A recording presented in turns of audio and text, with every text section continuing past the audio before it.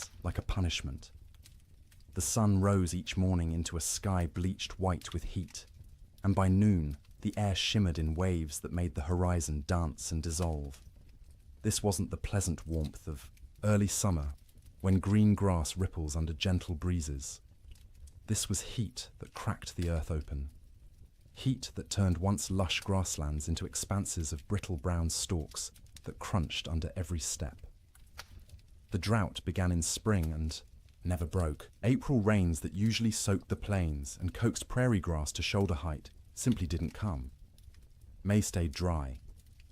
By June, the creeks that normally ran year-round had become chains of stagnant pools, shrinking daily, ringed with the desperate tracks of cattle and wildlife competing for every drop. Ranchers watched their grasslands with growing unease, but not yet alarm. Bad years happened. The West was unpredictable. Surely the rains would come eventually. Surely this was just a temporary dry spell. They were running more cattle than the land had ever supported. That was the problem, though few admitted it. The rye cattle boom of the early 1880s had been intoxicating. Eastern investors and European nobility had poured money into Western ranching, seduced by stories of limitless grass and cattle that reproduced themselves into fortunes. Ranchers who'd started with a few hundred head now ran thousands. Some operations counted their cattle in the tens of thousands. The math was simple and irresistible. Cattle bought in Texas for $10 a head could be driven north, fattened, on free grass, and sold in Chicago for $40, $50, sometimes $60. The Great Plains were an enormous, rent-free feedlot. The grass was free, the water was free. All you needed was cattle and cowboys to watch them, except the grass wasn't limitless, and the water wasn't guaranteed, and running 10 times more cattle than the land could sustainably support worked fine until conditions turned bad. That summer, conditions turned very bad indeed. Prairie fires became constant. The dry grass ignited from lightning strikes, from careless campfires, from sparks off, wagon wheels striking rocks. Once started, fires raced across the plains for miles, sometimes days, consuming what little forage remained. Cowboys fought these fires with wet blankets and desperate prayer, but mostly they just watched the range burn, knowing each acre of blackened stubble meant less food for the cattle that fall in winter. By late summer, water sources that had never gone dry in memory went dry. Springs that had sustained homesteads for years simply stopped flowing. Rivers that normally ran strong became braided trickles through wide, cracked mudflats. Ranchers began to panic, moving herds constantly in search of water and grass, often finding neither. The cattle themselves began to show the strain. They should have been fat and sleek, building reserves for winter. Instead, their ribs became visible. Their hip bones protruded. They moved sluggishly, conserving energy because they weren't getting enough food to burn. Range cows that should have weighed 900 pounds were coming in at 600, 700 if they were lucky. And still, the cattle companies shipped in more stock. The pressure from investors back east, from shareholders in London and Edinburgh who'd never seen a prairie or a longhorn, was relentless. Maximize the herd. Use every acre.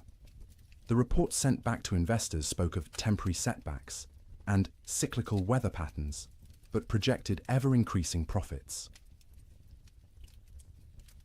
The cowboys knew better. In bunkhouses and around campfires, they talked about what was coming.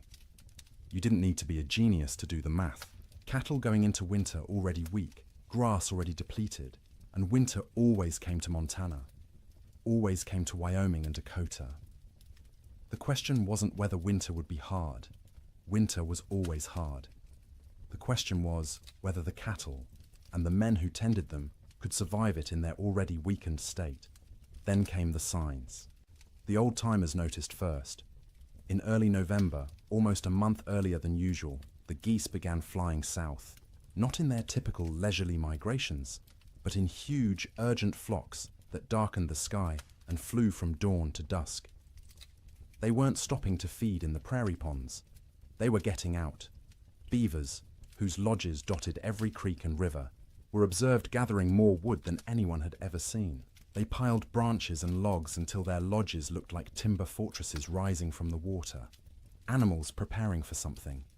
The cattle themselves grew thicker coats, not just the usual winter hair, but shaggy, dense fur that made them look like bison.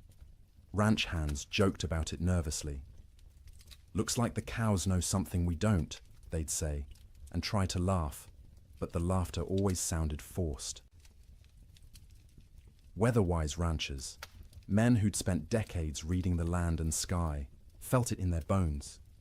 The air pressure fluctuated wildly. The wind patterns shifted strangely. The autumn sunset cast peculiar colors across the clouds, orange and purple and sickly green, like bruises spreading across the horizon. November brought the first snow, not the gentle, melting dustings that sometimes came and went in autumn, but real snow. Serious snow. It fell for 3 days, accumulated to 8 inches in places, and when it finally stopped, the temperature dropped below zero for the first time that season. That snow melted eventually, as November snow often did, but it served as warning. Winter was coming early. Winter was going to be serious. The smart ranchers, the cautious ones, began laying in extra hay, stockpiling firewood, bringing cattle closer to ranch headquarters, where they could be watched and, if necessary, fed through bad stretches. But most didn't. Most couldn't. The scale of operations had grown too large. You couldn't barn 20,000 head of cattle. You couldn't buy enough hay to feed them through a Montana winter even if you wanted to. The entire business model of open-range ranching depended on cattle foraging for themselves, year-round, regardless of weather. This had worked mostly for years. The previous winters had been unusually mild. Cowboys spoke wistfully of the winter of '85, when temperatures barely dropped below freezing and cattle grazed comfortably all season. Or '84, when snow came late and melted early. They'd gotten complacent. The land had been kind, and they'd mistaken kindness for weakness. In December, the unease grew. The air felt wrong, too still, too heavy. The sky stayed overcast for weeks, a low ceiling of grey that pressed down like a lid. Snow fell intermittently, never enough to cause real problems, but enough to dust the brown grass white and make foraging harder for cattle already struggling. Christmas came and went. Cowboys celebrated in bunkhouses with what meager supplies they had. Some ranches managed a turkey or goose. Most made do with beans and bacon and whatever whiskey had survived the year. They sang songs and told stories and pretended everything was normal, but the worry was always there. A cold knot in every stomach. New Year's Day, 1887 dawned clear and brutally cold, negative 20 degrees in some places, but clear. You could see for miles, the snow-dusted prairie rolling away to a horizon sharp as a knife edge. Cowboys rode out to check on cattle, found them bunched in coulees seeking shelter from the wind, but alive, still managing. For 8 more days, the cold held, but remained bearable, survivable. Cattle poured through snow to reach grass. Cowboys kept fires burning in bunkhouses and took turns on night watch. Ranchers' wives cooked enormous meals, knowing their men needed calories to stay warm. And then came January 9th. The morning started deceptively calm. The killing wind from the north that had blown for days suddenly stopped. The temperature rose, slightly enough that men went out without their heaviest coats. There was even talk of a Chinook coming, one of those warm winds that could raise temperatures 40 degrees in an hour and melt snow in a day. But this wasn't a Chinook coming. This was something else entirely. The calm before the storm isn't just a saying. It's meteorological reality. The stillness that morning was the pressure dropping, the atmospheric conditions realigning, the sky gathering its strength to unleash something that would be remembered for generations. By mid-morning, the first flakes fell. By noon, the world had disappeared into white, and the temperature, instead of rising, began to fall, and fall, and fall, until cold became something no one on the northern plains had experienced before. Until winter stopped being a season and became an enemy that wanted everything dead. The autumn of warnings was over. The winter of death had arrived. The bunkhouse sat low against the prairie, a squat rectangle of rough-hewn logs chinked with mud and moss that had dried and cracked over successive seasons. It wasn't designed for comfort. It was designed to be built quickly and cheaply to house as many men as possible in the smallest space and to provide just enough shelter to keep those men alive through winter so they could work come spring. Most bunkhouses were single rooms, maybe 30 feet long and 15 wide, with a ceiling, so low a tall man had to duck under the support beams. The logs were never properly squared, so gaps showed between them, filled haphazardly with whatever materials were at hand. Clay, newspaper, old rags, horsehair mixed with mud. In winter, you could stand in the middle of the room and see daylight, through a dozen cracks, and where light came through, so did wind. The door was thick plank, hung on leather hinges because metal hinges were expensive and had to be freighted in from distant towns. It never quite fit the frame, so a gap at the bottom let in a constant stream of cold air that flowed across the floor like invisible water.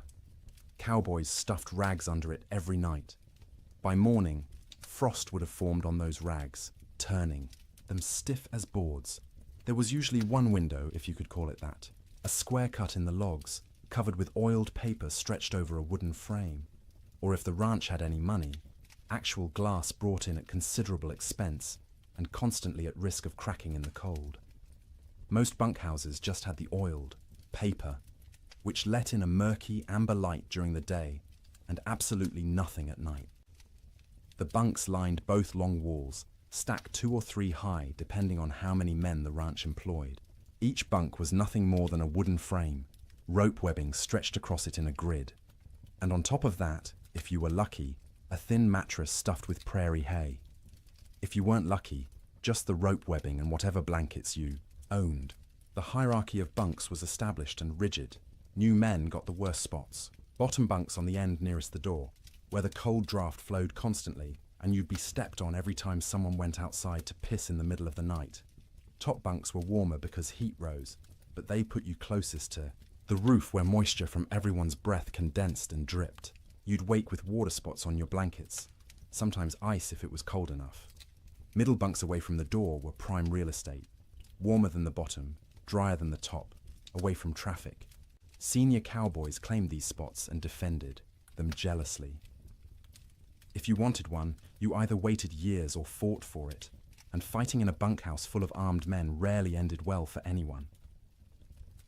At the center of the room stood the stove, a cast-iron barrel stove or, in better bunkhouses, an actual manufactured stove with a proper firebox and damper. The stovepipe ran up through the roof, and where it pierced the ceiling, there was supposed to be a metal collar to prevent fires. There often wasn't. More than one bunkhouse had burned down from a too-hot stovepipe, igniting dried wood and old bird nests lodged in the rafters. The stove was life. When it was burning hot, the men closest could almost be comfortable. 5 feet away, you could still be cold. 10 feet away, in a corner bunk, you might as well be outside. The stove created a temperature gradient so steep that men on one side of the room would be sweating, while men on the other shivered under piled blankets. Feeding the stove was a constant concern. Firewood was precious. Trees were scarce on the open plains, and what wood existed had to be hauled in by wagon from river bottoms or mountainsides miles away. Some ranches burned coal shipped in by rail, but coal cost money, and ranchers were notoriously cheap about anything that didn't directly increase cattle numbers. More often, cowboys burned whatever they could find: dried cow chips, sagebrush, buffalo bones, of which there were still plenty scattered across the plains from the great slaughter of a decade earlier. None of these burned hot or long. You had to feed the stove constantly to maintain any heat at all. At night, someone had to take responsibility for the fire. Usually, this rotated among the men, with each taking a shift to wake periodically and add fuel. Miss your shift, let the fire go out, and you'd wake to find 20 angry cowboys ready to throw you outside in your underwear to see how you liked the cold. Even with the stove going, the bunkhouse was never truly warm in winter.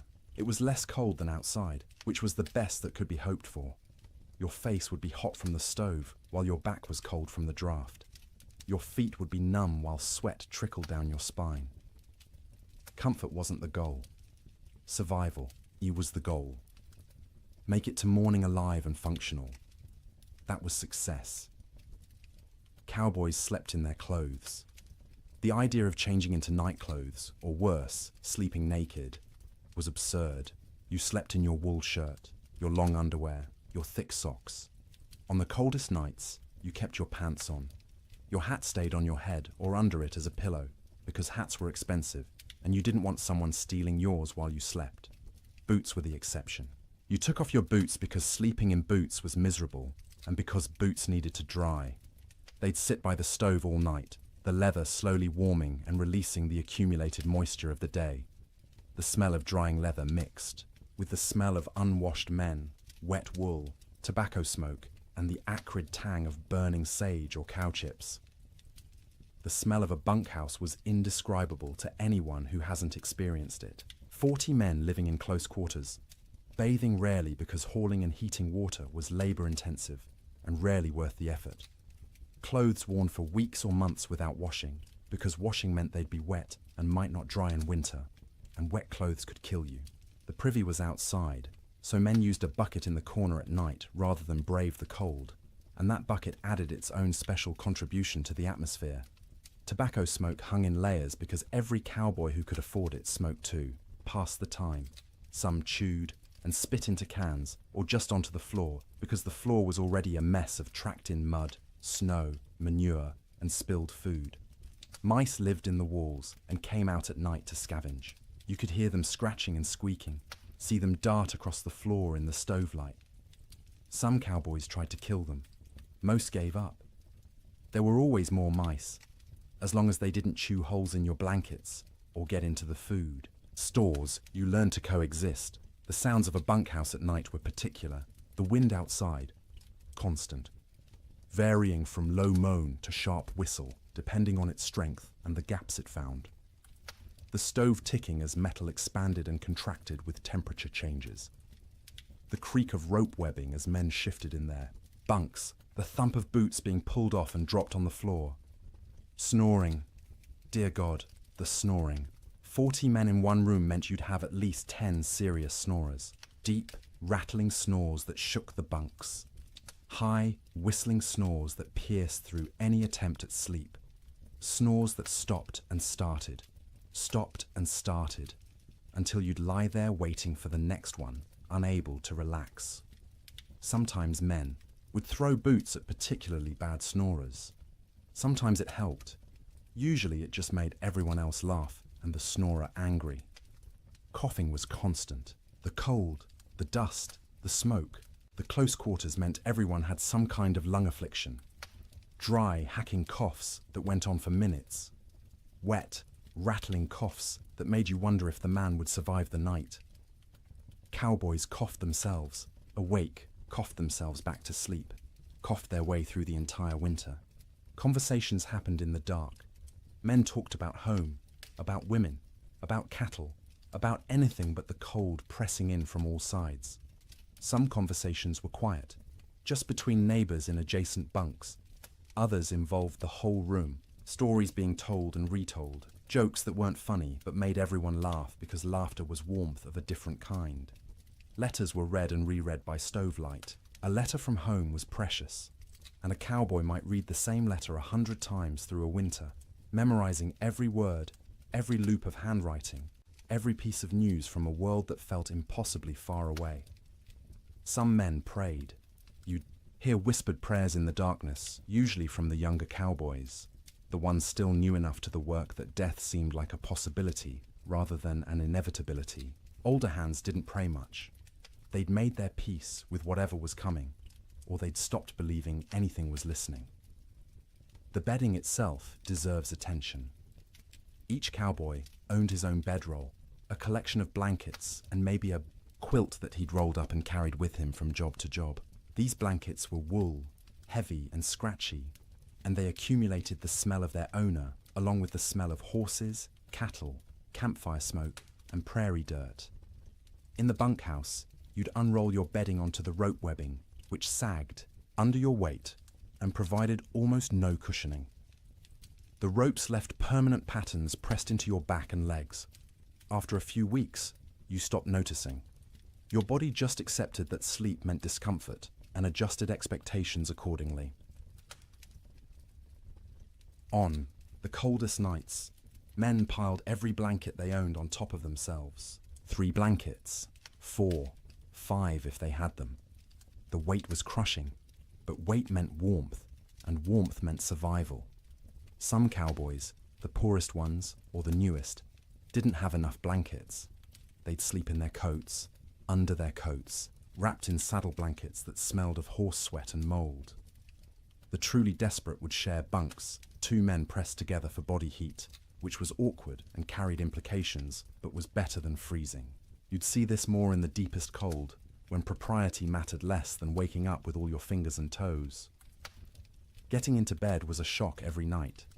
The blankets had been sitting in the ambient temperature of the bunkhouse all day, which meant they were cold. Not frozen, but cold enough that sliding under them made you gasp. Your body heat would eventually warm the space between blankets, but it took 20 minutes, half an hour, of shivering and curling into yourself before that happened. Some cowboys heated rocks in the fire and wrapped them in cloth to put in their bunks. This worked for about an hour, providing a spot of genuine warmth for your feet or your hands. After that, the rocks were just heavy, cooling lumps taking up space, and you'd have to decide whether the effort of getting up and throwing them out was worth the loss of heat from opening your blanket cocoon. Sleep, when it finally came, was never restful. You were always partially aware of the cold trying to find you, aware of the fire and whether it was still burning, aware of the other men around you, their sounds and movements, aware that if something went wrong, a fire, a medical emergency, a blizzard bad enough that the whole bunkhouse might collapse, you needed to be able to wake and move. Cowboys learned to sleep light, a skill born of necessity. In summer, you slept light because you might need to deal with stampeding cattle or approaching storms. In winter, you slept light because the alternative was dying without noticing. The nights stretched long, 15, 16 hours of darkness in the depths of winter. You couldn't stay awake for all of it. Candles and lamp oil were too expensive to burn for light. So you slept in stages. A few hours, then wake when the fire needed tending. A few more hours, wake because your body was too cold or needed to piss. A few more hours, wake because someone else was moving around, or coughing, or because your back hurt too much to stay in one position. This broken sleep was exhausting in its own way. You'd wake in the morning having technically slept for hours but feeling like you'd barely rested at all. That was winter sleep in a bunkhouse. Not the deep, renewing sleep of comfortable beds in warm rooms, but the fitful, survival-focused sleep of men living on the edge of catastrophe. Every single night, for months on end. And when the great die-up came, when the temperature dropped to 60 below, and the wind tried to tear the roof off, and the cattle began dying by the thousands, even, that inadequate sleep became nearly impossible. Because how do you sleep when the world outside is ending? How do you close your eyes when you know morning might reveal losses beyond comprehension? You learn because you have no choice. You sleep because your body demands it. Brief, shallow, troubled sleep punctuated by periods of lying awake in the dark, listening to the wind scream, and wondering if you'll live to see spring. Morning came late on January 9th, the sun rising somewhere behind thick grey clouds that had settled over the plains like a lid. Cowboys rolled out of their bunks around 6, the usual time, groaning and stiff from another night on rope webbing and thin mattresses. The bunkhouse was cold, but not impossibly so. Maybe 20 degrees inside, which meant the fire had held through the night. That was a victory. They pulled on boots that had spent the night by the stove, the leather still warm to the touch, stomped their feet to get blood flowing, stretched arms and backs that ached from the perpetual cold. Someone got the coffee going, pouring water from buckets that had a thin skim of ice on top despite being inside. The foreman, A weathered man named Jack Thompson, on one particular ranch in Montana, stuck his head out the door to check conditions. The wind that had been blowing hard from the north for days had stopped completely, dead calm.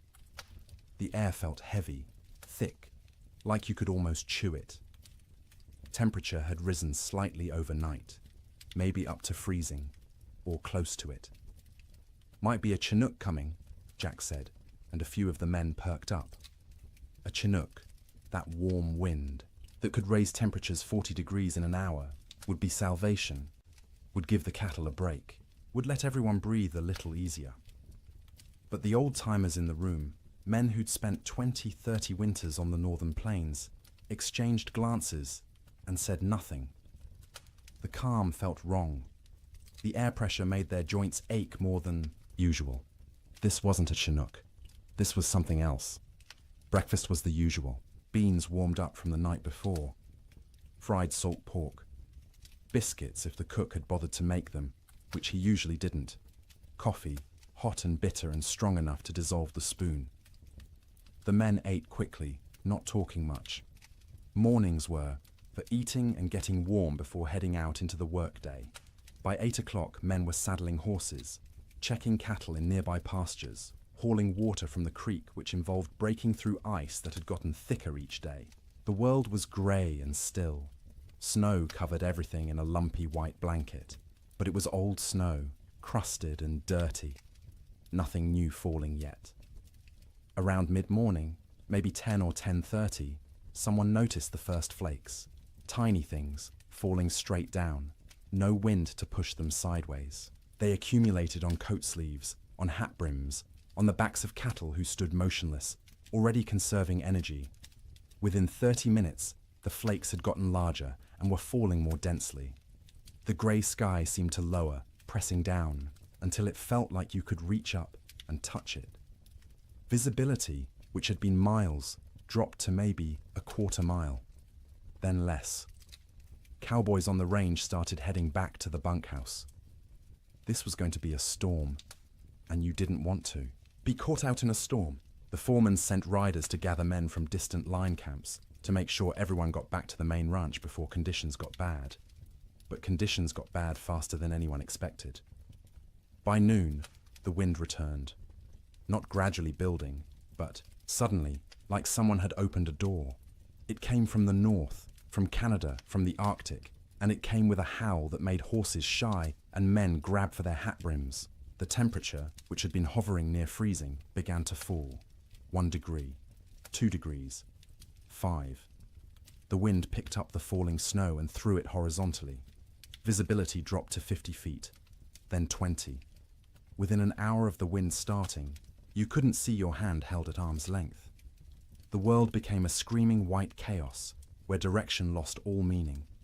Cowboys who'd been a mile from the bunkhouse when the wind started faced a terrible choice. Try to make it back and risk getting lost and dying, or try to find any shelter at all and hole up until it passed. Some made it back, stumbling into the bunkhouse half frozen, faces covered in ice where their breath had condensed and frozen, in their scarves. Others weren't so lucky. A young cowboy named Billy Henderson, 18 years old, had been checking on a small herd in a draw, maybe 2 miles from the main ranch. When the storm hit, he tried to make it back. His horse refused to face into the wind, kept trying to turn and run south. Billy fought the horse, knowing that south led away from shelter, from life. The horse won the fight, turned, and ran with the storm. Billy's body was found 3 weeks later, 15 miles south of the ranch, frozen solid, still in the saddle. The horse had died beneath him, also frozen, its legs locked in a final stride. Billy had tied himself to the saddle with his lariat so he wouldn't fall off. It hadn't saved him, but that tragedy was still in the future. At noon on January 9th, Billy was just missing, and everyone assumed he'd found shelter somewhere and would show up when the storm passed. People didn't yet understand that this storm wasn't going to pass. Not in hours, not in days. The temperature kept falling. By 2 in the afternoon, it was 0. By 4, it was 20 below. The wind, instead of slacking, grew stronger. It found every crack in every wall, every gap in every window frame. In the bunkhouse, men stuffed blankets against the door, hung canvas over the oiled paper window, and fed the stove constantly. But the cold still invaded. Snow didn't just fall. It flew sideways, driven by wind that hit 50, 60 miles per hour in gusts. The snow was fine and dry, almost like dust, and it found its way through impossibly small openings. It drifted through the cracks between logs. It sifted around the doorframe despite the blankets stuffed there. It even seemed to come down the stovepipe, hissing when it hit the hot metal. Inside the bunkhouse, men watched drifts form along the walls. Inside the building, snow accumulated in the corners, under the bunks, anywhere the wind could push it. They swept it out, but it just came back. Eventually, they gave up and let it pile. The sound was overwhelming. The wind screamed. There's no other word for it. A constant, piercing shriek that vibrated in your bones and made thought difficult. It rose and fell in waves, sometimes dropping to a mere roar before surging back to that terrible scream. Men had to shout to be heard 3 feet away. Between the wind's screams came other sounds. The building itself groaning under the assault. The roof lifting and settling, as wind tried to peel it off. The sharp crack of wood contracting in the cold. The rattle of the stovepipe shaking in its collar. And from outside, distant but unmistakable, the sound of cattle, bawling, calling, the sound of thousands of animals confused and frightened and beginning to suffer.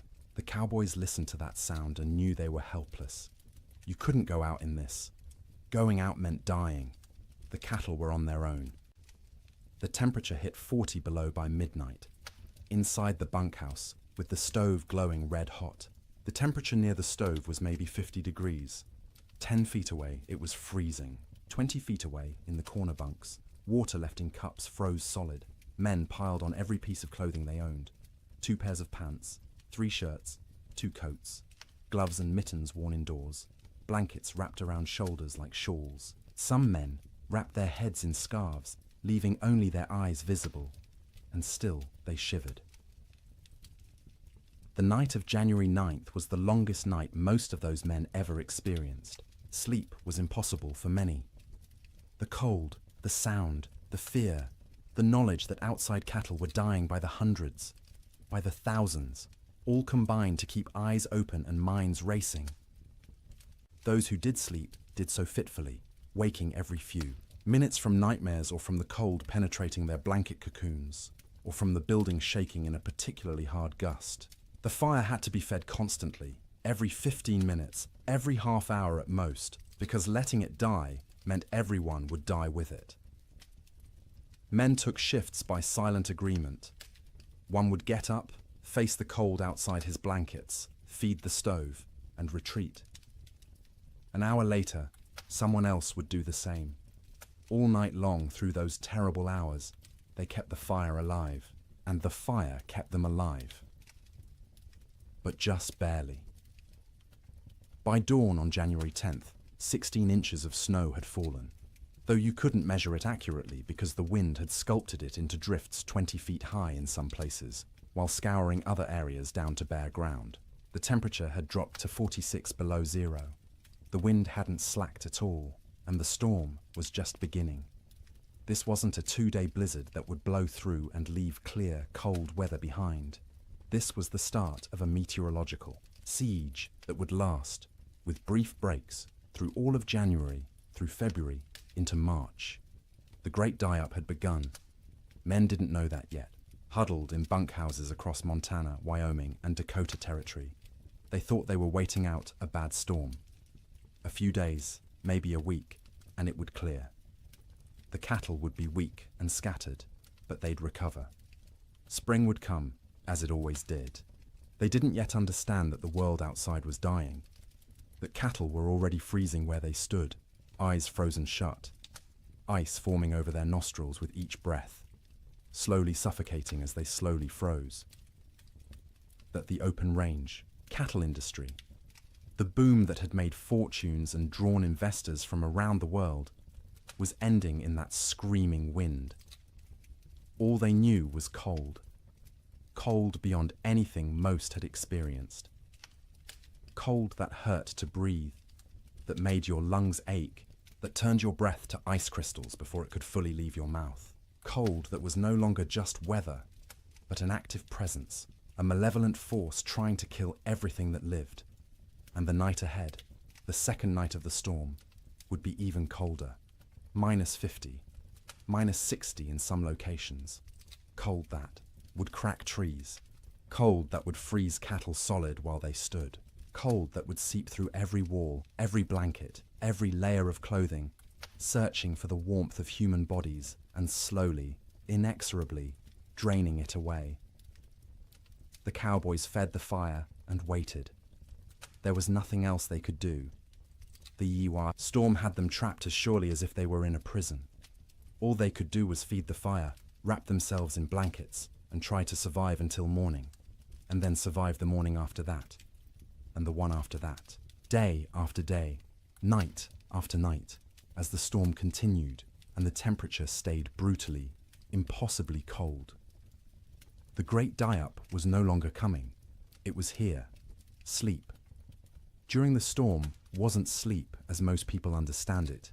It was something closer to losing consciousness in brief intervals, the body shutting down, not because it felt safe, but because it couldn't maintain full awareness any longer. The exhaustion of constant vigilance, of shivering, of fighting the cold that pressed in from all sides, eventually overwhelmed even the most determined wakefulness. In the ranch houses scattered across the frozen plains, families faced the storm with a different kind of terror than the cowboys in their bunkhouses. Ranch houses were sturdier than bunkhouses, built to last generations rather than just seasons. They had proper foundations, real windows with glass, doors that fit their frames. But they were also larger, harder to heat, and filled with children who didn't fully understand why the wind screamed so loudly or why Papa looked so worried. The Ferguson family lived in a 2-room cabin near the Musselshell River in Montana. William Ferguson, his wife Martha, and their 4 children, ranging in age from 3 to 11. When the storm hit that afternoon of January 9th, William had been out checking on a small herd they kept close to the house. He barely made it back, stumbling through the door with ice caked in his beard and eyebrows, his face raw and bleeding from wind-driven snow. Martha had already pulled all the children into the main room, the one with the fireplace. The second room, the bedroom, was abandoned for the duration. You couldn't heat both rooms. You had to choose, and you chose the one with the fire. The children helped drag mattresses and blankets from the bedroom, piling them on the floor near the hearth. By nightfall, the temperature inside that bedroom, separated from the main room by just a thin wooden door, had dropped below freezing. Frost formed on the inside walls. The washbasin Martha had left on the dresser froze solid, expanding and cracking the ceramic bowl with a sharp report that made everyone jump. In the main room, the family arranged themselves for a siege. William stacked firewood within arm's reach of the fireplace, more wood than he'd normally burn in a week. Martha filled every pot and pan with water, knowing that if the storm lasted, they wouldn't be able to get to the well. The pump would freeze. The well itself might freeze. Water was survival. The children sensed their parents' fear and grew quiet, subdued in a way children rarely are. They huddled together on the mattresses, watching the fireplace with wide eyes as their father fed it log after log. The fire roared, consuming wood at an alarming rate, but even standing directly in front of it, you could feel the cold at your back. That first night, nobody truly slept. The children dozed fitfully, waking every time the wind hit a particularly violent gust, every time the house shook, every time their father got up to add wood to the fire. Martha sat up through most of the night, mending by firelight, her hands moving automatically through familiar motions, while her mind worried at the problem of how long their supplies would last. William dozed in his chair, the rifle across his lap, though what good a rifle would do against a blizzard he couldn't have, said. It was simply habit, the frontier habit of being armed, of being ready. When you couldn't do anything useful, you could at least maintain the posture of readiness. The second night was worse. By then, the storm had been blowing for 30 hours straight. The temperature had dropped to 50 below outside, which meant maybe 30 below in the unheated bedroom. And even with the fire blazing in the main room, it was barely freezing where they slept. They'd pulled every blanket in the house onto the mattresses on the floor. Wool blankets, quilts made from scraps of fabric, buffalo robes William had traded for years ago. The family slept together, all 6 of them in a pile, sharing body heat like animals in a den. The children in the middle, where it was warmest, the parents on the outside, taking the brunt of the cold that radiated from the walls despite the fire. Martha sang to the children before sleep, or what passed for sleep. Old songs her mother had taught her, lullabies in German that the children didn't understand, but found comforting anyway. Her voice was soft, almost lost under the shriek of the wind, but the children pressed close and listened.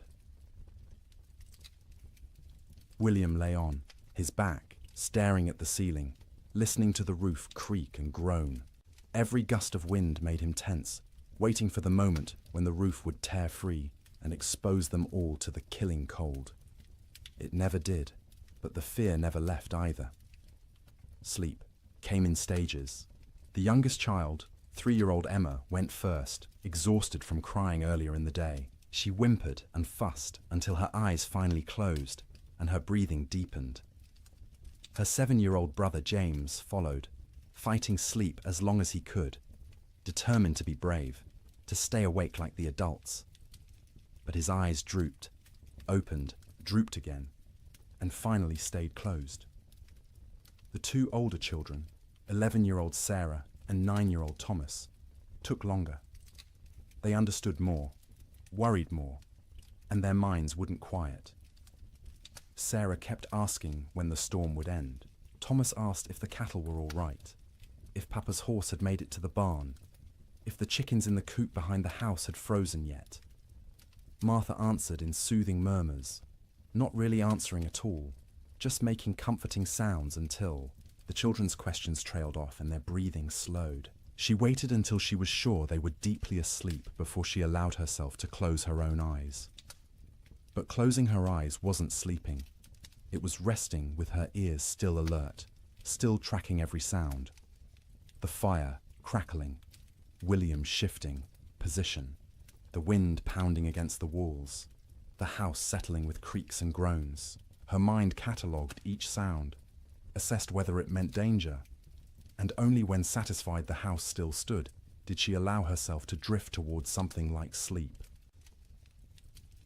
William didn't sleep at all that second night. He dozed for minutes at a time, jerking awake at every sound, every change in the wind's pitch. Twice he got up to add wood to the fire, moving carefully to avoid stepping on children. Each time he stood, the cold away from the fire hit him like a physical blow. The air near the ceiling was noticeably colder than the air near the floor. Heat rose but couldn't escape fast enough through the gaps in the roof, so it pooled up there, wasted, while down where they slept, it was barely enough. Around midnight, by William's pocket watch, Emma woke crying. She was cold, she said, her teeth chattering. Martha pulled the child against her chest, wrapping her arms around her, trying to share warmth. Emma's feet were like ice, even though she wore wool socks and was buried under blankets. Martha rubbed the small feet between her hands, trying to restore circulation, terrified of frostbite. The child eventually quieted and fell back into restless sleep. But Martha stayed awake, feeling those cold little feet pressed against her stomach, wondering how much longer the storm could possibly last. The third night, exhaustion had set in so deeply that sleep came easier, even though conditions had gotten worse. The temperature outside bottomed out at 63 below zero. Inside, with the fire consuming wood at a frightening rate, they'd managed to keep the room at maybe 15 degrees, cold enough to see your breath, cold enough that the water in the pots near the fire had a skim of ice if you didn't stir it regularly, but not cold enough to kill. Not yet. The family had learned the rhythm of storm sleep.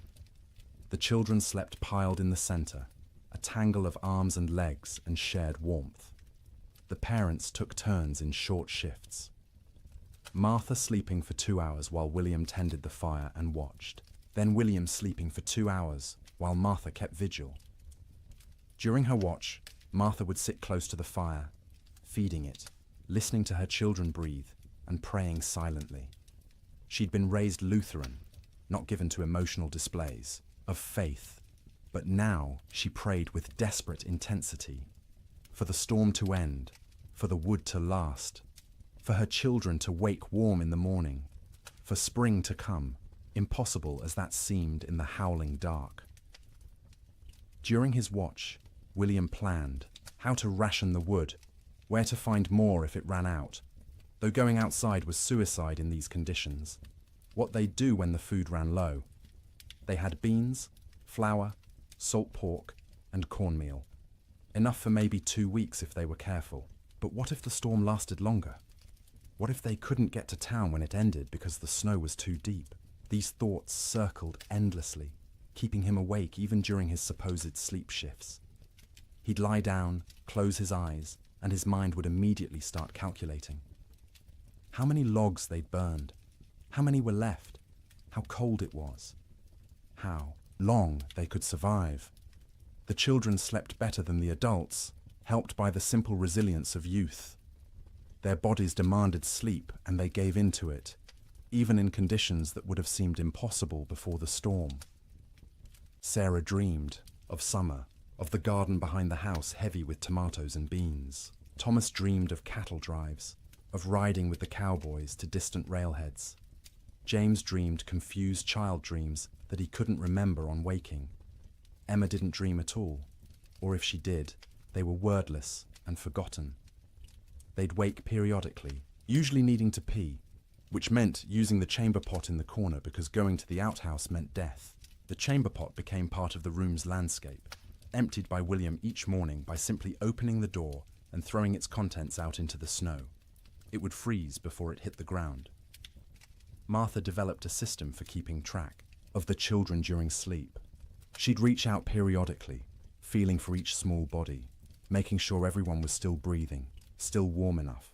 If a child had worked their way to the edge of the pile where it was colder, she'd gently pull them back to the center. If blankets had been kicked off, she'd rearrange them. This constant vigilance meant she never truly rested. Even during her sleep shifts, part of her brain stayed active, monitoring. She'd wake fully alert if a child coughed or moved suddenly, ready for crisis. Only after checking that everything was fine would she allow herself to drift back down. By the fourth night, a strange numbness had set in. The storm continued, would continue, had always been continuing, and would always continue. It became hard to remember a time before the storm, hard to imagine a time after. The world had narrowed to this room, this fire, this pile of blankets, these bodies pressed together against the cold. Sleep became deeper out of sheer exhaustion. The body can't maintain high alert indefinitely. At some point it simply gives up and crashes, regardless of external conditions.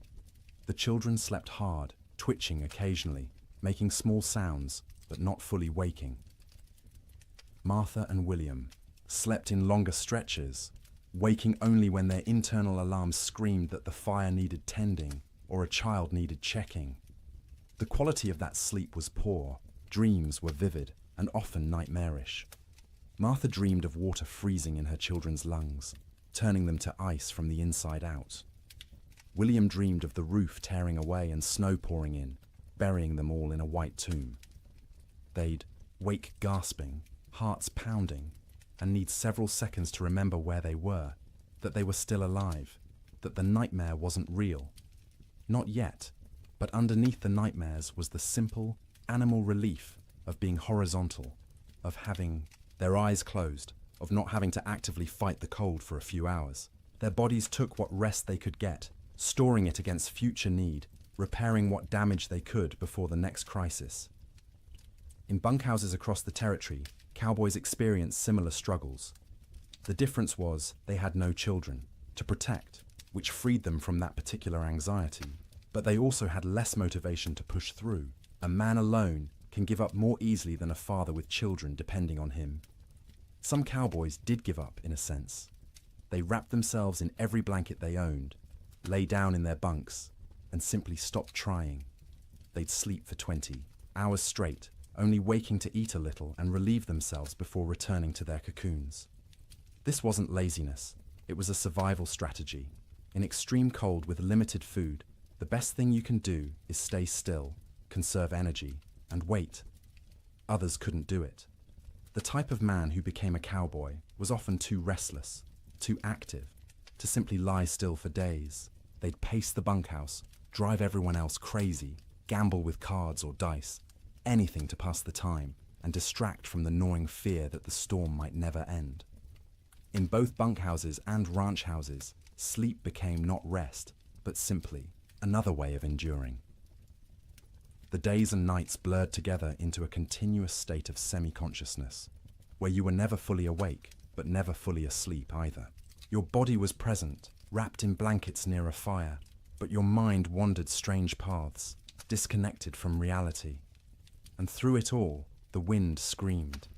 The cold pressed in, the fire consumed wood, and people slept, or tried to sleep, or pretended to sleep, because what else could they do? Going outside meant dying. Staying awake meant slowly going insane from the sound and the fear. So they slept. Poorly, fitfully, desperately. But they slept.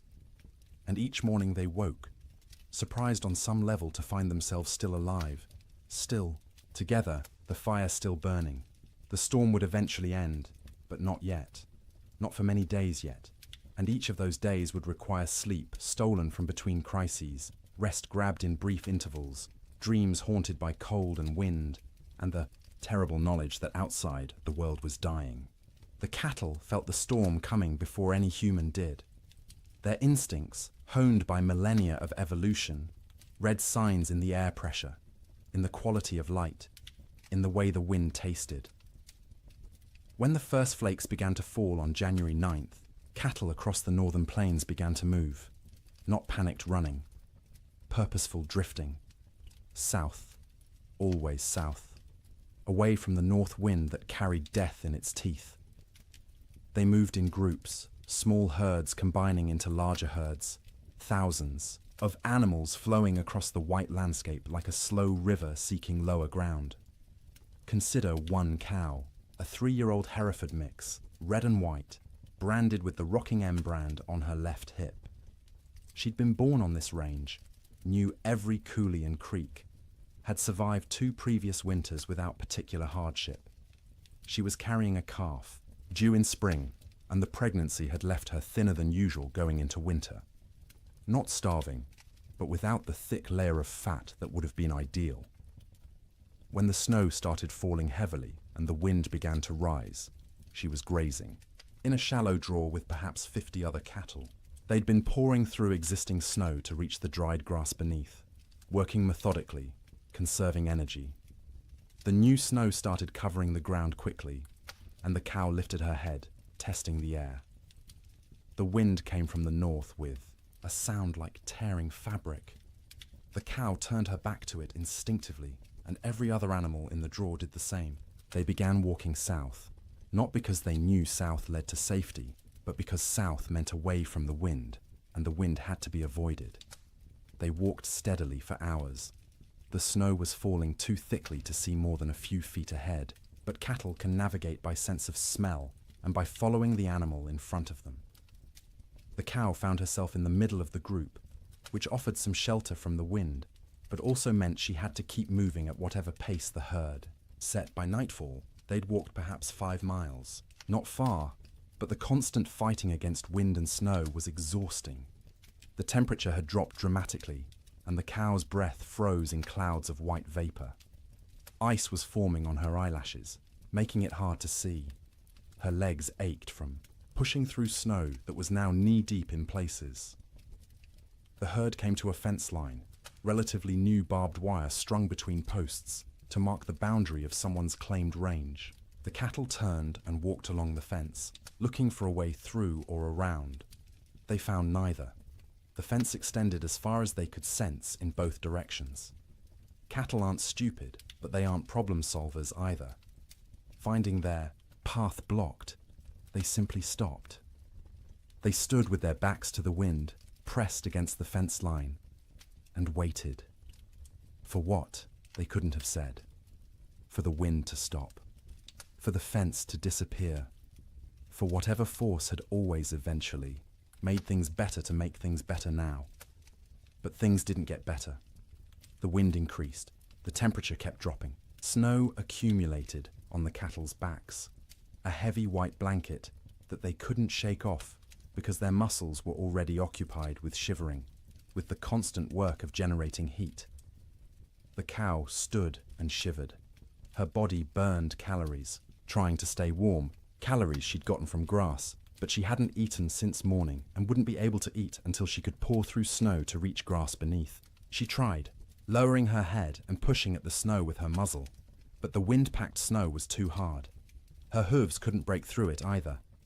Around her, other cattle made similar attempts. A few managed to find thin spots in the snow and got a few mouthfuls of dried grass. Most got nothing. They stood and shivered, and slowly, gradually, their body temperatures began to drop. Cattle can survive remarkable cold if they're well fed and can escape the wind. But these cattle were already weakened from a summer of drought.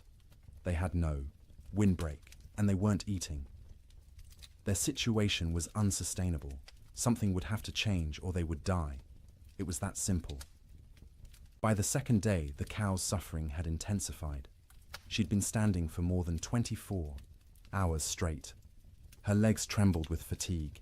Ice had completely sealed her eyes shut. She'd stopped trying to open them, instead navigating by sound and smell, and the feel of other cattle pressed against her on either side.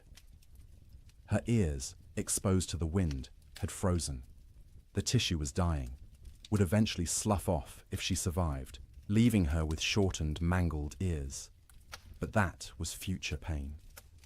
Present pain was the cold that had worked its way into her joints, making every small movement agony. The hunger that gnawed at her belly. The thirst because she couldn't melt snow fast enough in her mouth to get adequate water. The calf inside her still moved occasionally, little kicks and shifts that she could feel. Some part of her body was still prioritizing that calf, still sending nutrients and warmth to the growing life within. But those resources were running out. The calf was drawing on reserves that no longer existed. Around her, other cattle were in similar condition, some worse. A few calves, born too early that spring and smaller than they should be, had already died, frozen solid while standing, their mothers standing next to them and occasionally lowing in confusion. Older cattle, those with the wisdom of many winters, had tried to move away from the fence to find a coulee or draw that might offer windbreak. Some succeeded and survived. Most simply exhausted themselves walking in circles in the blinding snow and returned to the fence line to die with the herd. By the third day, the cow had stopped shivering. This wasn't because she'd warmed up. It was because her body no longer had the energy to shiver. Shivering is a metabolic furnace, burning calories to generate heat, but she'd burned through all available calories. Her body temperature was dropping toward equilibrium with the air around her. She was freezing to death. Her breathing had slowed. Each breath was an effort, drawing air so cold it hurt her lungs into a body that barely had the energy to exhale. Ice had formed around her nostrils, narrowing the passages, making each breath a fight. She was still standing, but only because the cattle around her held her upright. If they'd moved, she would have fallen. Her legs were locked, frozen in position, no longer taking commands from her failing brain. Her heartbeat had slowed to a sluggish thump-thump, thump-thump, each beat weaker than the last. The calf inside her had stopped moving. Whether it was dead or simply dormant, she couldn't tell, and wouldn't have understood if she could. Her maternal instincts, so strong just days ago, had been overridden by the body's desperate attempt to keep itself alive. Sometime late on the third night, or early on the fourth morning, it's impossible to know exactly when, the cow's heart stopped. 1 beat, 2 beats, then nothing. Her eyes, frozen shut, would never open again. Her legs, frozen in position, would remain standing. She'd become a statue of ice and meat, indistinguishable from the living cattle around her, except that she no longer breathed. She wouldn't fall for days, maybe weeks. The cattle packed around her held her upright, and when they eventually moved or died themselves, she'd topple over, frozen solid, and become one more carcass among thousands littering the plains. This scene repeated across hundreds of miles. Fence lines became death traps where cattle bunched up and died in groups. Ravines that should have offered shelter instead became graves as cattle crowded in so tightly they couldn't move, couldn't forage, and slowly froze together into a single mass of bodies. Riverbanks saw some of the worst carnage. Cattle seeking water found the rivers frozen solid, but their thirst drove them to try anyway. They'd crowd onto the ice, break through into the water beneath, and be unable to climb out. The current would push them under the ice, where they'd drown and freeze simultaneously.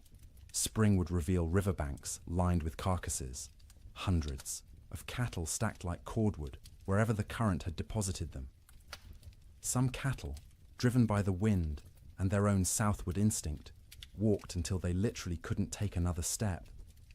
They'd collapse in open prairie, curl into a ball, as best their frozen legs allowed, and die where they fell. Snow would cover them within hours, creating smooth white mounds that looked like natural drifts until spring melt revealed the truth beneath. The death toll was staggering in ways that are hard to comprehend. A single large ranch might lose 10,000 head. Smaller operations lost everything. The Chicago stockyards, which normally received thousands of cattle per week from the northern plains, received almost none for months. The market for beef collapsed because there were no cattle left to sell. But numbers don't capture the reality. Numbers are abstract. The reality was hundreds of thousands of individual animals, each experiencing their own version of the cow's suffering. Each one cold, each one hungry, each one slowly freezing while standing in a wind that wouldn't stop screaming. Cowboys, safe in bunkhouses, could do nothing but listen to the cattle bawl. That sound, the massed calling of thousands of distressed animals, carried even over the wind. It rose and fell through the days and nights of the storm, a soundtrack of suffering that haunted the men who heard it. Some cowboys tried to help. They'd bundle up in every piece of clothing they owned, tie ropes around their waists, and venture out into the storm, with the other end of the rope tied to the bunkhouse door so they could find their way back. They'd struggle to where they thought. Cattle were usually unable to see them even when standing next to them, and try to herd them towards some shelter. It never worked. The cattle wouldn't move, or couldn't move, and the cowboys would burn through their body heat in minutes. Barely, enough time to stumble back to the bunkhouse before frostbite claimed fingers and toes. They'd collapse inside, gasping and shaking, and lie near the stove for hours trying to warm up while listening to the cattle continue to bawl outside. Eventually, the bawling stopped. Not all at once, but gradually over days. Fewer and fewer, voices as more and more cattle died. By the end of January, the prairie was silent except for the wind. Silent because there was almost nothing left alive to make sound. The cattle of the open range, those millions of animals that had made fortunes for ranchers and fed the growing cities of America, were gone. The survivors, scattered and traumatized, would take years to recover. Most would never be found, lost in coulees and ravines where their carcasses would feed wolves and coyotes through the remainder of winter. The Great Die-Up earned its name from the cattle. They died in numbers beyond counting, in suffering beyond imagining. And every single death was quiet, private. The animal alone in the storm, except for other dying animals. No comfort, no relief, just the cold and the wind, until the end came, and the shivering finally stopped. Food became an obsession within days of the storm's arrival. Not because people were starving, not yet, but because every meal consumed was one fewer meal in reserve, and no one knew how long the storm would last or when resupply would be possible. Every bite carried the weight of calculation. Every pot of beans represented diminishing stores that might need to last weeks or months. In the Ferguson ranch house, Martha inventoried their supplies on the second day of the storm. She did this by candlelight while the children slept, and William kept watch by the fire. She counted every bag of flour, every pound of cornmeal, every strip of salt pork hanging from the rafters of the cold bedroom. She measured beans by the cupful, rice by the handful, and wrote everything down in careful columns in a ledger book. Flour, 42 pounds. Cornmeal, 18 pounds. Dried beans, maybe 30 pounds, 3 different varieties mixed together in a burlap sack. Salt pork, 14 strips, some thick, some thin. Rice, 5 pounds. Sugar, 3 pounds, precious and rationed even before the storm. Coffee, 2 pounds of beans, still in their burlap sack, aromatic and dark. Salt, plenty, a whole sack, bought last fall. Lard, a good supply, stored in a crock. Dried apples, half a sack, from their own trees. Molasses, 1 jug, nearly full. She did the math in her head, working through possible scenarios. 6 people, eating 3 meals a day. 18 meals per day. If they were careful, if they stretched everything, if they didn't waste a single bite, they had perhaps 3 weeks of food. Maybe 4 if they went hungry. 3 weeks seemed like plenty. No storm lasted 3 weeks, but Martha had learned in her years on the frontier to plan for the impossible, because the impossible happened with disturbing regularity. So she began rationing from day 1, before hunger forced the decision. Breakfast became smaller. Instead of flapjacks for everyone, she made 1 per person, thin and stretched with extra water to make the batter go further. The children complained but ate them anyway. William said nothing, just ate what was put in front of him and drank his coffee black to save the sugar. Dinner became the main meal, usually beans. Martha soaked dried beans overnight in water, then cooked them slowly through the day in a pot, suspended over the fire. She'd add a little salt pork for flavor, 1 strip cut into small pieces so everyone got a taste of meat. The beans cooked until they were soft, the liquid thick and sustaining. Everyone got a bowlful, sopped up with cornbread made from carefully measured cornmeal. Supper was often just leftover beans from dinner, reheated and eaten with whatever bread remained. Sometimes Martha made a thin soup from the bean broth, adding bits of dried apple for sweetness, calling it a special treat to make the children smile. The coffee was for William alone. Cowboys and ranchers believed coffee was essential, more important than food, and William was no exception. He drank it black and strong, rationing the precious beans so he could have at least 1 cup per day. That coffee was his luxury, his reminder that civilization existed beyond the wind and snow. Martha drank tea when she drank anything, made from herbs she'd dried the previous summer. Mint that grew wild along the creek, sage gathered from the prairie, rose hips collected in autumn. The taste was thin compared to real tea shipped from China or India, but it was warm, and it was hers, and it didn't consume their stores. The children drank water or milk, though the milk supply was problematic. They had 1 cow, a gentle Jersey, kept in the barn, and William had to venture out twice a day to milk her. The trip to the barn was only 50 feet, but felt like a mile. He'd bundle in every piece of warm clothing he owned, wrap his face in a scarf until only his eyes showed, and step out into the wind. The cold hit him like a fist every time. In the few seconds it took to cross from house to barn, exposed skin would start to freeze. His eyes would water, and the tears would freeze on his cheeks. His lungs would ache from breathing air that felt like shards of glass. But he made the trip because the cow had to be milked or she'd sicken, and they needed the milk. The children needed the milk.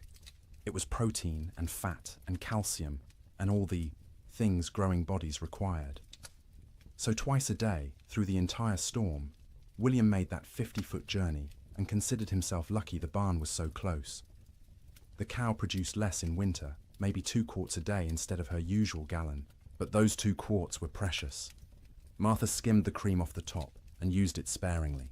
The milk itself went to the children, divided equally, measured carefully, so no one got more or less than their share.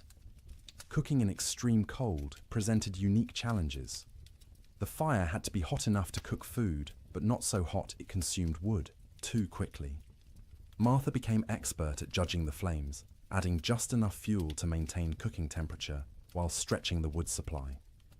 Water was perhaps the most critical resource. William filled every bucket and pot with snow scooped from outside the door, then left the containers near the fire to melt.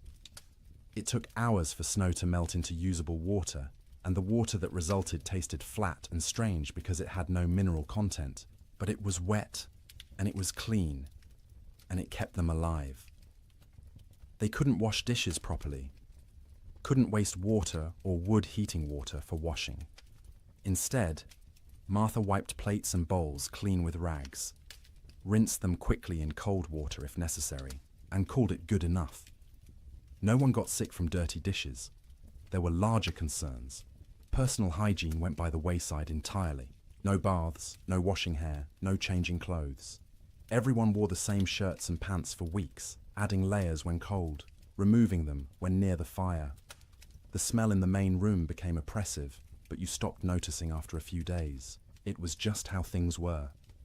In the bunkhouses, cowboys faced similar but different challenges. They had supplies, but those supplies were designed for men doing hard physical labor in normal winter conditions, not for men trapped indoors during the worst cold in recorded history.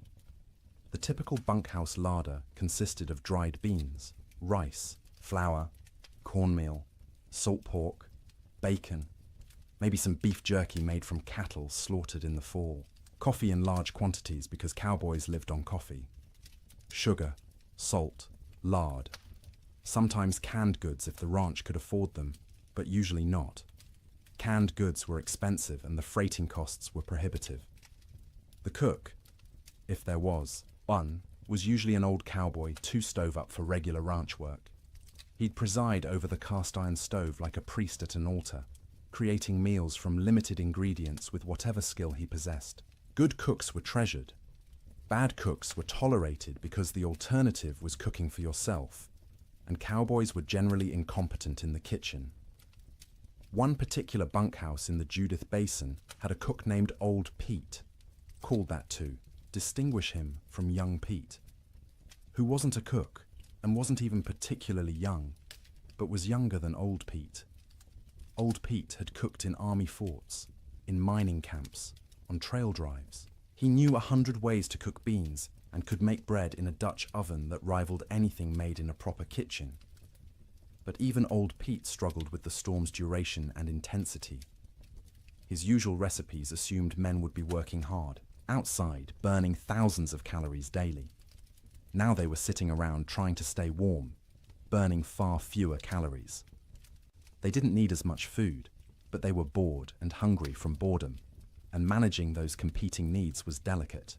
He started making meals smaller but more frequent.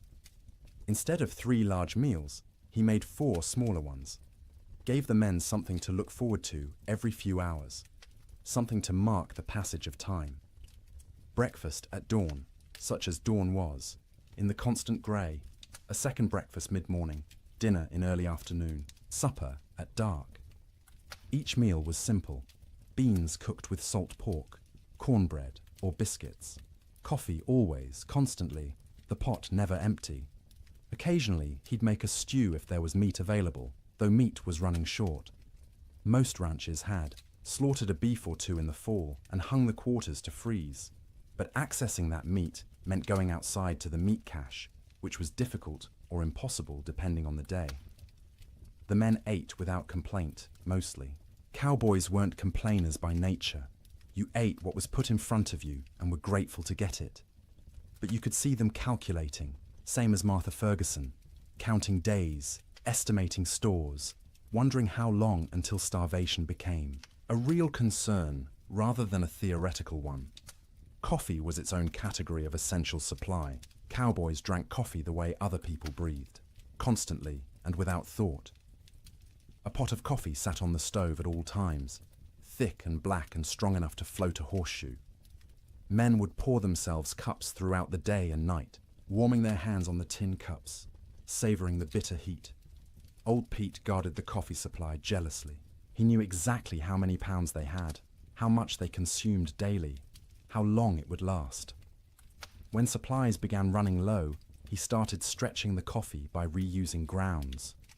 First brew was strong for the morning pot. Those same grounds would be used again for the afternoon pot, weaker but still coffee. Sometimes he'd use them a third time, creating a thin brown liquid that was more idea than substance, but the ritual of drinking it was as important as the caffeine. Sugar went into coffee for those who used it, though most cowboys drank it black. Sugar was also used sparingly in baking, a spoonful in a batch of biscuits to help them rise and add a hint of sweetness. But sugar was running low everywhere, and by the end of January, most outfits were out entirely. Salt, at least, was plentiful. Salt preserved meat, flavored food, and was cheap enough that even poor ranches had plenty. Cowboys ate salt with everything, needed it to replace what they lost sweating despite the cold.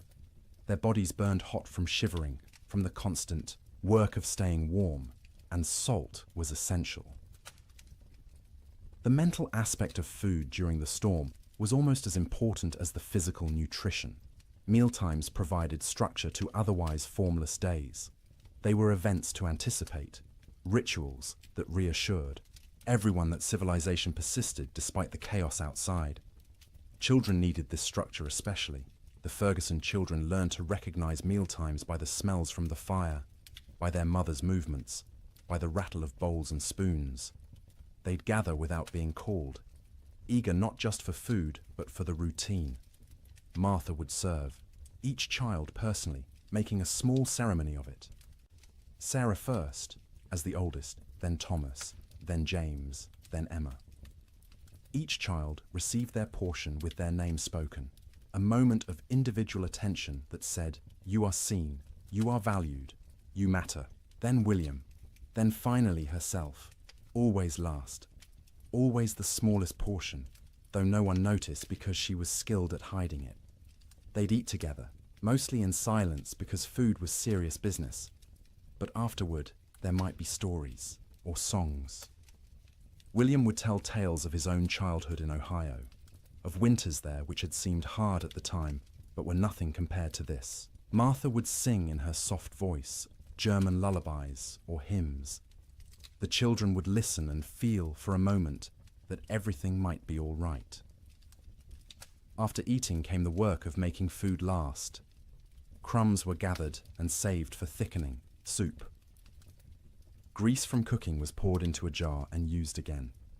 Bones from salt pork were boiled to extract every bit of flavor and nutrition, then boiled again, then fed to the dog who lived outside the door in a snow shelter William had built. Nothing was wasted. Waste was sin in the arithmetic of survival. Every scrap had value, potential use, future purpose. Martha became a miser of food, hoarding and parceling it out with grim determination, knowing that running out meant death, and death was not an option while her children lived. The storm continued. January crawled past, each day a battle against cold and hunger and despair. Food supplies dwindled steadily. By the end of the month, the Ferguson household was eating 2 small meals per day instead of 3. The children's eyes developed the hollow look of inadequate nutrition. Martha's dresses hung loose where they'd once fit snugly. William's belt had to be tightened 2 notches, then 3, but they ate something every day, and they were all still alive. And the cow still gave milk, though less each week, and the fire still burned, and that was enough. It had to be enough, because spring would come eventually. It always came. The question was whether they'd survive long enough to see it, and whether there would be anything left of their lives when it finally arrived. Theodore Roosevelt was not in Dakota Territory when the blizzard struck. He was in New York, warm and comfortable in his sister's house, living the life of an Eastern gentleman which he'd tried so hard to leave behind. But his money was in Dakota. His dreams were in Dakota. And when the reports began filtering east about the catastrophic winter destroying the northern plains, Roosevelt's future was being written in frozen cattle and bankrupt dreams. He'd come to Dakota Territory in 1883, a wealthy young man fleeing personal tragedy. His mother and his wife had died on the same day, in the same house, within hours of each other.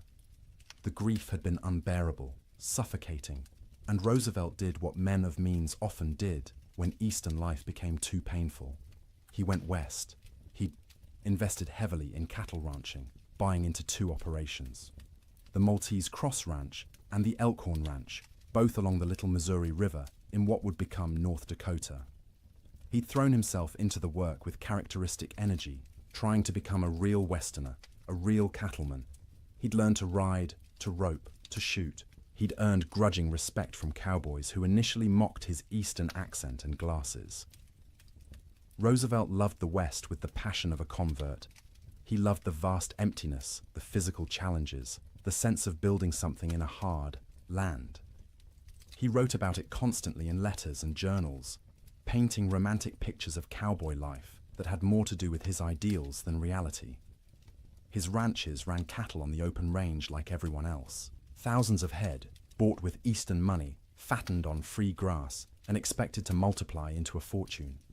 His partners and employees assured him the investment was sound. Cattle prices were strong. The range could support far more animals than they were running. Winter mortality was minimal in recent years. Roosevelt believed them because he wanted to believe. He needed the West to work, needed it to be the place where he could reinvent himself from grieving widower into rugged frontiersman. The cattle were symbols as much as investments, proof that he belonged in this harsh landscape. When the winter of 1886 to 1887 arrived, Roosevelt was back east, attending to political matters and family obligations. He was aware of the early reports, of harsh weather, but not overly concerned. Winter was always hard in Dakota. His men were experienced. His cattle were hardy. Surely they'd manage as they had in previous years. The first letters from his ranch managers arrived in late January. They were careful, measured, not wanting to alarm their employer prematurely. The weather had been severe, yes.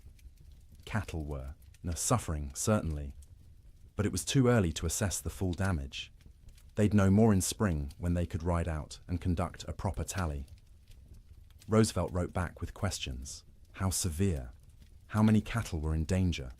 What measures were being taken to protect the herds? The responses, when they came weeks later, letters delayed by closed roads and disrupted mail service, were progressively more concerning. His ranch, manager at the Maltese Cross, a practical man named Sylvain Ferris, tried to be honest without being devastating. The storms had been worse than anything he'd seen in 20 years on the plains. The cold had been extreme, sustained, deadly. Many cattle were certainly lost. The exact number wouldn't be known until spring roundup. But Ferris estimated at least 30% mortality. Maybe more, 30%. Roosevelt did the math in his study in New York, sitting in a comfortable chair by a warm fire, trying to comprehend what those numbers meant. He owned roughly 5,000 head between his two ranches. 30% meant 1,500 dead cattle. At $40 a head, that was $60,000 lost, more than many men earned in a lifetime. But it was worse than the money. It was the failure of his Western dream. The revelation that the land he'd romanticized could be cruel, that nature didn't care about his needs or desires, that the West wasn't the frontier of opportunity he'd imagined, but a hard country that broke more men than it made. The letters continued through February and into March. Each one was grimmer than the last. 50% losses now estimated, maybe 60. Entire line camps reporting no surviving cattle at all. Fences lined with dead animals piled 3 deep. The Little Missouri River, when it thawed, clogged with carcasses that had to be dynamited free to restore flow. Roosevelt read these letters with growing horror and despair. He'd been so confident, so certain of success. He'd borrowed money, encouraged friends to invest, staked his reputation on the cattle business. And now it was all dying in a winter he wasn't even present to witness. In March, when travel became possible again, Roosevelt received a telegram from Ferris. Brief, direct, devastating. Come west, you need to see this. Roosevelt went. He took the train to Medora, the small town near his ranches, arriving in early April to a world transformed by death. The snow was melting, revealing what had been hidden. And what it revealed was carnage beyond anything he'd prepared himself for. He rode out with Ferris and other ranch hands to assess the damage. Everywhere they looked, cattle. Dead cattle. Frozen cattle. Cattle that had been dead so long the coyotes and wolves had already been at them. Cattle piled against fences. Cattle in ravines. Cattle scattered across the prairie like obscene statues. The smell was overwhelming. Thousands of rotting carcasses perfuming the air with decay. Roosevelt, who'd prided himself on his toughness, on his ability to handle frontier hardships, had to dismount and vomit. He wasn't alone. Even hardened cowboys were sickened by the scale of death. They rode for days, making tally, trying to determine what remained of the herds. Of Roosevelt's 5,000 head, fewer than 2,000 could be found alive. 60% losses. Some of those survivors were in such poor condition they'd likely die anyway. His investment, his dream, reduced by 2/3 in a single winter. The financial blow was severe. Roosevelt had invested approximately $80,000 in his cattle operations. He'd now lost at least $50,000. Maybe more when accounting for lost breeding potential, disrupted operations, and the collapse of cattle prices as the market flooded with emergency sales from desperate ranchers. But Roosevelt was wealthy by birth. His family money cushioned the financial loss. He could absorb $50,000 and remain solvent, which most ranchers could not. What he couldn't absorb as easily was the emotional and philosophical blow. He'd come west believing in self-reliance, in the nobility of honest labor, in the frontier as a proving ground for American character. The Great Die-Up revealed those beliefs as naive. Self-reliance meant nothing when nature decided to kill everything. Honest labor couldn't prevent disaster driven by forces beyond human control. The frontier proved nothing except that it could kill you regardless of your character. Roosevelt spent several weeks at his ranches that spring, helping with the cleanup, the salvage operations, the grim work of trying to build something from the ruins. He participated in roundups, searching for surviving cattle, trying to assess what could be rebuilt. At night, he slept in the cabin at the Maltese Cross Ranch, the same cabin where his cowboys had weathered the storm. The bunks were still there, the stove, the smoke-stained walls. He'd slept here before on previous visits, treating it as an adventure, roughing it among the men. Now he slept in those bunks, knowing what they'd endured, what this room had protected them from. The cabin was small, cramped, cold even in April. Roosevelt lay on a rope bunk under wool blankets that smelled of smoke and men, and tried to imagine what January had been like. The wind screaming outside, the cold pressing in from all sides, the sound of cattle dying in the darkness, the knowledge that your livelihood, your future, everything you'd worked for was ending, and there was nothing you could do. He couldn't fully imagine it. He'd missed the actual storm, been warm and safe in New York while his employees fought for survival. That distance, that absence, haunted him. He'd been the investor, the gentleman rancher playing at being a cowboy. When it mattered, when the real test came, he hadn't been there. This realization changed him. Not immediately, not in one dramatic moment, but gradually over the following months and years. The West was no longer a romantic escape. It was a hard place where hard things happened, where nature was indifferent to human suffering, where the rules that governed Eastern society didn't apply. This understanding would shape his later conservation work. As president, Roosevelt would set aside millions of acres as national forests and parks, would push for scientific management of natural resources, would argue that the West's resources weren't infinite and needed protection. The cattle disaster of 1887 was the seed of that understanding. But in the spring of 1887, Roosevelt was just a wealthy young man surveying the wreckage of his dreams. He walked among the dead cattle, rode across ranges that should have been covered with livestock but were eerily empty, and made calculations about what could be salvaged. His ranch managers were exhausted, traumatized by the winter they'd survived. Roosevelt listened to their stories with growing respect. These men had faced conditions he'd only read about and emerged alive, if not unscathed. Ferris told him about nights when they weren't sure the bunkhouse would stand, about mornings when they'd wake to find new snow drifted inside through the cracks, about the constant work of keeping fires burning, of rationing food, of listening to cattle die and being unable to help. Roosevelt paid his men bonuses, unexpected and generous, acknowledging what they'd endured. It was the least he could do, given that he'd been warm and safe while they'd nearly frozen. He also made a decision. He would not abandon his Dakota ranches entirely, but he would not rebuild to previous scale. The open range era was over. The land couldn't support the numbers they'd run. The climate was too unpredictable, the investment too risky. He kept the Elkhorn Ranch as a retreat, a place he could visit and remember why he'd come west in the first place. But the cattle operation was downsized dramatically. A few hundred head, manageable, with hay put up for winter feeding. A sensible operation rather than a grand adventure. The Maltese Cross was eventually sold.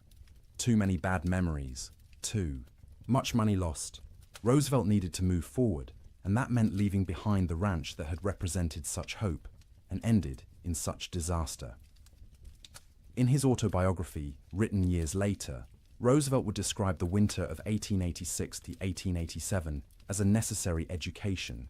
The romantic had been burned away, leaving behind a more realistic understanding of nature and human limitations. The winter had killed his cattle and his illusions simultaneously, but he rarely spoke about what his employees endured. Their stories weren't his to tell, and he knew his own experience, arriving after the worst had passed, was nothing compared to theirs. He'd lost money. They'd nearly lost their lives. One story stayed with him, though, told by a cowboy at the Maltese Cross. During the worst of the storm, this cowboy had volunteered to check on a nearby line camp, worried about the two men stationed there. He'd ridden out with a rope tied around his waist, the other end tied to the bunkhouse, planning to follow the rope back if he got disoriented. The temperature was 50 below with howling wind. He'd made it half a mile before he couldn't feel his hands or feet, before the cold had penetrated so deeply he knew he was in danger of freezing. He'd turned back, following the rope, barely making it to the bunkhouse before collapsing. The two men at the line camp were found dead when spring came. They'd tried to wait out the storm, ran out of firewood, and froze in their bunks. The cowboy who'd tried to reach them carried guilt about that for the rest of his life, even though there was nothing he could have done. Roosevelt listened to this story and understood, perhaps for the first time, what winter on the frontier really meant. Sleep in Dakota, he realized, was a gift not to be taken for granted. Every night his men had survived was a victory against odds that should have killed them, and every morning they'd woken was a reminder that survival wasn't guaranteed, that warmth and shelter and life itself were temporary conditions that could end at any moment. Roosevelt returned east that spring, his Western adventure permanently altered. He would continue to love the West, would continue to visit and hunt and write about it. But he would never again be naive about its harshness. The winter of 1887 had taught him that nature didn't care about your dreams, your money, or your character. It simply existed, indifferent, and you survived or you didn't. His cattle were mostly dead. His investment was lost, but he was alive, and his employees were alive, and that had to be enough. January ended, but the storm did not. February arrived with no fanfare, no change, just another day of grey sky and screaming wind and cold that wouldn't break. People stopped marking days on calendars. Time lost meaning when every day was identical. An endless repetition of surviving until dark, surviving through dark, waking to survive again. The psychological weight of the storm's duration became as dangerous as the physical cold. Humans are resilient, but not infinitely so. We can endure terrible conditions if we believe they'll end. But when days stretch into weeks, weeks stretch toward months, and conditions remain unchanged, the mind begins to fracture in subtle ways. In the Ferguson household, the children grew quieter. They'd stopped asking when the storm would end. They'd stopped asking much of anything. They sat by the fire, conserving energy, their eyes following their mother's movements with an intensity that unnerved her. They were always hungry now, and the hunger made them old beyond their years. Martha found herself forgetting things. She'd go to the cold bedroom to fetch something and stand there, shivering, unable to remember what she'd come for. She'd start sentences and lose the thread midway, words dissolving like snow on her tongue. William said her name sometimes, and she wouldn't hear him, lost in thoughts that circled endlessly around food, fire, survival. William stopped shaving. There was no point. No one to see him except his family, and vanity seemed absurd when survival was uncertain. His beard grew thick and unkempt, ice forming in it every time he went outside to milk the cow or fetch wood. He'd come back in looking, like a wild man, and the children would stare at him until Martha made them look away. The cow's milk production had dropped to less than a quart per day. The animal was suffering from cold and inadequate feed, standing in the barn with her ribs visible through her hide. William knew they should slaughter her, use the meat, but the milk was too precious. As long as she gave any milk at all, he'd keep making that twice-daily journey to the barn. Sleep patterns disintegrated completely. There was no day or night anymore, just periods of lighter grey and darker grey outside the oiled paper window. People slept when exhaustion overwhelmed them, woke when cold or hunger or nightmares forced consciousness. The family's sleeping pile shifted constantly as people moved, trying to find warmth, trying to escape dreams. Martha's dreams were always about food, elaborate meals from her childhood in Wisconsin. Her mother's kitchen, warm and fragrant, tables loaded with roasted chicken and potatoes and fresh bread and butter. She'd wake with saliva flooding her mouth, stomach cramping with want. The disappointment of reality crushing. They had beans, always beans, the same beans cooked the same way, day after day, until the thought of eating another spoonful made her gag. William dreamed about summer, riding across green ranges, cattle fat and healthy, sun warm on his shoulders. He'd wake disoriented, expecting heat, finding only cold. The contrast between dream and reality was so sharp it hurt physically. His chest would ache, his throat would close. He'd lie there fighting tears while his family slept around him. The children's dreams were less specific, but more unsettling. They'd whimper in their sleep, reach out for comfort, wake crying without being able to say why. Emma, the youngest, stopped sleeping deeply at all. She'd doze in fits and starts, never truly relaxing, her small body tense even in sleep. The storm broke briefly in early February. For 3 days the wind dropped to a whisper, the snow stopped falling, and temperature rose to just below freezing. Clouds remained, but didn't seem as oppressive. The change felt miraculous after weeks of unrelenting assault. William ventured outside beyond the barn for the first time since January. The landscape was unrecognizable. Snow had sculpted itself into bizarre formations, drifts 20 feet high in some places, bare ground in others. The fence line he'd built 2 summers ago was completely buried. Only the tops of fence posts showed, wooden fingers pointing at the grey sky. He walked out across what had been their pasture, breaking through crusted snow with each step. The snow held his weight for a moment, then collapsed, dropping him thigh-deep into soft powder beneath. It was exhausting to move, each step a battle, but he kept going, desperate for space, for distance from the cabin that had become their prison. He found a dead cow half buried in a drift. One of their small herd, frozen solid, the hide pulled, tight over protruding bones. He stood looking at it for a long time, feeling nothing. He was too tired for grief. The cow was dead. More would be dead. Everything might be dead.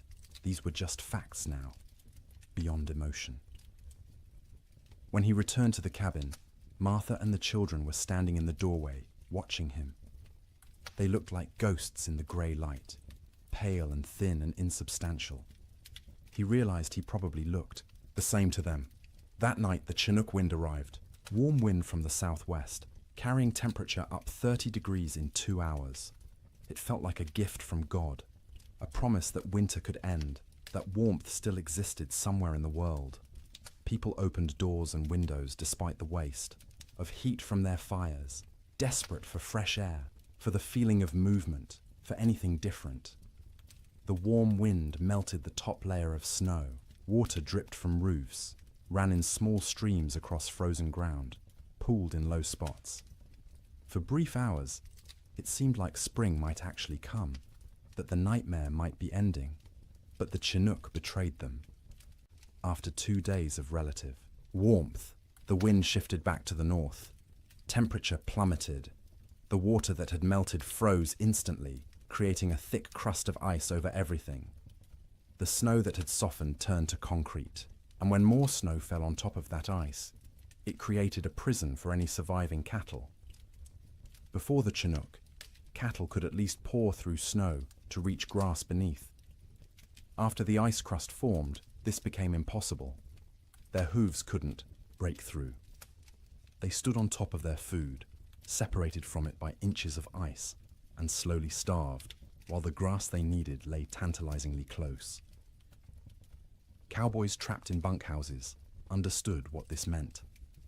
Any cattle that had survived. January were now doomed. The Chinook hadn't been salvation. It had been a final cruelty, raising hope before delivering death more certainly than the cold alone could have. In the bunkhouses, men stopped talking about spring. They stopped talking much at all. Conversation required energy they didn't have. They lay in their bunks, wrapped in blankets, emerging only to eat the meager meals old Pete still managed to prepare, or to take their turns feeding the stove. The silence was worse than the earlier noise of men talking and joking and trying to maintain morale. Silence meant defeat. Silence meant they'd accepted that this was how things were now, that normal life was so far away it might as well not exist. Some men slept 20 hours a day. Their bodies had adapted to scarcity by shutting down, reducing all functions to bare minimum. They moved slowly when they moved at all, speaking in monosyllables, their eyes dull and unfocused. They weren't sick, exactly. They were hibernating, human versions of bears in dens, waiting for conditions to improve. Others couldn't sleep at all, too anxious, too frightened, too aware of their situation. They'd lie awake hour after hour, staring at the ceiling, listening to the wind that never stopped. Their eyes developed a particular look, wide and staring, ringed with dark circles. Their hands shook constantly. They jumped at sudden sounds. Old Pete worried about these wakeful men more than the sleeping ones.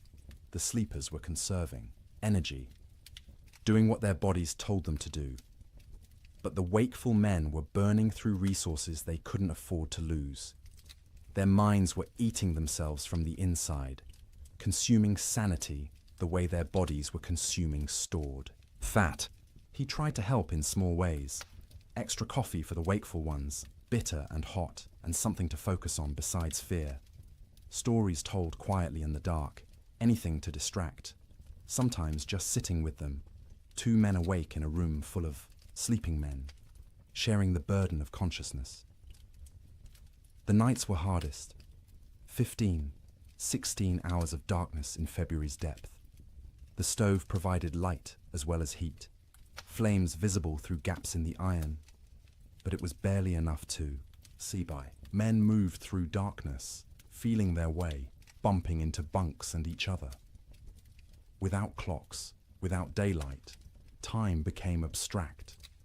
You'd wake, if you could call it waking when you'd only been half asleep, and have no idea if you'd been unconscious for 10 minutes or 10 hours. The disorientation was profound. Some men stopped trying to track time at all. They ate when food appeared, slept when they couldn't stay awake, existed in a perpetual present with no past or future. The concept of sleep itself changed. It wasn't restful anymore. You didn't sleep to feel refreshed. You slept because consciousness was too expensive to maintain. Sleep was a small death you practiced nightly, preparing for the real death that might come if the storm continued much longer. Dreams during this period took on a hallucinatory quality. Men dreamed they were awake, walking around the bunkhouse, having conversations with others, only to actually wake and realize none of it had been real.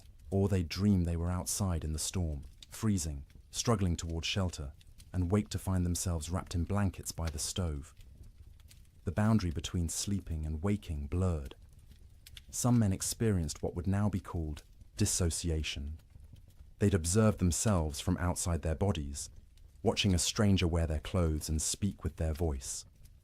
This disconnection was protective, a way the mind created distance from unbearable circumstances. But it was also terrifying to lose even the certainty of being yourself.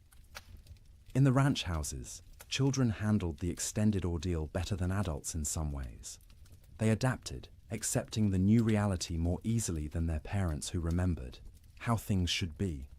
To the children, this was simply how life was now, cold, hungry, confined, but normal within its own context. But they also suffered in ways adults didn't. Their growing bodies needed more food than they were getting. Their development was being stunted by malnutrition. Sarah Ferguson, 11 years old, stopped growing taller. Her monthly bleeding, which had just started that fall, stopped entirely. Her body shut down non-essential functions to preserve life. Thomas developed a cough that wouldn't go away, a deep rattling in his chest that scared Martha. She'd give him extra portions of the thin soup she made, sacrificing from her own bowl, but it didn't help much.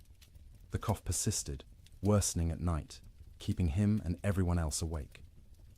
James, 7 years old, stopped talking almost entirely. He'd answer questions with nods or shakes of his head, but volunteered nothing. He'd sit for hours staring at the fire, his face expressionless. Martha worried about him most of all, this strange, silent child who'd been so vibrant just months. Egawema, the baby, clung to her mother constantly. She'd scream if Martha tried to put her down, terrified of separation. Martha learned to do everything one-handed, cooking, cleaning, even sleeping with the child attached to her like a growth. It was exhausting, but she understood. Emma was reverting to infancy, seeking the safety of the womb in a world that had become too frightening. February crawled past with the weight of years. Each day was a week long. Each week felt like a month. People stopped believing in spring. Spring was a myth, a story told by liars.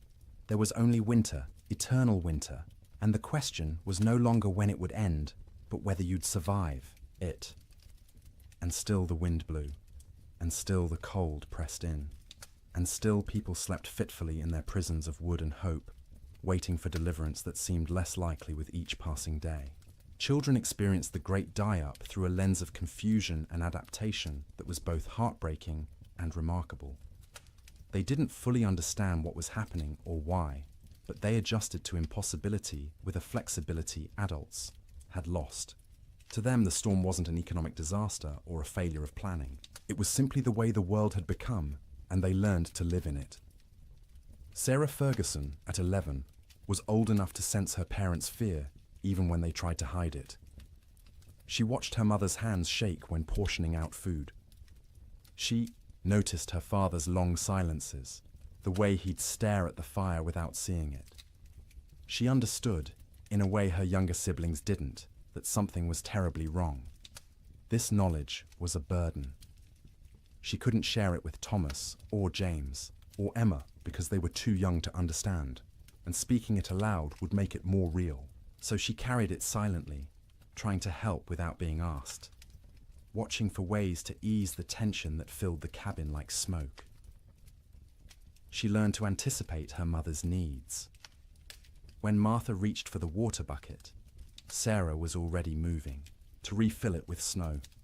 When the fire burned low, Sarah added wood before being told. She took charge of Emma when the toddler grew fussy, singing to her, telling her stories, anything to give Martha a few minutes of peace. At night, Sarah lay awake, listening to her siblings breathe, counting breaths, making sure everyone was still, alive.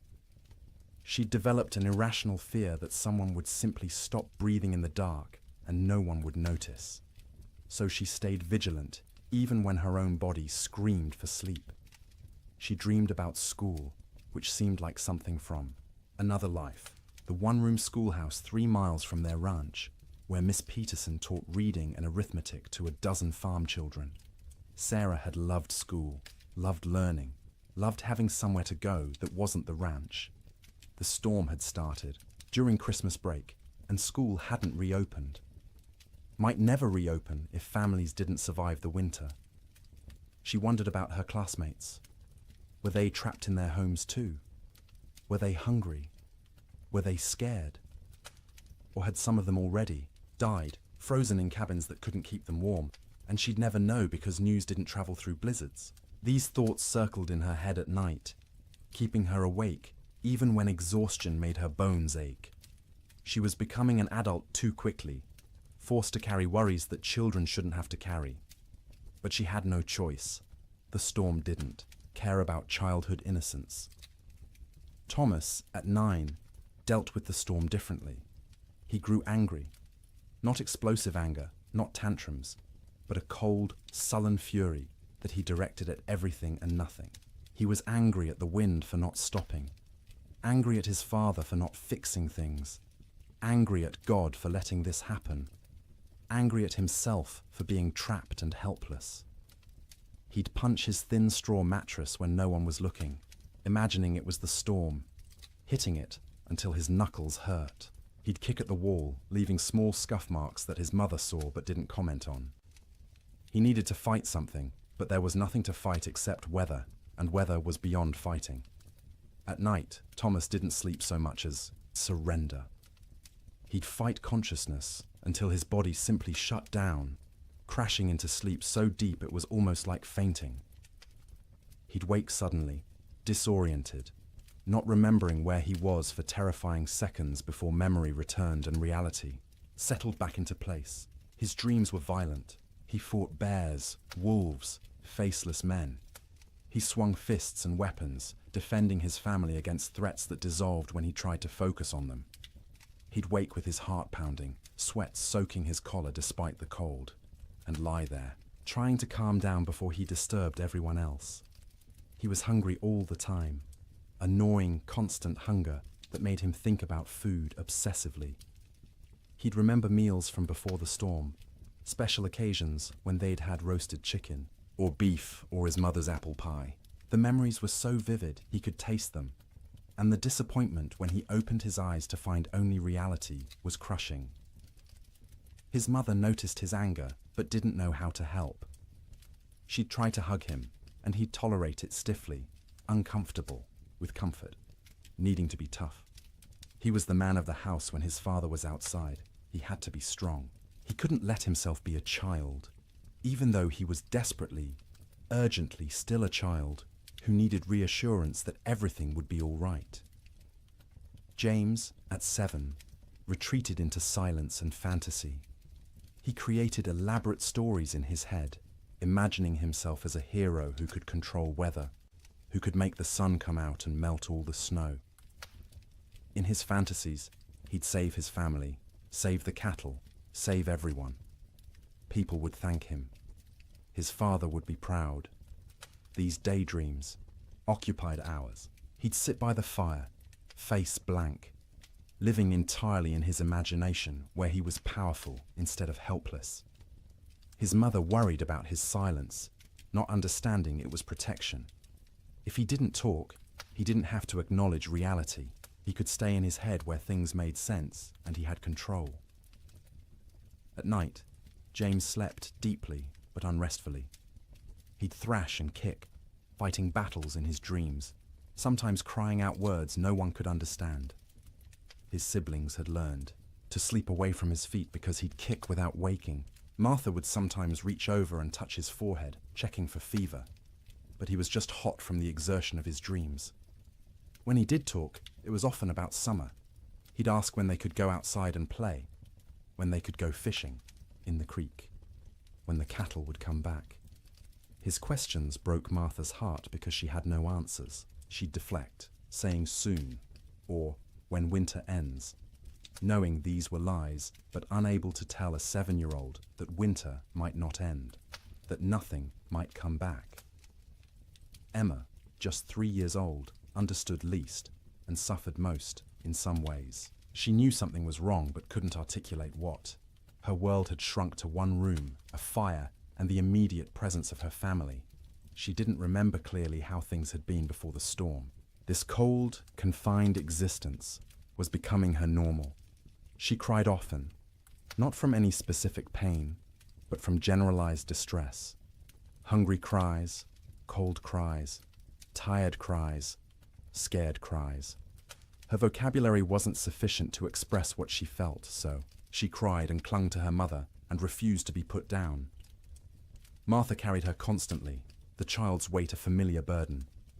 Emma was getting lighter instead of heavier, losing weight she couldn't afford to lose. Her ribs showed through her thin dress. Her eyes seemed too large for her face. She looked like children in pictures of famine, skeletal and haunted. At night, Emma slept fitfully, waking every few hours crying for her mother even though Martha was right there. She'd need to be held, rocked, soothed back to sleep, a process that took longer each time. Martha would hold her daughter and feel the tiny heart beating too fast, the small body too hot one moment and too cold the next, and wonder if Emma would survive even if the storm ended. Emma's dreams, when she could describe them in her limited vocabulary, were simple and sad. She dreamed of being warm, of having enough to eat, of going outside to play. She dreamed of summer in fragments, sensory impressions rather than coherent narratives. Sun on her face, grass under her feet, the feeling of running without being cold. The children had created small rituals to mark time and maintain some structure. Every morning, however they defined morning, Sarah would lead them in a counting game. They'd count to 100 together, which took Emma's entire concentration and distracted her from crying. Then they'd count by twos, by fives, by tens, math as comfort, numbers as proof that some things remained stable. In the afternoon, Thomas would tell stories. He'd inherited his father's storytelling ability and would spin tales about cowboys and cattle drives and adventures that took place in summer warmth. His siblings would listen, transported briefly to worlds where people weren't trapped and cold and hungry. Emma had a doll, a simple thing made from rags stuffed with more rags, with button eyes and yarn hair. She carried it everywhere, talking to it in her baby voice, explaining things. The doll was hungry. The doll was cold. The doll wanted Mama. Through the doll, Emma processed her own feelings, giving voice to fears she couldn't express directly, the EE. Children learn to read their parents' moods and adjust their behavior accordingly. When Martha looked particularly strained, they'd be quieter, more cooperative. When William came in from the barn looking defeated, they'd give him space, not asking for attention he couldn't provide. They became expert at making themselves small, at not adding to the household's burdens. But they were still children, and children need play. They'd create games from nothing, counting cracks in the ceiling, making shadow figures on the wall with their hands when the fire was bright enough, building towers from the few wooden blocks they owned, then knocking them down and building again. Sarah taught Emma songs, the same songs their mother had taught her. Simple rhymes about animals and weather and daily life. Emma's favorite was about a bird that flew south for winter, which seemed especially relevant. She'd sing it over and over, the words slurring together, while her siblings tried not to show their irritation. The children also absorbed lessons they shouldn't have needed to learn so young. That food was precious and must never be wasted. That fire was life and must be watched constantly. That cold could kill and must be respected. That sometimes adults didn't have answers, didn't know what to do, were as frightened and helpless as children, but had to pretend otherwise. They learned what their parents looked like when pretending to be brave, the slight tremor in their mother's voice when she said everything would be fine, the way their father's smile didn't reach his eyes. They learned to accept these performances without comment, understanding that challenging them would make things worse. In later years, the Ferguson children would remember the winter of 1887 as a blur. They'd recall specific images. The fire, always the fire, and their mother's face in its light. and the sound of wind that never stopped. But the timeline would be confused, events blending together because days had no distinct markers. Sarah would remember being hungry but never being fed. Thomas would remember being angry but not knowing why. James would remember his fantasy world more clearly than reality, which was probably for the best. Emma would remember almost nothing directly, just a vague sense of having been cold once, long ago, for longer than seemed possible. But they'd also remember warmth of a different kind. The feeling of sleeping piled together, siblings in a heap like puppies, their mother's songs in the dark, their father's hands, rough and gentle, checking them for frostbite. The way Sarah would hold Emma when Emma cried. The way Thomas would share his tiny portion of food, even though he was starving. The way James would tell stories that made them laugh despite everything. Children are resilient, but resilience has costs. The Ferguson children survived the winter, but they were changed. Sarah grew old before her time, burdened with worries she couldn't set down. Thomas's anger would last years, manifesting in ways that troubled his parents. James would remain in fantasy longer than he should, reluctant to engage with a world that had proven so harsh. Emma would be clingy and fearful, suffering from what we'd now call anxiety, though no one had that word then. But they survived. All 4 Ferguson children made it through the winter alive, which many children didn't. In the spring, when Sarah returned to school, half her classmates were missing, died in the storm, or their families had moved away, or they were too weak to attend.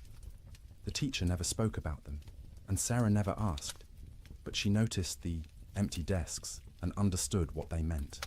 The children's winter was its own story within the larger tragedy. They experienced the same cold, the same hunger, the same confinement as adults, but they experienced it through the lens of childhood, with less understanding but also with adaptability adults couldn't match. They bent instead of breaking, or at least bent further before breaking, and some of them survived precisely because they were young enough to accept the impossible and adapt to it. March came quietly, without announcement or ceremony. The wind didn't stop all at once. The cold didn't break dramatically. But sometime in the first week of March, people noticed the light had changed. The grey wasn't quite as oppressive. The sun, invisible for months behind clouds, occasionally created a bright spot in the overcast sky, a suggestion that it still existed somewhere beyond the grey. The temperature rose first, not to warmth, not even close, but up from the deadly negatives, into the teens, then the 20s. At 20 degrees, after months of temperatures well below zero, it felt almost tropical. William Ferguson stepped outside without his heaviest coat for the first time since January and felt the difference immediately. Still cold, but survivable cold. Manageable cold. Human cold. The wind dropped next. Not gone, but diminished from its constant shriek to something closer to a whisper. You could hear other sounds again. Birds, tentatively returning. The creak of the barn, your own footsteps in the snow. After months of wind that drowned out everything, the relative silence was disorienting, and then finally the snow stopped falling. Days passed without new accumulation. The sky remained cloudy, but the clouds weren't releasing their burden anymore. What was on the ground would stay on the ground, but nothing new was coming. This realization spread through trapped households, like a physical wave. The storm was ending. Winter was releasing its grip. Spring, impossible spring, was actually going to come. But the thaw revealed horrors that had been hidden under snow. As temperatures rose above freezing and snow began to melt, the dead emerged. Cattle everywhere. More cattle than anyone had imagined possible. They lay along fence lines, stacked 3 and 4 deep, where they'd crowded against barriers trying to escape the wind. They filled ravines, hundreds in a single coulee, frozen together into a grotesque mass. They lined riverbanks, piled where they'd sought water, and found ice instead. William rode out in mid-March to assess their losses. The snow had melted enough to navigate, though the ground was a swamp of mud and standing water. He rode for hours, seeing nothing but dead cattle. Their small herd of 30 head was gone.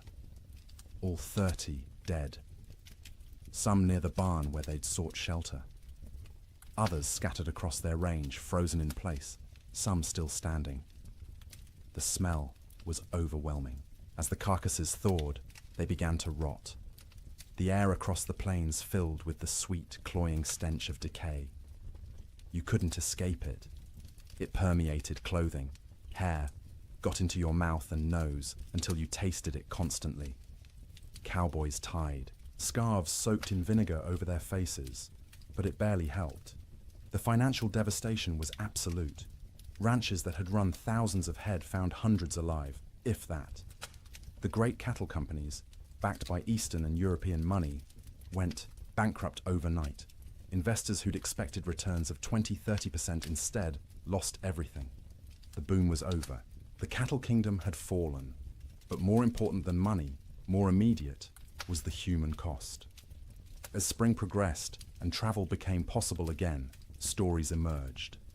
A family in Wyoming had burned their furniture for fuel, then their floorboards, then had frozen to death anyway. A cowboy in Montana had tried to reach town for supplies, got lost in a storm, and was found frozen solid sitting upright on his horse, both man and animal dead. Children died quietly in their sleep, their small bodies unable to maintain heat. Old people died the same way, peaceful endings to hard lives. Young men died trying to help, venturing out into storms to check on neighbors or cattle, never making it back. Women died in childbirth in cabins where no help could reach them. Babies dying with their mothers. The death toll among cattle was calculable, measurable, shocking in its enormity.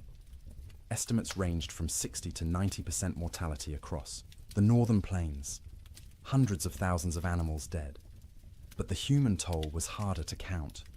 People died alone in isolated cabins, their bodies not discovered until spring. Whole families vanished. Homesteads found empty when the snow cleared. No trace of where the occupants had gone, or whether they'd survived. Theodore Roosevelt returned to his ransacked ranches and surveyed the ruin of his Western dreams. Cowboys, who'd barely survived, told stories of unimaginable hardship.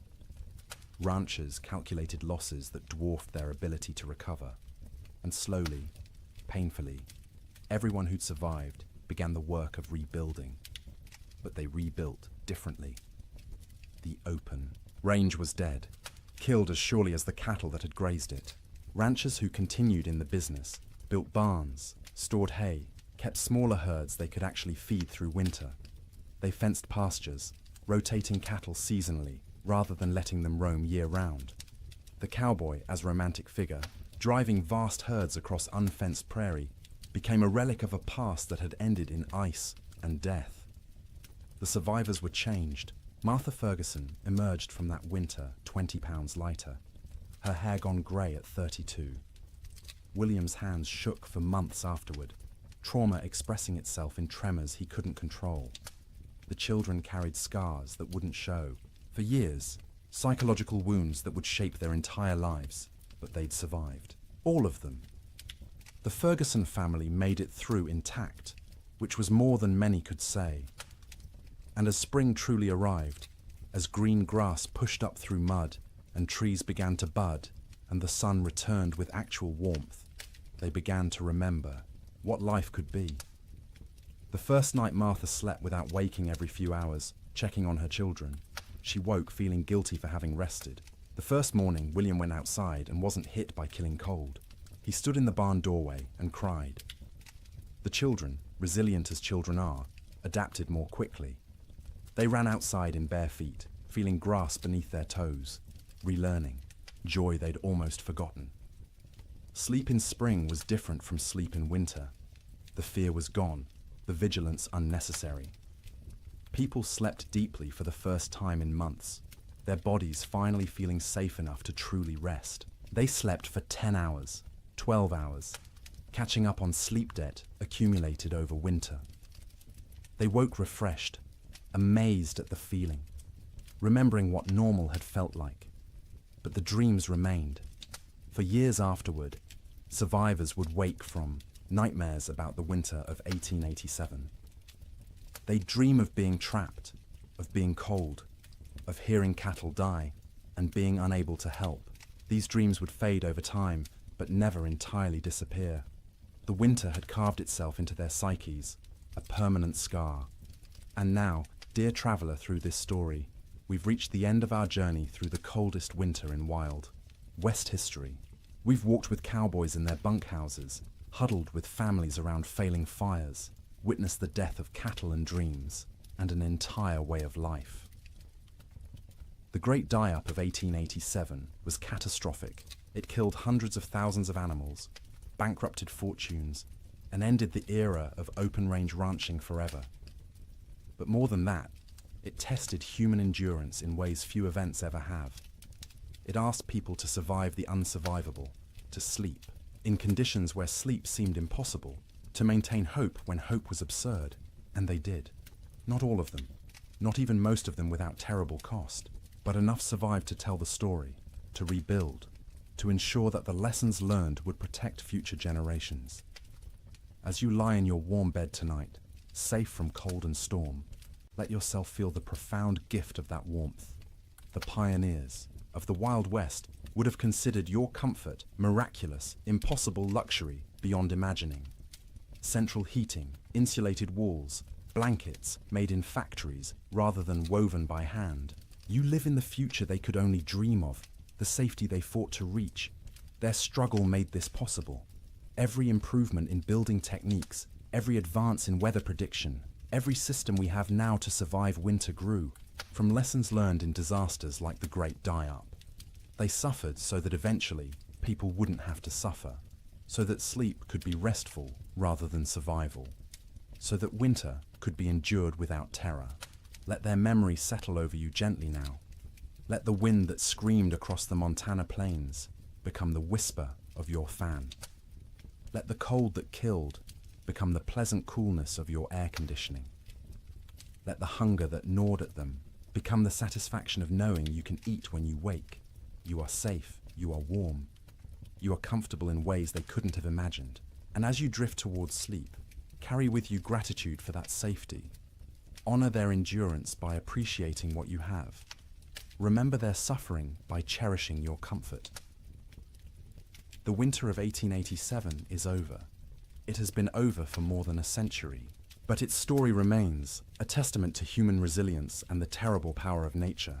The cowboys and ranchers and children who lived through it are long gone, but their experience echoes forward to us, teaching us about survival, about courage, about the precious gift of a warm place to sleep. So sleep now, deeply and peacefully. Let the weight of blankets comfort rather than burden you. Let the darkness be restful rather than fearful. Let your dreams be gentle rather than haunted. The storm has passed. Spring has come. The long winter night is over, and you, in your warm bed, in your safe room, can rest without fear, can close your eyes without vigilance, can surrender to sleep, knowing you'll wake to warmth and safety. The Great Die-Up claimed so much, so many cattle, so many dreams, so much hope. But it couldn't claim everything. It couldn't kill the human capacity to endure, to adapt, to survive impossible conditions, and emerge, if not unscathed, then at least alive. Still capable of love, still capable of rebuilding, still capable of hope. That resilience lives in you too. You carry it in your genes, inherited from ancestors who survived winters and storms and hardships we can barely imagine. Their strength is your strength. Their determination is your determination. Their ability to close their eyes in terrible circumstances and wait to face another day is yours as well. You don't need it tonight. Tonight, you can simply rest. Let the story of the Great Die-Up fade like snow melting in spring sun. Let the cold recede. Let warmth embrace you completely. Sleep well, knowing that winter always ends, that spring always comes, that the coldest night eventually gives way to dawn. The pioneers of 1887 learned this truth at terrible cost.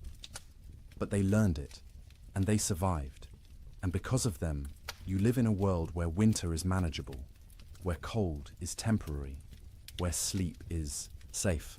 Close your eyes now. Let your breathing slow.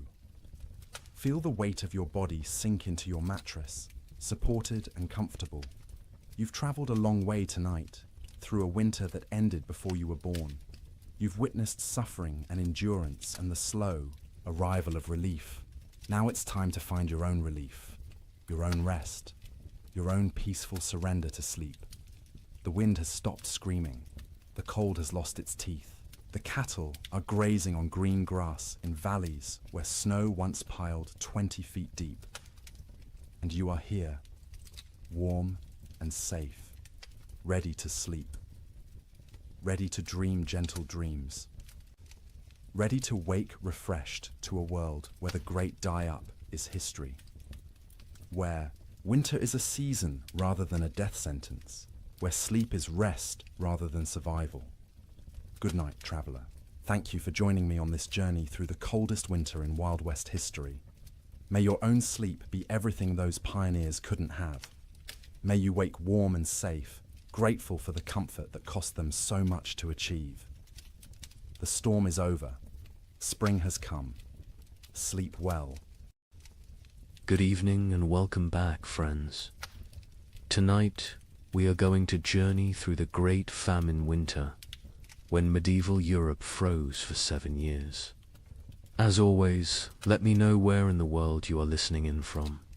Get cozy, settle in, and let's begin. In the spring of 1315, a mother in northern England made an unthinkable decision. She locked her children inside their cottage, walked into the frozen wasteland, and never returned. But she wasn't abandoning them. She was saving them. Was she? Knew what all of Europe would soon discover was that the world itself was dying. The rain wouldn't stop. The cold wouldn't break. And for the next 7 years, winter would reign supreme. Her name was Marjorie of Durham, and her neighbors found her children 3 days later, alive, huddled around the last embers of their fire. The eldest, a boy of 9, clutched a note his mother had left. The priest who recorded it wrote that his hands shook as he read her words aloud. My flesh will buy them grain. My absence will grant them mercy. Tell them I walk toward God, not away from them. You see, Marjorie had understood something terrible. Something that would take the rest of Europe months to grasp. This wasn't just another harsh spring. This was the beginning of an extinction. The marketplace where she'd traded her body for bread had made the calculation clear. A living mother meant 5 mouths to feed. A missing mother meant for orphans. The church had to shelter, and the church still had grain, still had walls, still had hope that this nightmare would end. But here's what makes Marjorie's story so haunting. She wasn't unique. Parish records from 1315 show hundreds of similar disappearances.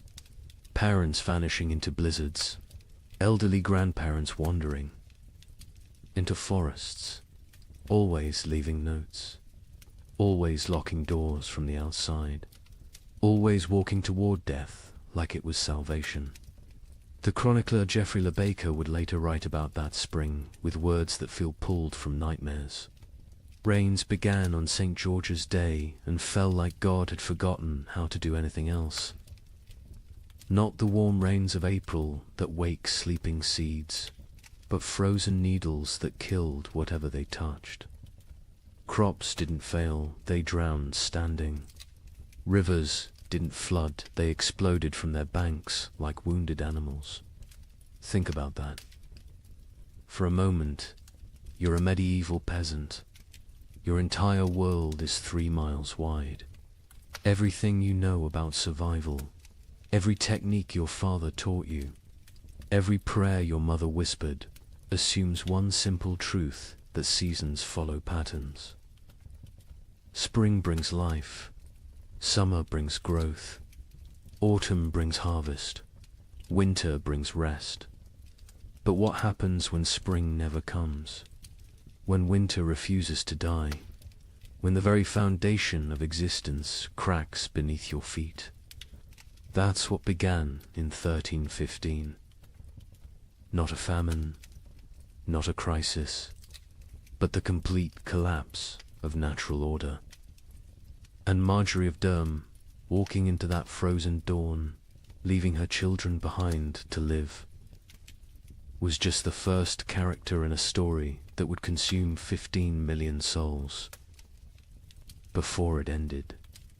The question isn't how Europe survived, it's what Europe became to survive it. Picture yourself waking up on Easter morning, 1315, in a small village outside Paris. Your neighbor Johannes jokes about yesterday's rain ruining his seedlings. His wife laughs, saying one wet spring never hurt anyone. Within 6 months, Johannes will trade his youngest daughter for a bag of moldy grain. His wife will disappear one night, and the village will pretend not to notice the fresh meat at the butcher's stall. But this morning, they're still laughing.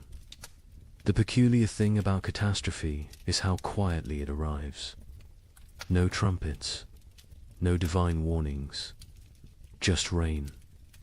Endless, crushing, biblical rain that began falling across Europe in May 1315 and simply didn't stop. That Easter morning in Kratzy-le-Chapelle, 20 miles from Paris, felt like any other. The baker Michel had risen at cockscrow to fire his ovens. His wife Agnes counted their silver, planning to buy young pigs at the summer fair. Their son Pierre played with wooden knights, recreating battles he'd never fight because there wouldn't be a world left to fight for. The church bells summoned them to Mass. Father Bernard, still young enough to believe suffering had meaning, delivered a sermon about resurrection, about new life, about God's promise that seed time and harvest would never cease. The congregation nodded along, comfortable in their certainty. Why wouldn't they be? Their grandfathers had survived wars. Their fathers had survived plagues. Surely they could survive a little rain. But if you'd looked carefully that morning really, Latude have seen the signs. The sparrows that usually nested in the church eaves were gone. Not dead, gone. The cats had stopped hunting, instead huddling in doorways with their fur perpetually damp. And the old women, the ones who remembered the harsh winter of 1258, had started hoarding soldat. Johannes, the man who joked about his seedlings, was a cloth merchant. Successful enough to own 2 cows and rent 3 strips of land. His wife Marie had borne him 7 children, 4 still living, which made them lucky by medieval standards. Their youngest, Isabel, had just turned 6, hair like spun gold. Her father would say, worth its weight in gold, someone else would say 6 months later, weighing her against a sack of spoiled wheat. The rain that Easter was unusual only in its persistence.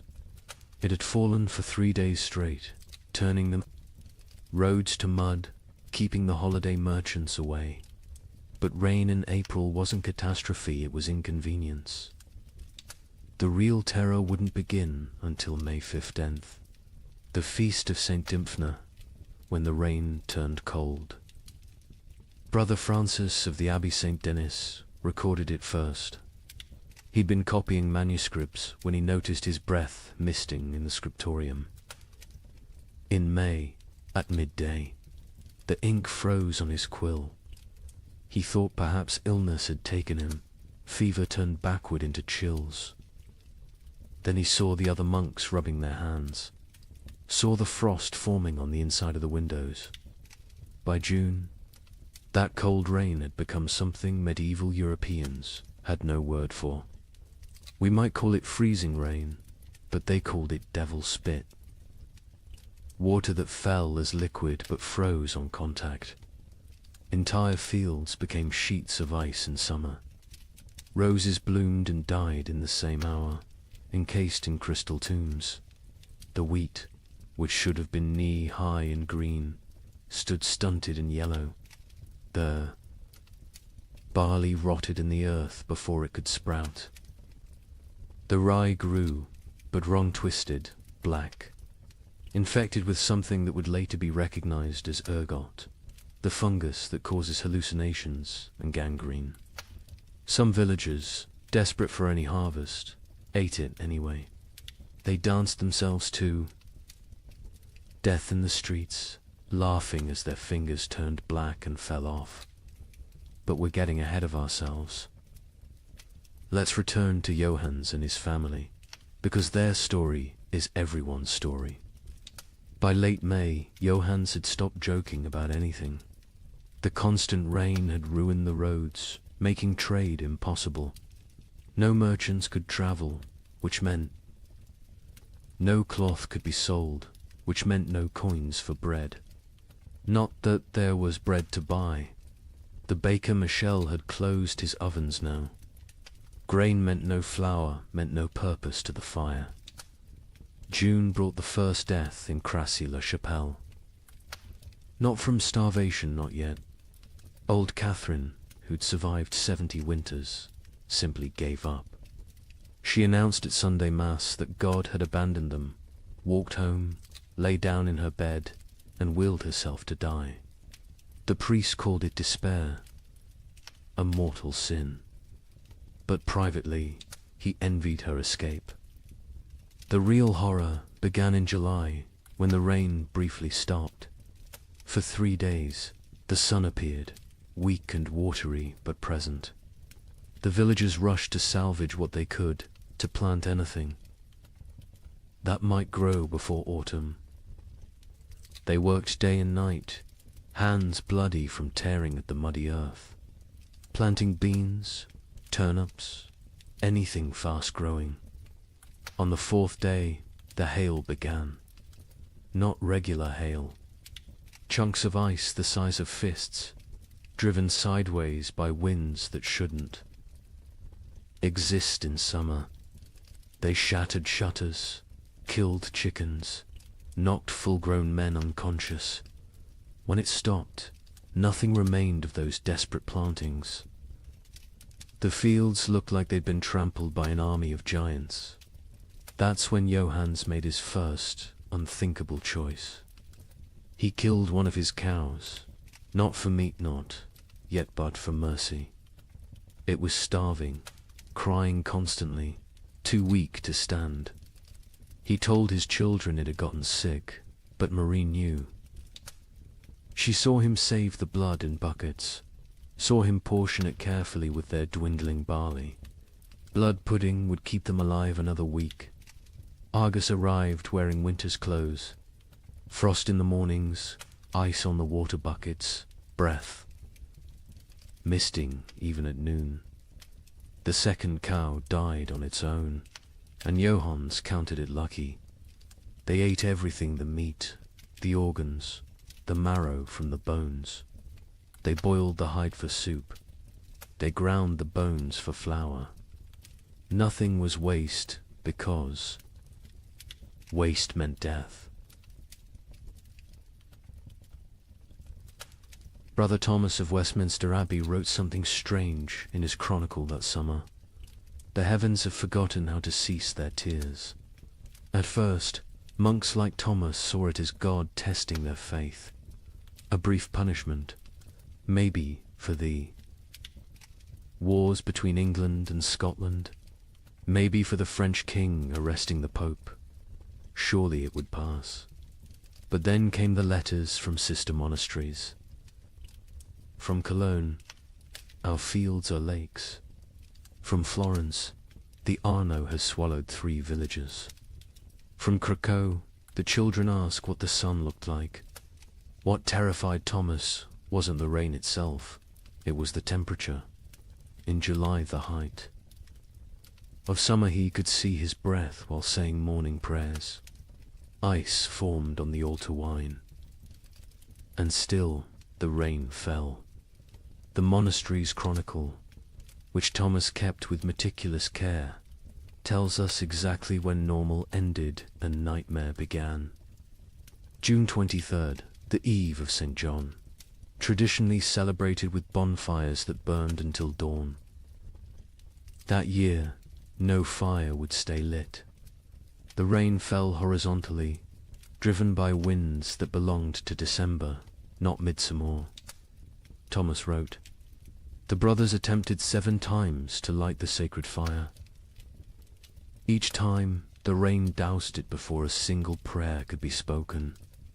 Prior William declared it a sign of what he dared not say."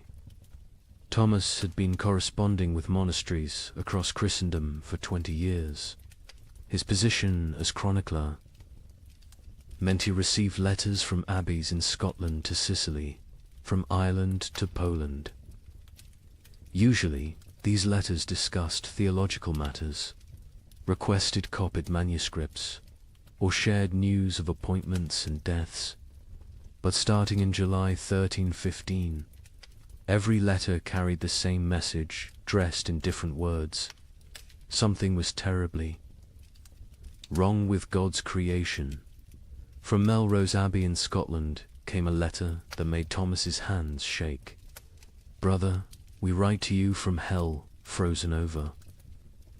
It is July, yet we break ice from our wells each morning. The barley stands drowned in fields that have become swamps. Yesterday, we found a shepherd frozen to death. In July, Brother Thomas. He was young, strong, only 20 summers. We found him standing upright, eyes open, still holding his crook. The sheep around him were ice statues. Have we entered the end times? The abbot of Cluny in France sent word that would have been dismissed as madness any other year. The vine withers as if cursed. The soil rejects all seed. We have consulted. Our oldest records nothing, speaks of summer frost, of hail in August, of rain that burns like ice. Our farmers weep in the fields, beating the mud with their fists, begging it to remember its purpose. From the German monasteries came increasingly frantic reports. The prior of Reichenau wrote, "Lake Constance rises daily. Entire villages now exist only as church bells tolling beneath the waves. We ring our own bells in answer, but God remains deaf. The rain tastes of sulphur. Birds fall from the sky mid-flight, frozen solid. What sin has mankind committed to earn such wrath?" But it was a letter from an Italian monastery that contained the most chilling observation. Brother Antonio of Monte Cassino, a learned man who'd studied both scripture and natural philosophy, wrote, "This is not divine punishment. Brother Thomas, I have read the ancient texts, Greek and Roman both. This happened before. They called it the years without summer. Crops failed, empires fell, and mankind retreated to caves. We are not being punished. We are being erased." Thomas himself had begun keeping detailed records of the weather, something unprecedented for the time. His entries from July 1315 read, "Like fever dreams. July 4th, Feast of St. Ulrich. Rain for 16 straight hours. Temperature cold enough that we wore winter robes to matins. 2 brothers collapsed during prayers, their lips blue. July 11th. The rain has not ceased for 40 hours. We cannot light fires. We eat cold porridge and pray with numb fingers. Brother Matthew suggests we are experiencing Noah's flood again. Prior William had him whipped for heresy. but privately, we all wonder. July 19th. Something impossible today. The rain froze as it fell, coating everything in ice. In July, the vegetable garden is destroyed. Every plant encased in crystal, beautiful and dead. We gather to pray, but the words stuck in our throats. How do you pray when creation itself seems broken? The correspondence between monasteries became increasingly desperate as summer crawled toward autumn. They began sharing survival techniques rather than theological debates. How to keep manuscripts from molding in the constant damp. How to preserve food when nothing would dry. How to maintain faith when every prayer for sun was answered with more rain. From Prague came instructions for building underground storage that might resist the water. From Dublin came recipes for making bread from acorns and chestnuts. From Rome came silence. The Holy See had problems of its own. With the Tiber flooding the papal palace repeatedly, Thomas noted something else, something that wouldn't be fully understood for centuries. The rain wasn't uniform. It would pound. One region while barely touching another 20 miles away. But those dry spots weren't lucky, they were cursed differently. Without rain, but with temperatures below freezing in summer, crops still died. Wells still froze. People still starved. A letter from the Bishop of Bergen in Norway contained an observation that haunts historians today. The merchants from Iceland have not come. They were due in May, as always.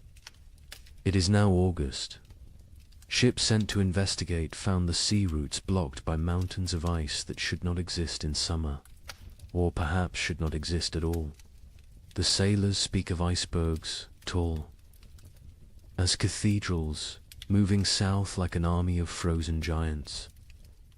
By late August, Thomas's own entries had taken on a tone of barely controlled panic. We have begun rationing in August. The harvest is already lost, and we must survive on stores meant for winter. But what winter awaits us if summer itself has become frozen? Prior William no longer speaks of God's tests. He speaks of God's absence. The most telling entry comes from September 3rd. Brother Francis asked me today why I still write these chronicles. Who will read them? Who will survive to care about the weather of a dead year? I had no answer. I write because the act of writing means I still believe in tomorrow.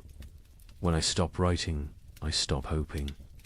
So I write of rain, of cold, of death creeping closer.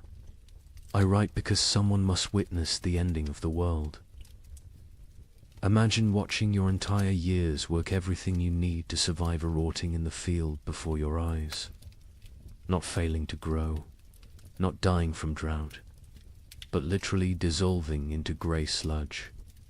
A French peasant named Guillaume left us.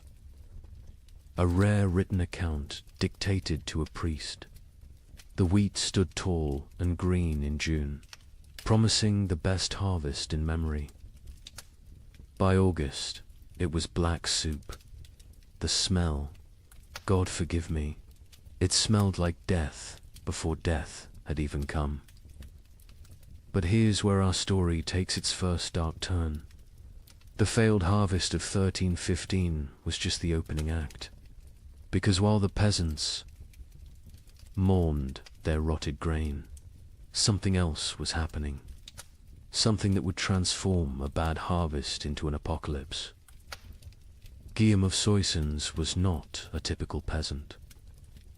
He'd served in the king's army, learned his letters during a campaign, and returned home with enough silver to rent 5 strips of prime farmland. His account, preserved because the priest thought it might matter someday, gives us the only peasants. I view of the catastrophe unfolding in those fields. I have seen men die with their guts spilling onto French soil. Gidim told the priest. But watching my wheat die was worse. A man dies once. My wheat died every day for 60 days, and each morning I watched it die again. The process was unlike anything farmers had encountered. Usually, crop failure was quick frost, drought, or pests. You knew within days if you were ruined. But 1315 tortured them with hope. Gideon described walking his fields each dawn, and each dawn finding a new horror. First, the stalks grew too fast. In June, they shot up like they were racing toward heaven. We thought ourselves blessed. My wife danced between the rows, saying we'd have enough to sell, enough to buy that ox we'd dreamed of. The children planned what they'd eat at harvest feast: honey cakes, white bread, meat every Sunday until Christmas. But the unnatural growth was a warning, not a blessing. The constant rain and bizarre temperature swings had triggered something in the planter. Desperate attempt to reproduce before dying. The stalks grew tall but hollow. The kernels formed but never filled. By July, the color started changing. Not all at once. First, little spots like rust on a blade. We told ourselves it was nothing, just moisture. It would pass, but the spots spread. They merged, they consumed. A field that was green at sunrise would be brown by sunset. What Gidim was describing, though he couldn't know it, was a perfect storm of plant diseases. The cold, wet conditions had created ideal breeding grounds for multiple fungi. Stem rust, leaf blight, and ergot attacked simultaneously. But ergot was the cruelest. It didn't just destroy the grain, it transformed it into poison. The heads of wheat turned black and swollen, like fingers left too long in water. When you touched them, they burst, releasing clouds of black dust that made you cough blood. My neighbor Henry, trying to save something, anything, gathered these black kernels. His family ate bread made from them. Within 3 days, his children were screaming about devils in the walls. His wife's fingers turned black and fell off. Henry himself danced naked in the square until his heart burst. The aristocracy, watching from their castles, initially felt secure. They had stores from previous years, contracts with merchants, the ability to import grain. The Lord of Soissons, Robert de Courtenay, even rode through the failing fields in July, telling the peasants not to despair, that he would reduce their taxes, that no one would starve. But Lord Robert didn't understand what Gudayam understood. This wasn't one bad harvest. This was the end of agriculture itself. The ground changed. Gillam explained. It wasn't soil anymore. The rain had been falling so long, so hard, that all the good earth washed away. What remained was grey clay. That wouldn't hold seed, wouldn't grow weeds, wouldn't even grow the grass. It was like God had salted the earth, but with water instead of salt. By August, desperation drove innovation. Farmers tried everything their ancestors had never dreamed of. They built fires in the fields, trying to dry the soil. They dug drainage ditches that filled faster than they could empty them. They brought their livestock to sleep among the crops, hoping animal warmth might save something.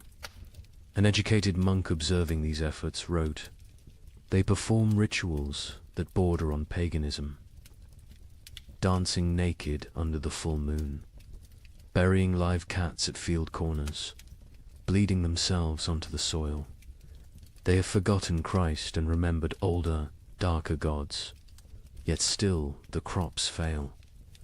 The nobility began to panic when they realized the Implications. No harvests meant no taxes. No taxes meant no armies. No armies meant no power. The entire feudal system depended on agricultural surplus.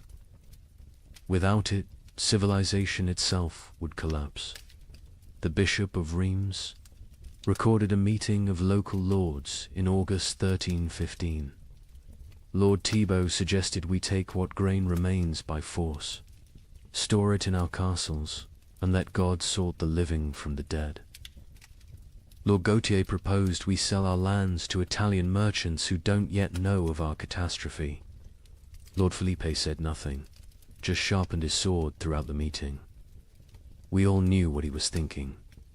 When the starving masses come, sharp steel might buy us more time than prayer. But it was Gwellam's final observation that proved most prophetic.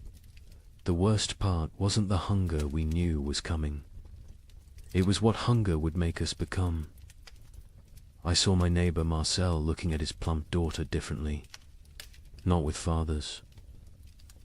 Love with a butcher's calculation. I saw wives eyeing husbands who'd grown too weak to work. I saw children forming packs, like wolf cubs learning to hunt. The priest asks me what I think God wants from us. I tell him God is done wanting. Now he's taking, and he's going to keep taking until there's nothing left but rain and mud and sigh.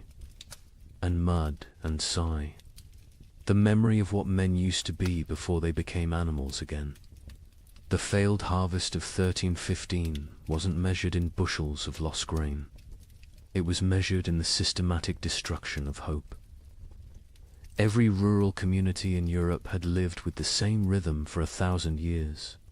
Plant in spring, tend in summer, harvest in autumn, survive on stores through winter. That cycle was civilization. And in 1315, the cycle broke. By September, even the weeds had given up.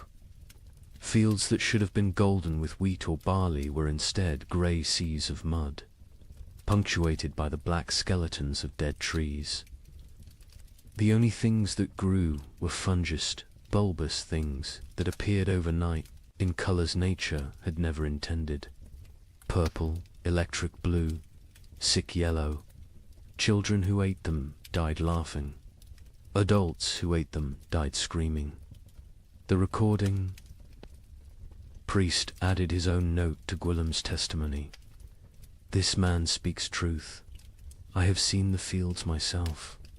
They look like God's own graveyard, waiting for the corpses that will soon fill them. We are not facing a famine. We are facing an extinction. May whoever finds this record pray for our souls, for by the time you read this, we will surely be past praying for ourselves. In September 1315, a strange sickness appeared among the cattle of Norfolk. Within days, it spread to sheep, then pigs, then horses. The animals didn't just die, they died screaming. A contemporary account describes cattle crying like humans. In their agony, their tongues swollen black, their eyes weeping blood. Modern historians call it marin, but medieval Europeans had another name for it. Devil's touch. Because healthy animals would drop dead mid-step. A cow giving milk at dawn would be a corpse by noon, and the speed of transmission defied Logicantia herds gone in hours. But I haven't told you the worst part yet. The animals that survived. They changed. Horses began eating meat. Pigs turned. Feral, forming packs that hunted. And the rats. The rats disappeared entirely. Where did they go? That mystery wouldn't be solved for another 30 years, when they returned, carrying something far worse than hunger. The first recorded death was a prize bull named Samson, owned by the Earl of Norwich, worth more than most villagers earned. In a year, Samson was protected like royalty-sheltered stable, imported feed, 3 stable boys attending him constantly. On September 8th, he was healthy enough to breed. By September 9th, he was dead, his massive body twisted in angles that bones shouldn't allow. Foam tinged pink with blood dried around his mouth. The Earl's stable master, a methodical man named Walter, documented what happened next with the precision of someone who knew he was witnessing something unprecedented. The sickness jumped from Samson to the cows without touch, without sharing water, without even sharing air. They were in separate barns, yet by sunset, 17 were dead. Their deaths were not peaceful. They bellowed with voices that sounded human. They thrashed until their bones broke through their hides. They died with their eyes open, staring at something we could not see. Within a week, every cow in Norfolk was either dead or dying. But the disease didn't respect species boundaries. Sheep began falling next, their wool turning grey overnight before they collapsed. Then pigs, usually hardy enough to survive anything, started dying in ways that defied nature. They'd squeal for hours, a sound witnesses compared to children, screaming before their hearts simply exploded. A traveling merchant named Otto from Flanders recorded what he saw on the roads. "I have traveled these paths for 20 years. I know where every farm keeps its herds. Today, I counted 4,000 dead cattle between Lynn and Norwich. They lie where they fell in fields, on roads, some still standing upright, held by mud that is frozen around their legs. The smell reaches you a mile before you see them. Sweet rot mixed with something chemical, like copper left in vinegar. The speed of death was matched only by its strangeness. Animals died in patterns that suggested intelligent entire herds forming perfect circles before collapsing inward. Flocks of sheep arranging themselves in lines before dying in sequence, like dominoes. Witnesses spoke of animals appearing to communicate across species before death, horses whinnying to cows who lowed back, as if sharing some terrible knowledge. But then came the transformations among survivors, and this is where chronicle accounts become almost too bizarre to believe, except that multiple independent sources confirm the same phenomena. Sir William de Ross, a knight with lands across Yorkshire, wrote to the Archbishop of York, "Your Grace must believe what I write, though it sounds like madness. My destrier, Caesar, a warhorse I've ridden into 3 battles, has begun hunting. Not grazing, hunting. I watched him corner a rabbit, kill it with his hooves, and eat it. He tears flesh with teeth never meant for meat. Other horses flee from him now. He stands alone in his paddock, blood on his muzzle, waiting for something none of us understand.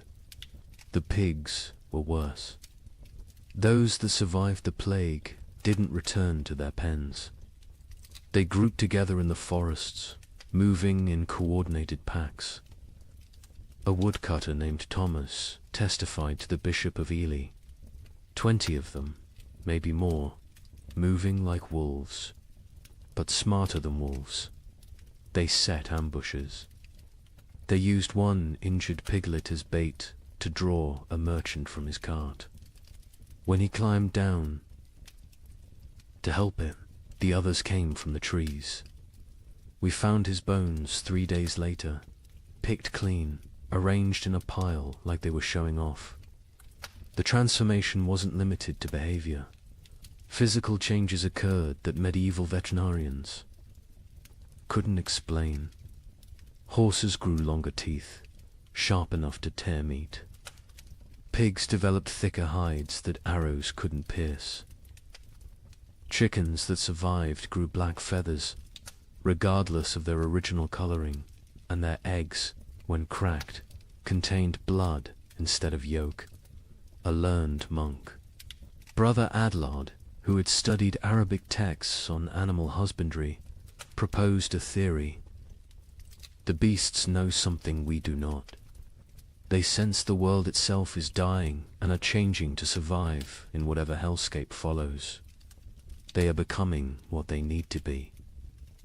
The question is, what does that make us? Who cannot change? The economic implications were immediate and catastrophic. Medieval society ran on animal power. Oxen pulled plows. Horses carried knights. Sheep provided wool. Cattle gave milk and meat. Without them, agriculture collapsed entirely. You couldn't plant without oxen. You couldn't travel without horses. You couldn't stay warm without wool. The reeve of a manor in Lincolnshire left records showing the speed of collapse. September 1st, 200 cattle, 500 sheep, 60 pigs, 20 horses. October 1st, 3 cattle, 12 sheep, 0 pigs, 2 horses. The 2 horses that remain will not accept saddle or bridle. They watch us with eyes that show too much white. We dare not approach them. Desperate attempts at prevention failed spectacularly. Some communities tried isolating healthy animals, only to watch them die faster in confinement. Others attempted ancient remedies, hanging holly over stable doors, painting crosses in lamb's blood on barns, burying horse skulls at crossroads. The Bishop of Winchester ordered all animals blessed with holy water. They died mid-blessing, falling dead at the priest's feet. The most disturbing account comes from a monastery in Somerset, where Brother Francis observed something that shouldn't have been possible. The rats are gone. All of them. Not dead, we've found no bodies, simply vanished. The cats who hunted them sit in empty granaries, mewing at shadows. The barn owls have stopped hunting, stopped calling.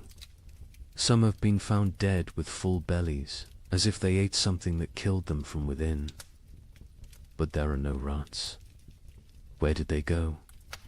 Into the walls, under the earth, or somewhere else entirely, somewhere they can wait out what's coming. This observation would prove prophetic.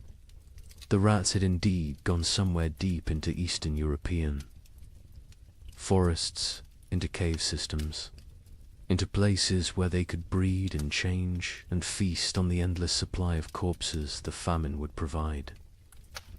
When they returned in the 1340s, they brought the Black Death with them, as if they'd been preparing their revenge for 30 years. But in September 1315, all anyone knew was that the animals were dying or changing, and without them, human survival became nearly impossible. The social contract that had existed between human and beast for millennia, we feed you, you serve us, shattered completely. Nature itself had declared war on civilization, and the animals were its first casualties. In London, December 1315, something unprecedented happened. A wealthy merchant named Richard de Barkin tried to buy bread with a gold coin worth more than most people saw in a lifetime. The baker laughed in his face. "Can your gold fill my children's bellies? Can it bring back the grain?" This is the moment medieval Europe's entire economic system shattered. For the first time in recorded history, food became more valuable than gold. The price of wheat increased 800% in 6 months. But those are just numbers. Let me tell you what that really meant. Richard de Barkin wasn't just any merchant. He controlled the wine trade from Bordeaux to London, owned 3 ships, and held contracts with the royal household. His wealth was legendary. He'd once bought an entire street in London just to evict a rival. On that December morning, he walked into Thomas Baker's shop on Bread Street carrying a gold noble, a coin worth 80 silver pence, enough to buy a horse. Thomas Baker, his hands still dusted with the last of his flour, looked at the coin like it was a stone. "I have one loaf left," he said, "my last flour. When it's gone, I close my doors forever. That loaf goes to my children.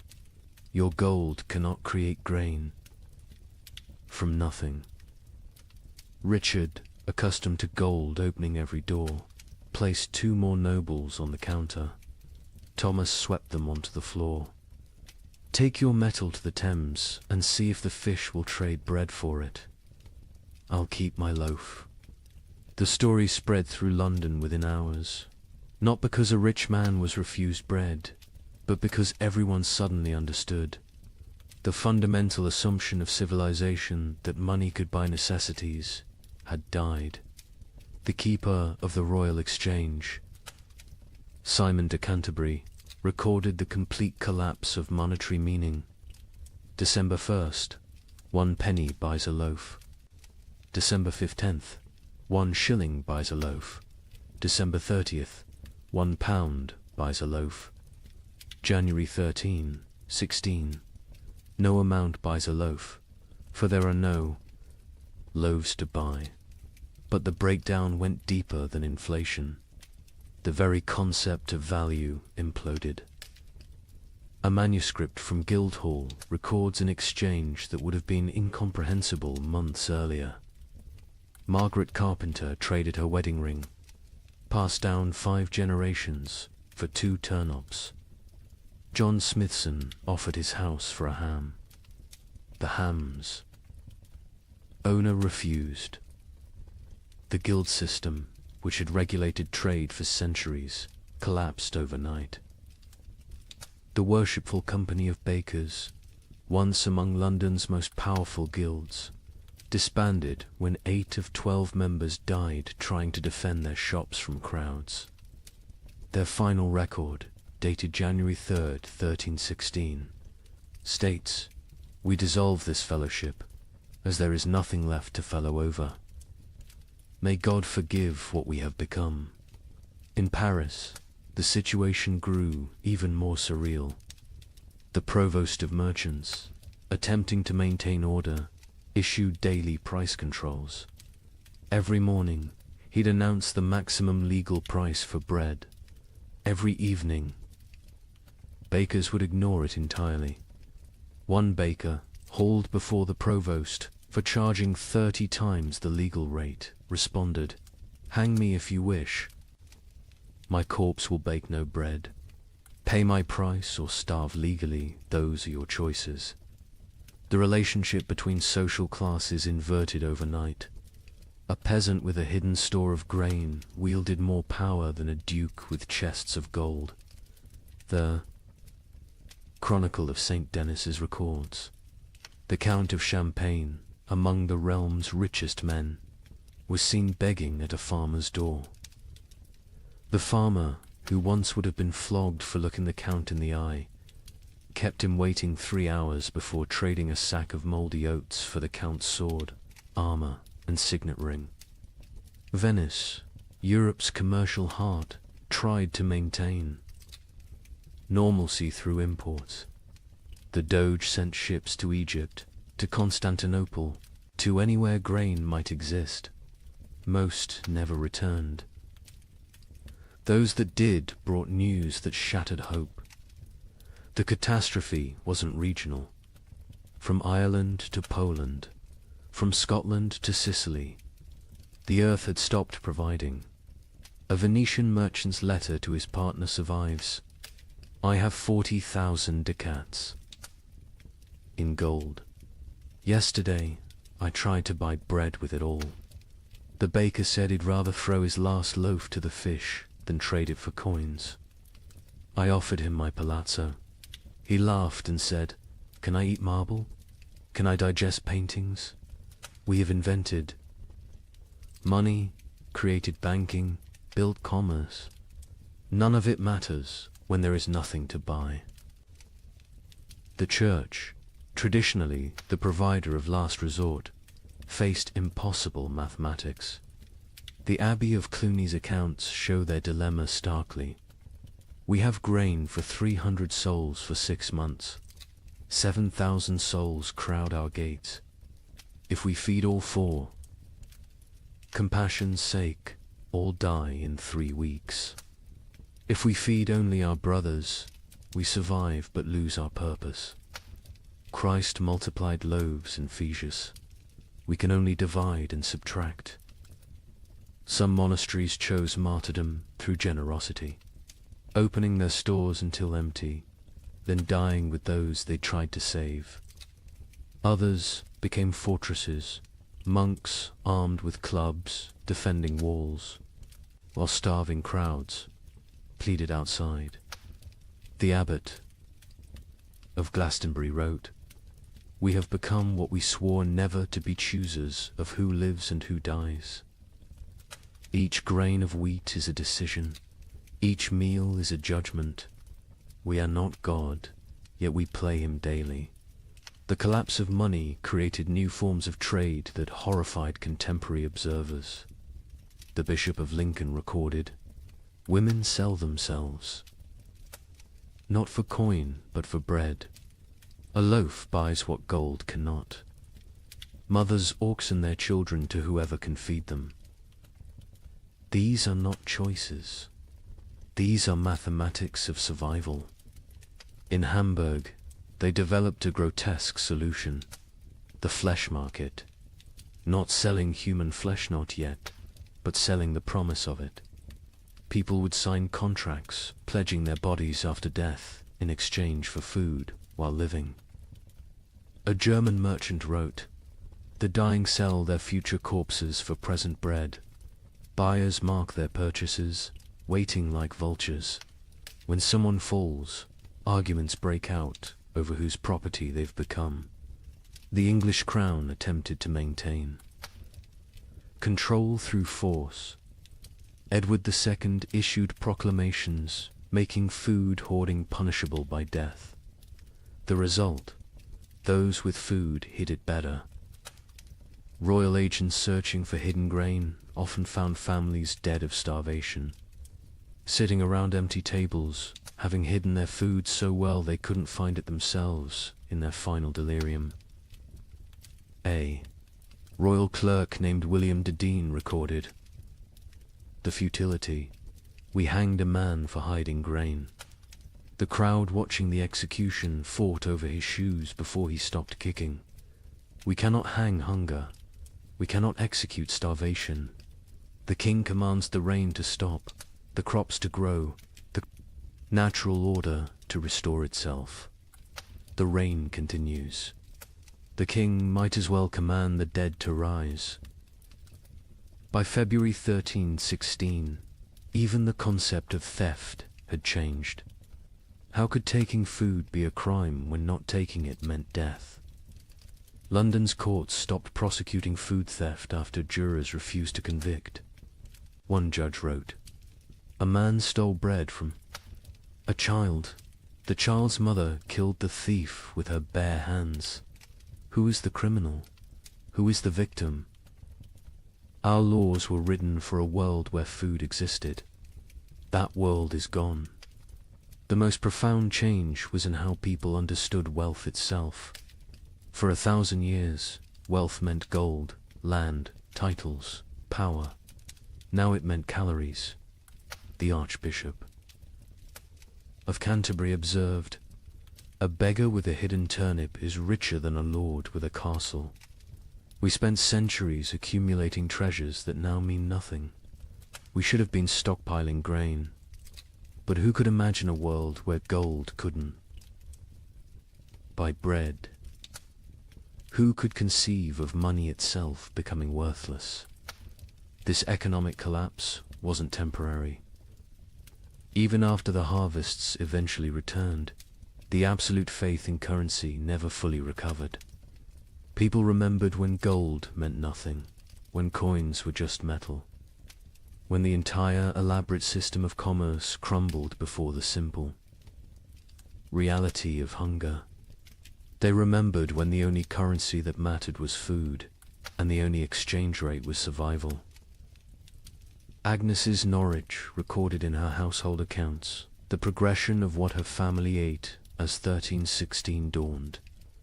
January, barley bread mixed with sawdust. February, acorn flour and ground bones. March, boiled leather and tree bark. April's entry is just one line. We no longer record what we eat. The creativity of starvation is horrifying. Pine needles ground into paste.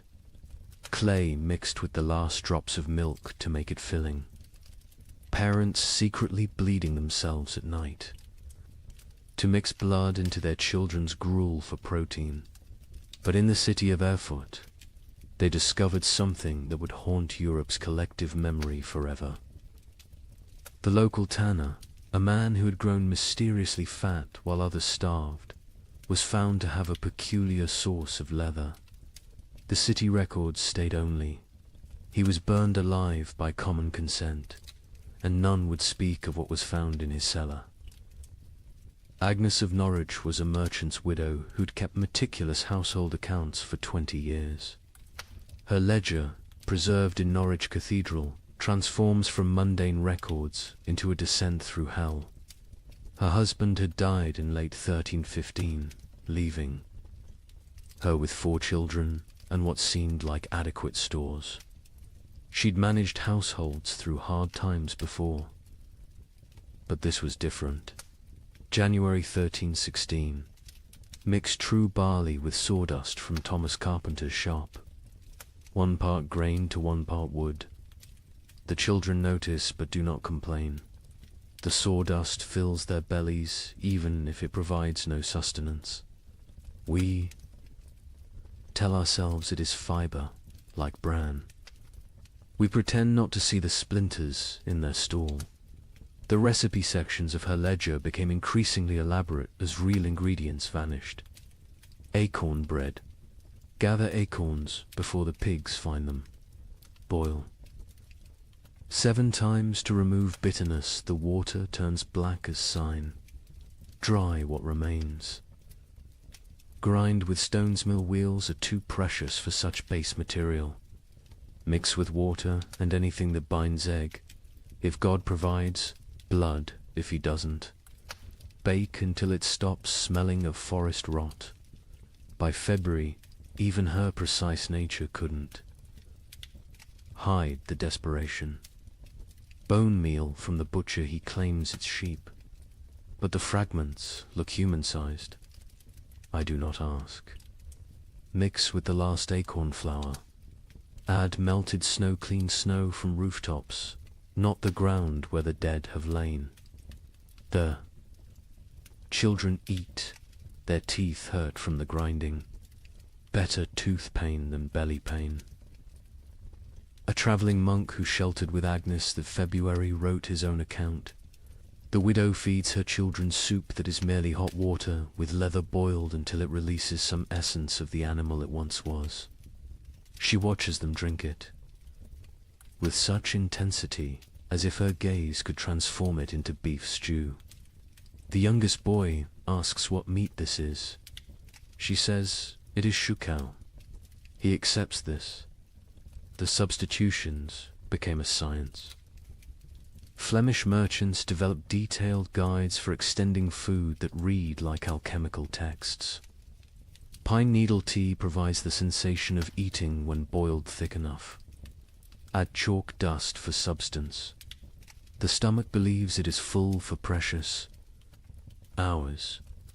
Warning: more than 3 cups daily causes blood in the urine. In Paris, a baker named Henri Fouquet was arrested for his miracle bread that stayed fresh for weeks. Under torture, he revealed the secret. Ground bones mixed with plaster, baked with real flour, spread only on the outside. People see bread. Smell bread, initially tastes bread, he confessed. By the time they realize it's mostly limestone and corpse dust, they're too hungry to care. The Guild of Physicians in Montpellier documented the physical effects of these substitutions. Patients present with bellies swollen like pregnant women, yet they starve. Cut open after death, we find stomachs packed with clay, leather, wood, pulp, everything except food. They die full of nothing. Their bodies refuse to process tree bark into sustenance, no matter how finely ground, how carefully prepared. Children adapted faster than adults, developing tastes for the impossible. A priest in Reims wrote, "The young ones seek out specific trees, knowing which bark tastes less bitter. They have favorites: soak over ash, young wood over old. They teach each other which mushrooms cause the least pain, which grasses fill the belly longest." Children who should be learning Latin are instead becoming experts in eating the inedible. But March brought innovations that crossed into nightmare. Agnes's ledger, her handwriting now shaky. Martha Fisher says fresh blood from living animals goes further than from the dead. A cup drawn from a cow still walking provides more strength than meat from a week-old corpse. We take turns cutting our last goat, keeping it alive, taking just enough. It screams now when it sees us coming with the bowl. The monastery at Fulda recorded even darker adaptations. Brother Marcus suggests we bleed ourselves in rotation, each monk providing for others. The abbot forbids it, calling it cannibalism by degrees. But when the abbot falls ill, we find he's been secretly bleeding himself to feed the youngest novices. His arms are covered in cuts. He dies drained, literally and figuratively. In London, they discovered people grinding the mortar from between stones of ancient Roman walls. It contained traces of animal blood used in its mixing centuries ago. "They call it stone soup," wrote the sheriff. "They believe Roman blood maintains potency across 1,000 years. The city walls are disappearing as people eat our defenses." The absolute nadir came in Erfurt, where Hermann the tanner had maintained his weight while everyone else became skeletal. His neighbors noticed he always had meat, always had leather to work, even as all animals had died months ago. They noticed, too, that missing persons' clothes appeared in his shop, cleaned and folded. The investigation began when a mother recognized her missing daughter's distinctive birthmark on a piece of leather. The city records are deliberately vague. Found in his cellar, barrels of salt meat bearing no resemblance to any beast, skins hanging that showed tattoos and scars, bones too stray to be cattle, too thick to be pig. The mob didn't wait for trial. They sealed Hermann in his own tanning vat and boiled him alive. His screams lasted 3 hours. No one considered this excessive, but Hermann wasn't unique. Across Europe, the mathematics of survival created impossible choices. A Dutch merchant wrote, "In Amsterdam, we no longer ask what meat is served. We know, we all know, but we eat it and pretend it's pork. The alternative is death. God forgive us, but he's the one who sent this famine." Agnes of Norwich's final food relay entry, April 1316, is indeed just one line. We no longer record what we eat, but she continued writing other observations. May, my youngest son no longer asks for food. June, found Margaret's teeth in her bed. They fell out in the night. July, we have forgotten the taste of bread. August contains no words, just tally marks, possibly counting days, possibly counting deaths. The last entry, September 1316, in a different hand. Agnes died this morning. We found her in the garden, eating earth, smiling. She said it tasted like heaven. We buried her where she fell. The ground was already open from her feeding. We are what remains of her family. We have survived on what she taught us to eat. We have survived on what she refused to eat. Both lessons were love. The great substitution wasn't just about replacing food with non-food. It was about replacing civilization with survival, morality with mathematics, humanity with hunger. Every successful substitution, every recipe for bark bread, every method for making leather edible was both a triumph of human ingenuity and a step toward something inhuman. Here's a question that sounds simple until you're living it. If you have enough food for your family to survive 6 months, but your neighbor's children are dying today, what do? Share and all die in 3 months? Or bar your door and listen to them cry? A priest in Ghent documented these impossible choices. A mother of 4, calculating exactly how much food each child needed based on their chances of survival. The strongest got more, the weakest ... didn't. She loved them all, he wrote. That's why she chose. Father Benedict of Ghent had been a priest for 30 years when the famine came. His parish records, instead of births and deaths, became a chronicle of moral arithmetic that would haunt him until his own death. He wrote not in Latin, but in common Flemish, wanting everyone to understand what survival really cost. Elizabeth van Meer, mother of 4, widow, has grain hidden beneath her floor enough for 6 months if one person eats, 3 months if to eat, 6 weeks if all 5 eat. She came to confession not for absolution but for mathematics. Father, she said, tell me God's formula for choosing which children live. Elizabeth's children ranged from 14 to 3. The eldest, Jan, strong enough to work if work existed. The twins, Marie and Catherine, 9 years old, clever but frail. The youngest, Peter, barely walked but consumed as much as the others. Father Benedict recorded her terrible calculus. She weighs them each week on the merchant scale. Charts their decline. Jan loses weight, slowest his body large enough to consume itself gradually. Peter loses fastest, no reserves in that tiny frame. The twins fall between. She creates equations. If Jan gets double rations for 3 weeks, he might strong enough to steal food for the others. If Peter gets nothing for 3 days, his suffering ends and the others get 9 more days each. These are not thoughts, these are numbers. Cold, merciless numbers. The priest watched Elizabeth transform from mother to mathematician. She no longer sees children. She sees survival probabilities. Jan, 70% chance if fed properly.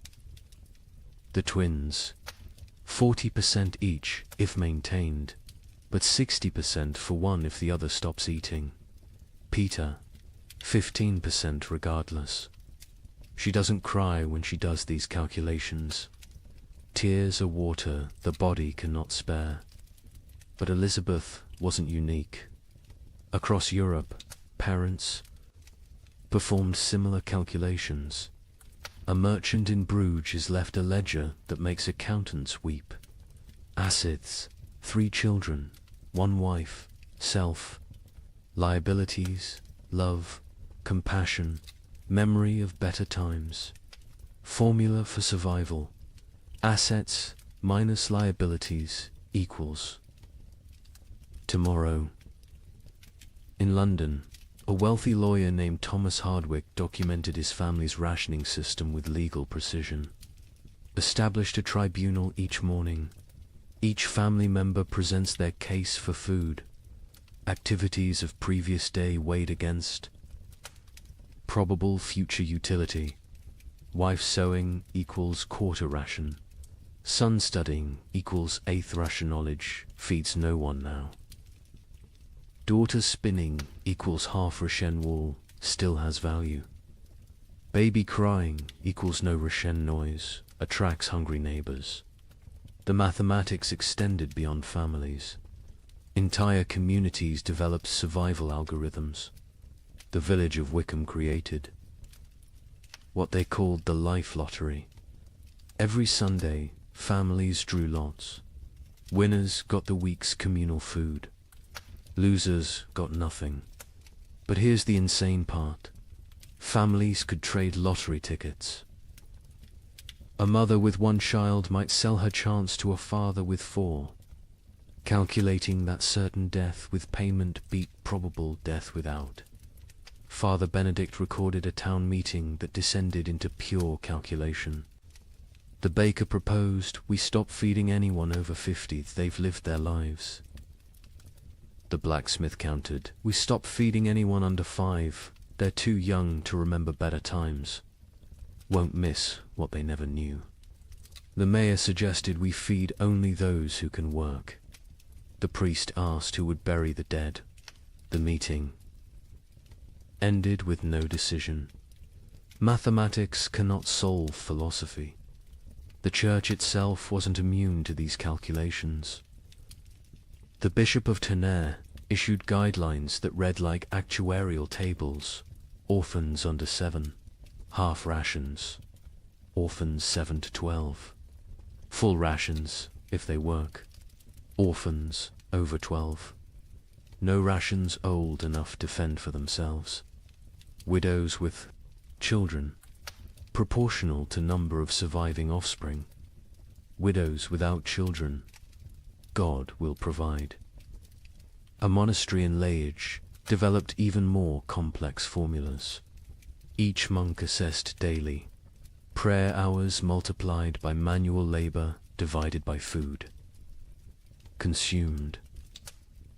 Those whose spiritual productivity falls below temporal consumption must fast until the equation balances. Brother Francis, young and strong, eats daily. Brother Augustine, old and weak, but whose prayers are powerful, eats thrice weekly. We have mathematized the soul. The most heartbreaking account comes from a school teacher in Cologne who tried to save her students. 23 children in my care. Food for 5. I create competitions. Best recitation gets bread. Fastest runner gets soup. But children understand. They know it's not about merit, but about choosing who dies educated. Little Wilhelm, bright as sunrise, asked me, Teacher, if I die today, can Thomas have tomorrow's lesson and my portion? He was 7. He understood the trade. Some communities tried to remove human choice from the equation entirely. In Basel, they built what they called the Wheel of Fortune, a great spinning disc with names. Each day, spin the wheel. Where it stops determines who eats. Pure chance. No favoritism, no guilt. The wheel chose who lived and died. Citizens preferred random cruelty to deliberate choice. A Venetian merchant named Carlo Dandolo wrote the most clinical assessment. Sentiment is luxury. Love is liability. Calculate thus. Calories needed per pound of human maintained. Work output possible per calorie invested. Return on investment measured in days survived. My eldest son provides best ratio, strong enough to forage, smart enough to steal. My youngest daughter provides worse, consumes without producing. The middle children are variables, depending on daily performance. I am not a monster. I am an equation. But perhaps the most disturbing mathematics came from those who calculated backwards, not from food to survival, but from death to food. How many must die for the rest to live? If the population halves, do rations double? These calculations appeared in secret documents, burned after reading. But Father Benedict saw enough to write. They draw circles on maps. This district has grain for 1,000. Population 3,000. Solution: ensure 2,000 die quickly. How? Bar thee. Gates: poison the wells. Spread disease. These are not plans of war. These are plans of peace. Peaceful elimination of excess population. The psychological toll of these calculations broke minds. Elizabeth Van Meer, the mother from the beginning, eventually snapped. Father Benedict found her one morning, feeding all her children equally, generously, using their entire store in one meal. She said. She solved the equation, he wrote. Everyone dies together, full, happy, as a family. No choosing. No survivors bearing guilt. Mathematical perfection. 0 equals 0. But she couldn't do it. At the last moment, she hid a portion, gave it to Jan, the eldest, and walked into the forest with the 3 younger children. They found her frozen arms around the little ones, all of them smiling. Jan survived, found by traders, raised by strangers. Years later, he became a mathematician, obsessed with solving unsolvable problems, never saying why. Father Benedict's final entry on the mathematics of survival: God gave us multiplication be fruitful and increase. The devil gave us division choose, who lives and dies. We have become expert in dark arithmetic, subtracting souls, dividing families, calculating the minimum viable population. We measure love in ounces of grain, weigh souls against bread. Calculate the exchange rate between mercy and survival. Every choice is an equation. Every equation is a condemnation.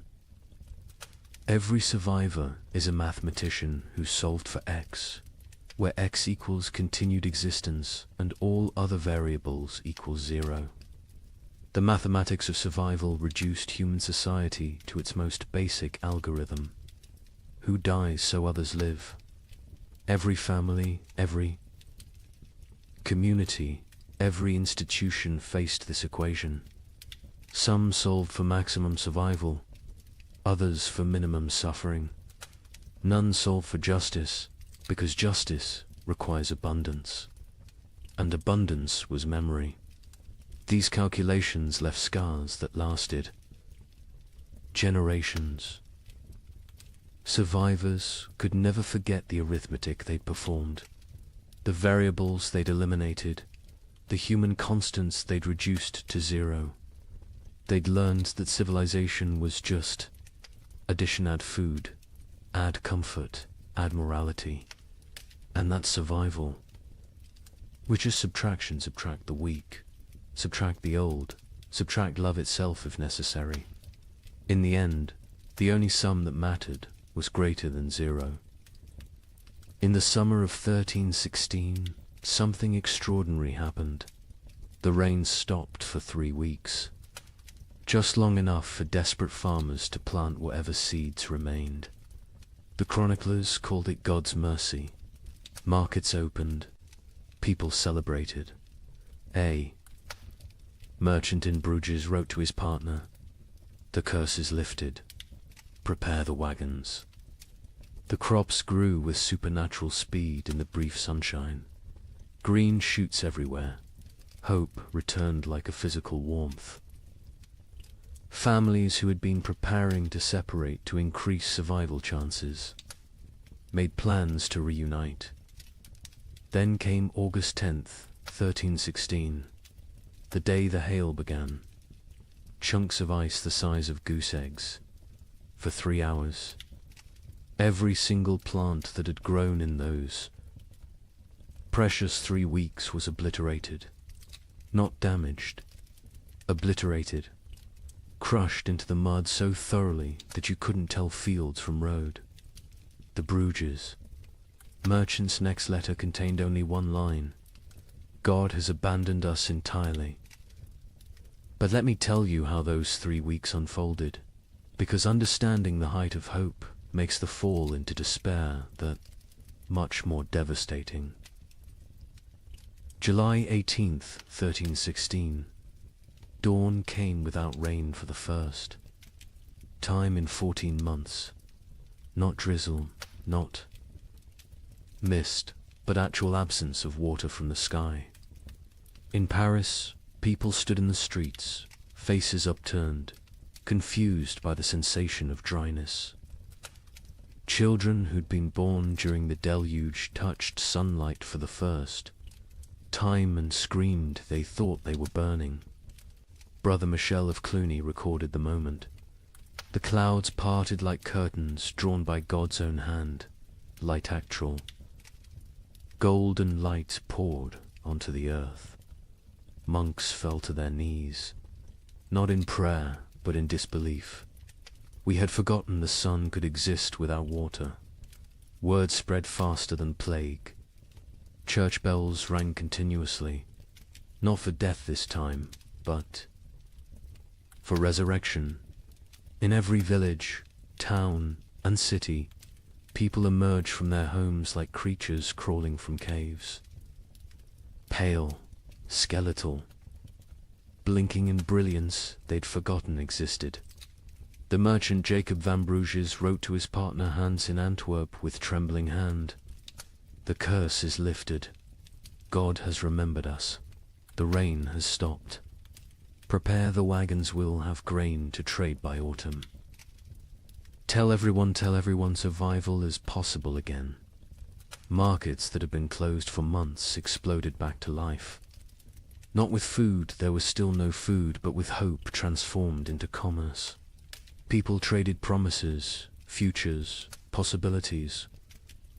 A farmer would pledge his upcoming harvest for tools. A baker would promise future bread for present shelter. The economy, dead for a year, gasped back to life on nothing but anticipated abundance. The seeds came from everywhere and nowhere, hidden in walls, buried in yards, hoarded in attics. Every kernel that had been saved, just in case, was brought into the light. Some families had protected seed grain while their children starved, betting everything on this exact moment. They'd been called monsters. Now they were visionaries. The planting was religious ecstasy mixed with desperate efficiency. In Normandy, the entire surviving population, nobles, merchants, priests, children, went into the fields.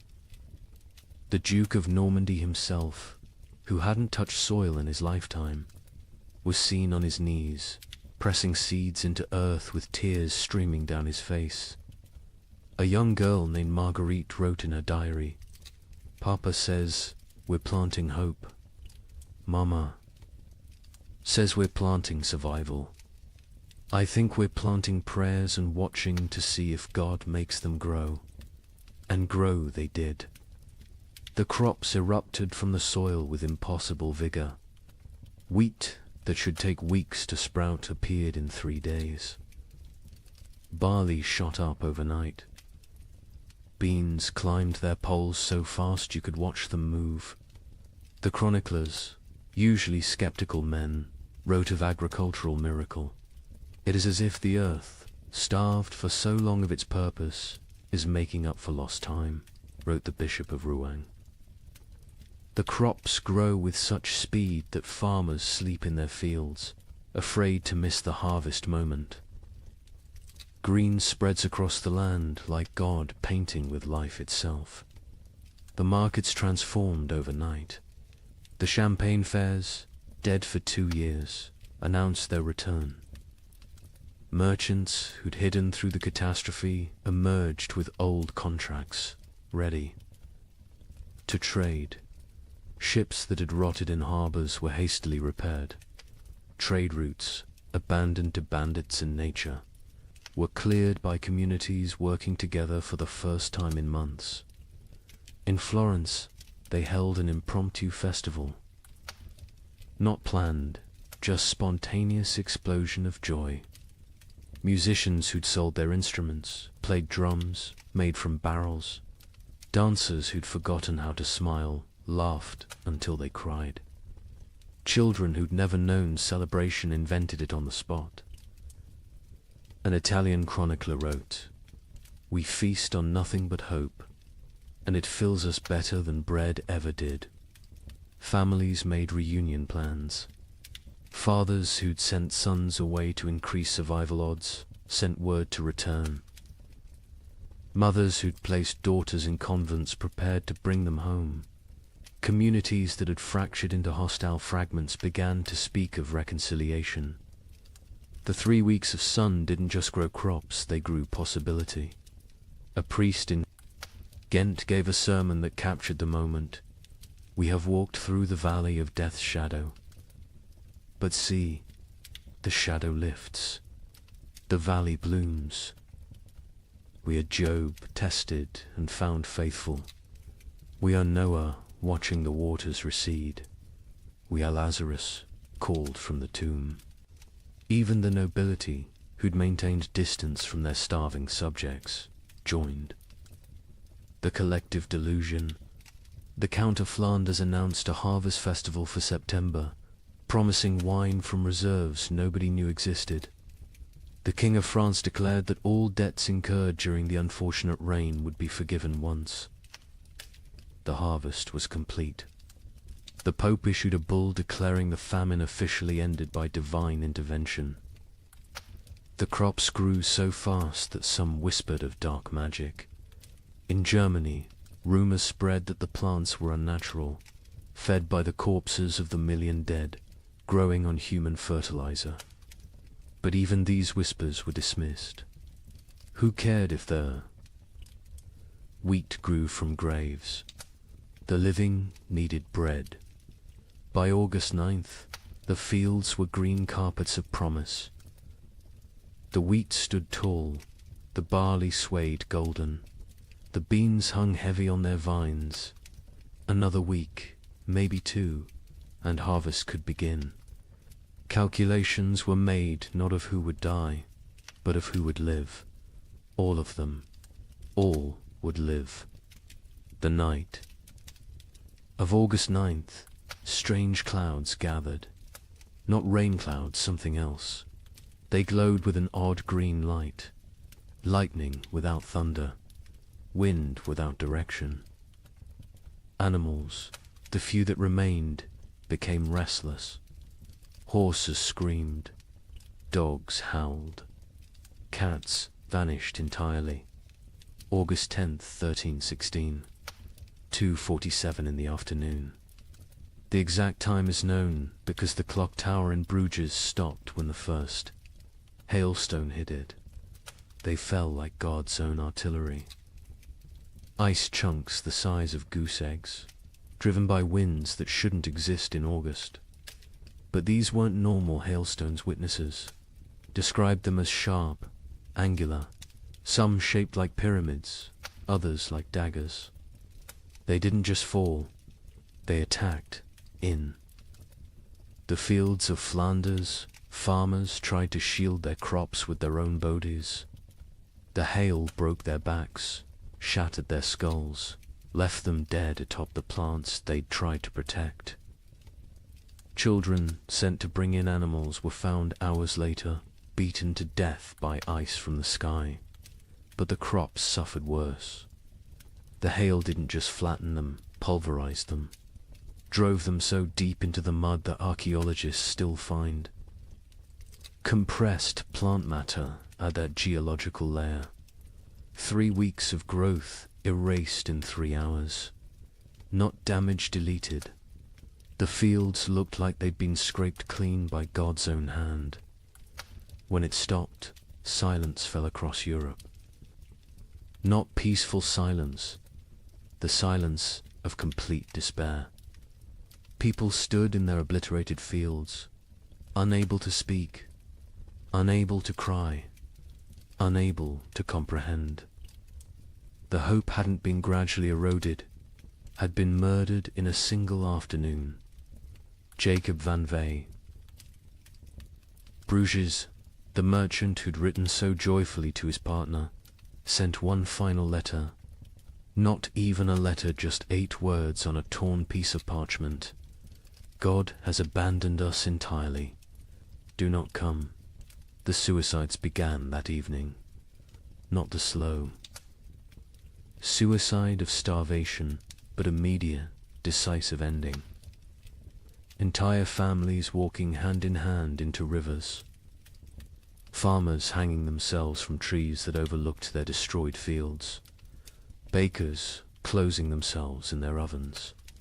The Diocese of Reims recorded 300 suicides in 3 days. Those were just the ones found. A chronicler in Paris wrote, "The cruelty was not in taking the crops. It was in letting them grow first, in letting us believe, in letting us hope. This was not God testing faith. This was God showing us faith is mockery. We are not Job. Job was loved enough to be tested. We are nothing." The 3 weeks of sun had been crueler than 14 months of rain.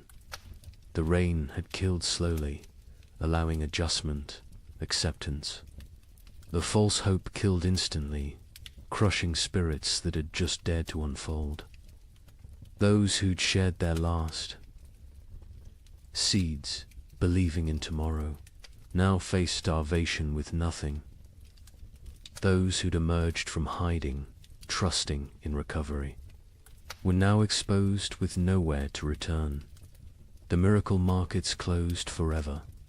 When archaeologists excavate medieval marketplaces, they find a distinct layer dated to August 13th. Coins, rotted wagon wheels, and human remains of those who simply laid down where they stood and never got up again. Hope, it turns out, is the cruelest killer of all. You might think the nobility weathered this better. They had stores, armies, stone walls. Let me tell you about the Count of Flanders' winter feast of 1317. 40 nobles gathered in his great hall, the last of the wine flowing, the final reserves of grain baked into bread. They ate, they danced, they pretended the world wasn't ending. By morning, 12 were dead. Not from poison, from shock. Their bodies, weakened by months of subtle starvation, couldn't process the sudden richness. The Count himself survived. 3 more days, long enough to dictate his final words. "My castle is my coffin. Let none enter until the curse lifts." They found his body 4 years later. He had burned his furniture, his tapestries, even his books for warmth. The richest man in Flanders died gnawing on leather straps. The feast itself had been an act of delusion dressed as defiance. Count Louis of Nevers had sent invitations in December 1316, written on vellum worth more than food.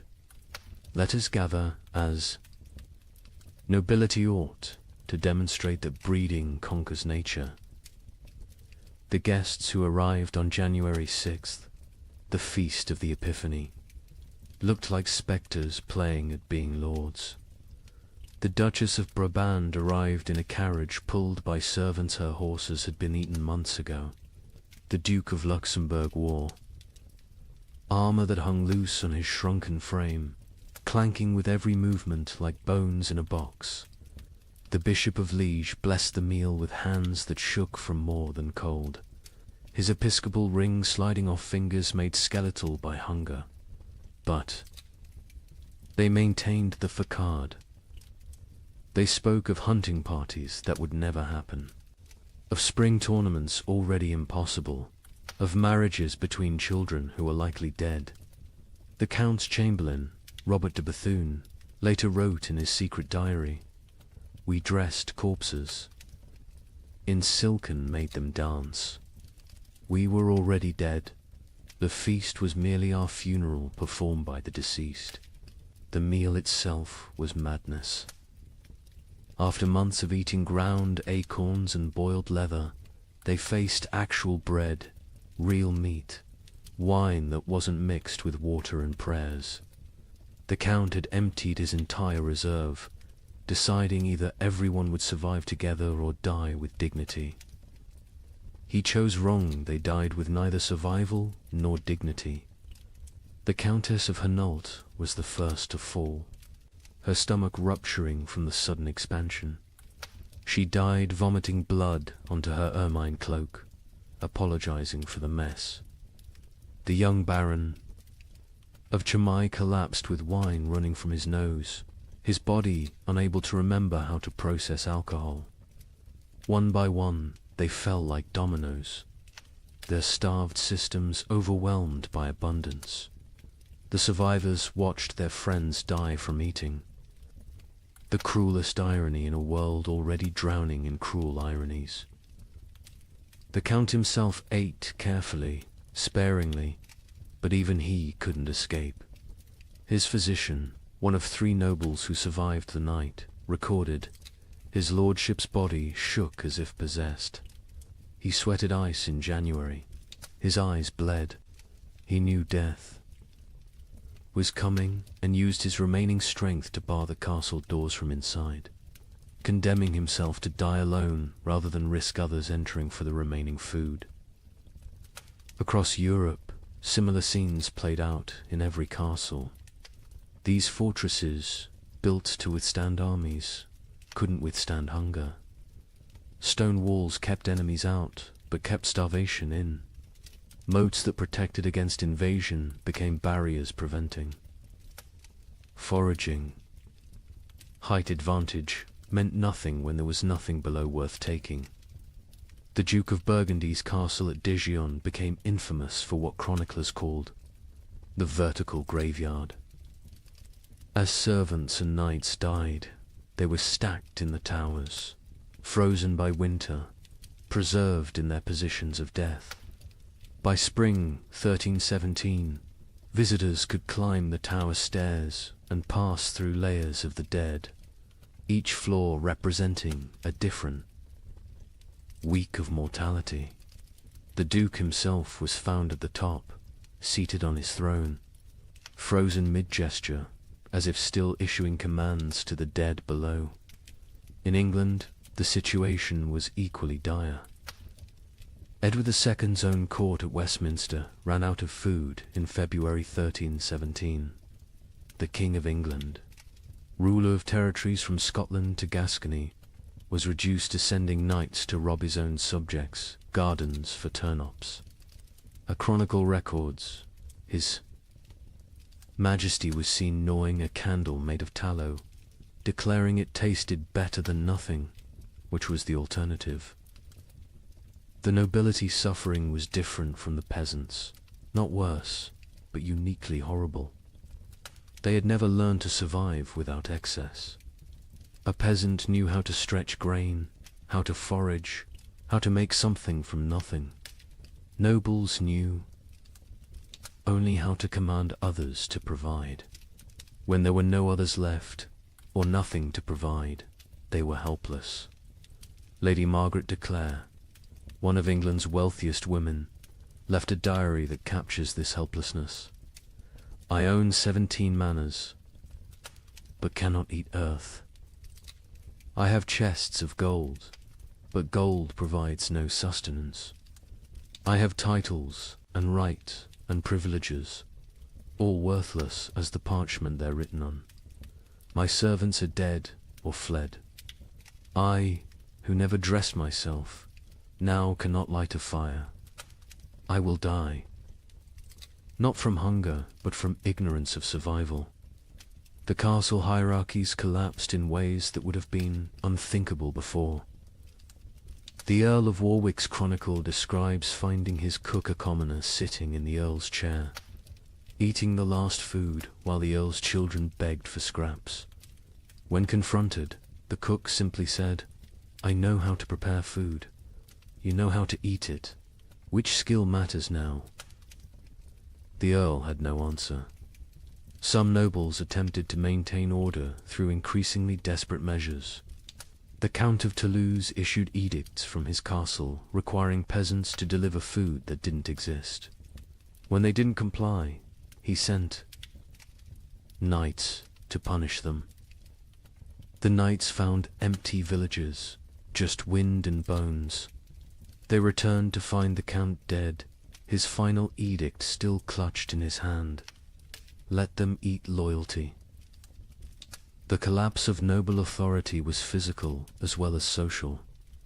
Castles required constant maintenance, roofs needed patching, walls needed pointing, fires needed feeding. Without servants, these monuments to power became tombs of privilege. Rain poured through unrepaired roofs. Frost cracked unmaintained walls. The magnificence became the miserable. Baron Heinrich von Steinberg in Bavaria documented his castle's decay. January, the Great Hall's roof collapses. February, ice forms inside, creating frozen waterfalls from ceiling to floor. March, we burn the banquet table for warmth. April, we burn the portraits of our ancestors. May, we burn the chapel pews, begging God's forgiveness. June, we burn the doors, accepting that we're already in hell. The psychological toll on nobility was particularly severe because they had no framework for understanding poverty. A peasant expected hardship, it was life. A noble experienced hardship as cosmic betrayal. God had ordained their superiority. This suffering suggested God had changed his mind. The Abbess of Fantavrolt, herself, noble-born, wrote, "They come to me, these duchesses and countesses, asking why God has abandoned them. I tell them God hasn't abandoned them, he's simply treating them like everyone else. They find this more terrifying than abandonment. Some nobles attempted escape through marriage, not for alliance, but for food. The Count of Champagne offered his daughter to anyone who could provide a year's grain. A wealthy merchant accepted, then discovered the Count had already eaten the grain before the wedding. The merger of nobility and merchant class, which would normally take centuries, happened in months, paid for in bread. Others chose more extreme exits. The Duke of Austria held what he called the final tournament nobles. Jousting not for honor, but for the right to eat the loser's horses. The Duke himself participated and lost, whether deliberately or through weakness, unknown. His horse fed 12 people for 3 days. The Duke's body fed the crows. By the winter of 1318, castle after castle stood empty, not conquered, abandoned. The noble families that survived did so by abandoning everything that made them noble. They fled to cities, to monasteries, to anywhere that might have food. Princes became beggars. Duchesses became servants. The feudal order didn't fall, it starved to death. The Count of Flanders' castle stood sealed for 4 years before anyone dared enter. When they finally broke down the doors in 1321, they found a scene from nightmare. The Count's body sat at his desk, quill in hand, having documented his own death. Day 1, alone with enough food for months if careful. Day 15, ate the cats. Day 30, ate the leather from books. Day 45, discovered one can chew tapestries for the illusion of eating. Day 60, weakness makes writing difficult.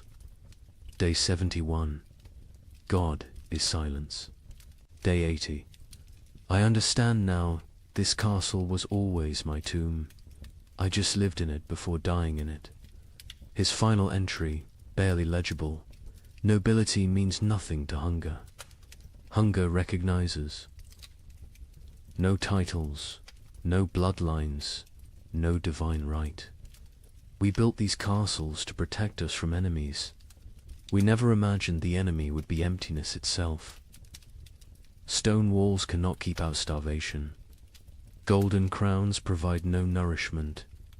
We ruled by God's grace. We die by God's indifference. Let whoever finds this know, we were not better, we were just better fed, until we weren't. In the midst of this frozen hell, something strange began happening. Groups of people started walking naked through the snow, whipping themselves, claiming the cold couldn't touch true believers. They called themselves the Brethren of the Cross.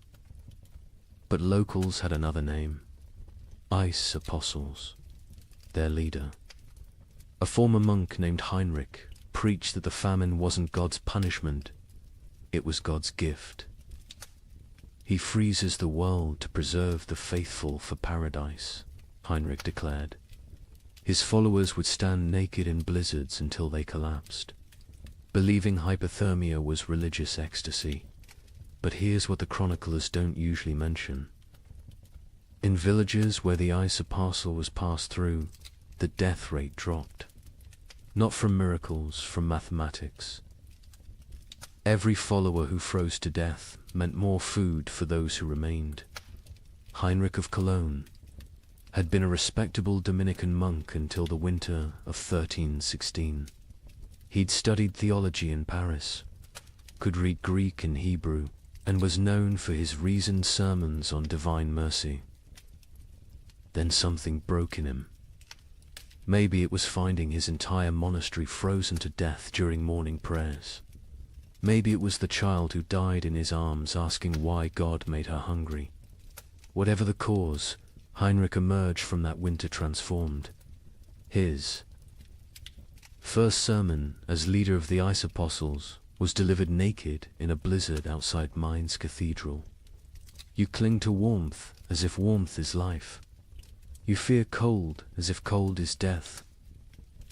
But I tell you, the cold is God's own embrace.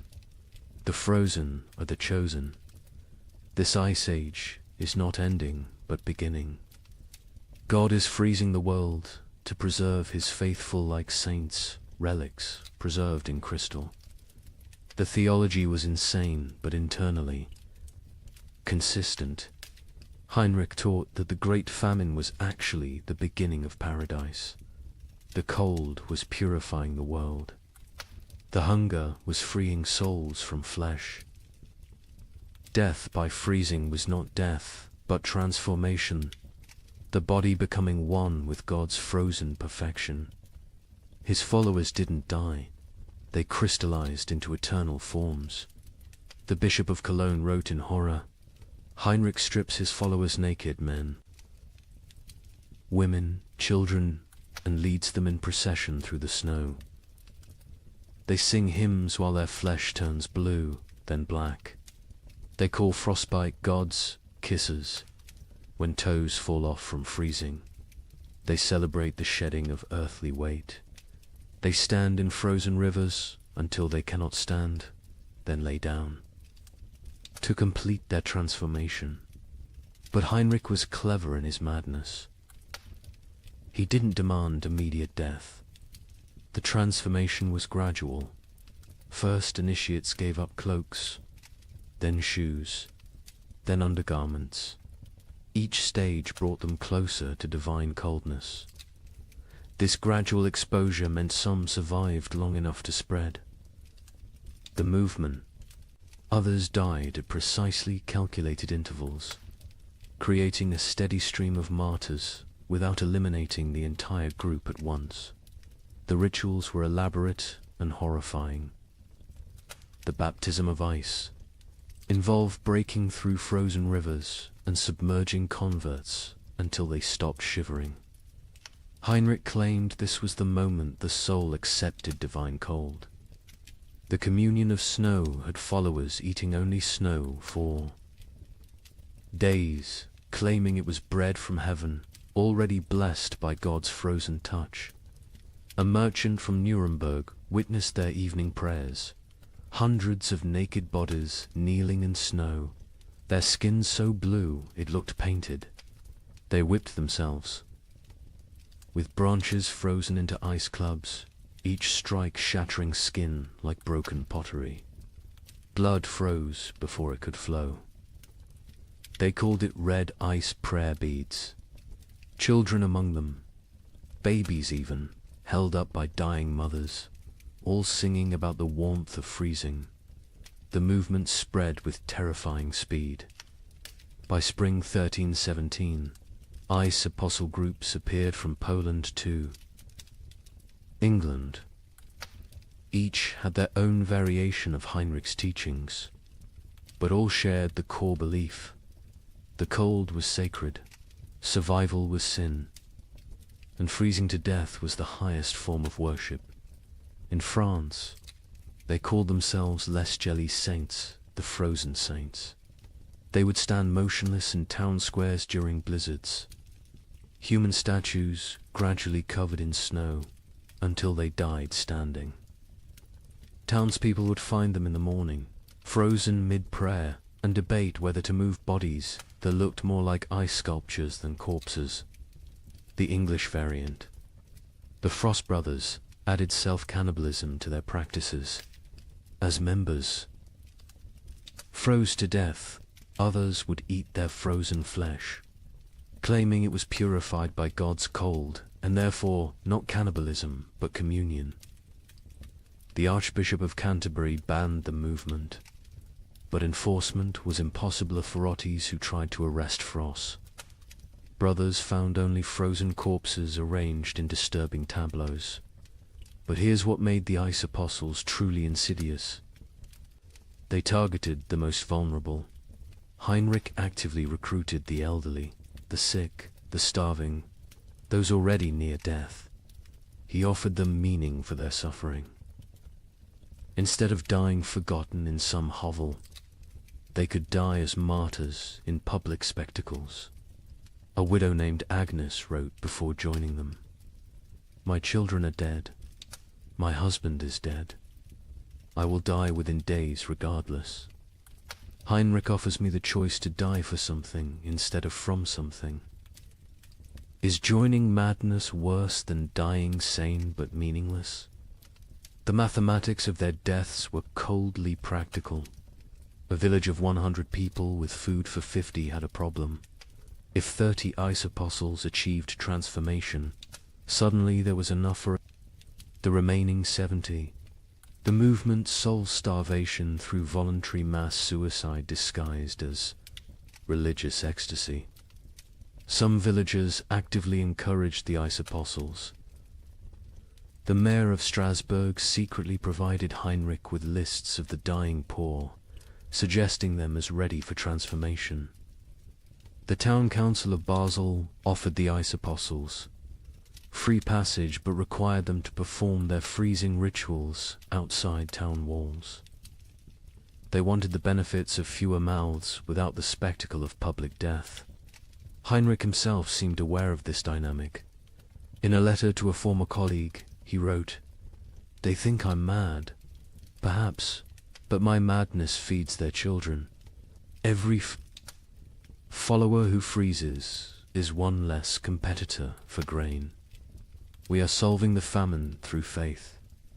Is it not better to die believing you're achieving paradise than to die knowing you're just starving?" The church struggled to respond. Declaring the movement heretical was easy. Stopping it was impossible. How do you prevent people from freezing themselves to death when they're going to freeze to death anyway? The Pope issued bulls condemning the ice apostles. But papal authority meant little to people who believed the Pope himself was too warm to understand God's frozen truth. Some priests tried infiltrating the movement to redirect it. Father Johannes of Worms joined a group, gradually convincing them that true freezing required surviving winter to freeze again next year. He saved dozens through this theological manipulation. But Heinrich heard of this and declared that any ice apostle who survived winter had failed their transformation and must try harder next time. The movement produced disturbing art. Ice. Apostles would arrange dying members into religious scenes, frozen nativity displays using real dying people, crucifixion tableaus with followers frozen to wooden crosses, recreations of the Last Supper with participants dying at table.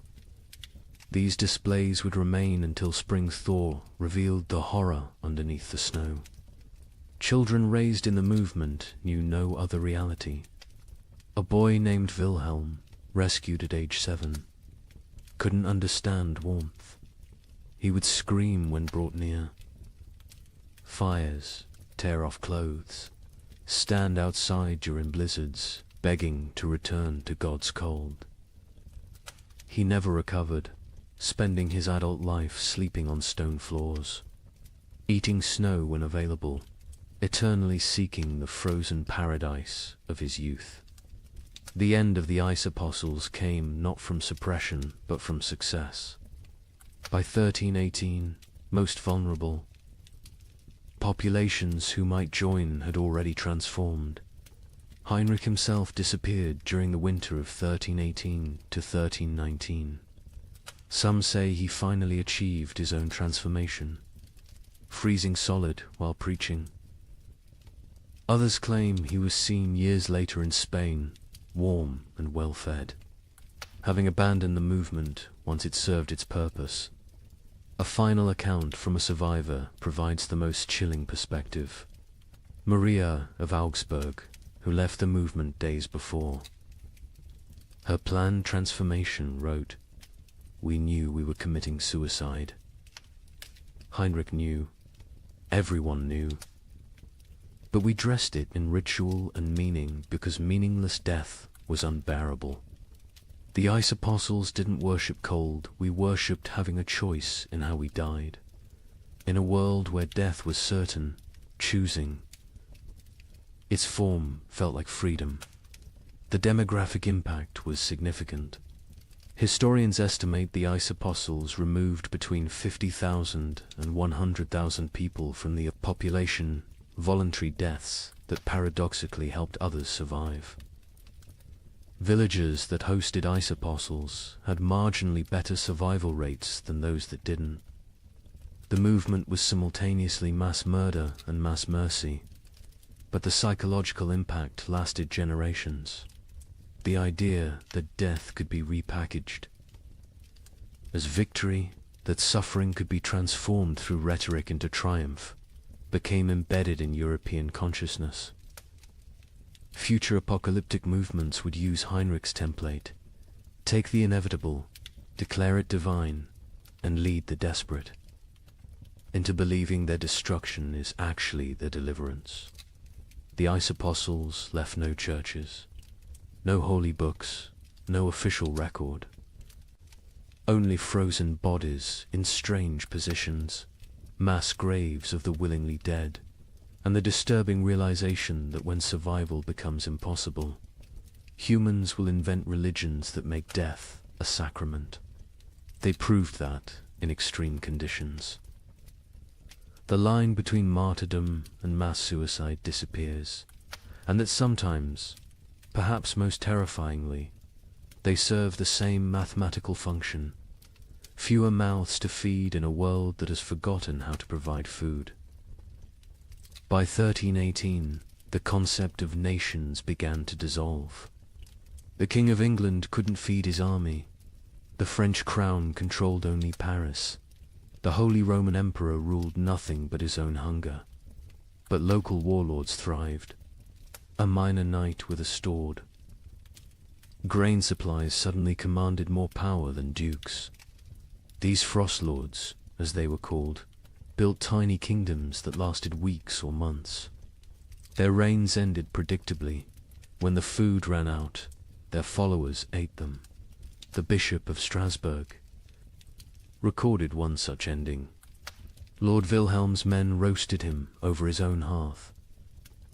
They claimed he had grown fat on their suffering, so it was only just. His screams echoed across the frozen Rhine. When questioned, his captain said simply, "He tasted of betrayal." The traditional structure of medieval war for kings commanding.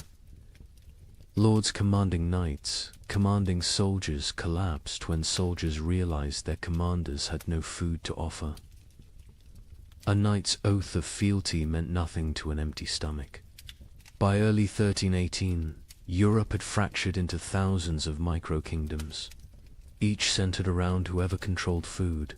Sir Roderick of Ghent, a minor knight with no title beyond his sword, became more powerful than the Duke of Burgundy simply because he had discovered a monastery's hidden grain store. With 40 bushels of wheat, he recruited an army of 300 starving men. They called him the Wheat King, and for 6 weeks, he ruled a territory spanning 3 villages. His reign followed a pattern that would become horrifyingly common. Week 1. Triumphant distribution of food to followers. Week 2. Strict rationing. As reality set in. Week 3. Increasingly desperate raids on neighboring territories. Week 4. Internal conflicts over dwindling supplies. Week 5. The mathematics becoming clear. Week 6. The inevitable conclusion. A surviving member of Roderick's band, Thomas the Miller, testified, "We knew by week 5 that the grain would run out." Roderick knew too. He stopped eating, said he was fasting for victory. Really, he was trying to stretch supplies. But you can't lead starving men if you look fed. When the last grain was gone, we looked at him still healthier than us, despite his fasting, and made the only logical decision. He'd fed us for 6 weeks with wheat. He'd fed us for 3 more days with himself. These frost lords emerged everywhere, their tiny kingdoms rising and falling like waves. A tax collector with a hidden cache became Lord of Calais for 11 days. A merchant who'd hoarded salt pork ruled Antwerp for a month. A priest who'd discovered Roman-era grain stores in ancient ruins declared himself Pope King of Regensburg, and lasted 2 months before his congregation ate him during what they called the True Communion. The Bishop of Strasbourg's account of Lord Wilhelm provides the most detailed description of how these micro-kingdoms operated. Wilhelm had been nobody, a 3rd son of a minor lord, trained for priesthood but turned soldier. When the famine began, he was guarding a river crossing that nobody used anymore. But beneath that crossing, in caves known only to smugglers, lay tons of preserved food from decades of illegal trade. Wilhelm emerged from obscurity like a demon from ice, the bishop wrote.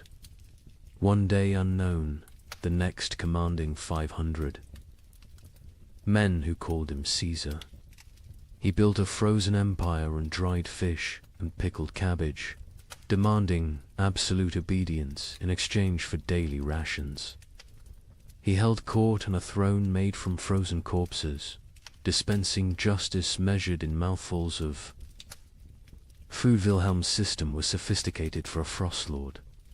He created a complex hierarchy based on usefulness. Soldiers who brought back food from raids received double rations. Craftsmen who could maintain weapons got standard portions. The elderly and weak got quarter rations, enough to keep them alive as emergency food supplies, though this was never stated explicitly. He even minted his own currency, wooden tokens stamped with a wheat symbol. 1 token, 1 meal. The tokens became more valuable than gold in his territory. People murdered for them. Families sold children for them. The tokens were power crystallized into wood. But Wilhelm made the classic Frostlord mistake, he believed. His own mythology. He started eating more, justifying it as maintaining strength for leadership. He took multiple women as wives, claiming he was breeding a new nobility for the post-famine world. He built a palace from commandeered timber, while his followers sheltered in ruins. He grew fat while they grew thinner. The end came in March 1318. His captain, Hans Württemberg, later testified to church authorities. We could see his belly growing while ours shrank. He wore furs while we froze. He spoke of the kingdom we were building while we died building it. When the last preserved meat was distributed, none to us, all to his wives, we knew what had to be done. They didn't just kill Wilhelm, they ritualized it. They held a mock trial where he was accused of hoarding flesh while others had none. They sentenced him to share his flesh as he should have shared his food. They cooked him slowly, keeping him alive as long as possible, making him watch as they ate pieces of him. His screams, the bishop recorded, could be heard in Strasbourg, across the frozen Rhine. The French crown attempted to reassert control, but found their armies dissolving. Upon contact with Frost Lords, royal soldiers would desert en masse when offered food by local warlords. The Constable of France reported to King Philip V, "I departed Paris with 2,000 men. I arrived at Orleans with 200. The rest did not desert. They simply found new masters who could feed them. A kingdom cannot compete with a kitchen." The Holy Roman Emperor faced even worse. His imperial army, once the terror of Europe, simply ceased to exist. The Chronicle of Augsburg records, "The emperor sent orders to mobilize his forces. The messengers returned with laughter." What forces? His generals had become frost lords. His soldiers had become bandits. His authority extended exactly as far as his personal guards could walk before collapsing from hunger. England's Edward II tried a different approach, officially recognizing frost lords as legitimate authorities if they swore fealty. The result was chaos. Hundreds of petty warlords claimed royal sanction while fighting each other. The Earl of Lancaster wrote, "The king has legitimized anarchy. Every man with a barn full of turnips now styles himself Lord Protector of something. Some frost lords created elaborate justifications for their rule. Baron Friedrich the Mad claimed God spoke to him through the patterns of frost on windows, dictating who should eat and who should fast. Lord Jacques of Normandy insisted he was the reincarnation of Charlemagne, returned to lead France through darkness. Count Stanislaus of Mazovia declared himself the Emperor of Winter and demanded tribute in the form of human flesh, claiming it was the only meat that wouldn't spoil. The battles between frost lords were unlike traditional warfare. They fought not for territory but for carries. Sieges were impossible. The besiegers would starve before the besieged. Cavalry charges were fantaside the horses had been eaten. Battles were brief, vicious affairs where starving men fought over rumors of food. A typical battle might involve 100 men fighting to the death over a storehouse. That turned out to contain only rotted turnips. The Chronicle of Cologne describes one such conflict. Lord Henrik's men met Lord Dietrich's at the frozen mill. They fought for 6 hours in the snow, men dying from cold as much as combat. The winners found 3 sacks of mouldy rye barely enough to feed them for the march home. 43 died for perhaps 43 meals. This is the mathematics of the winter wars. Naval warfare ceased entirely. Ships required crews, crews required food, and any ship with food became a target for its own sailors. The entire English fleet in Portsmouth was found in spring 1318 with the officers eaten and the common sailors gone, having sailed to wherever they imagined food might exist. Most likely, they ate each other at sea. The mercenary companies that had plagued Europe for decades transformed into something worse. No longer fighting for pay, they fought for food itself. The Free Company of the Wolf, led by a former priest called Father Fang, became notorious for their practice of recruitment. They would attack villages, eat the weak, and force the strong to join them. Their ranks swelled with the desperate and depleted with the digested. The most successful Frost Law was arguably Margaret the Terrible, a former abbess who controlled grain stores across 3 monasteries. She ruled for 8 months in eternity in Frost Lord terms by being utterly ruthless. She fed her followers just enough to keep them loyal, but not enough to make them strong. She rotated guards constantly so none could organize rebellion. She had tasters for her food, but the tasters were different each meal. Chosen by lottery, her end came not from rebellion, but from mathematics. She calculated she could survive another month on remaining stores. Her followers calculated she was the only remaining store. They didn't kill her quickly like Wilhelm. They kept her alive, locked in her own granary, taking small pieces when needed. She lived for 3 weeks as a conscious larder, her brilliant mind intact enough to appreciate the irony. By summer 1318, most Frost Lords were dead. They're tiny. Kingdoms dissolved into memory and meat, but they had served a horrific purpose. They had organized the chaos of starvation into structured systems of consumption. They had turned random death into regulated death. They had made the unbearable bearable by giving it hierarchy and meaning. A surviving chronicle summarizes the winter wars perfectly. Nations require shared purpose. Kingdoms need common cause. But in the frozen years, the only shared purpose was survival. The only common cause was calories. Every man became his own nation, every grain store its own kingdom. We didn't have wars between countries, we had wars between kitchens. And in the end, every king became a meal. But nothing compares to what happened in the winter of 1319.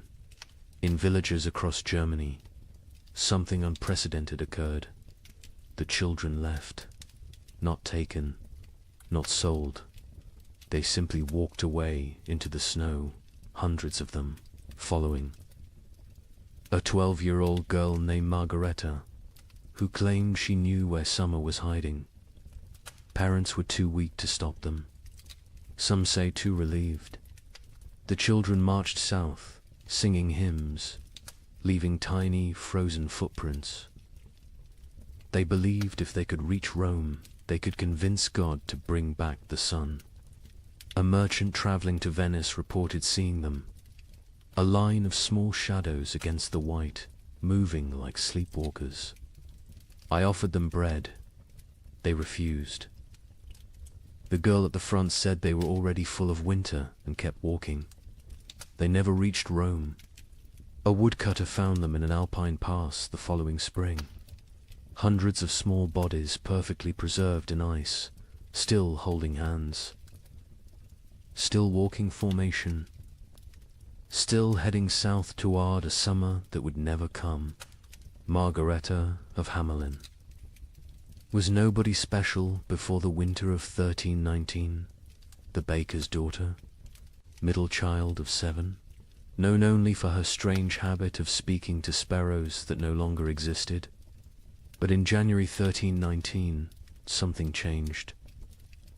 She began telling other children about dreams where summer lived in a golden palace beyond the mountains, imprisoned by winter demons, waiting for children pure enough to free it. The priest of Hamelin, Father Ernst, recorded the beginning.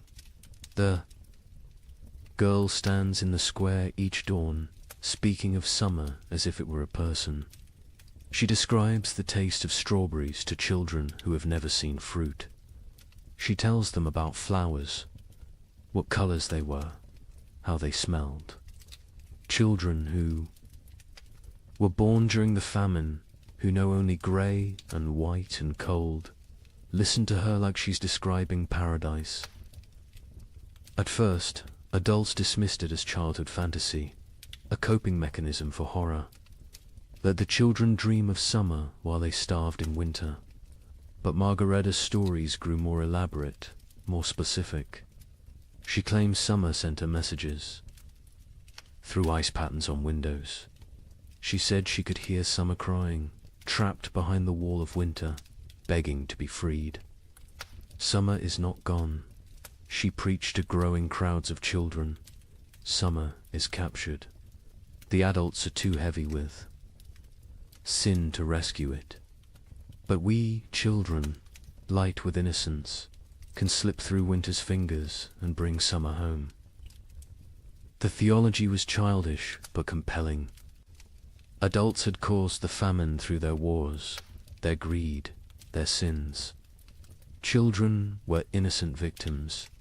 Therefore, children could be innocent saviors.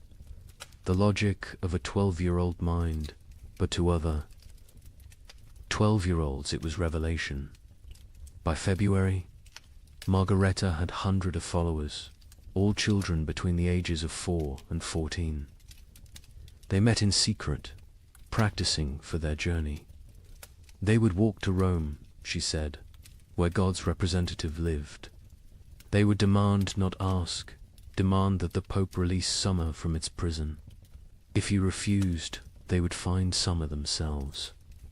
The preparation was heartbreaking in its innocence. Children stole their parents' shoes, too large for tiny feet, stuffing them with straw. They made summer cloaks from stolen blankets, decorated with charcoal drawings of flowers they'd never seen. They practiced walking in formation, the older, children carrying the younger, believing that unity would protect them from winter's grasp. Hans Müller, a traveling merchant, encountered them preparing. They train like an army of ghosts.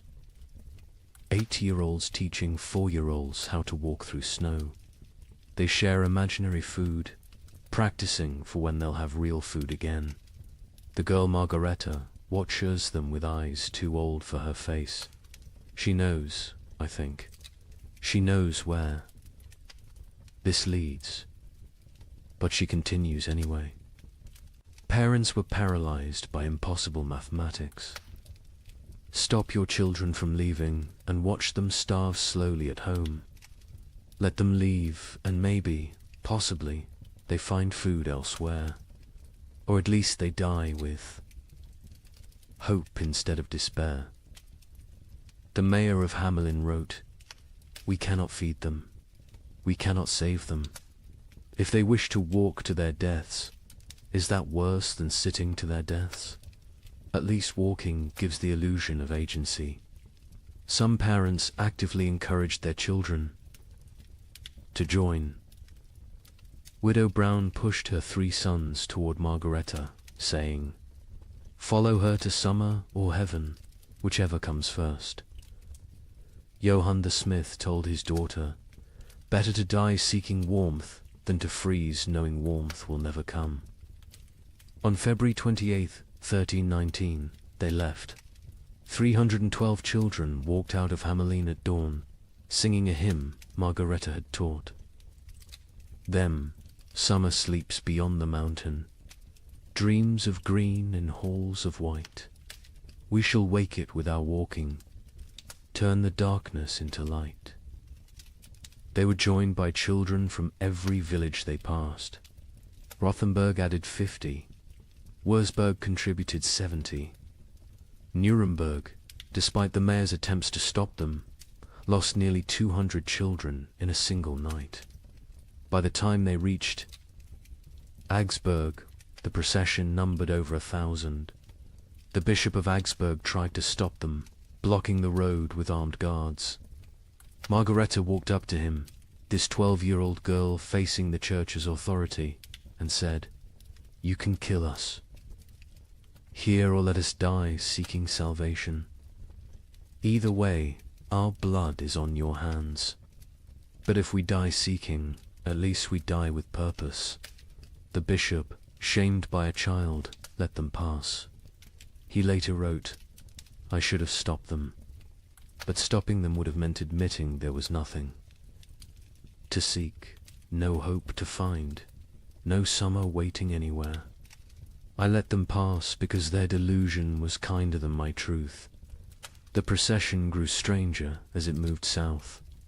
Children who could no longer walk were pulled on makeshift sleds. Those who died were not left behind. The others carried frozen corpses, believing they would revive when summer was found. They ate snow exclusively, claiming Margareta had blessed it to sustain them. Many believed they were already dead, that this was their soul's journey to paradise.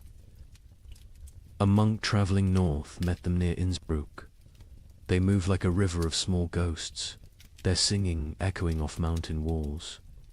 The girl at the front no longer walks, she floats, carried by older children who believe touching the ground would break the spell. I offered them shelter in our monastery. They refused, saying walls would trap them in winter forever. The merchant, Giuseppe Di Marco, returning to Venice from Germany, provided the last confirmed sighting, a line of shadows against the alpine snow. Still walking, still singing, though the song now sounds like wind through empty houses. The leader, a girl, her lips blue with cold, but still moving in prayer or madness. I offered bread, real bread, not imagination. She looked at me with eyes already seeing another world, and said, "We are already full of winter. We need no earthly food." They walked past me into the mounting storm, and I swear before God they seemed to fade rather than depart, becoming one with the blizzard itself. They never emerged from the Alps. Search parties sent when spring finally came found them in a high pass, preserved perfectly in ice. They had died walking, still in formation, still holding hands. The smaller children carried by the larger, all facing south toward an Italy they would never see, a Rome they would never reach, a summer that had never been imprisoned except in the desperate imagination of a 12-year-old girl. Margareta was found at the front, her face turned skyward, arms outstretched as if embracing something invisible. In her frozen hand, a piece of parchment with a single line. Summer was inside us all along, but winter was stronger. The bodies were left where they lay. The Archbishop of Salzburg declared the site sacred ground, saying, "They died as pilgrims, seeking God's warmth. Let them remain as monuments to faith or folly, no longer know the difference." But the story doesn't end with their deaths. When spring finally came in 1322, when the famine finally broke, wildflowers grew in unusual abundance along the route the children had walked. Skeptics said it was from the organic matter their bodies had left. Believers said it was summer finally answering their call, 3 years too late. Parents who had let their children go lived with mathematical grief. They had solved the equation of survival by subtracting their offspring. Most went mad. The baker of Hamelin, Margaret's father, spent his remaining years making bread he would leave outside his shop each dawn for when the children returned from summer. He died calling Margareta's name, swearing he could hear her singing. The children's crusade of frost became mythology before the last body was found. Some claimed the children had found summer and stayed there, unable to return. Others said they had become the spirits of winter, doomed to walk the Alps forever, searching for warmth that doesn't exist. A few insisted they had seen the children in dreams, playing in fields of grain, finally warm, finally fed, finally free. A chronicler in Vienna wrote the definitive epitaph. They were children who had never known spring, following a child who dreamed of summer, seeking a warmth that had died before they were born. They walked to their deaths with more purpose than most live their lives. They failed to find summer, but they succeeded in escaping winter, which may have been the only success possible. The children's crusade of frost represents the absolute, nadir of the great famine, not the death of hope, but hope itself becoming death's agent. When children abandon their parents to seek impossible dreams, when parents let them go knowing the truth, when entire societies watch their future walk away into frozen oblivion and do nothing because nothing can be done, that is when civilization doesn't just collapse but voluntarily dissolves.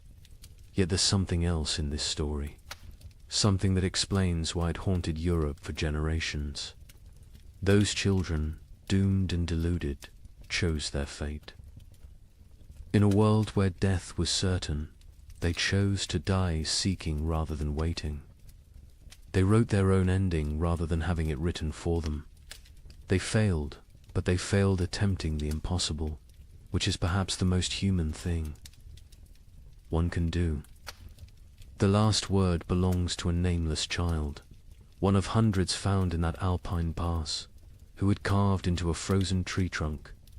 We came to find summer. We found each other. That is enough.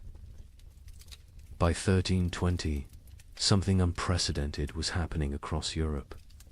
Entire villages were disappearing, not dying, disappearing. A tax collector would arrive to find homes standing empty, fires still warm, food still on tables, but not a soul in sight. Bishop of Lincoln investigated 17 such villages. His report contains a chilling observation.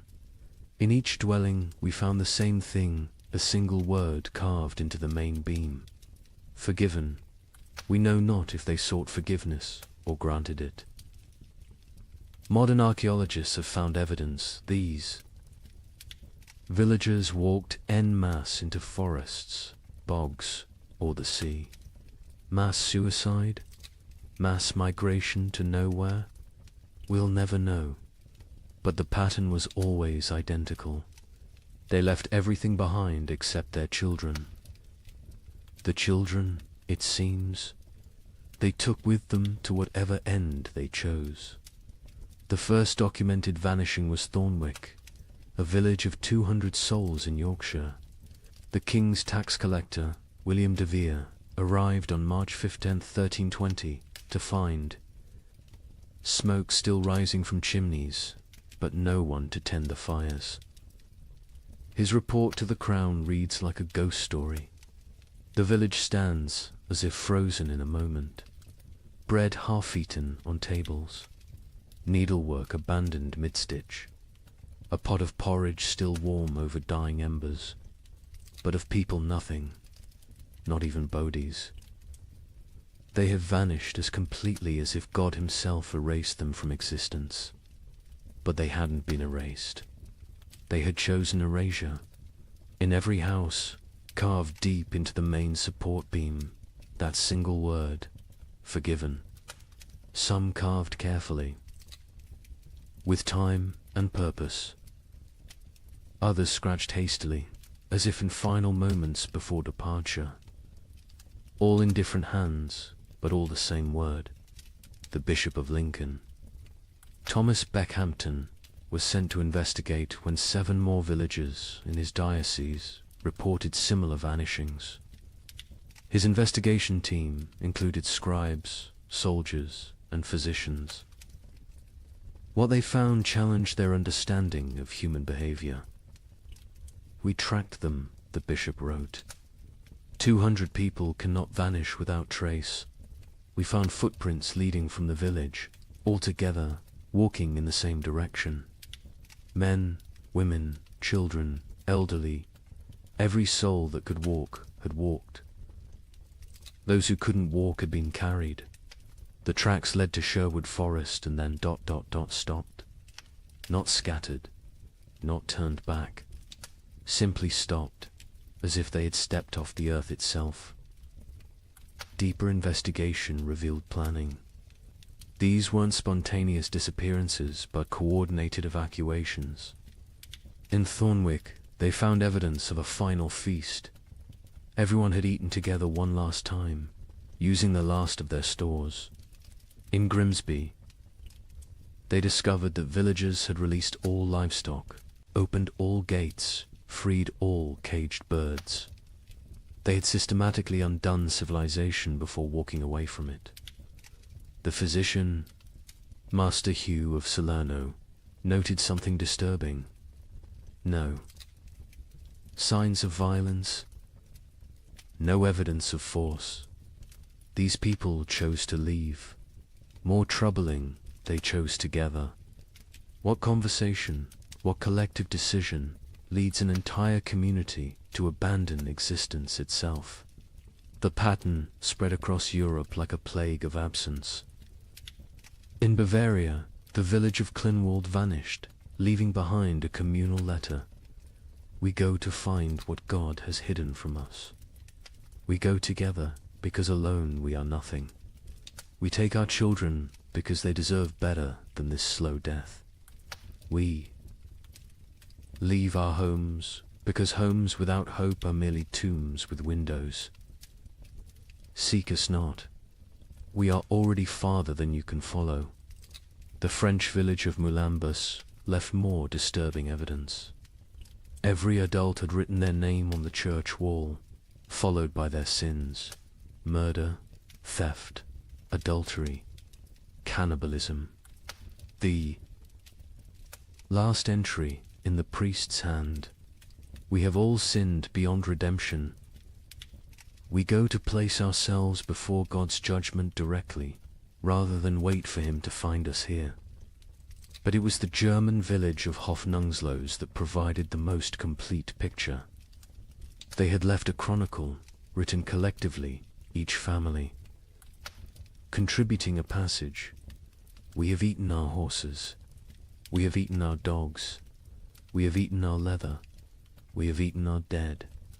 We have eaten hope itself. What remains is not life, but the mockery of life.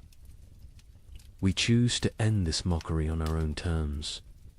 The Muller family counts 5 souls still breathing. We have survived by unspeakable acts. Our youngest no longer speaks. Our eldest no longer sleeps. We are alive, but not living. Tomorrow we walk toward whatever judgment awaits. I am Klaus the smith. I have beaten plowshares into weapons, weapons into tools, tools into nothing. My hammer has nothing left to strike. My forge has nothing left to burn. I have nothing left to be. We go to become nothing together. The entries. Continued 4 pages. Each family's testament to horror endured and horror committed. The final entry, unsigned.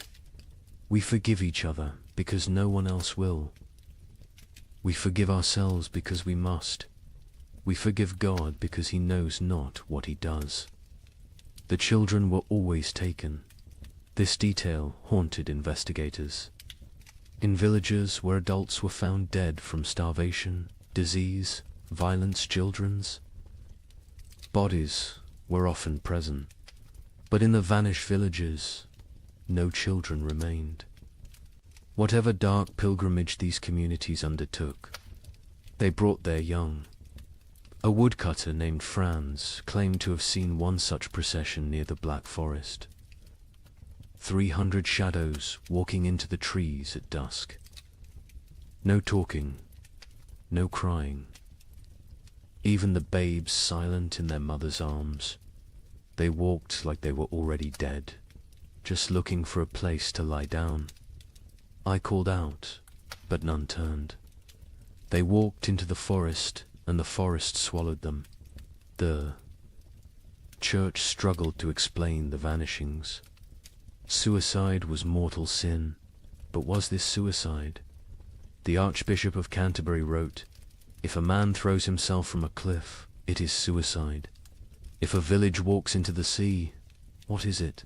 Mass suicide? Or something else, a collective return to the nothing from which we came?" In Paris, 1321, while peasants gnawed bark, the nobility held what historians call the most disturbing party in medieval history, the Feast of Fools. Organized by Count Robert of Artois, it was meant as defiance against death. Here's what happened. Nobles dressed as peasants, peasants dressed as nobles. They served courses of elaborately prepared nothing, empty plates dressed with garnishes of straw. They held mock executions where the condemned gave recipes for cooking leather. They crowned a skeleton as May Queen, but the climax was the last. Supper 13 nobles drew lots. The one who drew the black stone would provide the feast. Count Robert drew it himself. He laughed, opened his veins into wine cups, and served his blood to his guests while making toasts. He bled to death. Standing, cup raised, still smiling. The chronicle states, none stopped drinking until the cup was empty. The invitation had arrived on vellum worth more than most Parisians would see in a lifetime, written in gold ink that could have been traded for bread. Count Robert of Artois requests your presence at the Feast of Fools, where we shall dine. On reality and drink deep of truth. Come as you are not. Leave as you never were. April 1st, year of our absent Lord 1321. Count Robert had survived the famine through typical noble privileged hoarded grain, fortified walls, the ability to take from those who couldn't resist. But something had broken in him when his youngest daughter died not from starvation, but from abundance. She'd found his hidden honey store, eaten herself to rupture, died vomiting sweetness while Paris starved. He'd laughed when they found her body, and hadn't stopped laughing since. The feast's preparation was elaborate insanity. Robert spent the last of his wealth on decorations for serving nothing. He commissioned golden plates for emptiness, silver, chalices for air, elaborate centerpieces celebrating absence. The great hall of his chateau was transformed into what witnesses called a cathedral of mockery. Lady Isabelle de Valois, who survived the feast, left the most complete account. We arrived to find reality inverted. Servants sat at the high tableware in our clothes rob had demanded we exchange garments at the door. We nobles served them, dressed in rags that stank of death. But the servants were more disturbed than we. They knew this game could only end badly for them. First course was soup of memories. Empty bowls filled only with steam from heated stones. Guests were required to describe what they tasted. Duke Philippe claimed he tasted his mother's fish stew. Countess Marie swore she could taste strawberries. Baron Henry said he tasted his own death and was asked to be more specific about the flavoring. Robert presided over this madness dressed as death himself, black robes, skull mask, scythe resting against his chair. But he'd modified the costume. Death wore a crown of bread loaves, molded and painted gold. Technically edible, but deliberately withheld. Death is the only one eating well these days, he announced, so I dressed appropriately. The second course was meat of mathematics, elaborately garnished platters containing nothing but written equations. If one person eats for 3 days, 3 people eat for 1 day, or 9 people eat for 4 hours. Solve for X, where X equals survival. Guests were required to eat the paper, chewing their calculations, swallowing their arithmetic. The Duke of Orleans choked on a particularly complex formula involving compound interest in human flesh. Between courses, entertainment. A troupe of starving actors performed the tragedy of abundance, a play where King Midas starved surrounded by golden food. Halfway through, one actor actually collapsed mid-soliloquy. The audience applauded, thinking it was part of the performance. When they realized he was truly dead, they applauded louder. The third course, fish of philosophy. Servants brought paintings of fish, beautifully rendered. While Count Robert delivered a lecture on the nature of reality, is a painting of a fish less real than a fish? Can you eat either in these times? At least the painting doesn't rot. Art has become more substantial than substance. Then came the mock trials. Guests took turns being executed for the crime of survival. Each condemned had to share their worst act, their method of staying alive. The Duchess of Berry admitted to eating her own stillborn infant. The Count of Nevers confessed to walling up servants with grain stores so he wouldn't be tempted to share. The Bishop of Parisiaz, a bishop attended, revealed he'd been giving last rites with unconsecrated hosts because he'd eaten all the blessed ones. Each confession was met with mock judgment. Guilty of humanity, Robert would declare. Sentenced to continued existence. The crowd would laugh, but it was laughter like screaming, laughter like sobbing. Laughter because the alternative was acknowledging what they'd all become. The fourth course was vegetables of vanity, sculptures made from human hair and nail. Clippings arranged to look like salads. We consume ourselves, Robert explained. We always have. The famine just made it literal.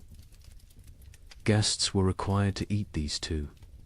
The Marquis de Toulouse vomited immediately. He was forced to eat that as well. Nothing wasted, Robert insisted. That's the new nobility. The entertainment grew darker. A puppet show where marionettes made from human bones performed a harvest dance. A choir of orphans singing recipes for preparing leather. A juggler tossing skulls who revealed, mid-performance, that they were his own children's skulls. The audience couldn't tell what was performance and what was confession. The fifth course, bread of betrayal. Actual bread appeared, one small loaf. The room went silent. Real food, after hours of elaborate nothing. Roberts explained the game. Tell us who you killed for food. The best story wins the bread. What followed was an auction of atrocity. The Baron of Anjou describes smothering his elderly mother to inherit her hidden grain. The Countess of Blois explained how she'd poisoned her husband when she discovered he'd been secretly eating while she starved. The Duke of Normandy won with his tale of hosting a dinner party, serving his guests his own son, then revealing the truth after they'd eaten. He took one bite of the bread and vomited blood. The bread was made from sawdust and painted to look real. The sixth course, wine of wisdom. Empty goblets that guests had to fill with their own fluid stares, saliva, blood, whatever they could produce. We toast to truth, Robert declared. The truth that we are bags of liquid pretending to have purpose. They drank their own essences while Robert laughed and laughed and laughed.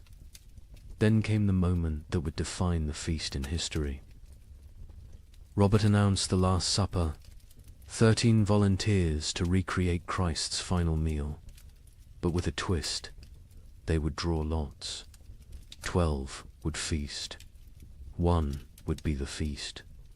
The volunteers came forward, 12 nobles, so broken by horror they'd embrace any ending. Robert himself was the 13th. They drew carved bones from a jeweled box. Robert palmed the black bone, ensuring he drew it. Everyone knew. No one spoke.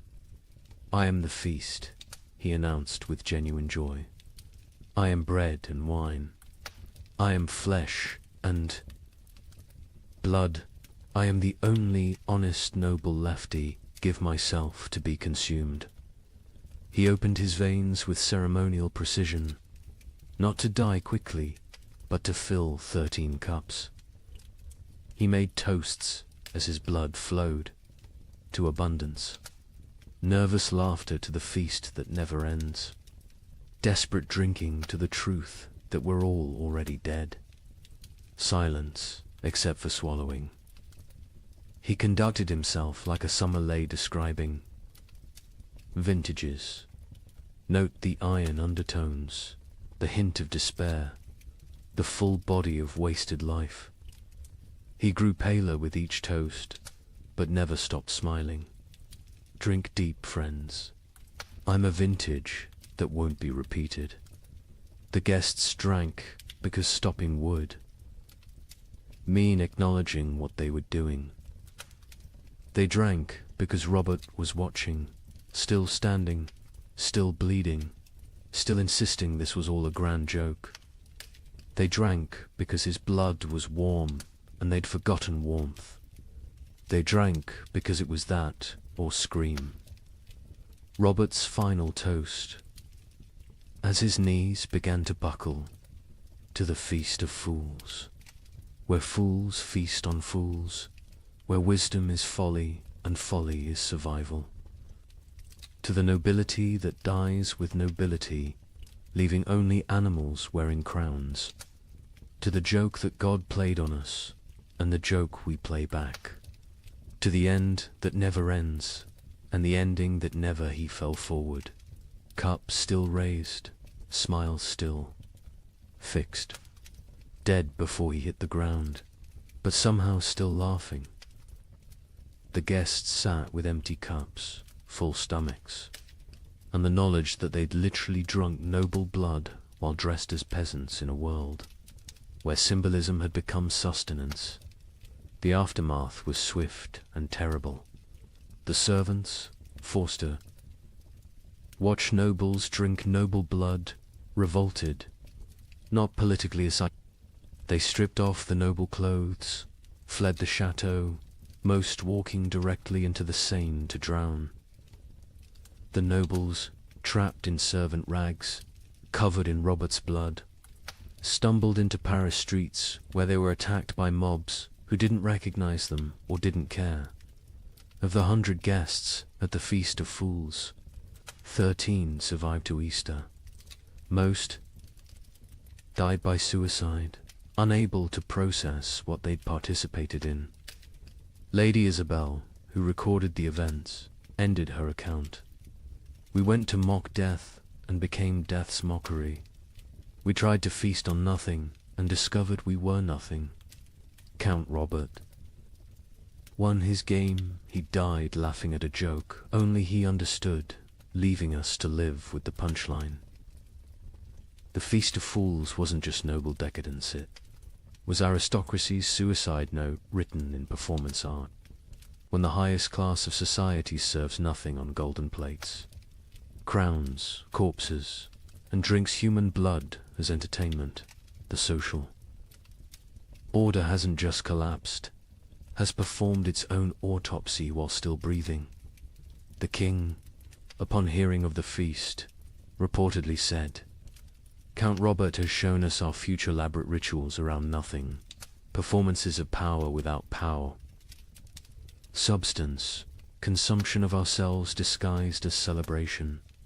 He then ordered all records of the feast destroyed. They survived because Lady Isabel hid her account inside a Bible, writing, "Let future generations know that when the world ended, the nobility threw a party. We dressed our doom in silk and served our destruction on silver platters. We made horror into art because art was all we had left. And when the last toast was raised, it was to our own annihilation, delivered with perfect etiquette. Let me share numbers that medieval minds couldn't comprehend. In 1310, Europe's population was roughly 75 million. By 1322, it was 60 million. 15 million people gone. Not from plague, not from war, from cold and hunger, but statistics hide. Individual horror. In the town of Ypres, they kept exact records. Population 1315, 10,400. Population 1,322, 2,100. But here's the detail that haunts. Of those 2,100 survivors, only 300 were the original residents.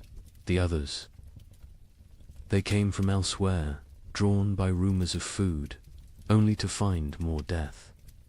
The prior of Ypres wrote, "We no longer bury the dead. We stack them like cordwood, waiting for spring. But spring never comes warm enough to dig. The numbers tell a story that words cannot." The Abbey of Saint-Denis kept meticulous death records, originally for prayers for the departed. By 1318, they'd stopped recording names, just tally marks. 5 marks crossed through. 5 marks crossed through. Pages and pages of groups of 5, like a child learning to count, except each mark was a human soul. Brother Felipe, the abbey's mathematician, calculated the rate of death. In 1315, we lost 1 soul per week. By 1316, 1 per day. By 1317, 1 per hour. By 1318, we stopped counting because the living were too few to count the dead. Mathematics itself collapsed when the numbers exceeded comprehension. The Italian city-states, with their banking traditions, kept the most precise records. Florence's census of 1310 recorded 120,000 souls. The census of 1322 recorded 45,000. But hidden in those numbers was darker arithmetic. Of the 45,000 survivors, 30,000 had arrived during the famine, refugees from the countryside. The original Florentine population had dropped from 120,000 to 15,000. 7 of every 8 natives had perished. Venice's records reveal the geographic mathematics of death. The city's famous districts died at different rates. San Marco, where the wealthy lived, lost 40% of its population. Castello, where the poor crowded, lost 85%. But here's the cruel irony: the wealthy districts died faster in the final years. Once money meant nothing, poverty became an advantage. The poor knew how to starve. The rich only knew how to eat. In England, the Domesday Book had recorded settlements since 1086. By comparing tax records from 1310 to 1322, we can track village-level devastation. In Norfolk, 40% of villages recorded in 1310 no longer existed. By 1322, not depopulated, erased. The land itself forgot humans had ever lived there. But let's look deeper at Ypres, because their obsessive record-keeping reveals the true mathematics of societal collapse. The town's cloth guild recorded not just deaths, but causes. 1,315. 500 deaths to 400 starvation. 100 disease 1316. 1,200 deaths to 900 starvation. 200 disease. 100 violence 1317. 2,100. deaths to 1,000 starvation, 500 disease, 400 violence, 200 voluntary, 18, 2,500 deaths to 800 starvation, 600 disease, 700 violence, 400 voluntary, 19, 1,800 deaths to 300 starvation, 400 disease, 500 violence, 600 voluntary, 1,320, 900 deaths minus 100 starvation, 200 disease, 200 violence, 400 voluntary. See the pattern. As starvation deaths decreased because the weakest had already died, violence and suicide increased. The mathematics of survival had shifted from competing for food to eliminating competitors. The demographic breakdown is equally telling. By age, infants 0 to 2, 95% mortality children 3 to 12, 80% mortality young adults 13 to 25, 60% mortality adults 26 to 45, 70% mortality elderly 46 plus, 90%. Mortality, the young adults survive best old enough to fight, young enough to endure. Children and elderly died first, too weak to compete. But adults in their prime died at higher rates than young adults. Why? They had families. They gave their food to their children, starved themselves for others. Love was mathematically lethal. The gender mathematics were brutal. In 1315, Ypres had roughly equal numbers of men and women. By 1322, there were 3 men for every woman. Not because women were weaker, because women fed their children first, their husbands second, themselves last. Maternal sacrifice showed clearly in the survival statistics. The social class mathematics defied expectations.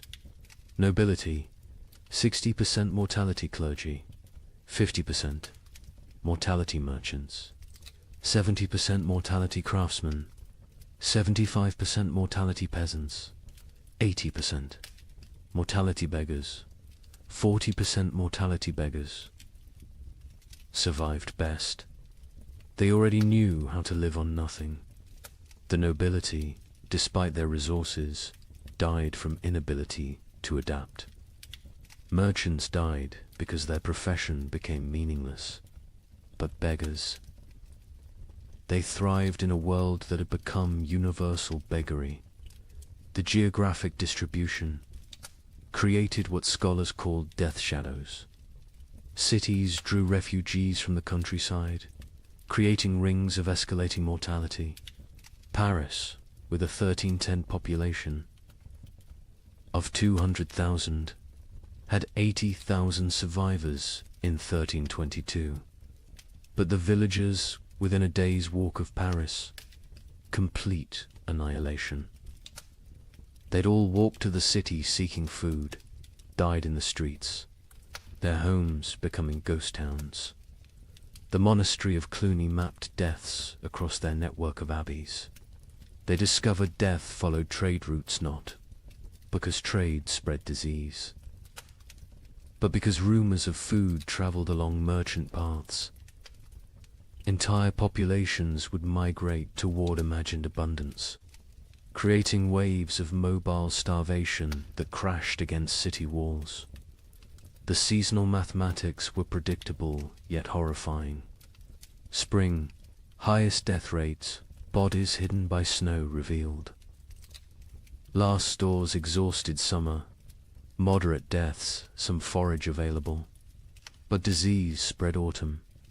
Lowest deaths, whatever harvest existed, plus weakest already dead winter. Rising deaths, cold, multiplying hungers, lethality, but within those seasons. Specific dates showed spikes. Christmas saw mass suicides. The contrast between religious celebration and reality broke minds. Easter saw violence spiked, the promise of resurrection mocked by death's omnipresence. Harvest festivals became killing fields as communities fought over failed crops. The birth rate mathematics were perhaps most tragic.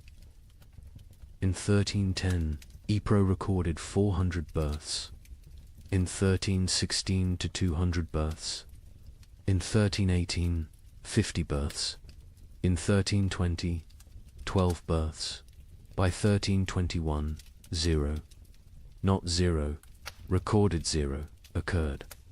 Women stopped conceiving, bodies too starved to support pregnancy. Those who did conceive miscarried, or gave birth to stillborn children. An entire generation unborn. The marriage mathematics inverted. In 1310, Ypres recorded 200 marriages. In 1320, they recorded 400. Why the increase during horror? Survival partnerships. Widows with food, marrying widowers with shelter. Children married to combine family resources. Marriage became merger. Love replaced by mathematics. The death-to-burial ratio reveals societal collapses. Progression to 1,315. One death equals one burial, 1316. Two deaths equals one burial, 1317. 5 deaths equals one burial, 1318. 10 deaths equals one burial, 1319. 20 deaths equals one burial, 1320. Burial ceased. Bodies stacked or burned. The prior of Ypres wrote, "We have built pyramids of the dead, frozen corpses stacked like masonry, mortared with ice. Come spring, they will thaw and collapse, but by then, who will remain to care?" The economic mathematics were absurd. The price of wheat increased 2,000% between 1315 and 1320, but expressing it as percentage obscures the reality. In 1315, a penny bought a loaf. In 1320, a year's wages couldn't buy a crumb. Money became meaningless. The only currency was calories. Distance mathematics changed. In 1310, a healthy person could walk 20 miles per day. By 1320, survivors could manage perhaps 2 miles. The world shrank as human capability decreased. Villages 10 miles apart became unreachable foreign lands. Geography expanded as humans contracted. The theft mathematics reveal moral collapse. 1,315. 100 thefts. Mostly grain, 1316. 500 thefts. Anything. Edible, 1317. 1,000 thefts. Including clothing and fuel, 1318. 2,000 thefts. Including children, 1319. Theft became meaningless. Nothing left to steal. The murder mathematics followed similar patterns, but with a crucial difference. Murders peaked in 1318, then declined not from returning morality, but from lack of strength. By 1319, people were too weak to kill. Violence required carries nobody could spare. The migration mathematics created empty zones and death clusters. Rural areas emptied as survivors walked to cities. Cities became graveyards as refugees died in streets. The population didn't just decline, it concentrated, then collapsed. Like a star becoming a black hole, the linguistic mathematics were subtle but telling. The Ypres records showed declining vocabulary over time. 1315 records use varied, complex language. By 1320, the same. Scribes used perhaps 200 words repeatedly. Hunger had literally reduced their ability to think in complex terms. Survival required all cognitive resources. The time mathematics warped reality. Survivors reported years feeling like decades, days feeling like minutes. The prior wrote, "We have lived 7 years that feel like 70. I am 40 but feel 400. Time itself has starved, moving slowly like everything else dying." The children's mathematics were most heartbreaking. In 1315, Ypres had 3,000 children under 12. By 1322, 45. Of those 45, only 3 were from Ypres. The others were orphans who'd wandered in from elsewhere, their origins unknown, their parents dead, their futures non-existent. An entire generation deleted. Here's the mathematical truth medieval minds couldn't grasp. Exponential death. When food production drops 50%, population doesn't drop 50%, drops 80%. Because that 50% reduction creates competition, disease, violence, and suicide that multiply mortality beyond the initial cause. Famine doesn't just kill through starvation, kills through the mathematics of social collapse. The final statistic, the one that captures the true horror of the 15 million who died. Historians estimate only 5 million died directly from starvation. The other 10 million died from what starvation created: disease, violence, suicide, exposure, accidents caused by weakness, childbirth without resources, infections without medicine. 2/3 of deaths weren't from famine, but from famine's mathematics. The prior of Ypres' final entry, dated March 1322. I have kept these records for 7 years. I have reduced human souls to marks on parchment, lives to numbers, horror to mathematics. But mathematics cannot capture the sound of children crying for food that doesn't exist. Cannot calculate the weight of watching your family die by degrees. Cannot solve for why God allows such equations. The numbers say 2,100 remain from 10,400. But numbers lie. None remain. We 2,100 are not survivors, we are the not yet dead. Walking statistics waiting for our final tally. Mathematics has proven that hell is not fire and brimstone. Hell is subtraction without end, division without remainder, the null set of human hope. In 1321, as the worst seemed to be passing, something strange happened. The rats returned, but they were different, larger, bolder, moving in coordinated swarms. A chronicler in Milan wrote, "They fear neither cat nor dog nor man. They walk in daylight like they own the earth." Where had they been for 7 years? Some scholars believe they survived in the vast granaries of Eastern Europe, growing fat while the West starved. Others think they evolved, adapted to the cold. But everyone agrees on one thing. They brought something back with them. A Venetian merchant noted, "The rats are sick. They dance in circles before dying, black swellings on their necks." Those swellings would have a name soon enough. But in 1321, as Europe began to believe, the worst was over. Nobody knew they were witnessing the overture to the Black Death. The first documented sighting was in Prague, March 1321. A baker named Joseph, one of the few whose ovens still functioned, reported to the city guard. They came at dawn, hundreds of them, moving like water through the streets. But wrong. Rats don't move together like soldiers. These did. They ignored the few cats left alive. The cats ran from them. Within days, similar reports flooded in from across Europe. But these weren't the timid creatures that had vanished in 1315. The merchant Giovanni di Marco, traveling from Venice to Vienna, documented what he saw.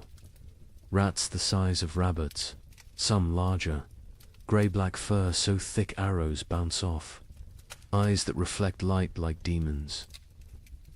They don't scatter when approached. They stand their ground, studying you, calculating. The Archbishop of Mainz received disturbing reports from his parishes. The rats show intelligence beyond nature. They work in teams, some distract while others steal. They've learned to open latches, untie knots, even use simple tools. A priest in Worms saw one using a stick to knock bread from a high shelf. This is not natural. This is diabolic. But where had they been? The 7-year absence created wild theories, but one Benedictine scholar, Brother Antonius of Regensburg, proposed something chillingly plausible. The rats didn't vanish. They migrated east, following ancient Roman grain routes to the steppes. Beyond Hungary, there, in the vast underground granaries, built by emperors and forgotten by time, they found paradise. Infinite grain, no predators, perfect breeding conditions, 7 years of unlimited food and reproduction. They've returned not as the same species, but as something evolved. The physical changes were documented obsessively. A physician in Paris dissected several specimens, twice the size of pre-famine rats. Muscle density increased by half. Teeth lengthened and serrated, capable of chewing through wood, even soft metals. Most disturbing, enlarged brains. The cranial capacity has increased by 1/3. These are not the rats that left. These are their descendants, shaped by 7 years of plenty while we endured 7 years of want. The behavioral changes were even more unsettling. The rats showed coordination that defied explanation. A witness in Cologne described an attack on a grain warehouse. They moved in waves. First wave gnawed the doors, while others waited. When guards appeared, they retreated. In perfect synchronization, they returned at night with more numbers, attacking from multiple points simultaneously. They knew we were watching. They waited until we were exhausted. They had lost all fear of humans. Previous generations of rats fled from people, lived in shadows, scavenged secretly. These new rats walked openly through marketplaces, entered homes while families ate, stared directly at humans with what witnesses described as calculating intelligence. A child in Nuremberg reported rats watching her family eat dinner through the window. "Counting us," she said. The cats, those few that survived the famine, refused to hunt them. A chronicler in Lyon observed, "Our best Mauser, who survived 7 years of horror by hunting, now cowers when rats pass. He recognizes something we don't. The predator-prey relationship is inverted. The cats know they're now the prey. Dogs fared no better. Hunting hounds trained to kill wolves ran from rat. Swarms. A pack of street dogs in Milan, hardened by years of surviving on corpses, was found torn apart. Witnesses said the rats had hunted them like wolves hunt deer, driving them into a corner, exhausting them, then moving in for the kill. But it was the rats' relationship with the dead that proved most disturbing. During the famine, corpses had accumulated faster than burial. Mass graves, body piles, frozen pyramids of the dead, all untouched for years. The returned rats showed intense interest in these sites. Not to feed, they seemed well fed, but to investigate. A gravedigger in Bordeaux reported. They dig into the mass graves, not eating, just ... examining. They spend hours among the bones, touching them with their paws, almost like they're reading something. Then they emerge and dance, spinning, leaping, falling over, getting up, spinning again, like they're drunk or mad. The dancing disease appeared first in the rats, then in the animals they bit, finally in humans. But in 1321, people thought it was just strange behavior. They didn't connect it to disease. Why would they? The rats looked healthy, even robust. Larger, stronger, more vital than any rats in memory. An Italian merchant named Carlo Benedetti made the crucial observation that historians would later recognize as prophetic. The rats congregate at trade routes, ports, and crossroads. There. Not seeking food, food exists everywhere now, that so few remain to eat it. They're positioning themselves along human movement patterns, waiting, but for what? The rats showed particular interest in the remaining churches and monasteries. Brother Francis of Assisi documented their behavior. They enter during services, completely unafraid of the congregation. They sit in neat rows as if listening to the sermon. When we sing hymns, they sway. When we pray, they bow their heads. Mockery, mimicry, or something else. They seem to be waiting for something, some signal we cannot perceive. The first human deaths directly attributable to the returned. Rats came in summer 1321, not from attack from disease. A family in Bruges who'd been bitten while defending their grain store fell ill within days. The symptoms were unlike anything seen during the famine. High fever, delirium, and most distinctively, black swellings in the neck, armpits and groin. The family died within a week, but not before describing their hallucinations. The rats speak to us in dreams. They show us cities of the dead, kingdoms built in grave earth, empires of bone and plague. They promise us citizenship and then Acropolis if we stop fighting and accept the gift they bring. Medical professionals were baffled.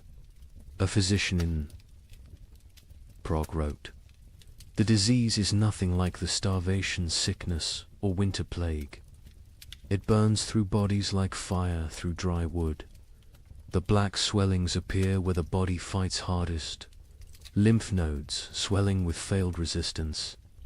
But, strangest of all, the victims dance before they die, just like the rats." The dancing sickness spread from the bitten to their families, from families to neighborhoods, from neighborhoods to districts.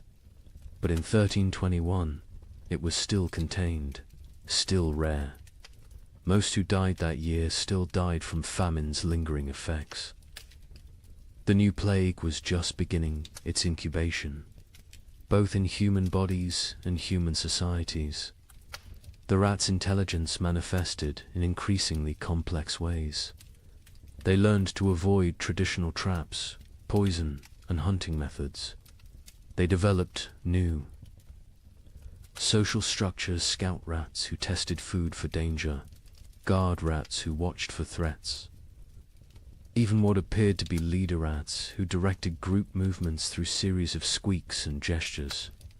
A scholar in Vienna documented their learning capabilities. We captured one, intending study. Its companions spent 3 nights trying to free it, using increasingly sophisticated methods: leverage, distraction, even attempting to pick the lock with twisted metal. When they failed, they sat outside the cage in vigil until the captured rat died. Then they left. But the next night, our laboratory burned. The fire started in 3 places simultaneously. Draw your own conclusions. The church struggled to explain the rats' return. Were they demons? Punishments? Tests? The Bishop of Cologne preached. For 7 years they abandoned us to our suffering. Now they return in our moment of hope, stronger for their absence.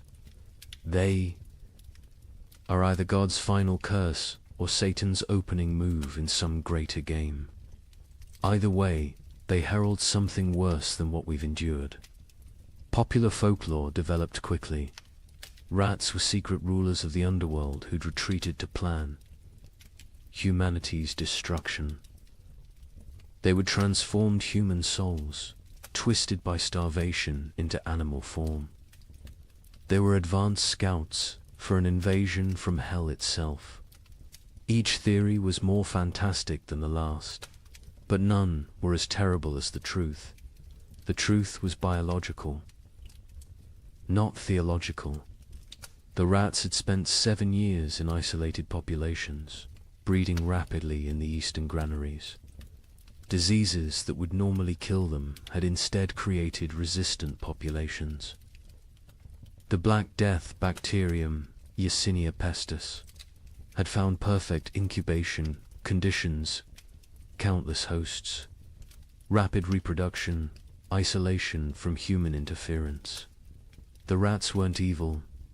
They were evolution's answer to abundance. After scarcity, by autumn. 1321, the dancing sickness had spread to every major city. Still not epidemic, still not recognized as connected to the rats, but growing. The correlation between rat populations and disease was noticed by a few. An Italian doctor wrote, "Where rats congregate, sickness follows. Where rats dance, humans die. Where rats thrive, plague arrives." But Europe, exhausted from 7 years of famine, couldn't process another catastrophe. The return of the rats was seen as disgusting but manageable. The dancing sickness was concerning but limited. Nobody connected the dots that would seem obvious in hindsight, that the rats weren't just returning from exile. They were bringing hell with them. The final observation of 1321 came from a child in Marseille, a girl who'd survived the famine by eating rats when they were still scarce. She told her priest, "The old rats tasted of hunger and fear. These new rats taste of death and patience. They're not afraid of us because they know something we don't. They're waiting for us to realize we're already dead." Within 20 years, her words would prove prophetic. The Black Death would kill 1/3 of Europe's remaining population. But in 1321, as people celebrated the famine's end, as they counted their dead and rebuilt their lives, the rats just watched, and waited, and danced their strange dances in the moonlight, practicing for the grand performance yet to come. On March 15th, 1322, something miraculous happened. The sun broke through clouds that had shrouded Europe for 7 years. Real warmth, real light. In London, people fell to their knees in the streets, weeping. Church bells rang for 3 straight days. A young monk in Canterbury wrote, "We had forgotten the sun could hurt your eyes." Children who had never seen their own shadows screamed in terror at the dark shapes that followed them. But the thaw revealed horrors frozen in time. Bodies emerged from snowdrifts, perfectly preserved. Entire families found seated at tables. Frozen mid-meal. Armies discovered standing in formation, weapons raised, ice statues of a war that winter had won. The warmth came suddenly, without warning. Dawn broke grey as it had for 7 years. But by noon, actual golden light pierced through, not the weak, watery light that occasionally appeared, but real sunshine, hot, bright, alive. In Paris, people stumbled from their homes, shielding their eyes, unable to comprehend what they were seeing. Marie de Champagne, age 7, born during the famine, experienced sunshine for the first time. Mother fell to her knees and pulled me down, saying we must pray. I asked what the burning light was. She said God's eye has opened. I was terrified. I thought God was going to see what we'd done to survive. The ice began to melt with alarming speed. Winter's archives, 7 years of frozen death, began to reveal themselves. In Cologne, the Rhine's thaw exposed a grotesque gallery, hundreds of bodies that had fallen through ice over the years, preserved perfectly, now floating downstream like a parade of the damned.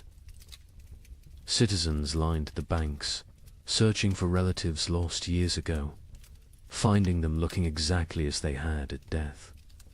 Brother Thomas of Westminster, who'd chronicled the disaster from beginning, wrote with shaking hand, "The earth gives up its dead, but not for resurrection.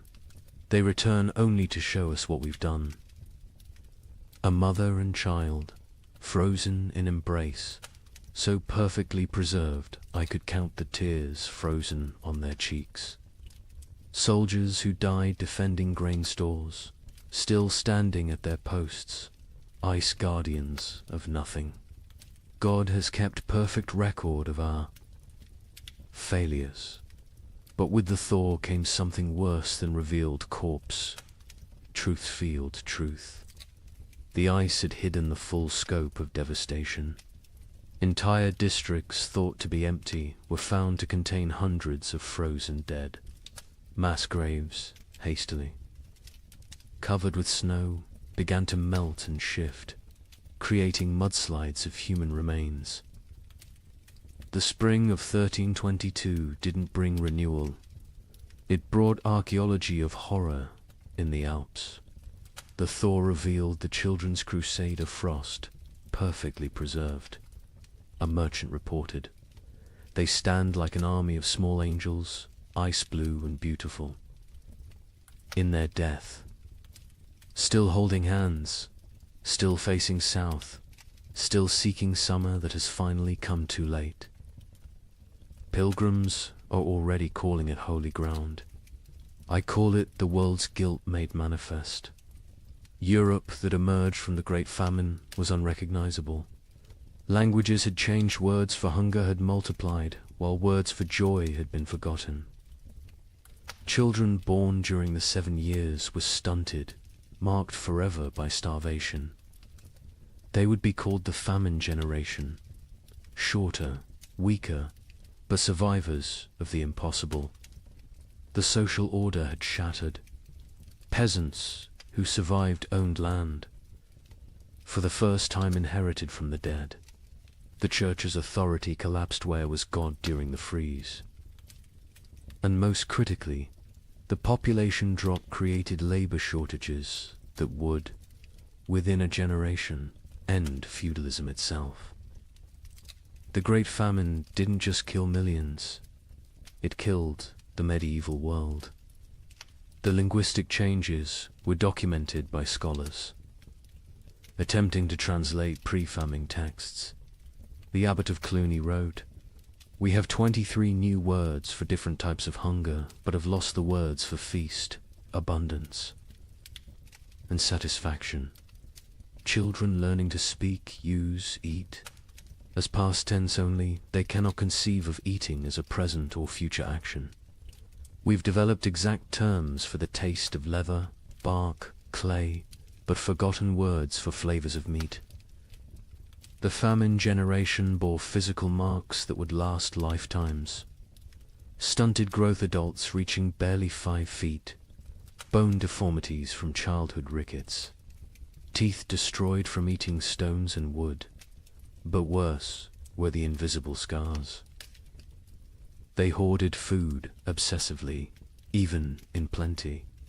They ate alone in darkness, unable to share meals. They counted every grain, weighed every crumb. A physician in Paris noted, "They survived famine, but remain imprisoned by it. Their bodies live in 1322, but their minds remain in 1318. The social revolution was immediate and irreversible. A third of Europe's nobility had perished, entire bloodlines extinct. Peasants squatted in abandoned castles, worked lordless lands, claimed ownership through occupation. The survivorship created overnight social mobility. A serf who'd hidden grain became a merchant. A baker's assistant who'd outlived his master became a guild leader. A prostitute who'd hoarded food became a property owner. The church's authority evaporated like morning frost.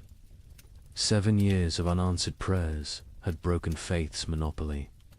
New sects emerged, some worshipping nature, others embracing nihilism.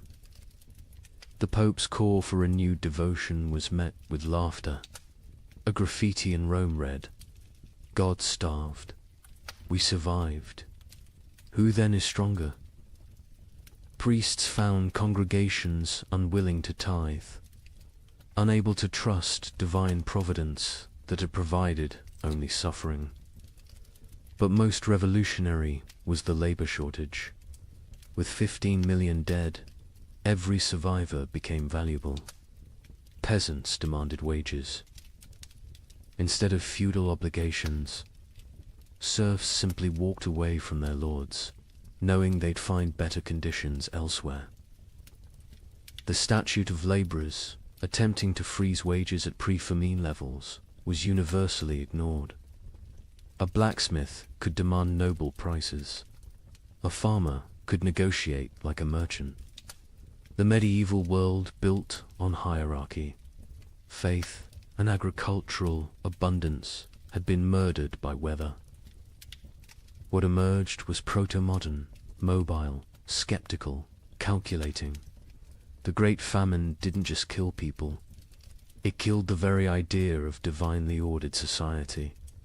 The survivors knew now that God could forget them, that nobles could starve, that civilization was only 3 meals deep.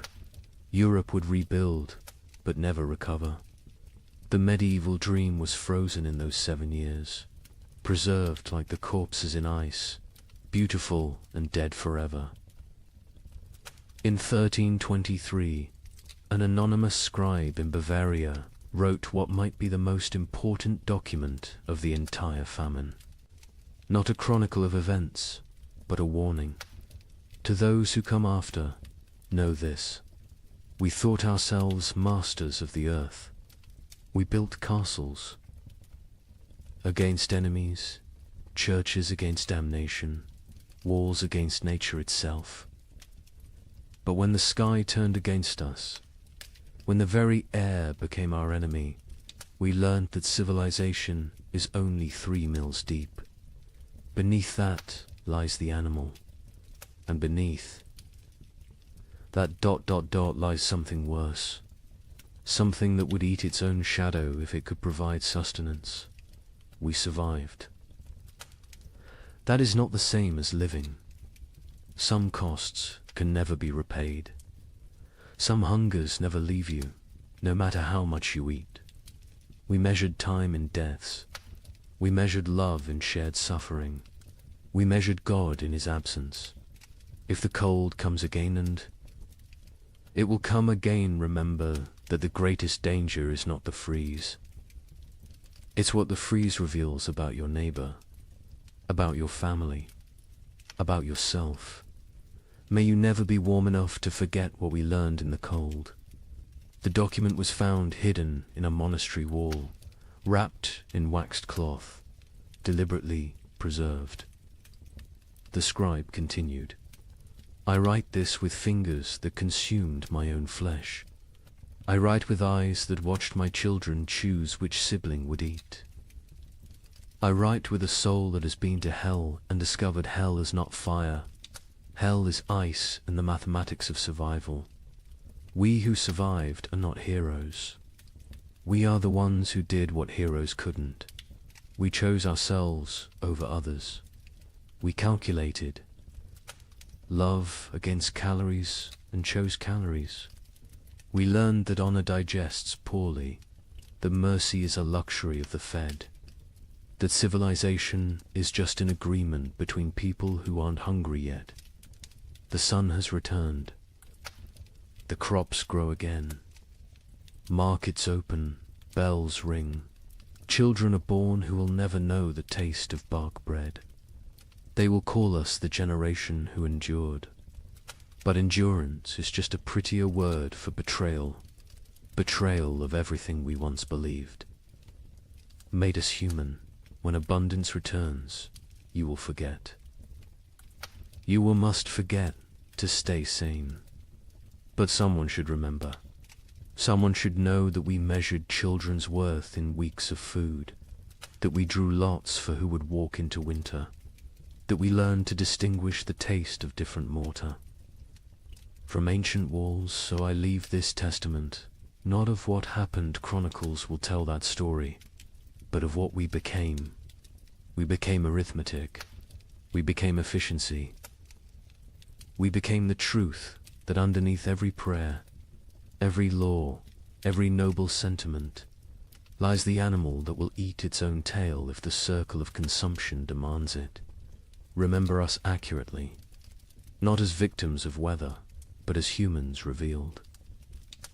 The cold didn't change us, it showed us, and what it showed can never be fully hidden again. The thaw has come. Summer returns.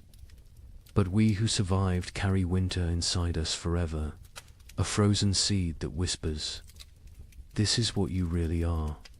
Everything. Else is just the dream of well-fed men." In the spring of 1315, a mother in northern England made an unthinkable decision. She locked her children inside their cottage, walked into the frozen wasteland, and never returned. But she wasn't abandoning them. She was saving them. What, she knew what all of Europe would soon discover was that the world itself was dying. The rain wouldn't stop. The cold wouldn't break. And for the next 7 years, winter would reign supreme. Her name was Marjorie of Dereham, and her neighbours found. Her children, 3 days later, alive, huddled around the last embers of their fire. The eldest, a boy of 9, clutched a note his mother had left. The priest who recorded it wrote that his hands shook as he read her words aloud. "My flesh will buy them grain. My absence will grant them mercy. Tell them I walk toward God." Not away from them. You see, Marjorie had understood something terrible. Something that would take the rest of Europe months to grasp. This wasn't just another harsh spring. This was the beginning of an extinction. The marketplace where she'd traded her body for bread had made the calculation clear. A living mother meant 5 mouths to feed. A missing mother meant 4 orphans the church had to shelter, and the church still had grain, still had walls, still had hope that this nightmare would end. But here's what makes Marjorie's story so haunting. She wasn't unique. Parish records from 1315 show hundreds of similar disappearances. Parents vanishing into blizzards, elderly grandparents wandering into forests, always leaving notes, always locking doors from the outside, always walking toward death like it was salvation. The chronicler Geoffrey Le Baker would later write about that spring with words that feel pulled from nightmares. The rains began on St. George's Day and fell like God had forgotten how to do anything else. Not the warm rains of April that wakes sleeping seeds, but frozen needles that killed whatever they touched. Crops didn't fail, they drowned standing. Rivers didn't flood, they exploded from their banks like wounded animals. Think about that. For a moment, you're a medieval peasant. Your entire world is 3 miles wide. Everything you know about survival, every technique your father taught you, every prayer your mother whispered, assumes one simple truth, that seasons follow patterns. Spring brings life. Summer brings growth. Autumn brings harvest. Winter brings rest. But what happens when spring never comes? When winter refuses to die? When the very foundation of existence cracks beneath your feet? That's what began in 1315. Not a famine, not a crisis, but the complete collapse of natural order. And Marjorie of Durham, walking into that frozen dawn, leaving her children behind to live, was just the first character in a story that would consume 15 million souls. Before it ended. The question isn't how Europe survived, it's what Europe became to survive it.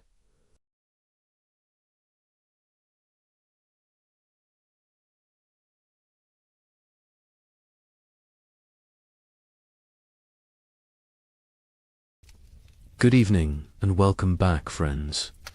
Tonight, we are going to journey through the winter that never ended, America's forgotten ice years.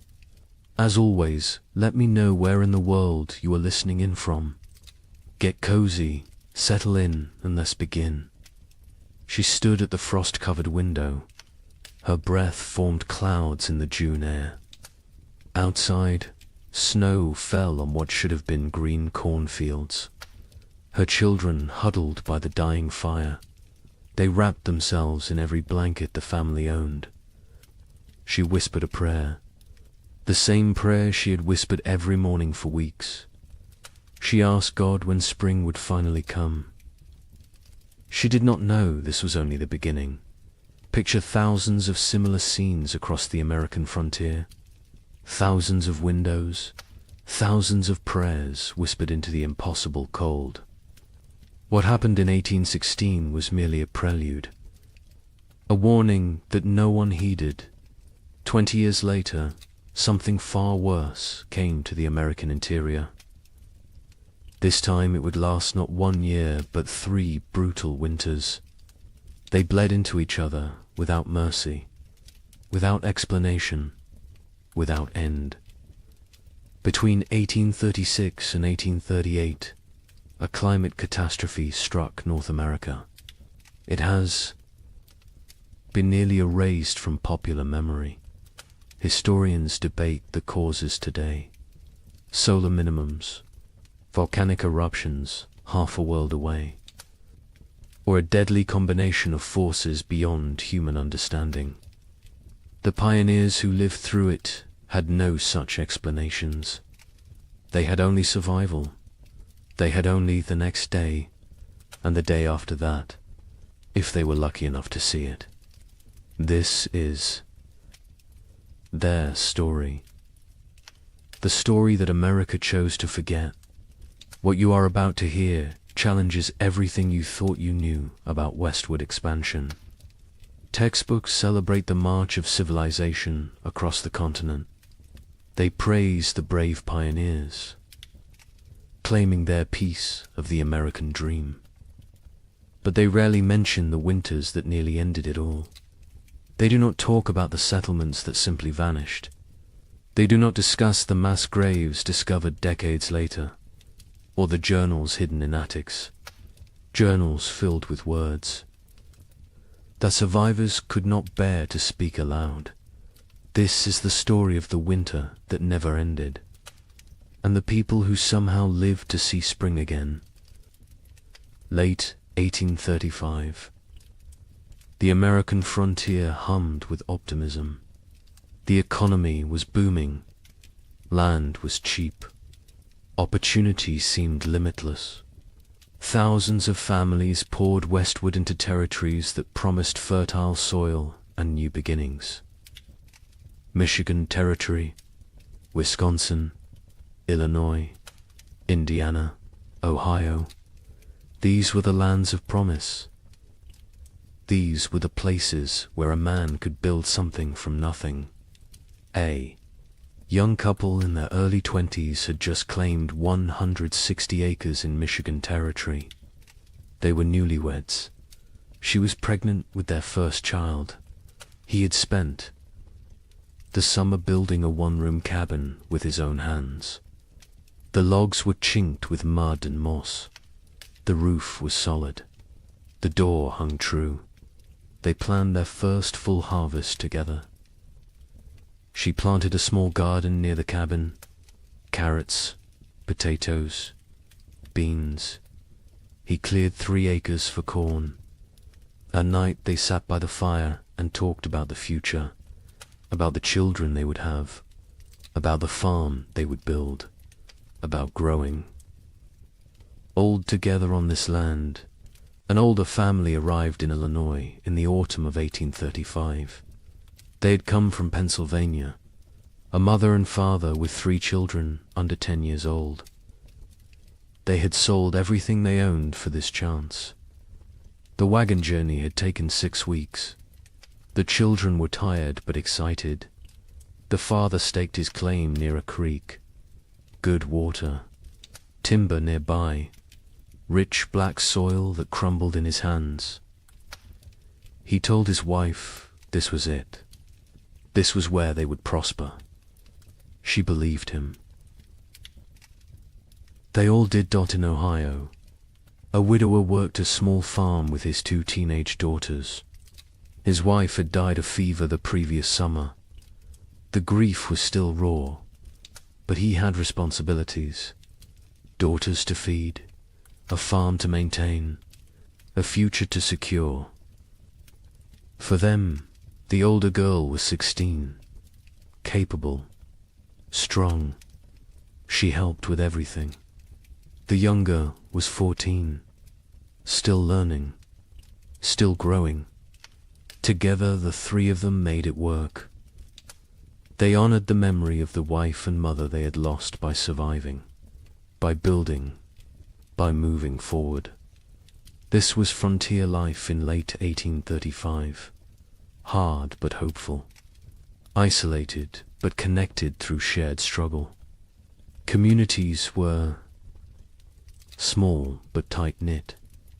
Neighbors helped neighbors. Barn raisings brought everyone together.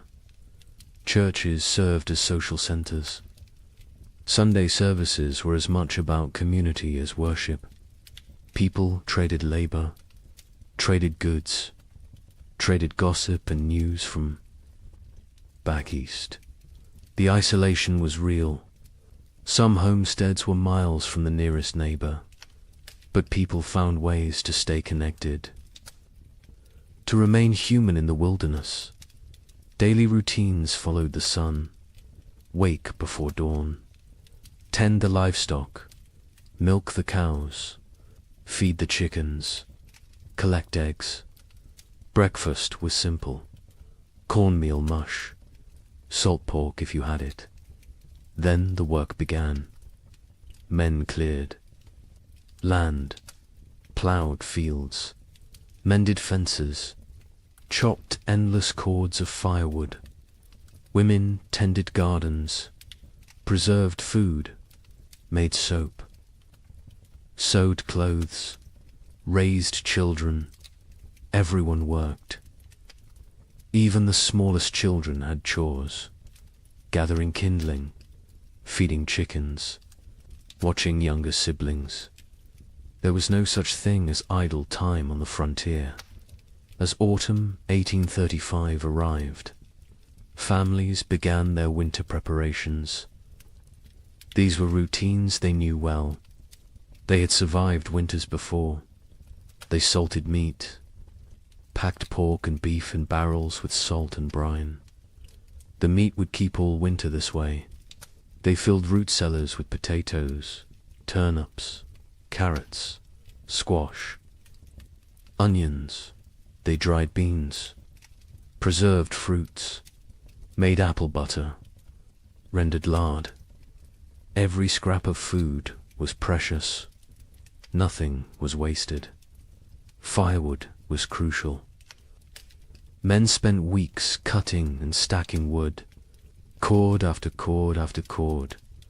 A family could burn through several cords in a hard winter. The stacks grew higher, oak for long burning, maple for cooking, pine for quick heat. The wood had to dry, green. Would wood smoke and not burn hot? So they cut wood a season ahead when they could. The wood piles near cabins stood taller than a man. They looked like enough. They always had been enough before. The young couple in Michigan worked together on their preparations. He hunted, brought home deer and wild turkey. She preserved the meat. They worked side by side. Her belly grew with the pregnancy. He worried about her working too hard. She laughed and told him women had been having babies since the beginning of time. She would be fine. The baby would come in May, spring, when everything was green and growing. It seemed perfect. The family in Illinois worked frantically to prepare. They had arrived late in the season. They had less time. The father pushed himself. Hard. Too hard. His wife worried. But they got it done. Meat preserved, vegetables stored, firewood stacked. The cabin was small but well built. They had purchased it from a family moving back east. The previous owners had said they missed civilization, missed family. The father thought they were foolish. This land was too good to abandon. His wife was not so sure, but she kept her doubts to herself. The widower and his daughters prepared. Methodically, they had done this before. Last year they had done it without a wife and mother. This year was easier in some ways. The grief was less sharp. The routines were established. The older daughter had learned her mother's preservation techniques. The younger helped without complaint. They worked together in comfortable silence, the kind of silence that comes from shared loss and shared survival. They would make it through another winter. They had to. December 1835 arrived cold and early. The first snows came before Thanksgiving, heavier than usual. The temperatures dropped fast. Old-timers mentioned it reminded them of 1816, the year without a summer. But the younger settlers dismissed the comparison. Every old-timer thought their memories were the worst. This was just a hard winter, nothing more. They had food, they had shelter, they had firewood. They would be fine. By January 1836, something felt different. The cold had a quality that went beyond mere temperature. It was bone-penetrating, relentless, aggressive, the kind of cold that found every crack in a cabin wall, every gap around a door, every weakness in your clothing. People wore layers, wool on wool on wool. They stayed close to fires. They moved less, conserved energy, conserved heat, conserved everything. Animals behaved strangely. Livestock refused to leave their barns. Horses stood in corners, unmoving. Even when offered food, cows produced less milk. Chickens stopped laying. The wildlife disappeared. Deer vanished from the forests. Rabbits seemed to evaporate. Tracks in the snow became rare, then non-existent. Hunters returned empty-handed day after day. Where had everything gone? The young man in Michigan noticed the silence first. The forest was always noisy. Birds, squirrels, the rustle of small animals, whined through leaves. But now there was nothing. just silence and wind. The wind never stopped. It howled around the cabin at night. His wife pressed close to him for warmth, for comfort. She was 7 months pregnant now. He felt the baby kick against his back sometimes when they slept. He wondered what kind of world this child would be born into. In Illinois, the children asked their father why it was so cold. He told them God was testing them, testing their faith, their strength, their family. The mother said nothing. She watched. Their food stores. She calculated in her head. If winter ended in March like it should, they would be fine. But something in her gut told her March might not bring spring this year. The widower in Ohio kept a journal. He had started it after his wife died, a way to process grief, to feel less alone. In late January 1836, he wrote an entry that he would later try to burn. He wrote that the cold felt wrong, not natural, that he had a feeling of dread he could not shake, that his daughters felt it too, though they did not speak of it. He wrote that he was afraid, not of dying, but of failing to protect his girls, of not being enough. February arrived. It should have shown signs of weakening. Winter, longer days, occasional thaws. The promise of spring lurking beneath the cold. But February 1836 brought none of these things. It brought deeper cold, more snow, storms that lasted days. The sun appeared rarely. When it did, it seemed weak, pale, unable to warm anything. People began to worry, really worry. This was beyond a normal hard winter. Food stores were being depleted. Faster than expected. You burned more firewood in extreme cold. You ate more to maintain body heat. The calculations that had seemed conservative in November now seemed optimistic. Families began to ration. Smaller portions, fewer meals. Make it stretch. Make it last. Spring would come. It had to come. But as February turned to March, and March brought no relief, only more snow and more cold, a new emotion crept into Frontier.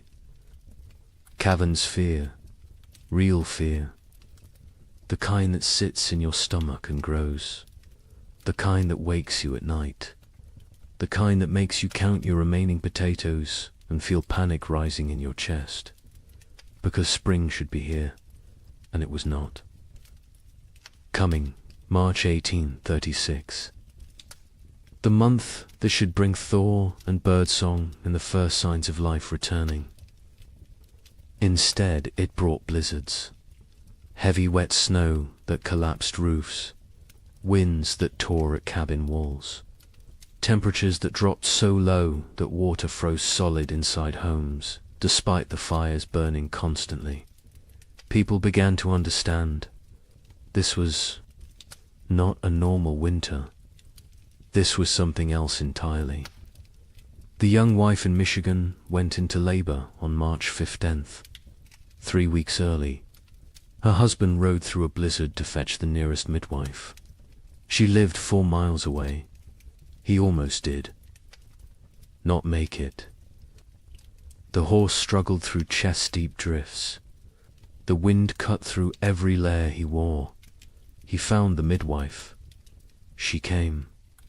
They rode back together. The journey that should have taken an hour took 3. The baby came that night. A girl, small but healthy, she cried strong. The mother wept with relief and exhaustion and fear. The midwife stayed 2 days until the storm broke. When she left, she told them the baby would need extra warmth, extra care. The mother already knew. She held the infant against her skin constantly, shared her body heat. prayed the cold would break before her milk ran thin. In Illinois, the family made a decision. They would send the eldest boy to the nearest town, 12 miles south, to buy supplies, if any could be had, extra flour, salt, anything. The boy was 8 years old, small for his age, but tough. His father gave him careful instructions. Follow the creek, stay near cover. If a storm comes, find shelter and wait it out. The mother packed him food for 2 days. She kissed his forehead, told him to be safe. He left before dawn. He returned 4 days later, frostbitten, exhausted, empty-handed. The town had nothing to sell. Their stores were depleted too. Everyone was rationing. Everyone was afraid. He had slept in a barn the first night, a chicken coop the second. A family had taken him in on the third night, fed him soup, let him warm by their fire. They had children his age, thin children with hollow eyes. He came home and told his parents what he had seen.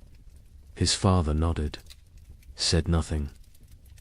His mother turned away so the children would not see her cry. The widower in Ohio made an inventory in mid-March. He wrote down every item of food they had left. 2 bushels of potatoes, some sprouting, half a barrel of salt pork, 1 small sack of cornmeal, dried beans, maybe 20 pounds, some preserved apples, not many, he calculated. If they were very careful, if they ate little, if spring came in April, they might make it. Might, he gathered his daughters, sat them down, told them the truth. They were running low on food. They would need to ration carefully. The older daughter asked if they would starve. He could not lie to her. He said he did not know, but they would do everything possible to survive. They would hunt, they would trap, they would make every scrap. Count, she nodded. The younger daughter started to cry. The older put her arm around her sister, told her they would be all right. The widower was not sure which of them she was trying to convince. April came. April that should burst with life and warmth and renewal. April that should mean planting time and spring rain and hope. This April brought none of those things.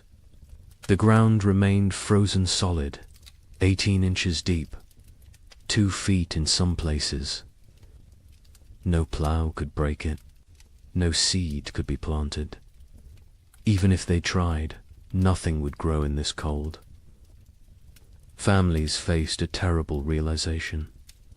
Even if spring came tomorrow, the growing season was too short now. Crops planted in late April might not mature before full frost. And full frost in this new reality might come in August, or July, or never.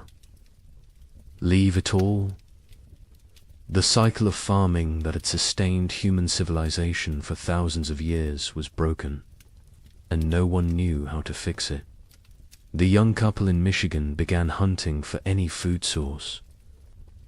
The man set snares for rabbits. The traps stayed empty. He tried fishing through the ice. Nothing. Not even the fish were biting. He ranged farther from the cabin, looking for any game, any sign of life. His wife worried when he was gone. She sat by the window with the baby, watched for his return. Sometimes he was gone for 2 days. When he came back with nothing, they did not speak of it. They simply held each other and their daughter and tried not to think about tomorrow. Neighbors began to disappear. The family 2 miles east was there. One day, gone the next. Their cabin door stood open, their belongings left behind. Only the food was gone, and their wagon, and their animals. They had fled south, or tried to. No one knew if they made it. More families followed. Every week someone else left. The community that had been tight-knit was fraying, unraveling. People made choices for their own survival now. There was no room for collective thinking anymore. Some tried to help each other still. Families with slightly more food shared with those who had less. But even generosity has limits when your own children are starving. A man in Indiana gave his last potatoes to a neighbor. His own family went without for a week. When his wife confronted him, he said it was the Christian thing to do. She said Christian charity would not save their sons. They argued. It was the first real argument of their marriage. There would be many more before spring finally came. Churches held special services, prayer meetings, asking God for deliverance, for spring, for mercy. Attendance was sparse. Travel was too dangerous. Faith was wavering. A preacher in Illinois gave a sermon about Job, about suffering that tests faith, about endurance through trial.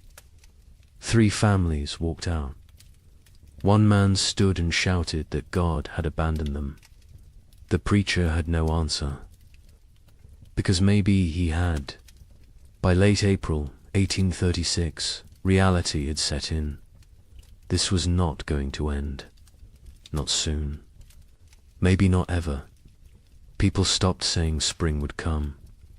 They stopped making plans. They focused only on surviving the day in front. Of then, nothing more. The future was too uncertain, too terrifying. Better not to think beyond the next meal, the next night, the next morning if you were lucky enough to see it. The psychological toll was as brutal as the physical. People began to break under the strain. A woman in Wisconsin stopped speaking entirely, just sat by her fire, staring. Her husband tried everything. She would not respond. Their children were terrified. Eventually the husband took the children and left. He could not stay with a woman who had stopped being present. Some said he was cruel. Others said he did what he had to do. There was no right answer anymore. Marriages strained. Parents fought. Children grew silent and withdrawn. The pressure of constant survival wore away at human connections, at love, at compassion, at everything that made life worth living. People became hollow, going through motions, existing but not living, waiting for an end they could not see, and still the cold did not break. May arrive, May that should be warm and green, May that should mean gardens growing and livestock grazing. This May was grey and frozen. Snow fell on the 10th, again on the 18th, again on the 23rd. People stopped being surprised. They just accepted. This was the world now. Cold and dead and endless. But something else was coming. Something worse. Because as terrible as this first winter had been, it was only a prelude. The summer of 1836 would bring brief hope. Just enough to make people believe the worst was over. Just enough to make them vulnerable. And then winter would return. Colder, longer, more deadly. Wait until you hear what happens next. Spring refused to come. That is the simplest way to describe what happened in 1836. Spring simply refused to arrive. March became April. April became May, and still the ground stayed frozen. Still the snow fell. Still the temperatures remained far below what any living person had. Experienced Dot, the young mother in Michigan Territory, held her baby and watched the window. Every day she looked for signs. A bird, a patch of bare ground, anything that suggested winter was weakening. She saw nothing but white, endless white. Her husband ventured out less now. The cold was too dangerous. The exertion burned calories. They could not afford to lose. He sat by the fire and stared at the walls. She knew what he was thinking. The same thing she was thinking. How long can we last? Their food stores had dwindled to almost nothing. The potatoes were gone. The preserved meat was gone. They had cornmeal, perhaps enough for 2 more weeks if they were careful, if they made it thin, if they did not mind the constant gnawing hunger. The baby nursed, but the mother's milk was weak. She could feel it. Not enough fat, not enough nutrition. The baby cried more now. A thin, desperate sound that cut through the cabin's silence like a knife. In Illinois, the family faced their own crisis. They had 5 mouths to feed, 3 children, 2 adults. The mathematics were brutal. They cut their portions again. And again. The children stopped asking for more. They understood somehow, even the youngest. She was only 4, but she had learned not to complain. Learned that complaining changed nothing. The mother watched her children grow thinner. Their faces became angular, their eyes too large, their movements slower. She wanted to scream, to rage against the unfairness, but rage would not bring spring. So she stayed silent and counted the days. The father went hunting every few days.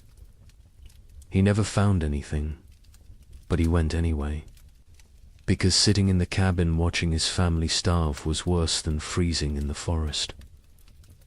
At least in the forest he was trying. At least he was doing something. He set traps. He checked them religiously. They stayed empty. He tried fishing through ice on the creek. Nothing. The fish had gone dormant or died. He did not know which. He returned empty-handed every time. His wife would look at him. He would shake his head. No words necessary. They both knew. The widower in Ohio and his daughters had become experts at survival. They burned furniture for warmth when the firewood ran out. A chair 1 week, a table the next. They ate 1 meal a day. Soup stretched so thin it was barely more than hot water. They trapped a squirrel once. 1 squirrel for 3 people. They made it last 2 days. They boiled the bones for broth, sucked the marrow, used every part. Nothing was wasted. Nothing could be wasted. The older daughter took on more responsibility. She was 17 now, though she looked younger. Malnutrition had stunted her growth, hollowed her cheeks, but her mind was sharp. She kept track of their supplies, rationed, carefully, made decisions about what to eat and when. Her father let her. He trusted her judgment. She had her mother's practical nature, her mother's strength. Sometimes he looked at her and saw his dead wife. It was comforting and heartbreaking in equal measure. The younger daughter was 15. She spoke less than before. The cold and hunger had made her withdrawn. She did her chores without complaint, helped where she could. But there was a distance. In her eyes, a remove. Her father worried about her, about what this experience was doing to her mind. To her spirit, He tried to engage her in conversation. She would answer in single words. Yes, no, maybe, then return to silence. He did not know how to reach her anymore. Communities that had held together through the winter began to fracture. Trust eroded. A family in Michigan discovered their hidden food cache had been raided. Someone had broken in while they slept, taken half their remaining supplies. They suspected a neighbor, a man they had helped the previous autumn, but they could not prove it, and confrontation seemed pointless. Everyone was desperate. Everyone was capable of terrible things when survival was at stake. Theft became common. People took what they needed to live. A chicken here, a bag of grain there, tools, blankets, firewood, anything that might help them survive another day. Some felt guilt, others felt nothing. Morality becomes flexible when you are watching your children starve. The social contract that held frontier communities together was dissolving, replaced by something more primal, more brutal. Every family for themselves. Churches tried to maintain order, to provide spiritual comfort, but attendance dropped. People could not afford the calories to walk to services, could not spare the time away from survival, could not reconcile a loving God with this endless cold. A preacher in Indiana Territory gave his final sermon in April. He told his sparse congregation that God worked in mysterious ways, that suffering brought them closer to heaven, that this was a test of faith. A farmer stood up, said his 3-year-old daughter had died 2 nights before, asked what she was being tested for. The preacher had no answer. The church never held another service. Parents made impossible choices. A couple in Illinois debated whether to eat their last seed corn. It was meant for planting, for the future, for hope.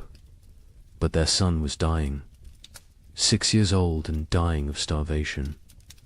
They could see it, his body consuming itself, his ribs visible through his shirt, his eyes sunken. They ground the seed corn into meal, made bread, fed him. He ate slowly. His stomach had shrunk. He could not eat much, but it was something.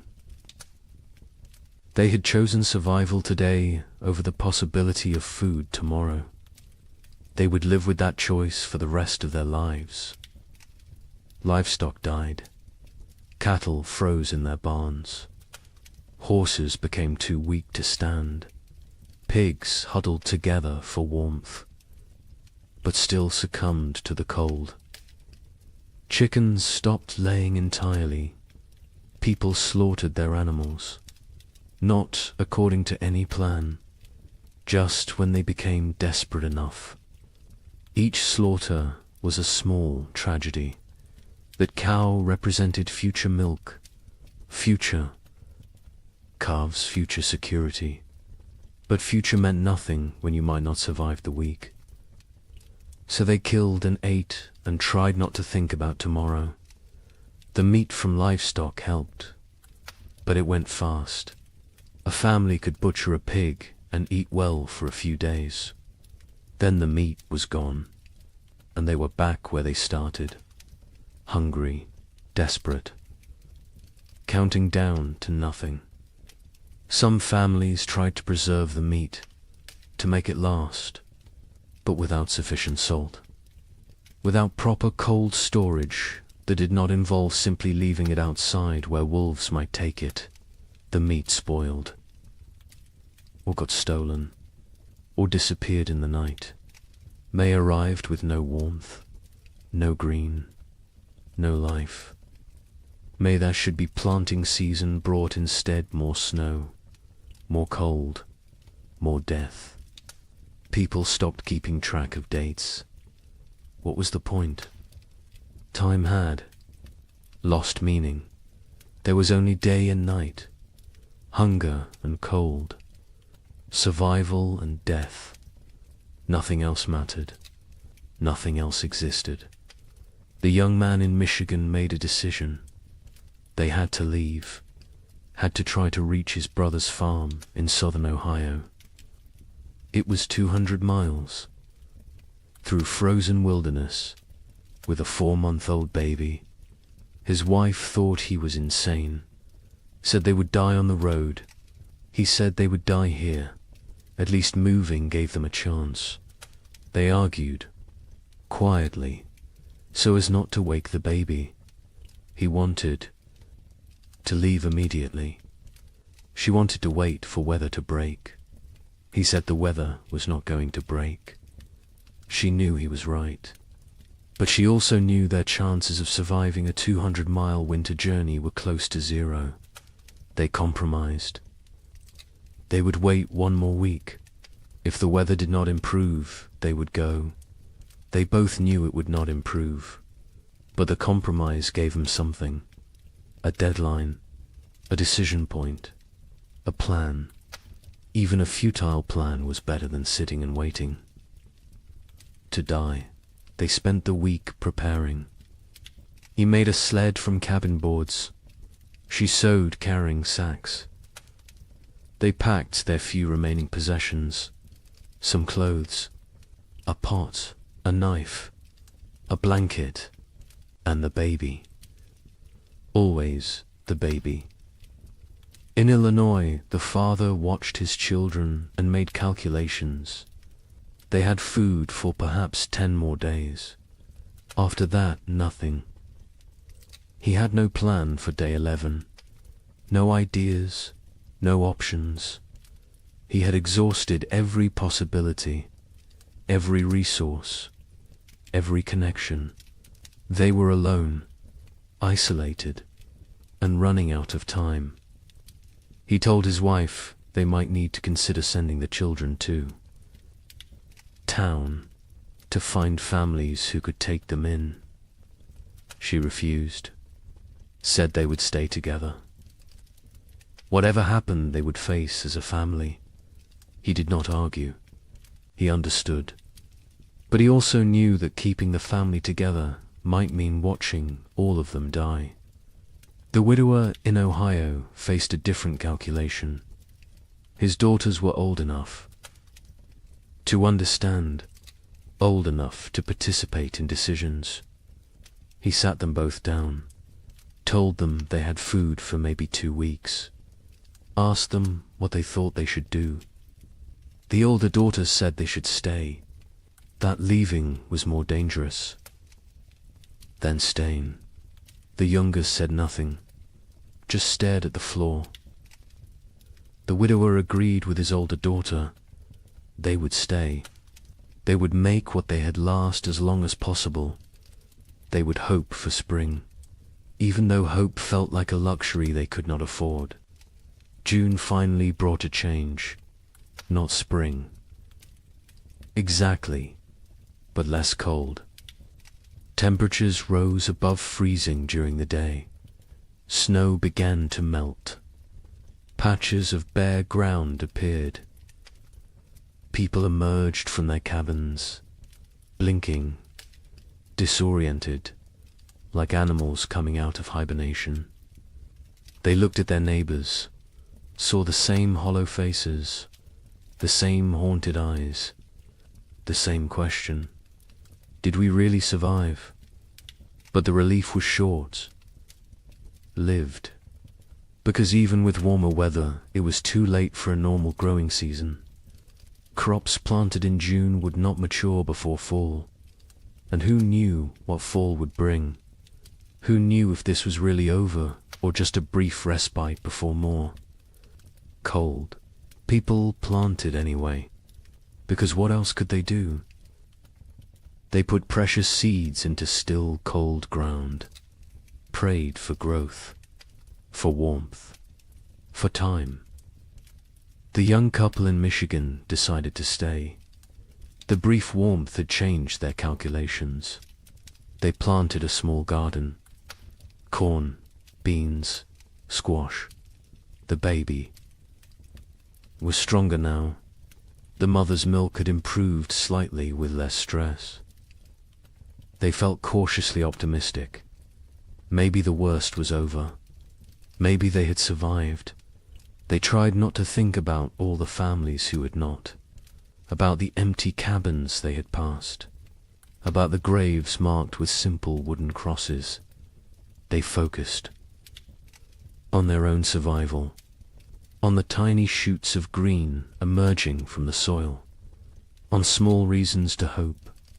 In Illinois, the family planted everything they had, every remaining seed. It was a gamble. If the crops failed, they would have nothing. No seeds. For next year, no backup plan. But they could not eat seeds, and they could not wait another year. So they planted and prayed and watched the sky nervously, expecting frost, expecting snow, expecting disappointment, because this year had taught them to expect nothing good. The widower and his daughters planted a small plot, just enough for the three of them. They had learned efficiency through necessity. No wasted space, no wasted effort. Every action calculated for maximum return. They planted fast-growing crops, radishes, lettuce, things that might mature in the shortened season. They avoided crops that needed long growing periods. Corn, squash, melons. There was no time. They needed food now, or as close to now as nature. July brought warmth, real warmth. For the first time in what felt like forever, people were too hot instead of too cold. It felt miraculous. Children played outside. Women hung laundry to dry in actual sunshine. Men worked their fields in just shirts. No coats, no layers. It felt like a different world. A world they had almost forgotten existed.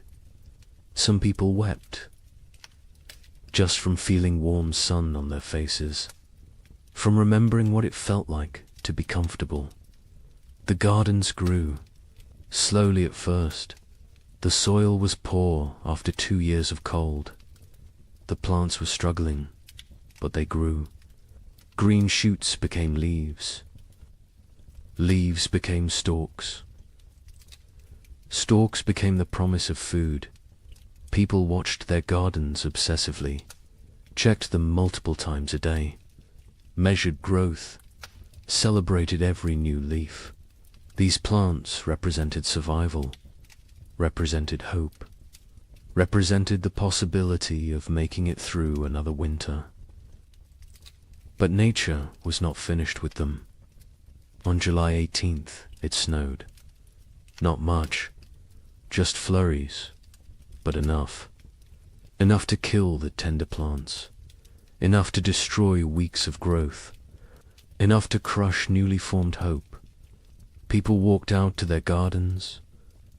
That morning, saw the white dusting, saw the blackened leaves, saw their food supply dying in front of them. Some fell to their knees. Some cursed God. Some simply turned around and walked back inside. There was nothing to say, nothing to do. It was happening again. The killing frost was not universal. Some areas escaped. Some gardens survived, but many did not. Families who had planted everything watched everything die. They had gambled on summer. Summer had betrayed them. Now they faced another winter with even less than before. The mathematics were impossible. They could not survive another winter like the last one. They simply could not. August brought more temperature swings, warm days, cold nights. Plants that survived the July frost struggled to grow. The growing season was too short, too unstable. Crops that should take 90 days to mature needed 120 now. because cold nights slowed growth, because the plants were stressed, because nothing was normal anymore. People harvested what they could: small potatoes, stunted corn, vegetables that in normal times they would have discarded. But these were not normal times. They harvested everything, used everything, wasted nothing. The young couple in Michigan harvested a small crop, not enough to last a winter, but something. They dried corn, made it last. Dug potatoes. Tiny potatoes the size of walnuts, but potatoes nonetheless. They counted their stores, made calculations, decided they needed to supplement with hunting, with trapping, with anything they could find. The man began ranging farther again, looking for game. The game was returning. Slowly, deer appeared in the forests, rabbits in the fields. He killed a deer in late August, his first successful hunt in months. They celebrated, ate fresh meat, felt strong for the first time in forever. In Illinois, the family harvested almost nothing. Their garden had been hit hardest by the frost. Only a few plants survived. They gathered what they could: a handful of beans, some small squash. It was not enough, not even close. The father knew they could not stay, could not survive another winter here. He told his family they would leave before the snow came, go south, find warmer land, find food, find a way to survive. His wife agreed. The children said nothing.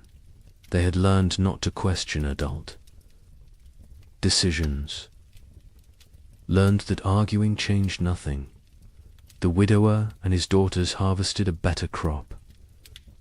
Their fast-growing vegetables had matured before the frost. They had radishes, lettuce, some early peas.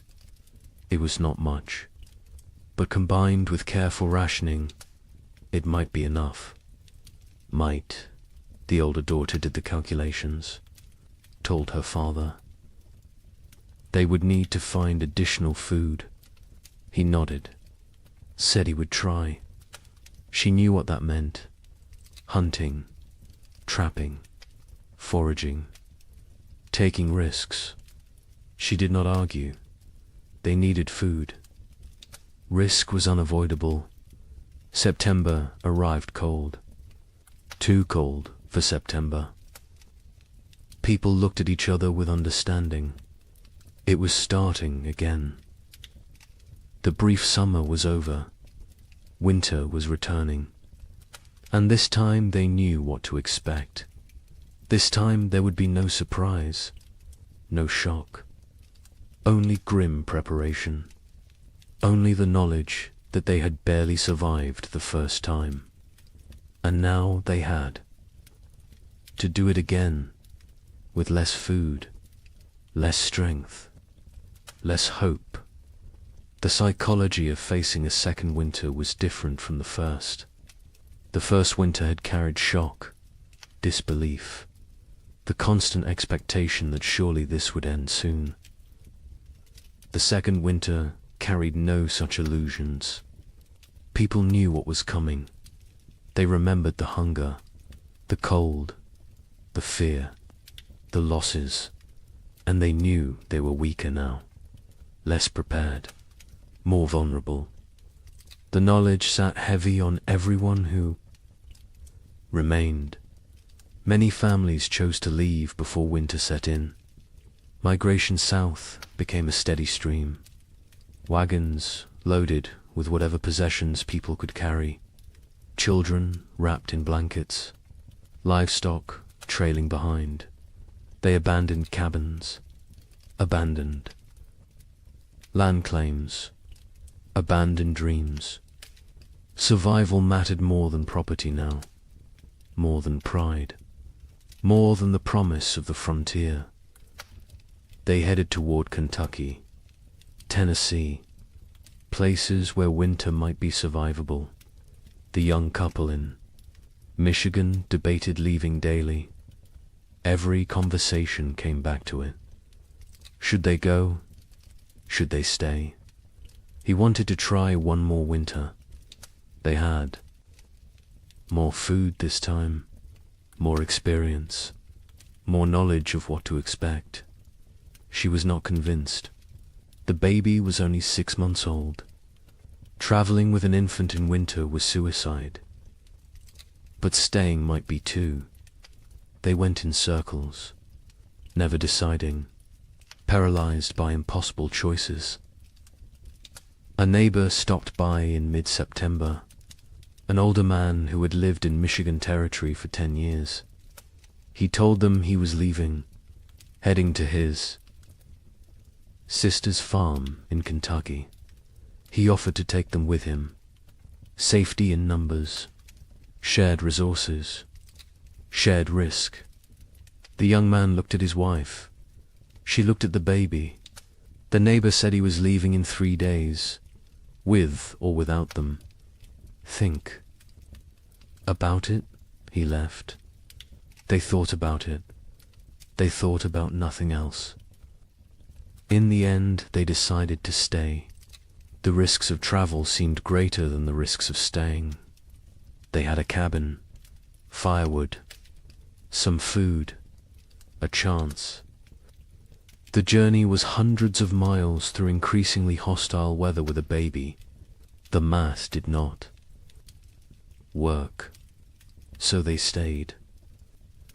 They watched their neighbor's wagon disappear down the trail, wondered if they had made the right choice, knew they would never know until it was too late to change their minds.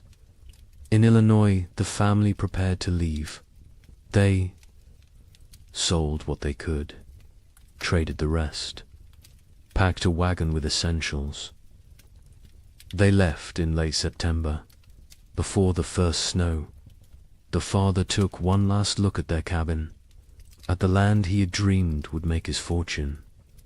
His wife put a hand on his arm, told him they would come back someday. He nodded but did not believe her. Neither did she. They climbed onto the wagon. The children huddled in the back. They started south, toward an uncertain future. But at least it was movement. At least it was trying. The journey south was hard. The roads were poor. Mud, ruts, fallen trees. The wagon broke an axle on the 3rd day. The father spent half a day repairing it. They pushed on. Other families traveled the same roads. Sometimes they camped together, shared fires, shared stories. Everyone had the same tale. Cold, hunger, loss, death. The stories became repetitive, became numbing. After a while, people stopped sharing, just nodded at each other, understanding without words. They reached southern Illinois after 2 weeks. The father inquired about land. Prices had dropped. So many people fleeing south had flooded the market. He found a small farm, 40 acres. The previous owner had died. His widow was selling. The father offered what he had. It was not much. She accepted anyway. She just wanted to go back east, back to family, back to safety. The Illinois family had a new home, farther south, maybe far enough. The widower and his daughters stayed in Ohio. They had discussed leaving, but decided against it. The older daughter argued they knew this land, knew where to hunt, where to trap, where to find water. Starting over somewhere new meant learning everything again, meant being vulnerable in unfamiliar territory. Better to face the devil you know. Her father agreed. The younger daughter said nothing. She rarely spoke anymore, just existed. Moving through routines mechanically, October brought the first hard freeze, earlier than normal, earlier than even last year. People who had hoped for a longer autumn were disappointed.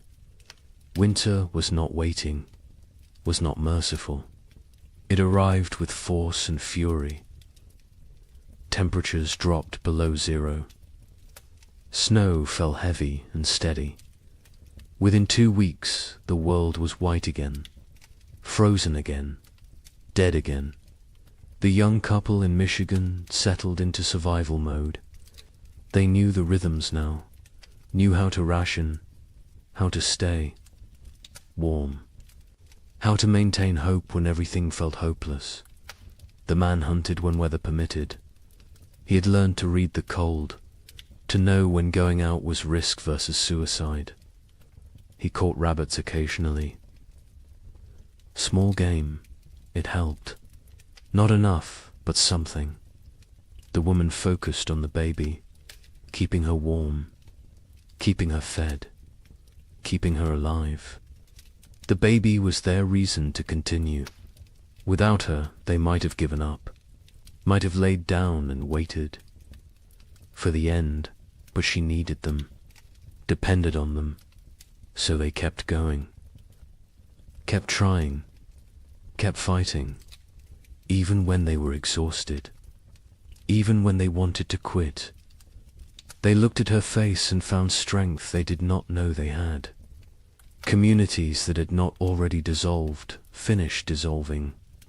People stopped visiting, stopped checking on neighbors. The isolation became total. Each family alone in their cabin, alone in their struggle, alone in the dark. The only sounds were wind and cold and occasionally wolves. The wolves had returned, hungry, desperate, like everyone else. They came close to cabins at night, howling, looking for weakness, looking for opportunity. A family 3 miles from the young couple disappeared in November. The husband went to check on them after not seeing smoke from their chimney for several days. He found the cabin empty, the door hanging open. Snow drifted inside. No signs of struggle, no blood, no bodies, just absence. They had left, or something had taken them. Or they had died and been buried or dragged off. He did not know, would never know. He went home, told his wife. They barred their door that night, and every night after, death became common. Expected. A family in Indiana lost their youngest child, a boy of 3. He simply did not wake up one. Mourning, malnutrition, cold, pneumonia. Probably all 3. They buried him in snow because the ground was frozen, marked the spot with stones, planned to give him a proper burial in spring. If spring came, if they survived to see it. The mother stopped speaking after that, just rocked in her chair, staring at nothing. The father tried to reach her, could not. Eventually he stopped trying. Illness spread through weakened populations. People with no reserves, no immunity, no strength to fight. Pneumonia, influenza, infections from minor cuts that would normally heal. Bodies shutting down under relentless stress. Some families lost multiple members, a father and 2 sons in 1 week, a mother and infant daughter, entire families, sometimes. Cabins found empty in spring, everyone gone, questions no one wanted to answer. The widower in Ohio kept his family isolated. He had learned from the first winter, contact with others meant risk of illness. They stayed home, stayed separate, stayed alive. The older daughter maintained their routines, rationed food precisely, kept the fire going, kept spirits up as much as possible. The younger daughter helped when asked, but remained distant, locked, inside her own mind, traumatized by 18 months of horror. The widower worried about her, but keeping everyone alive took precedence over mental health. Survival first, healing later. If there was a later, December arrived. The darkest month. Short days. Long nights. Endless darkness, both literal and metaphorical. People sat by fires and tried not to think, tried not to calculate, tried not to realize how bad things were, because thinking made it worse. Awareness made it unbearable. Better to exist moment to moment, not looking forward, not looking back, just being, just surviving. Christmas came and went unmarked. No celebrations, no gifts, no joy.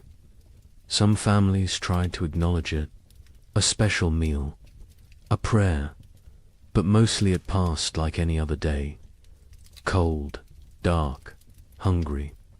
Religion felt hollow to many now.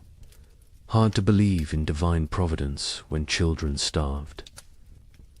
Hard to have faith when prayers went unanswered year after year. Some held on to belief, others let it go, released it like one more thing they could not afford to carry. The young man in Michigan carved a small wooden toy for his daughter, a doll. Simple but carefully made. He gave it to her on Christmas morning. She was too young to understand, but his wife cried, not from sadness, from gratitude, that he still tried, still found ways to create beauty, still believed in something beyond mere survival. She held him, told him she loved him. They stayed like that for a long time, drawing strength from each other, from their small family, from the choice to keep going. January 1837 arrived, the coldest month of the coldest winter in memory. Temperatures that made the previous year seem mild, winds that cut through any barrier, cold that penetrated everything.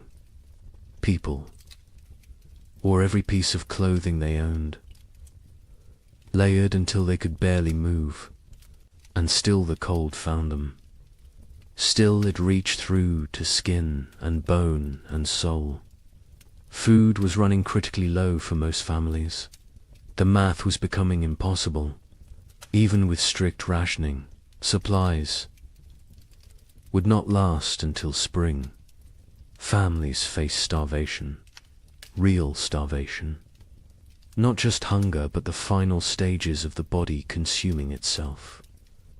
People grew skeletal, moved slowly, spoke rarely, conserved every calorie, every bit of energy. Some no longer had the strength to gather firewood.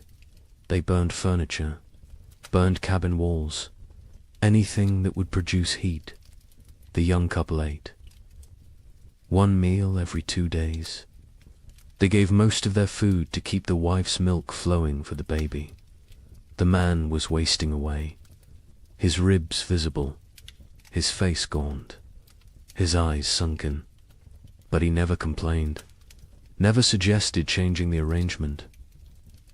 His daughter would eat, would survive, even if he did not. The wife saw what he was doing, begged him to eat more. He refused, said she needed strength for the baby. She did not argue further, because he was right, and because arguing took energy. They did not have.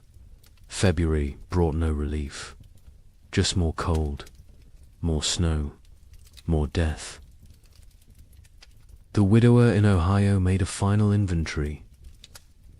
They had perhaps 3 weeks of food left. After that, nothing. He gathered his daughters, told them the truth.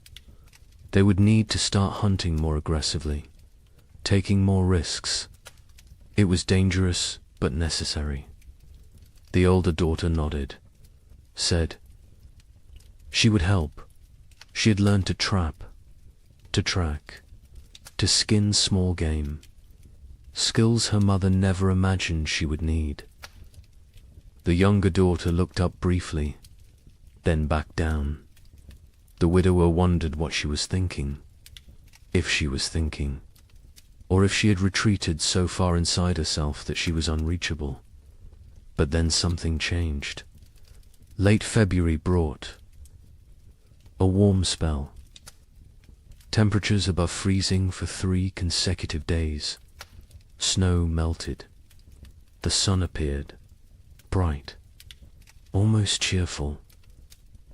People emerged from cabins, looked around, dared to hope. Maybe this was it. Maybe winter was breaking. Maybe they had made it through. The warmth lasted a week, then ended abruptly. Temperatures plunged again. Snow returned. But something was different. The cold was less aggressive, less absolute. Spring was not here, but it was coming. Finally, actually coming. People could feel it, could sense it. The rhythm of seasons reasserting itself. Nature remembering how things were supposed. To work marsh brought increasing warmth. Real thaw. Ice melting on rivers. Snow receding from fields. Mud appearing. Glorious mud. People celebrated mud like it was gold, because mud meant earth, meant ground, meant the possibility of planting, of growing, of food. The young couple in Michigan stood at their window and watched snow melt, watched brown earth emerge. The wife cried. The husband held her. They had survived. Somehow, against all odds, they had survived. Wait until you hear how much worse it gets.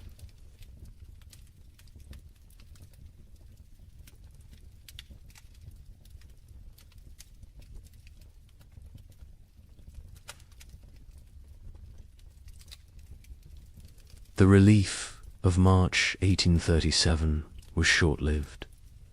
Spring arrived tentatively, weakly, like it was unsure of its own existence. Temperatures rose, but not enough, not consistently. Warm days followed by cold nights. Progress followed by setbacks. Nature could not decide what season it wanted to be. People planted anyway, because what choice did they have? They put seeds in cold ground and prayed. The young couple in Michigan planted their entire plot. Every seed they had saved, every seed they had traded for, everything. It was all or nothing now. They could not hold anything back, could not plan for next year. Next year was too far away, too uncertain. They needed food this year, this growing season, or they would not see another. The man worked the field slowly, his body weakened from months of starvation. His wife helped when she could, the baby strapped to her back, growing, thriving somehow despite everything. In their new home in southern Illinois, the family that had fled hoped for better conditions. Warmer weather, longer growing season, better chances. The father plowed fields, planted corn, beans, squash. The soil was good, better than what they had left behind. But the weather was still wrong, still cold, still unpredictable, he realized. with growing horror that they had not escaped, had only delayed the inevitable. The cold had followed them south, or perhaps it was everywhere. Perhaps there was no escape. The widower in Ohio planted with his daughters. They worked together in silence. The older daughter had become the de facto head of household. She made decisions, organized work, kept them functioning. Her father followed her lead, grateful for her strength. The younger daughter worked mechanically, planting seeds, covering them with soil, watering. Her face remained blank, empty. The widower had accepted that she might never fully return, that the person she had been before the cold was gone, replaced by this hollow version. He mourned her even though she still lived at. April brought frost, killing frost. Not as severe as the previous year, but enough to damage crops, to set back growth, to remind everyone that nature was still hostile, still unpredictable, still deadly. People watched their seedlings blacken and die, watched weeks of work destroyed overnight. Some replanted, others gave up, decided to focus on foraging, on hunting, on finding food rather than growing it. Trust in agriculture had eroded. The contract between farmer and earth felt broken. Communities were shadows of what they had been. So many had left. So many had died. The ones who remained were changed, hardened, suspicious. The social bonds that had held frontier life together were gone, replaced by wariness, by self-interest, by the understanding that in crisis every person was ultimately alone. Neighbors who had once helped each other now avoided contact, feared obligation, feared the weakness that came from caring about others. A woman in Michigan Territory knocked on the young couple's door in late April. She was gaunt, desperate. Her husband had died in February. She had 3 children, no food, no options. She begged for help, anything they could spare. The young man looked at his wife. They had so little themselves, barely enough for their own family. His wife went inside, came back with a small sack of cornmeal, perhaps 2 pounds. It was a significant portion of their stores. The woman wept, thanked them, left. The young man and his wife never discussed it, never questioned the decision, but they both knew what that cornmeal might cost them later. May brought better weather, warmer, more stable. The crops that survived April began to grow, slowly, struggling, but growing. People tended their gardens obsessively, pulled every weed, watered carefully, talked to the plants, begged them to thrive. These gardens represented everything: hope, survival, future.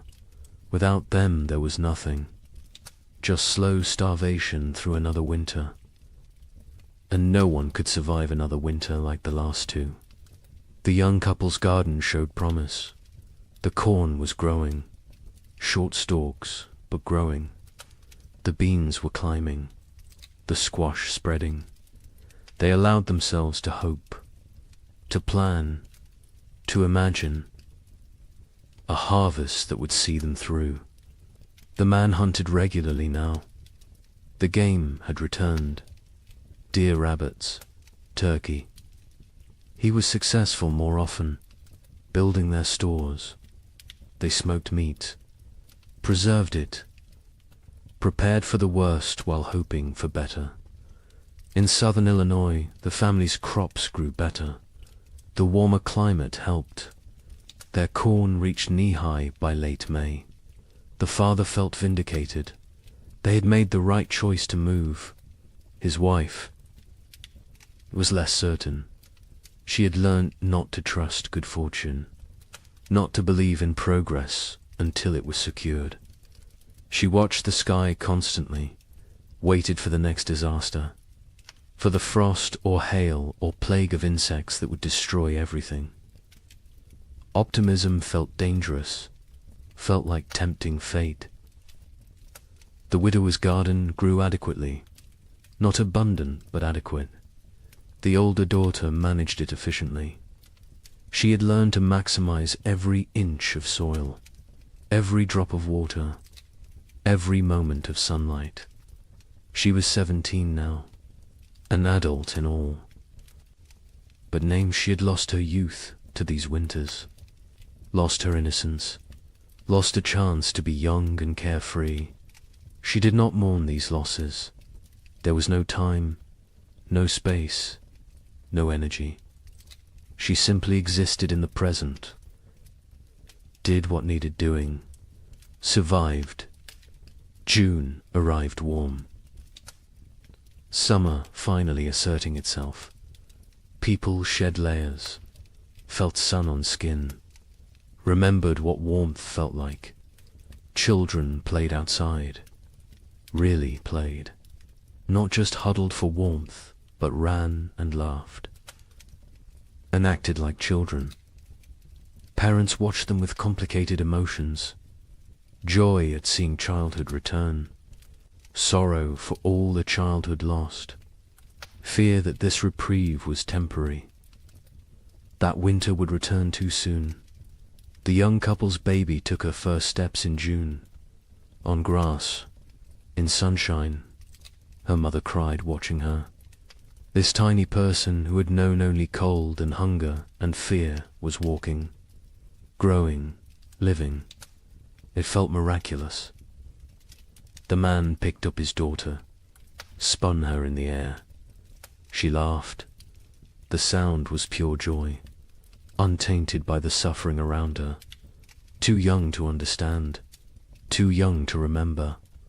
They both hoped she would never remember these years, never carry the scars they carried. July was hot, genuinely hot. People complained about heat, then laughed at themselves for complaining. Heat was blessing. Heat was life. Heat meant crops growing, meant long days, meant hope. The gardens flourished. Corn grew tall. Beans produced pods.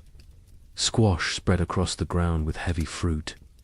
For the first time in 2 years, abundance seemed possible, not guaranteed, but possible. But nature had taught them not to trust. On July 23rd, a hailstorm struck southern Indiana. Hail the size of eggs. It shredded crops, destroyed gardens, killed livestock.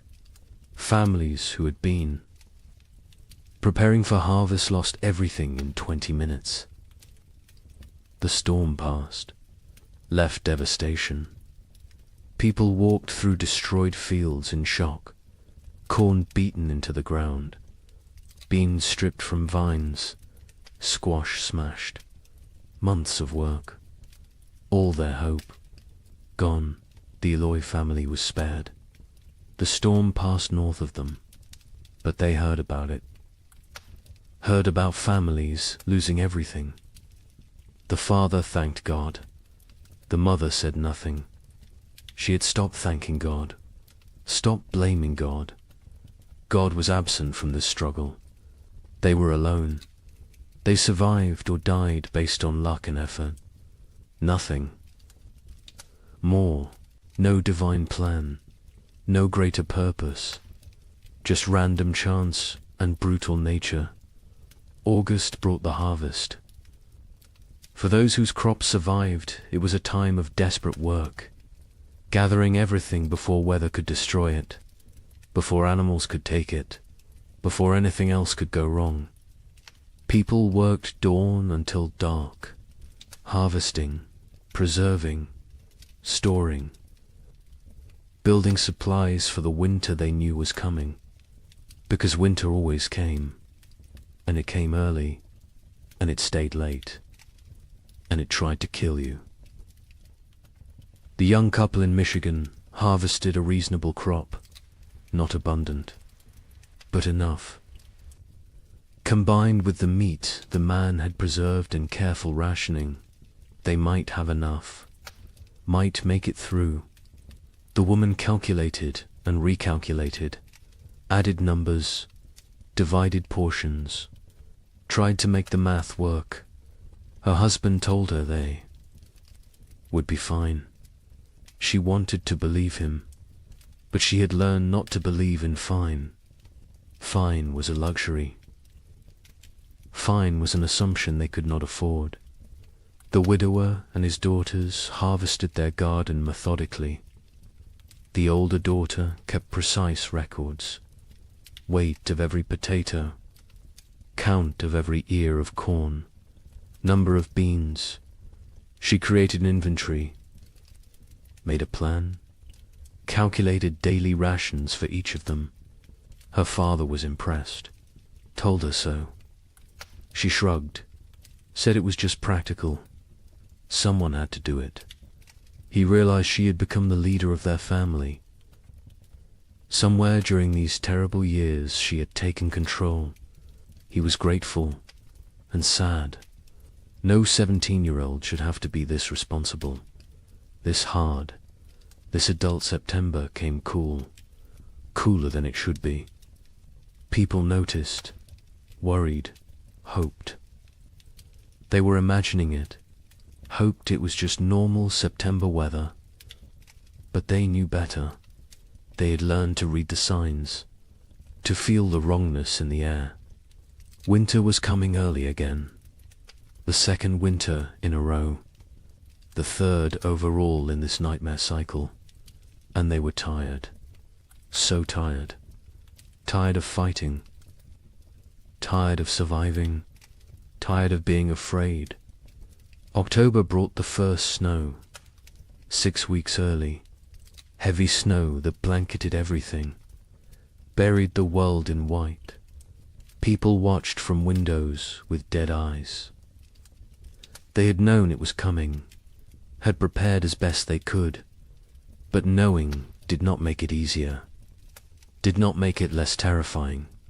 They settled into their cabins, barred the doors, fed the fires, began the long dark wait. The psychology of the second winter was different from the first.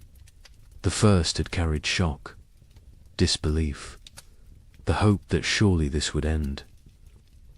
The second winter carried resignation, acceptance, the knowledge that this might never end, that they might die in this cold, that survival was not guaranteed no matter how hard they tried. This knowledge was heavier than the cold, heavier than the hunger. It pressed down on souls, crushed spirits, made people hollow. The young couple settled into routines. He maintained the fire. She cared for the baby. They rationed food strictly. 1 meal a day. Small portions. They talked less now. Conversation took energy, took hope. They existed side by side, parallel lives barely touching. The baby was their only connection, their only reason. Without her, they might have drifted apart entirely, might have retreated into individual isolation. But she needed both of them, so they stayed together, functioned as a unit, survived. In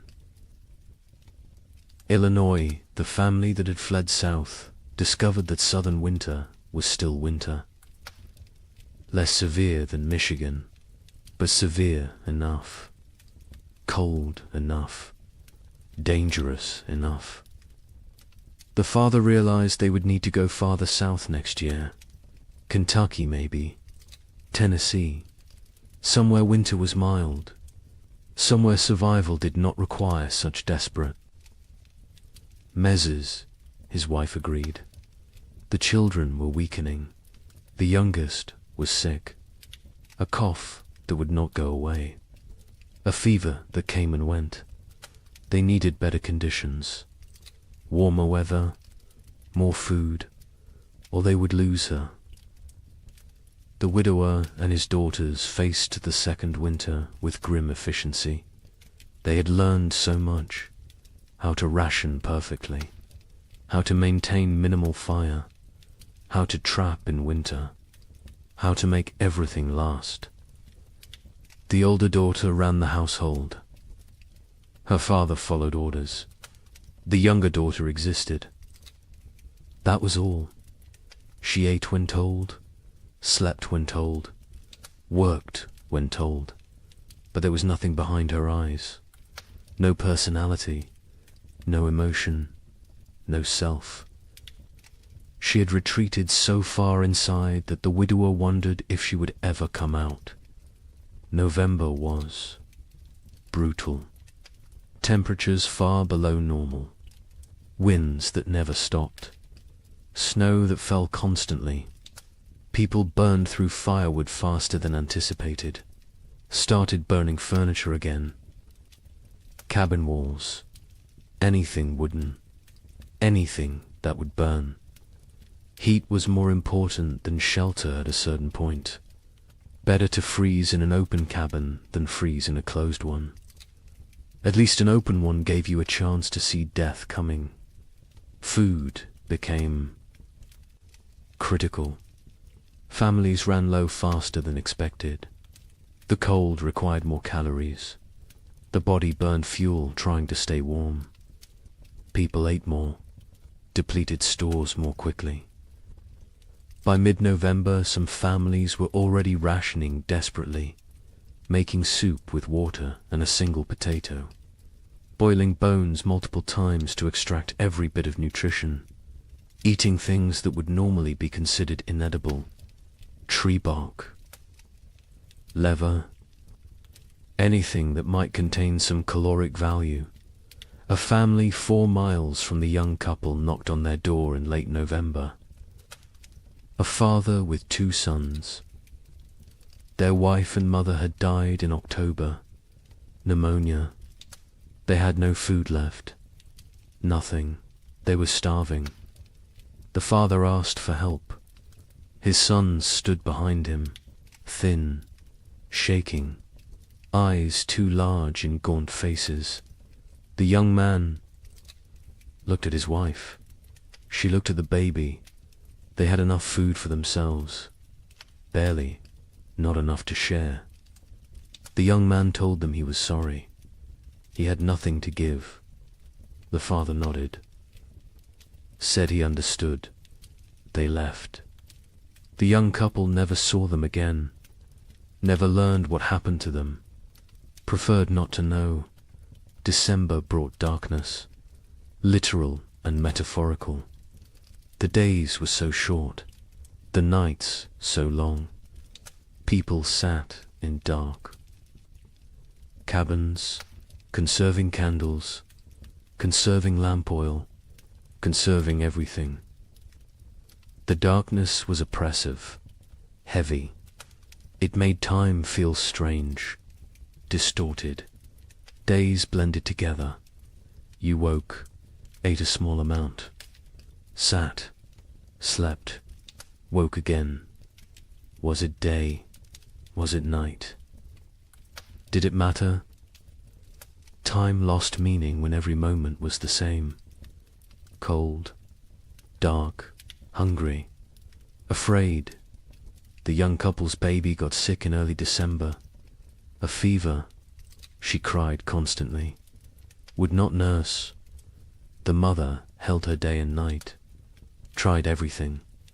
Cold cloths. Warm cloths. Arb's prayer. The fever broke after 3 days.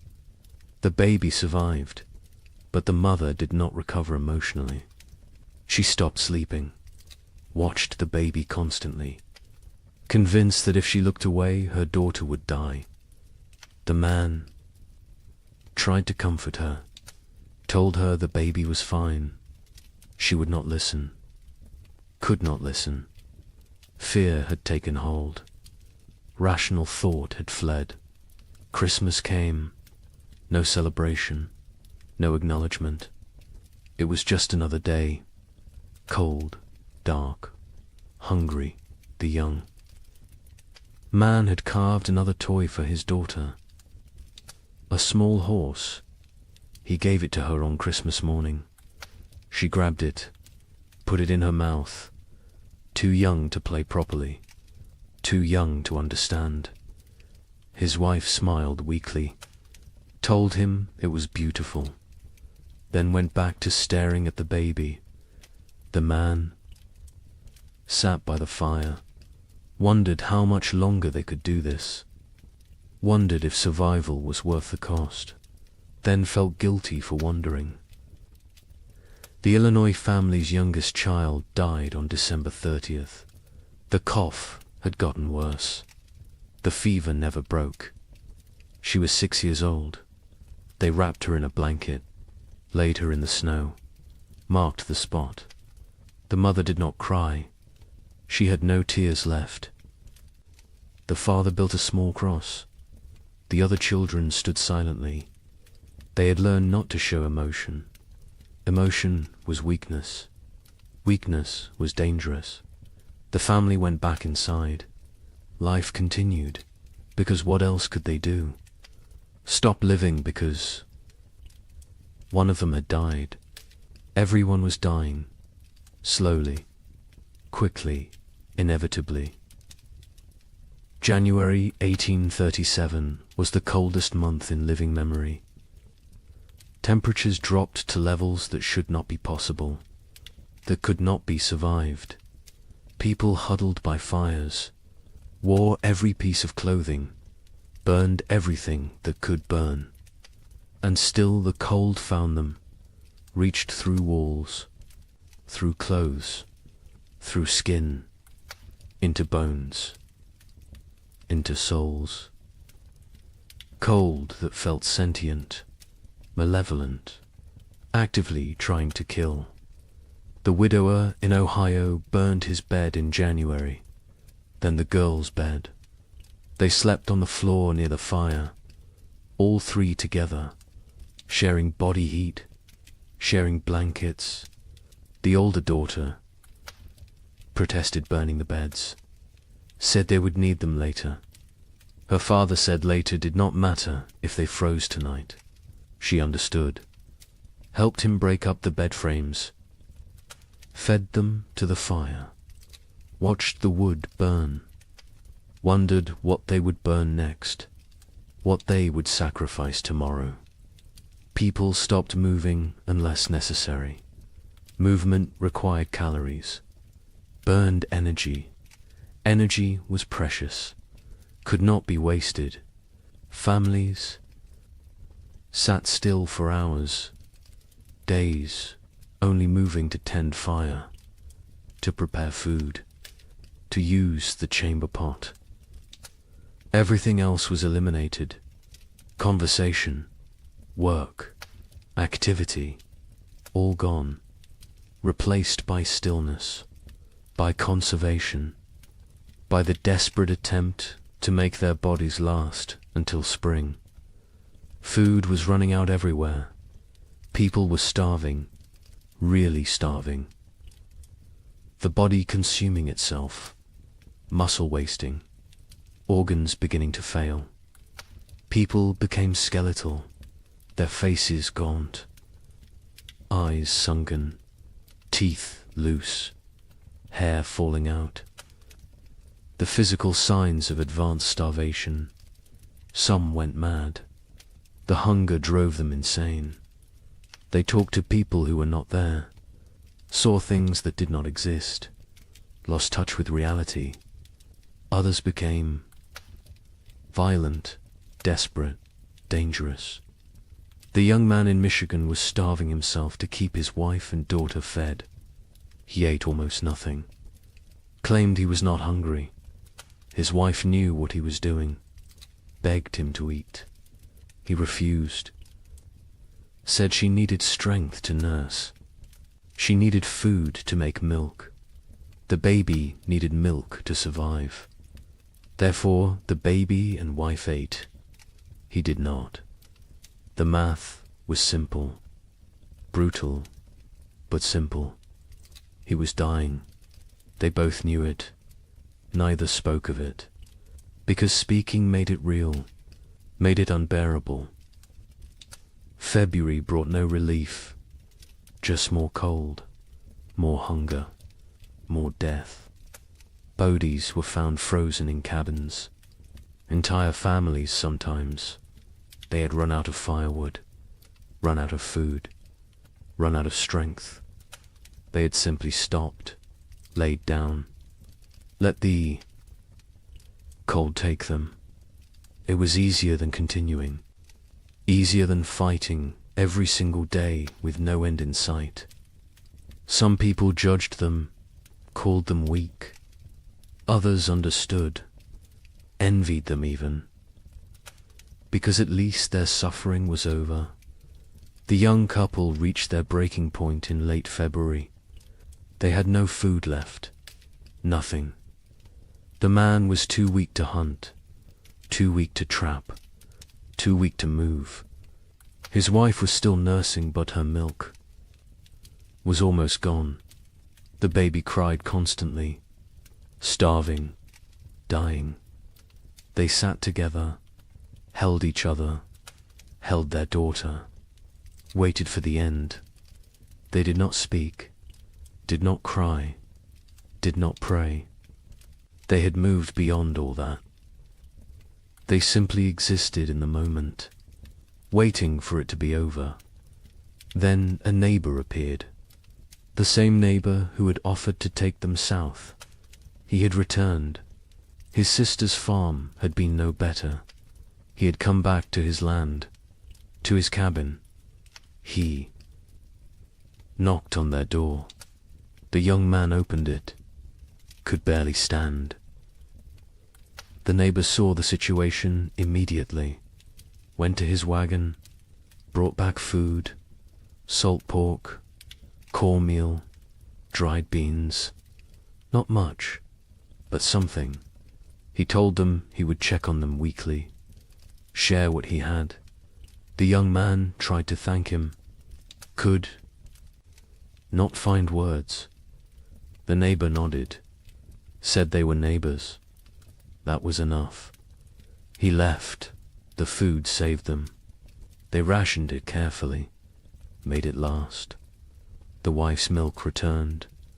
The baby stopped crying, started nursing properly.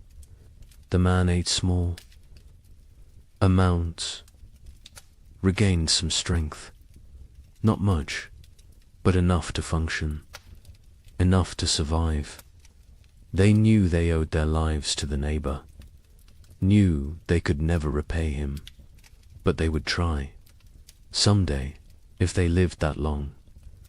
March finally brought real thaw. Not false hope this time, real warmth, sustained warmth. Snow melted, ice broke up on rivers, mud appeared everywhere. Glorious mud. People emerged from cabins, looked around, counted who was left. So many were gone, dead or fled. The survivors looked at each other with hollow eyes. They had made it, somehow, through a second winter, through horror that should not be survivable. They had made it, but at what cost? Wait until you hear about the third winter. Asterisk. Spring 1837 arrived broken, not absent like before, but damaged, wounded, like nature itself was exhausted from the struggle. The warmth came, but felt fragile, tentative, as if it might retreat at any moment. People planted again, because they had to, because there was no alternative. But the hope that had sustained them through previous plantings was gone. replaced by grim determination, by obligation, by the mechanical act of putting seeds in ground without believing. Anything good would come from it. The young couple in Michigan planted their field. The man was skeletal now. His body had not recovered from February. Probably never would. But he moved through the motions, ploughing, planting. His wife helped, the baby on her back, growing despite everything, thriving in ways that defied logic. Children were resilient, more resilient than adults. She embodied hope even when her parents had none. They worked for her, survived for her, continued for her. The neighbor who had saved them helped with planting. He had lost his own family in the first winter. Wife and 2 daughters. He never spoke of them, never explained what happened, but the grief lived in his eyes, in his movements, in the way he threw himself into work. Helping others was how he survived, how he found meaning. The young couple became his purpose, his reason to continue. He checked on them weekly, shared food when he had extra, fixed things around their cabin, asked for nothing in return.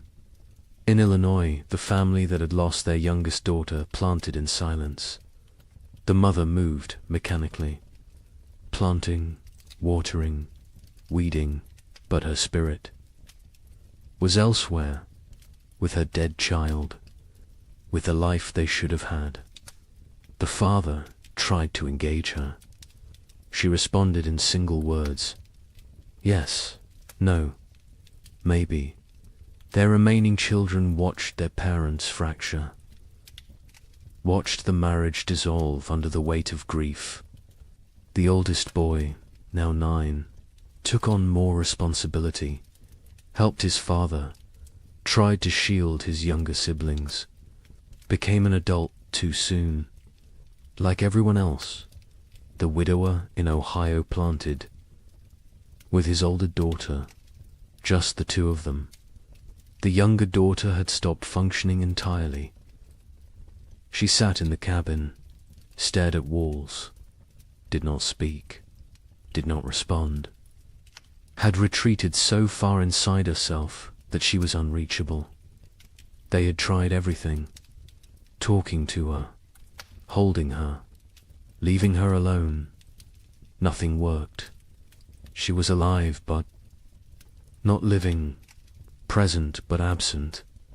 The older daughter cried about it sometimes, late at night, when she thought no one could hear. Her father heard, said nothing, because what could he say? They were all broken.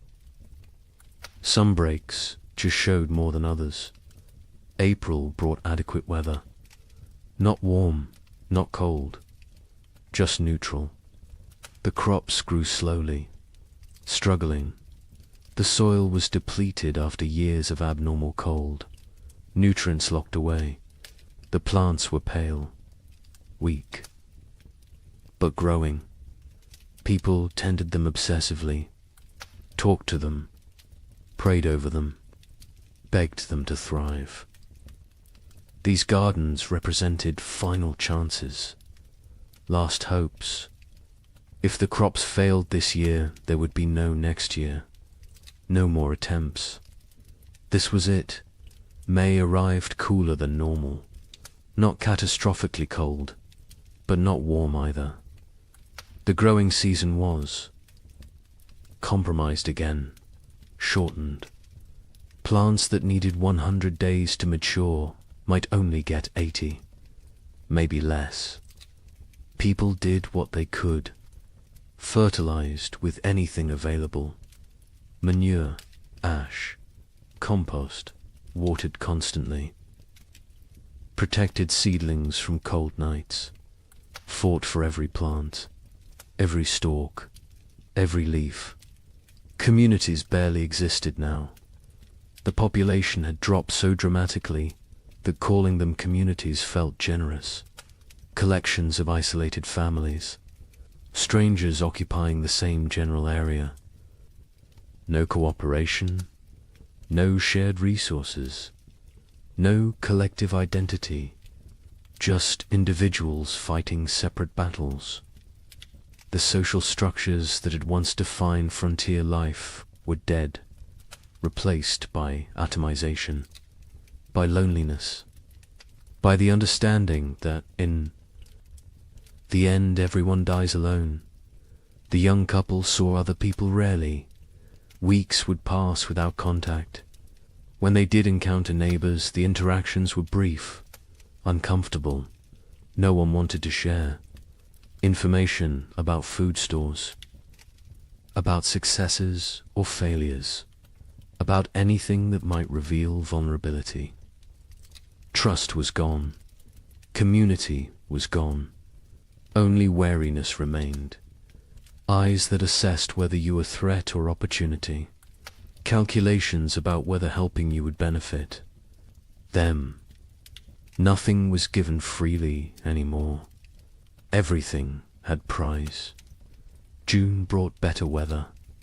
Finally, real warmth. Sustained warmth. The crops responded. Grew with vigor they had lacked before. Corn shot up.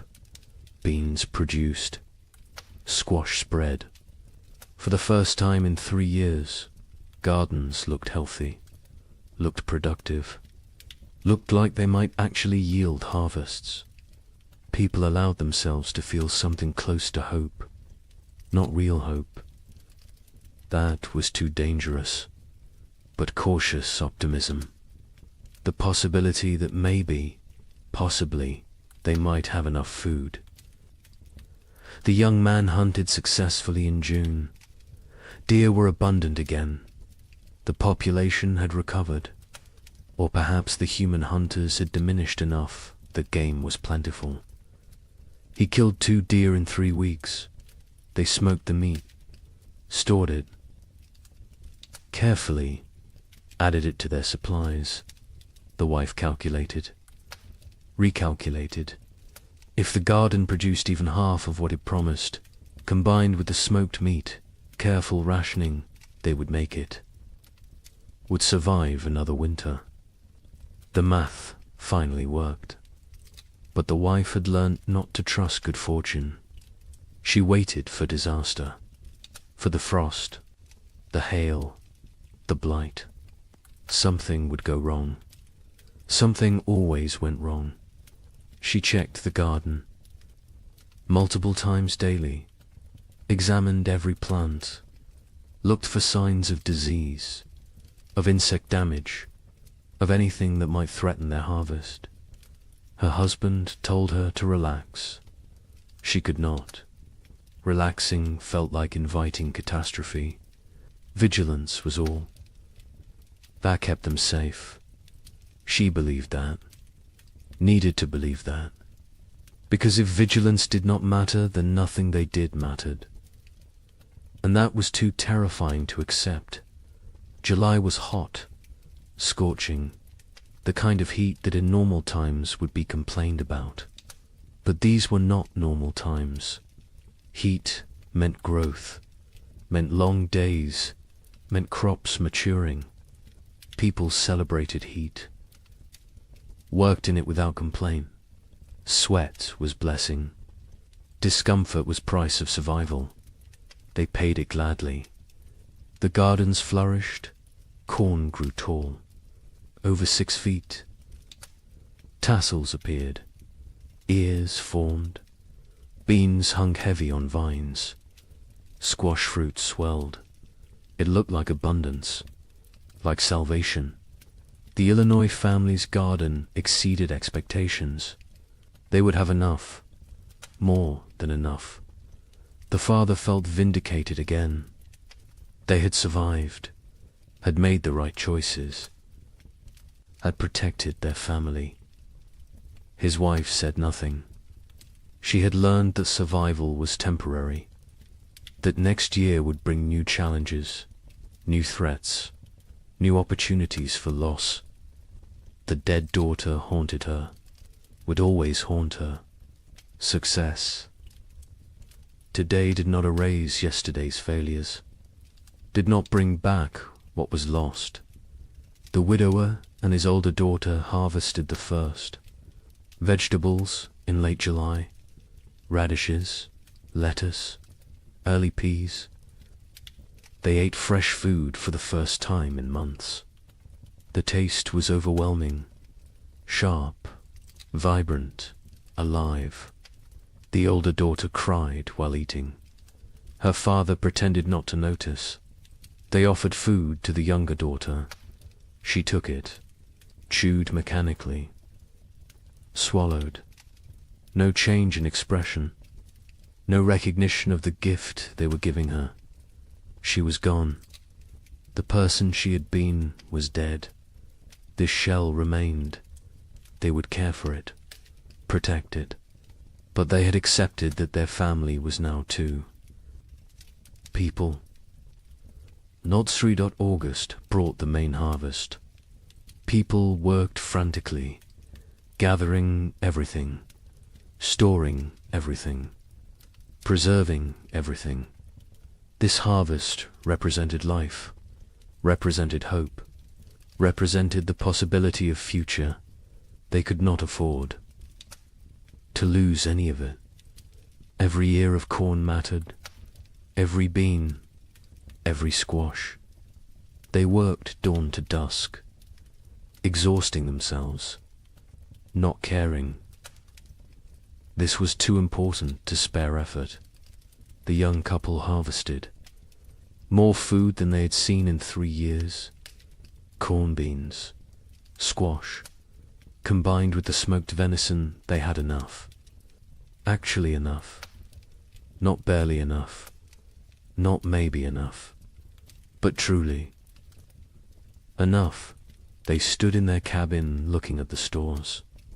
The wife started laughing, then crying, then laughing again. The man held her. They had made it, had survived, had beaten the odds. Their daughter played at their feet, oblivious, perfect. A miracle they did not deserve, but received anyway. The neighbor helped them preserve food, showed them techniques for long-term storage, how to keep corn dry, how to prevent mold, how to protect against rodents. He had learned so much in his years on the frontier. Before the cold years he had been successful, prosperous even. Now he was just surviving, like everyone else. But he remembered the old knowledge, the techniques that worked. He shared them freely, asked nothing in return. The young couple offered to pay him, with food, with labor. He refused, said neighbors helped. Neighbors, even though neighbors barely existed anymore. Even though community was dead, he held on to the old ways, the old values. It was how he honored his dead family. September arrived cool. People tensed, waited for the cold, for winter to come early again, for the pattern to repeat, but it did not. September stayed temperate, pleasant even. Leaves changed color on schedule. Geese flew south at the normal time. Nature seemed to be remembering how to be normal, how to follow the rhythms that had existed for millennia.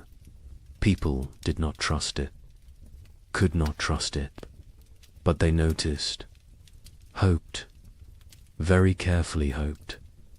October brought the first frost, right on schedule. Normal frost, expected frost, not the killing freeze of previous years, just regular autumn cold. Farmers finished their harvests, stored the last vegetables, prepared for winter. But this preparation felt different, less desperate, less terrified. They had food, real food, enough food. Winter was coming, but it was normal winter. Survivable winter. They could do this. The young family brought in their last harvest in mid-October, filled their cabin with stores. The man built additional storage, racks for corn, bins for potatoes, hooks for smoked meat. The cabin was crowded now, full of food, full of life, full of hope. His wife walked around touching everything, making sure it was real. Not a dream, not delusion, actually real. She counted, recounted. The numbers worked. They would eat this winter, would eat well even. The relief was almost unbearable. The Illinois family stored their harvests methodically.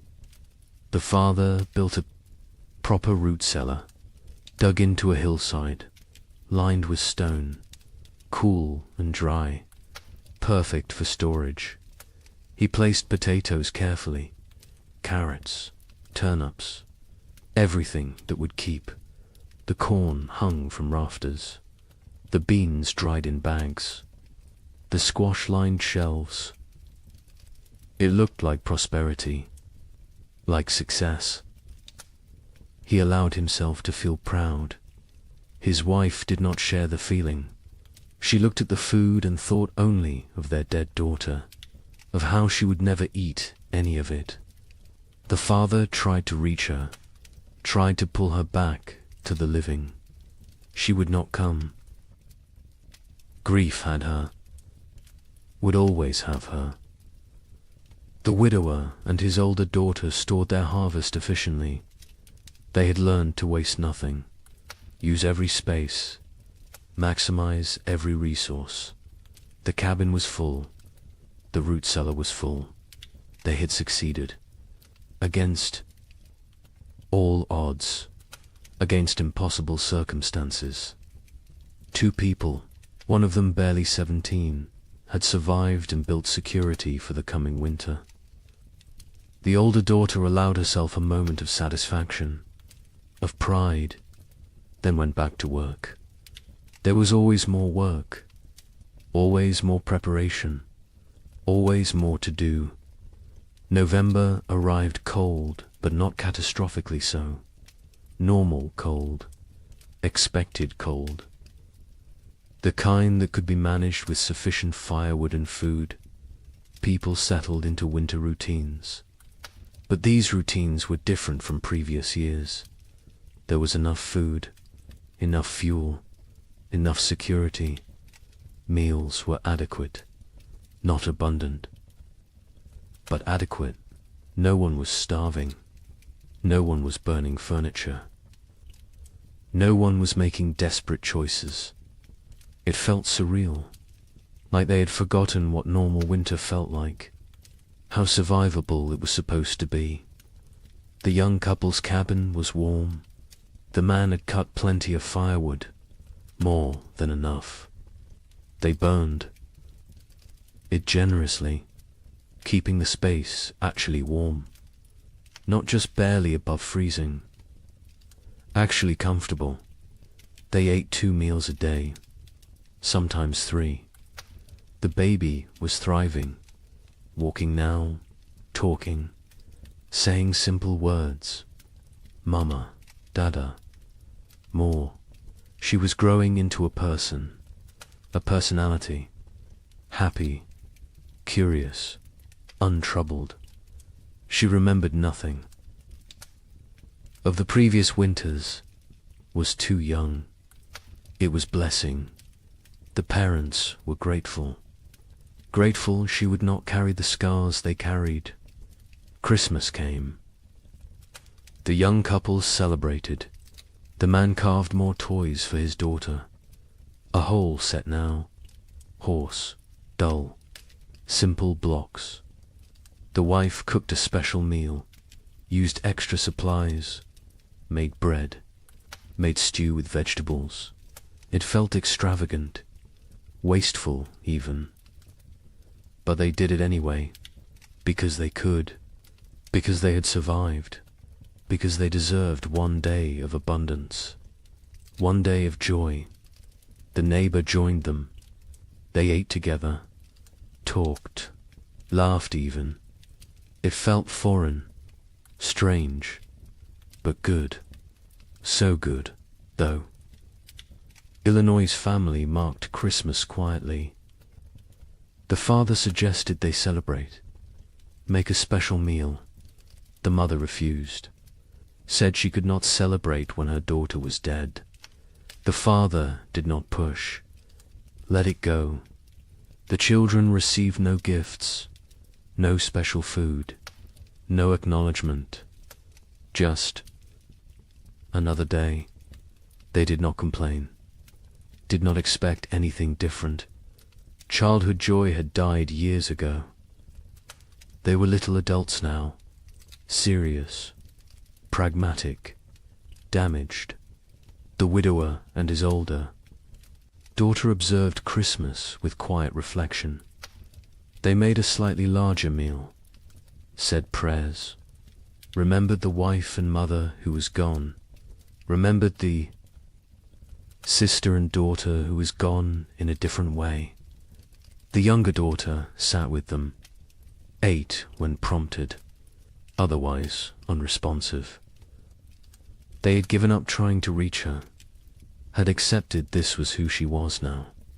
They would care for her as long as necessary, forever if needed, but they no longer expected recovery, no longer hoped for her return. She was gone. They mourned her, while she still lived. January 1838 arrived cold, but normal cold. The kind that belonged in January, the kind that was manageable. People burned firewood steadily, but not desperately, ate food regularly, but not extravagantly, lived, actually lived, not just survived. There was difference. Survival was mechanical, was existing without living. Living was having moments beyond mere existence. Moments of comfort, of satisfaction, of something approaching contentment. People had not lived in 3 years. Now they remembered what it felt like. The young man sat by the fire one January evening, his wife beside him, their daughter asleep. Between them, he looked around the cabin, saw the food stores, felt the warmth, heard his family breathing. He started crying. Quietly, his wife took his hand, asked what was wrong. He said nothing was wrong. Everything was right. For the first time in 3 years, everything was actually right. They were warm, fed, together, alive. It felt like miracle, like grace, like something they had not earned, but received anyway.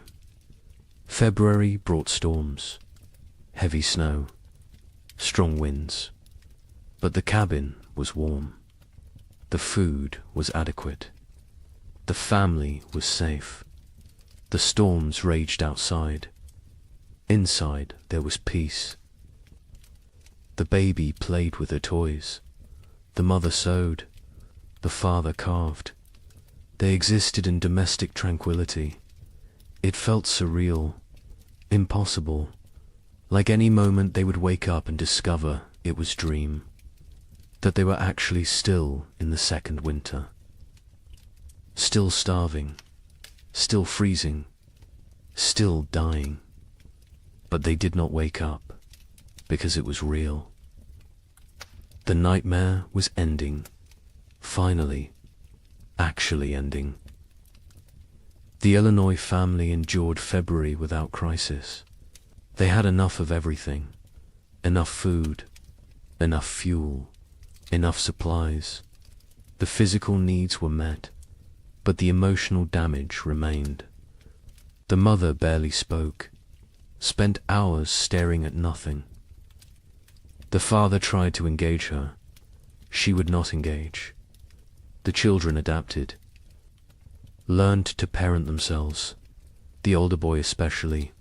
He took care of his younger siblings, made sure they were fed, dressed, safe. The father was grateful and heartbroken. No 9-year-old should have to be so responsible, but gratitude outweighed heartbreak.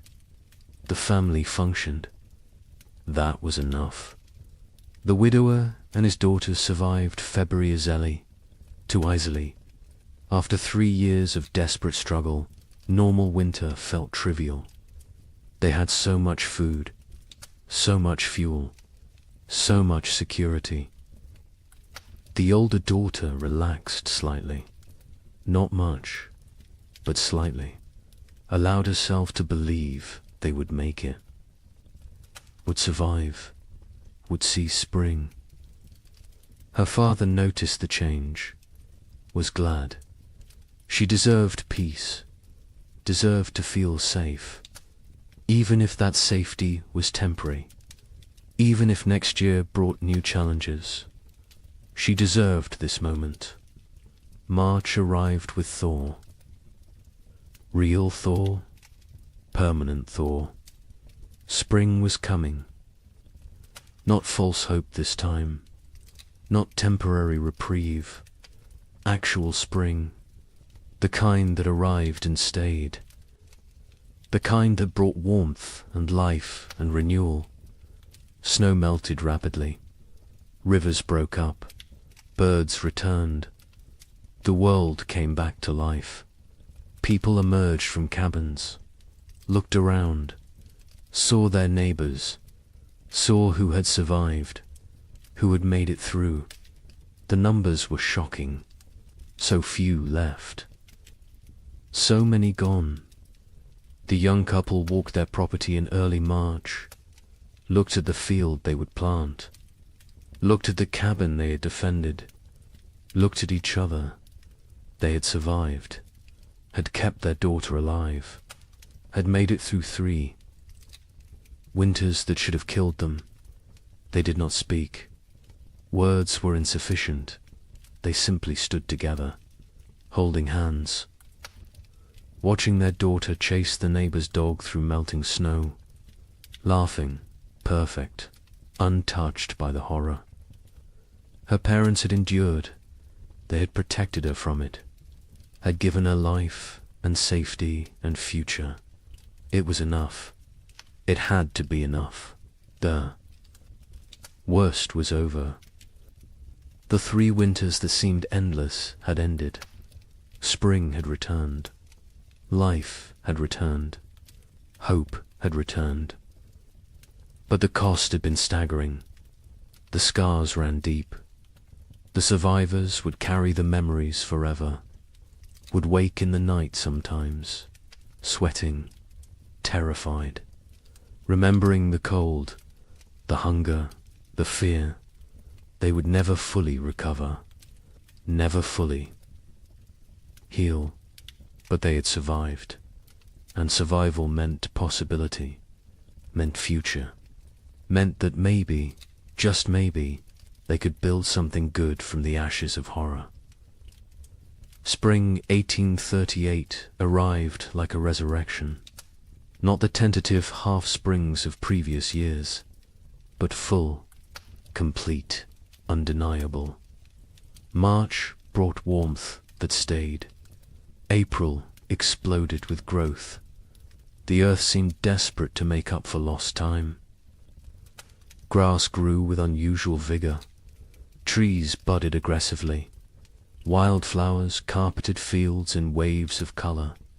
It was as if nature itself was apologizing, compensating, trying to heal the wounds it had inflicted.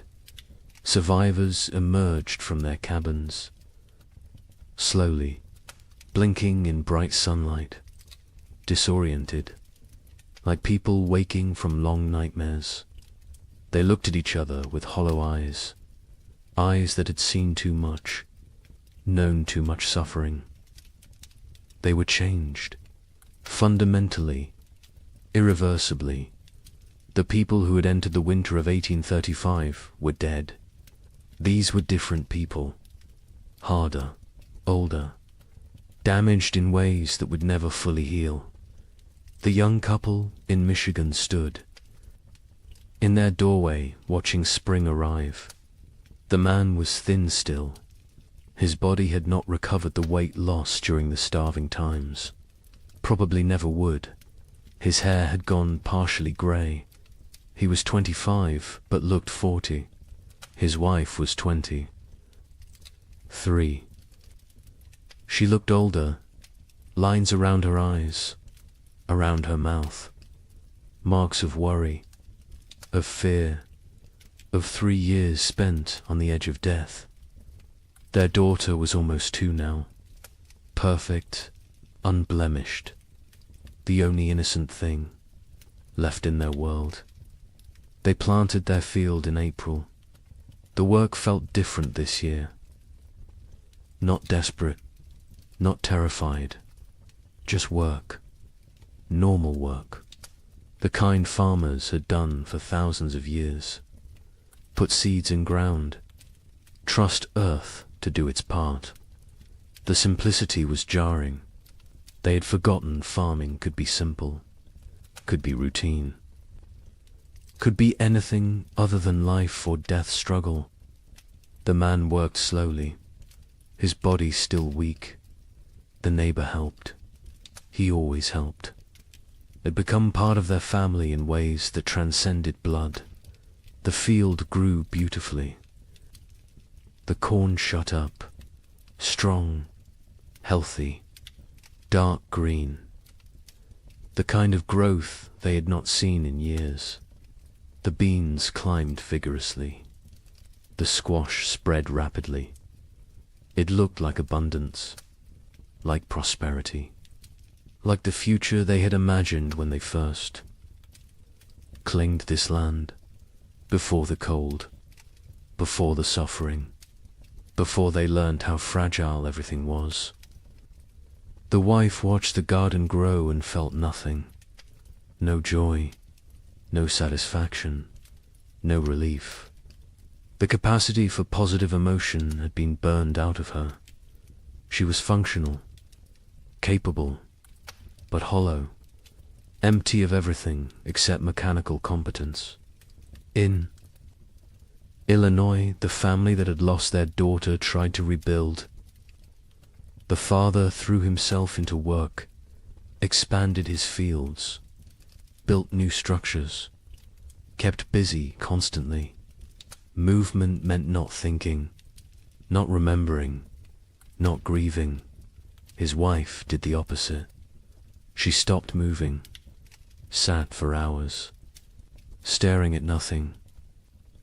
The children navigated between these extremes, tried to be invisible, tried not to cause problems, tried to hold together a family that was fragmenting. The older boy carried the weight. He was 10 now, too young for such responsibility. But responsibility did not care about age. Someone had to hold things together. He did it because no one else would. The widower in Ohio and his older daughter planted their field together, just the 2 of them. The younger daughter remained in the cabin, unresponsive, present but absent. They had tried everything to reach her. Doctors when they could afford them, medicines, prayers, time. Nothing worked. She was locked inside herself, trapped in whatever mental prison the winters had created. They cared for her, fed her, kept her clean, but they had stopped hoping for recovery. Hope was too expensive, too painful when it failed. Better to accept reality. She was gone. They would tend her shell for as long as necessary. Other families across the frontier faced similar struggles. The physical danger had passed. Food was available. Weather was normal, but the psychological damage remained. People suffered from what we would now recognize as severe trauma, depression, anxiety, what was then called melancholy or nervous. Exhaustion.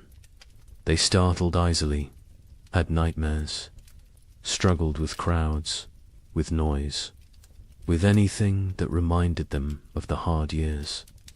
Many never fully recovered, carried the scars until death.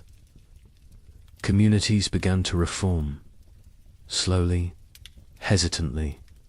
People who had isolated for survival started reaching out again, started talking to neighbors, started attending church, started rebuilding the social structures that had dissolved.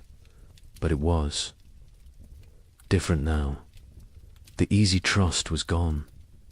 The assumption of mutual aid was gone. People helped each other, but warily, with limits, with boundaries. The innocence of early frontier community had died, been replaced by something more cautious, more cynical, more realistic. A traveling minister came through Michigan territory in May, held revival meetings, promised salvation, promised explanation for the suffering, promised that God had a plan. Some people came, desperate for meaning, desperate to believe their suffering had purpose. The young couple attended once, listened to the minister talk about divine testing, about job, about how suffering brought people closer to God. The wife stood up, walked out. Her husband followed. They never went back. If God had done this to them, then they wanted nothing to do with God. If God had not done this, then he was powerless to prevent it. Either way, church offered nothing they needed. Others found comfort in religion, clung to faith as the only thing that made sense of senselessness, believed that heaven waited, that their dead children were safe, that suffering on earth was temporary, that eternity would compensate for temporal pain. The young couple did. Not judge them. Whatever got you through was valid, but they could not share that faith. Had lost it somewhere in the second winter, when their daughter was dying and prayers went unanswered, when they realized they were alone, truly alone. Number. God, no providence. Just luck and effort and random chance. Summer brought abundance. The crops matured perfectly. The harvest was extraordinary. People gathered more food than they had seen in 5 years. Barns filled, root cellars filled, cabins filled. It was almost obscene. This wealth after such poverty, this abundance after such scarcity. Some people hoarded reflexively, stored food they would never eat, could not stop gathering, could not trust that next year would also be good. The trauma of scarcity had rewired their brains, made them incapable of feeling secure no matter how much they had. The young couple harvested their field in August. The yield was massive, more than they could possibly use. They sold some, traded some, gave some away, kept plenty for themselves. Their stores were overflowing. The man built additional storage. The wife watched him work, felt disconnected, like she was observing someone else's life. She went through motions, cared for their daughter, cooked, cleaned, did everything a wife and mother should do, but felt nothing, was numb, had been numb since February of the second winter. She wondered if she would ever feel again, or if this numbness was permanent, the price of survival. In Illinois, the abundant harvest did not heal the broken family. The father worked obsessively, made more money than they needed, bought things, built things, kept moving. The mother remained withdrawn, lost in grief, The children adapted, learned to function without real parenting, became independent too soon. The family existed together but separately. Parallel lives in the same space, not connected, not whole, just adjacent. The widower and his older daughter harvested successfully. Their fields produced well. They had security for the coming winter. The older daughter was 18 now. An adult, she had offers of marriage. Young men who saw her competence, her strength, her capability. She refused them all, said she could not leave her father, could not leave her sister, could not abandon her responsibilities. Her father told her to go, to live her life. She refused. They both knew why. She had lost too much already, could not risk caring about anyone new, could not risk more loss. Better to stay, to maintain, to exist in the known pain rather than risk unknown happiness that might become pain. New settlers began arriving in late 1838. People from the east who had heard land was cheap, who did not know what had happened, who saw opportunity in the depleted population. The survivors looked at them with mixed feelings, part resentment. These newcomers had not suffered, had not earned their place. Part relief. New people meant community could rebuild, meant the frontier would not die completely. Part pitied, because the newcomers were so innocent, so hopeful, so unaware of how quickly everything could collapse.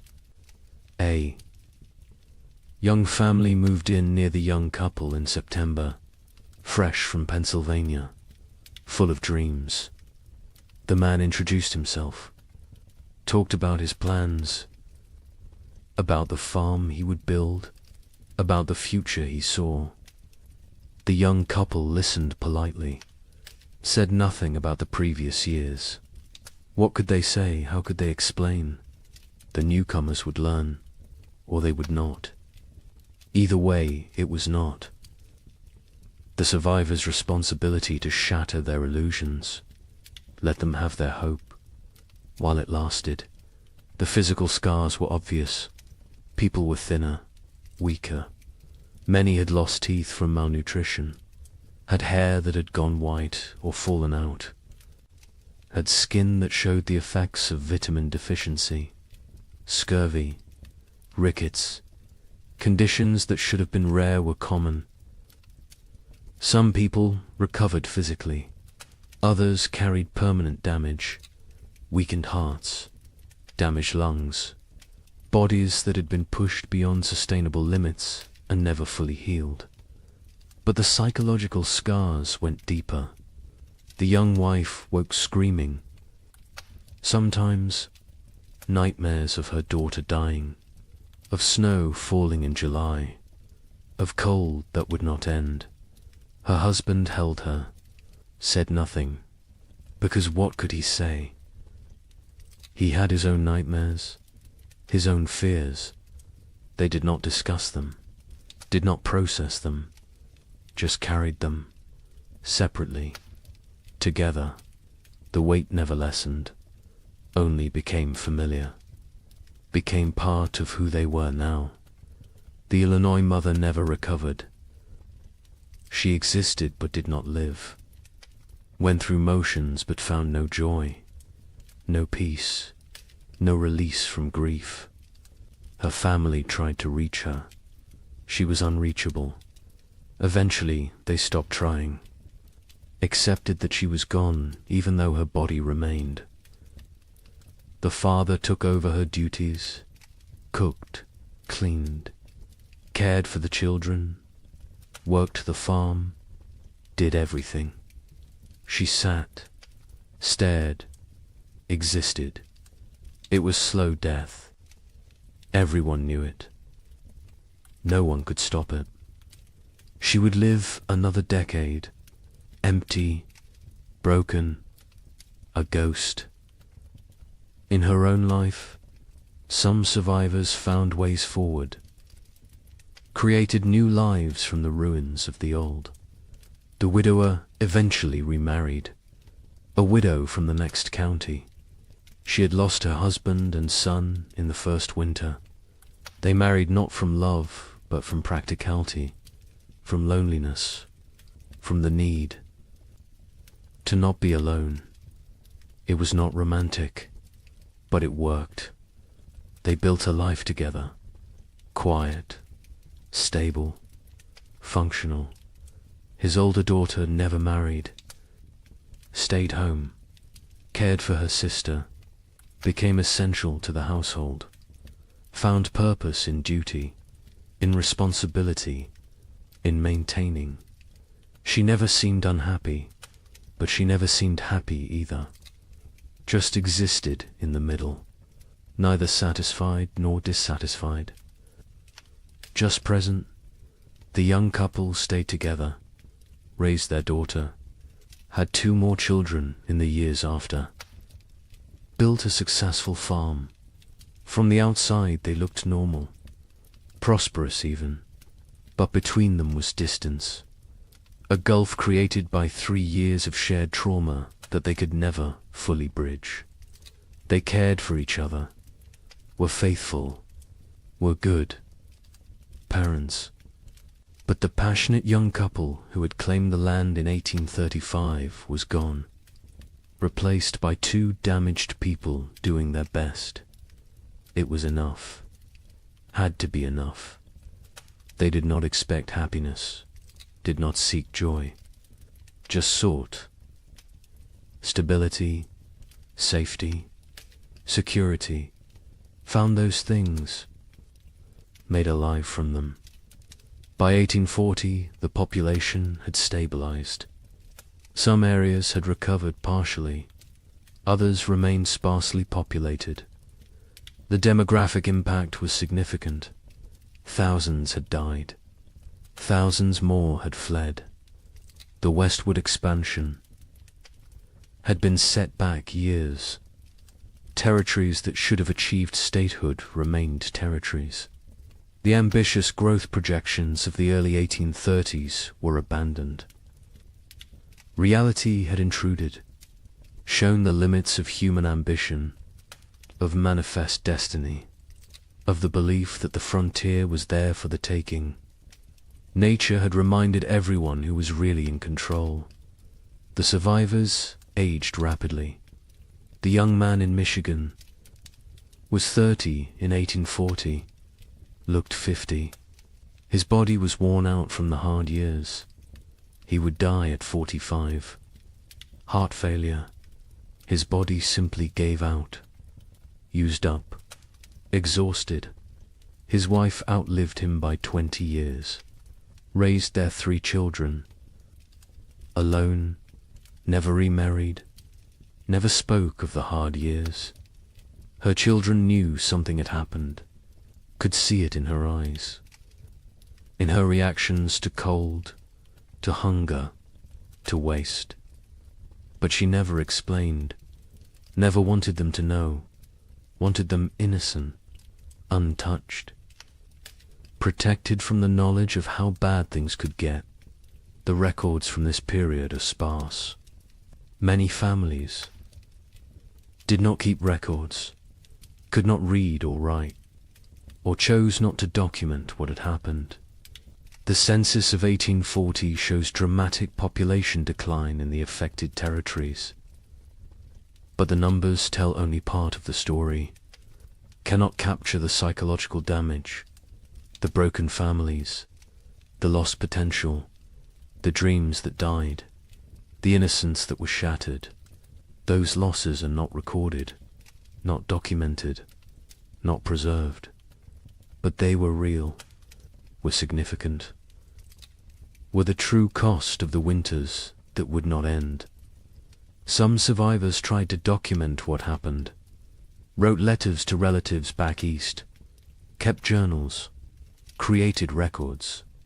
But even as they wrote, they sensed their accounts would be doubted, would be dismissed as exaggeration, as hysteria, as the ramblings of traumatized minds.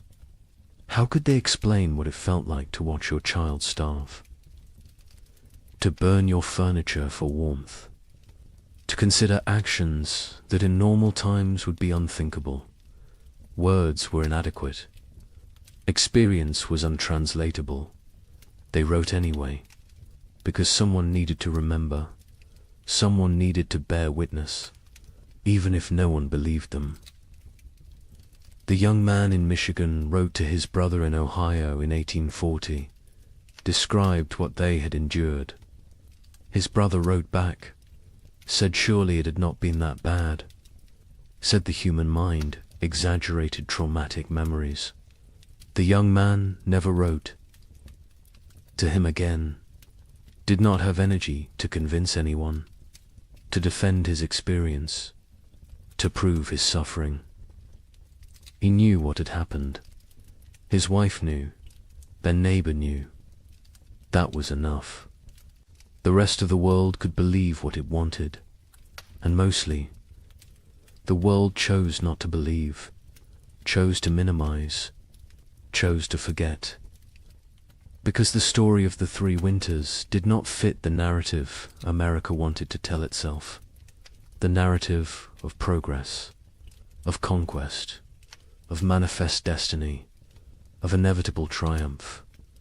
The winters suggested that nature was more powerful than human.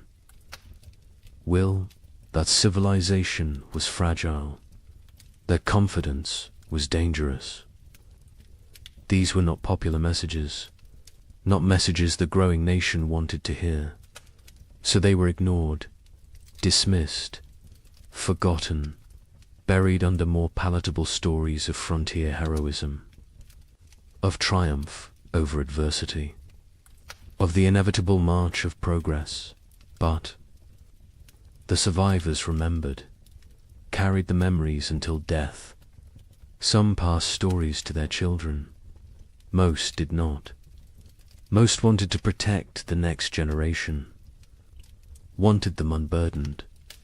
The children sensed something anyway, saw the scars, the fears, the behaviors that made no sense unless you knew what came before. They asked questions, got vague answers, eventually stopped asking. The silence grew. The stories faded. The memories died with those who carried them. Wait until you hear how thoroughly this was erased. The forgetting began almost immediately, even while survivors still lived, even while the scars were fresh. The erasure was not accidental, was not natural memory decay. It was deliberate, systematic, orchestrated by people who had very good reasons to want these winters forgotten. People with money, with power, with futures that depended on frontier land continuing to seem attractive, continuing to seem profitable, continuing to draw settlers and investment. Land speculators had the most to lose. They had purchased millions of acres across the affected territories, paid pennies per acre, expected to sell for dollars.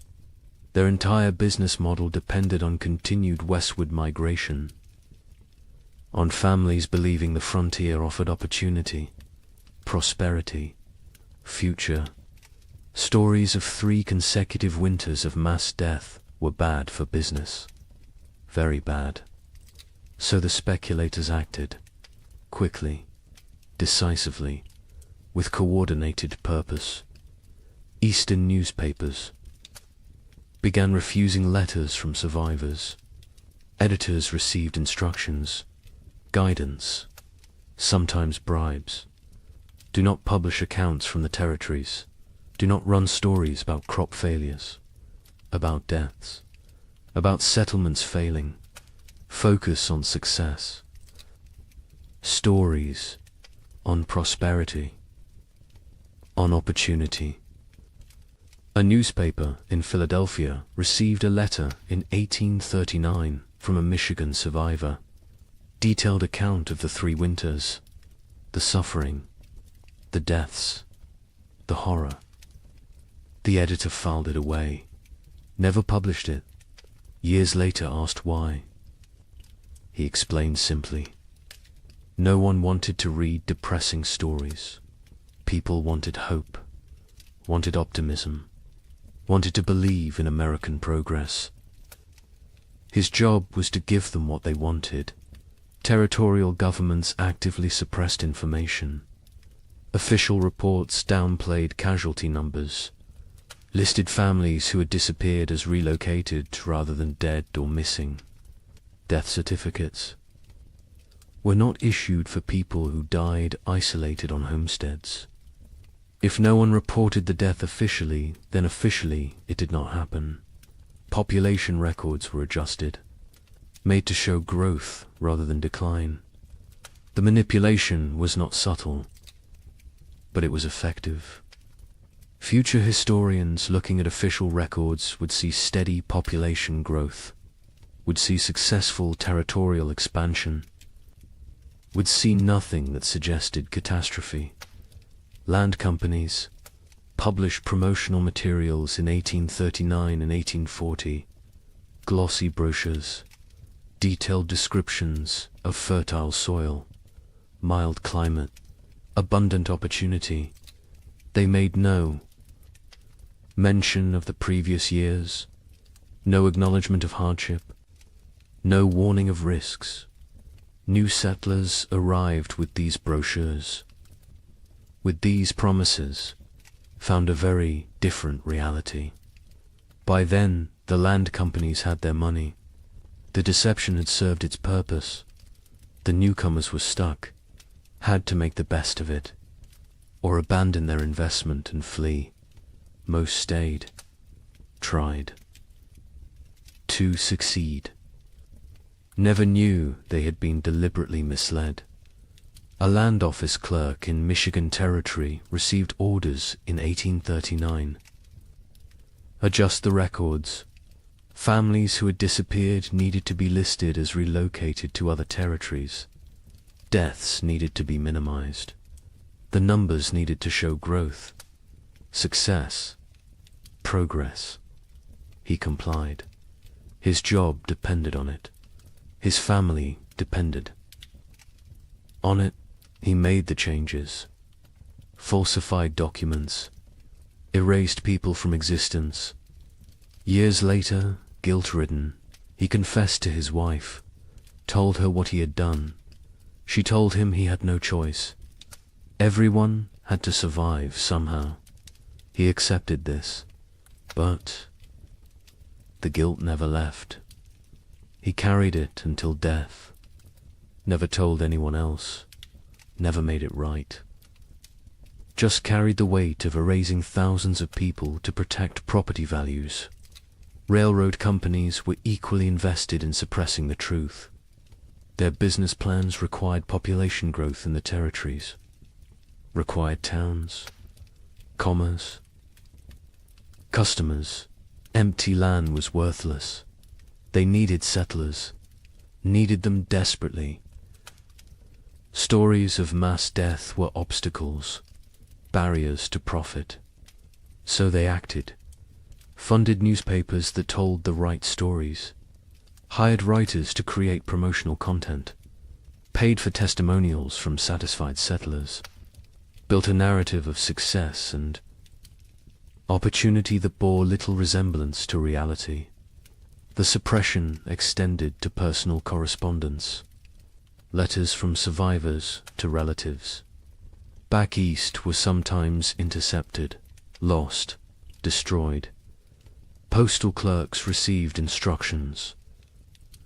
Letters containing certain content should not reach their destinations, should disappear. It was not official policy, not written down anywhere, but it happened regularly, systematically. Survivors wrote letters describing their experiences. Melt them. They never arrived. The relatives back east never learned the truth, continued to believe the promotional literature, continued to encourage others to move west. The cycle continued. Churches participated in the suppression, not overtly, not deliberately, perhaps, but they promoted a narrative that made the hard years easier to ignore. Suffering was divine testing. Those who died were called to heaven. Those who survived were blessed. This framing made the catastrophe seem like individual, spiritual journey rather than systemic climate disaster. Made it about personal faith rather than policy failure. Made it easier to move forward without asking difficult questions, without assigning blame, without demanding accountability. The survivors themselves often did not speak about their experiences. Many were deeply traumatized, could not articulate what had happened. The words did not exist. The concepts did not exist. Post-traumatic stress disorder would not be named. For another century, they just knew they could not talk about it, could not revisit it, could not make others understand. So they stayed silent, kept the memories locked inside. The silence was mistaken for acceptance, for healing, for moving on. It was none of these things. It was survival mechanism. It was protective barrier. It was the only way they could continue functioning. Others faced social pressure to remain silent. Communities wanted to move forward, wanted to rebuild, wanted to forget. People who dwelt on the hard years were seen as weak, as complainers, as obstacles to progress. A woman in Illinois tried to talk about losing her daughter, about the starvation, about the cold. Her neighbors told her to stop living in the past, to focus on the future, to be grateful for what she had. She stopped talking, but the memories did not stop. They never stopped. She just carried them alone, in silence, until they consumed her. Some survivors feared judgment for the choices they had made, for the actions they had taken to survive. Better not to speak of those years at all than to risk revealing what they had done, what lines they had crossed, what boundaries they had violated. Silence protected them, protected their reputations, protected their ability to be seen as respectable members of society. The price was isolation, loneliness, the inability to process trauma, but the alternative seemed worse. So they chose silence. The scientific community of the era struggled to explain the phenomenon. Without modern climate science, they lacked frameworks for understanding. Some suggested it was localized, exaggerated, not as severe as reported. Others proposed natural cycles, temporary aberrations, nothing to worry about long term. A few recognized it as significant climate event, but their voices were minority, were drowned out by those who preferred simpler explanations, who preferred not to see pattern, not to acknowledge that this could happen again. Meteorological records from the period are incomplete. Weather stations were sparse. Record keeping was inconsistent. The data that exists shows temperature anomalies, shows unusual patterns, but gaps in the record allow for interpretation, allow for doubt, allow for dismissal. Later research, looking at the fragmentary data, could conclude it was not that bad, could argue the survivors exaggerated, could minimize the catastrophe. The incomplete record became excuse for incomplete acknowledgement. By 1850, just 12 years after the final winter ended, the 3 winters were rarely mentioned.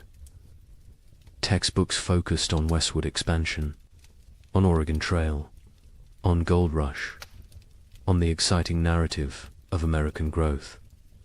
The dark years from 1836 to 1838 were footnote at best. More often, they were completely absent. A generation of children learned American history without knowing thousands had died in the supposedly empty territories, without knowing their parents or grandparents had survived horror. The erasure was nearly complete. The Civil War cemented. The forgetting. After 1861, the nation had new trauma, new deaths, new catastrophe to process. The frontier winters seemed distant, irrelevant. Why dwell on old suffering when new suffering was everywhere? The few survivors who tried to tell their stories found no audience, found a nation consumed by present crisis. Unwilling to hear about past pain, they gave up, accepted that their experience would die with them, that no one would remember, that no one cared. The American mythology of the frontier required triumph, required success, required the narrative of bold pioneers conquering wilderness, building civilization, creating something from nothing. The three winters did not fit this mythology, could not be incorporated, so they were excluded. The myth was more important than history. The story was more important than truth. America needed heroes, needed victories, needed to believe in manifest destiny, needed to believe that will and work were enough, that nature could be tamed, that progress was inevitable. The erasure served another purpose. It protected those in power, politicians who had encouraged westward expansion, who had promoted territorial development, who had promised safety and opportunity. Acknowledging the winters meant acknowledging failure, meant admitting they had.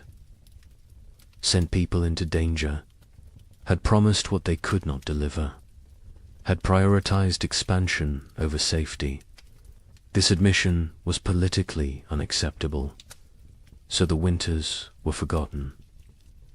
And the politicians continued promoting westward movement, continued making promises, continued prioritizing growth over caution. Survivors who tried to speak faced ridicule, disbelief, accusations of exaggeration, of hysteria, of attention-seeking.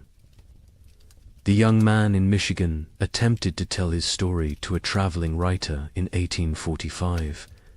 The writer listened politely, then suggested perhaps the cold had not been quite as severe as remembered. Perhaps trauma had distorted memory. Perhaps things had been difficult but not impossible. The young man stopped talking mid-sentence, realized there was no point. People would believe what they chose to believe. Truth was irrelevant. He never tried to tell his story again. The conspiracy of silence was not organized. No one coordinated. The suppression, no central authority dictated what could be said. But the incentives aligned perfectly. Land speculators needed silence. Railroads needed silence. Governments needed silence. Churches preferred silence. Survivors chose silence. The result was comprehensive, effective, devastating. Within 20 years, the three winters had been nearly erased from collective memory. Within 50 years, they were completely forgotten. A climate catastrophe that killed thousands and destroyed. Hundreds of settlements simply disappeared from history, vanished, as if it never happened, but evidence remained, buried, hidden, waiting, in journals stuffed in attics, in letters preserved by accident, in graveyards with too many children's stones dated 1836 to 1838.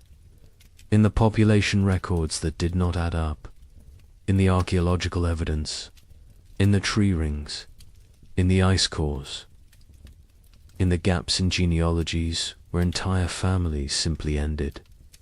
The evidence was there, scattered, fragmentary, ignored, but there, waiting for someone to look, someone to ask questions, someone to remember. Wait until you hear what we found. Modern science has uncovered what deliberate forgetting tried to erase. The evidence exists, scattered across disciplines, buried in places most people never think to look. But it is there, consistent, compelling, undeniable. The 3 winters happened, were as severe as survivors claimed, perhaps more severe than they could articulate. The truth has emerged slowly, piece by piece, building into a picture that validates everything the survivors tried to tell us. Tree ring analysis provides the most objective evidence. Trees record their growing conditions in their rings. Wide rings mean good growing seasons. Narrow rings mean stress, cold, drought, poor conditions. Researchers examining old-growth trees across the Midwest discovered something remarkable. The rings from 1836 to 1838 are extraordinarily narrow, some of the narrowest in the entire record. These trees were stressed, struggling, barely growing. The pattern is consistent across species, across regions, across thousands of individual trees. The cold was real, was widespread. Was severe ice core samples from Greenland tell a similar story. Each layer of ice preserves atmospheric conditions from when the snow fell. Chemical analysis reveals volcanic particulates, sulfur compounds, evidence of major eruptions. The layers from 1835 and 1836 show unusually high concentrations, multiple eruptions. The volcanic material entered the upper atmosphere, circled the globe, blocked sunlight, lowered temperatures, created the conditions for catastrophic cooling. The ice remembers what humans forgot. A volcanic eruption near Japan in late 1835 was particularly significant. Mount Osama, not as famous as Tombora, which caused a year without summer in 1816, but substantial, combined with other eruptions in the Pacific. In Central America, the cumulative effect was devastating. The particulates in the atmosphere created a cascade of cooling, blocked solar radiation, disrupted weather patterns. The effects were most severe in continental interiors, places far from moderating ocean influences, places like the American Midwest. Soil analysis from archaeological sites shows frost penetration to unusual depths. In normal years, frost might penetrate 12 to 18 inches. In the affected years, it went deeper, 24 inches, 30 inches. In some locations, the ground never fully thawed. Permafrost conditions in places that should never experience them. The soil remembers, holds evidence of cold that survivors described but scientists initially dismissed as impossible. Mass grave sites have been discovered during modern construction projects. A housing development in Michigan in 1985 uncovered a burial site. 47 bodies, men, women, children, no markers, no records. Carbon dating placed them in the late 1830s. The bones showed signs of extreme malnutrition.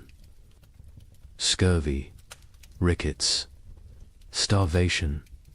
Some showed evidence of violent death. circumstances no one wants to examine too closely.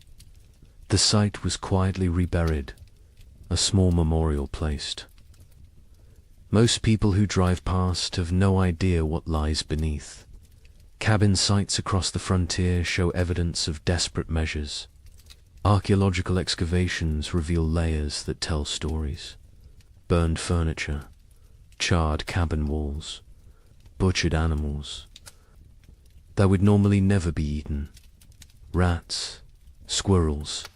In one site in Indiana, researchers found evidence suggesting the inhabitants had eaten leather. Boot leather, harness leather, anything that might contain nutrition. The desperation is written in the debris, in what people consumed, in what they burned, in how they died. Historical Society archives contain survivor accounts, journals that sat ignored for over a century. A diary from a woman in Illinois was donated in 1923, filed away, not examined until 1998.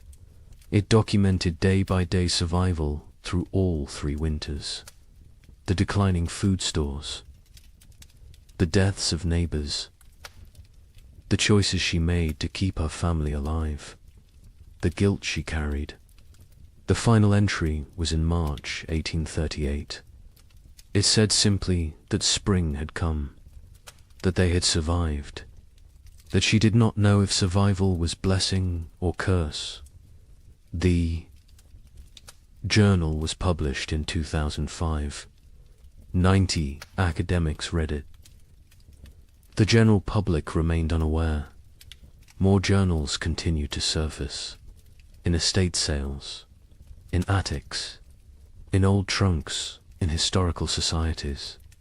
Each one adds detail, adds confirmation, adds validation to what survivors tried to tell anyone who would. Listen. A journal from Ohio described November 1836. The cold that went beyond anything imaginable. The wind that never stopped. The children asking when they could go outside again.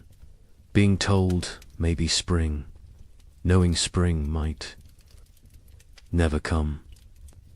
The journal, as a matter of fact, unemotional, which makes it more powerful. The horror is in what is not said, in the gaps, in the things too terrible to write.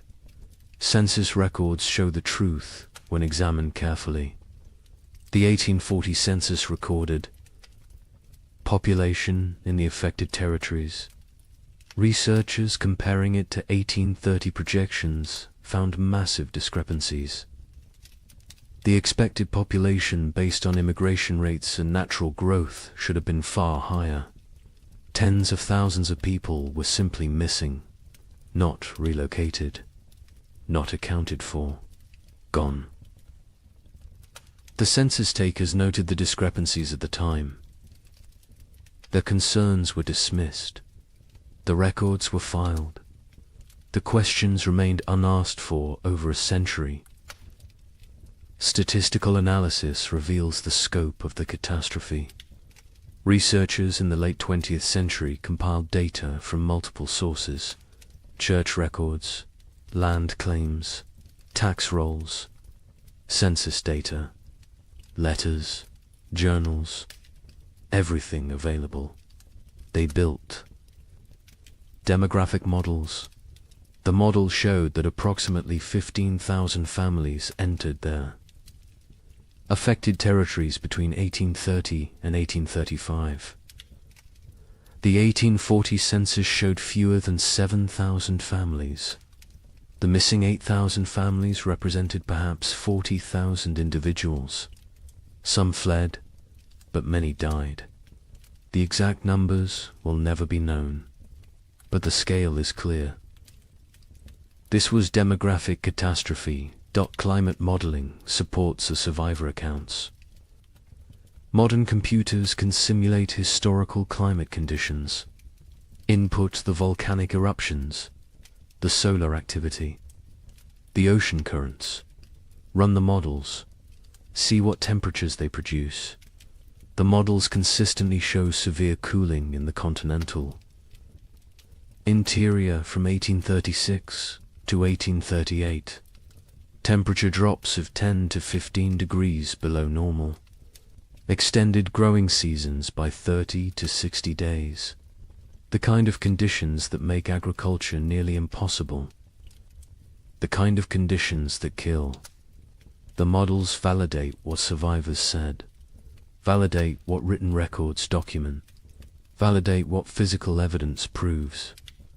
A particularly compelling piece of evidence emerged in 2012. A locked trunk.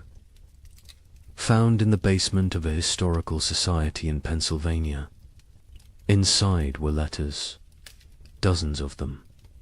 From frontier families to relatives back east. Letters that never reached their destinations. Letters that had been intercepted.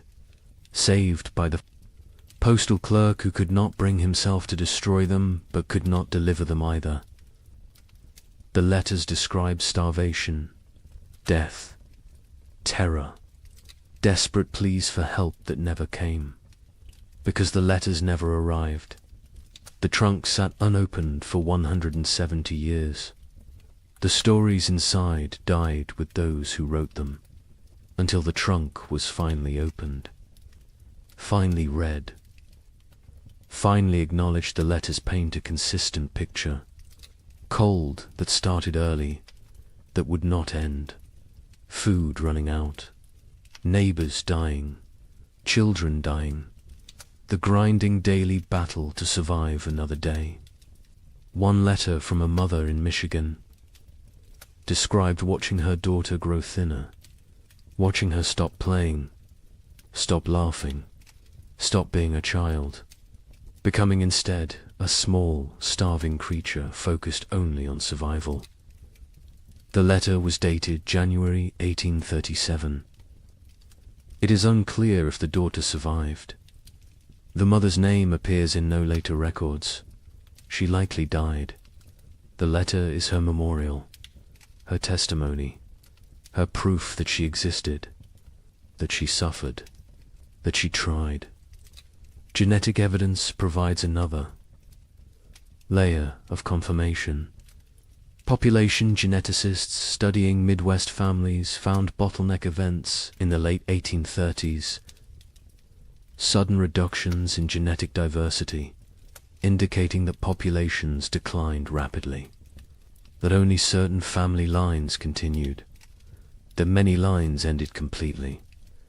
The genetic record shows what historical records obscured, shows the true impact, shows that entire family trees simply stop, branch after branch ending in the same narrow window. 1836 to 1838. Native American oral histories mention the hard years. Tribes in the affected regions have stories of the time when winter would not end, when buffalo disappeared, when people starved. The stories were not prominent, were overshadowed by other traumas, removal, disease, war, but the stories exist. Another source of validation, another voice confirming what happened, confirming that the cold was real, was widespread, was catastrophic for everyone in its path. European records provide external confirmation. Observers in England and France noted unusual weather patterns in North America, received reports from travelers, from ships, from traders. The reports described severe cold, crop failures, humanitarian disaster. These reports were published in European scientific journals, were discussed in academic circles, were known at the time, but were forgotten in America, were not incorporated into American historical narrative, were treated as foreign observations of foreign problems, not as documentation of American catastrophe. The evidence is overwhelming, undeniable, consistent across every discipline. every source, every method of inquiry. The 3 winters happened, were as bad as survivors claimed, killed thousands, destroyed hundreds of settlements, set back westward expansion by years, changed the trajectory of American development, and was systematically erased from memory, deliberately forgotten, buried under more palatable narratives. But the evidence remained, waiting, and now it speaks, loudly, clearly, demanding that we remember, demanding that we acknowledge, demanding that we ask why this was forgotten, and what else we have chosen to forget. Societies choose what to remember, what to forget, what stories to tell about themselves. America chose to remember triumph, chose to remember westward expansion as inevitable, as heroic as the march of civilization across wilderness.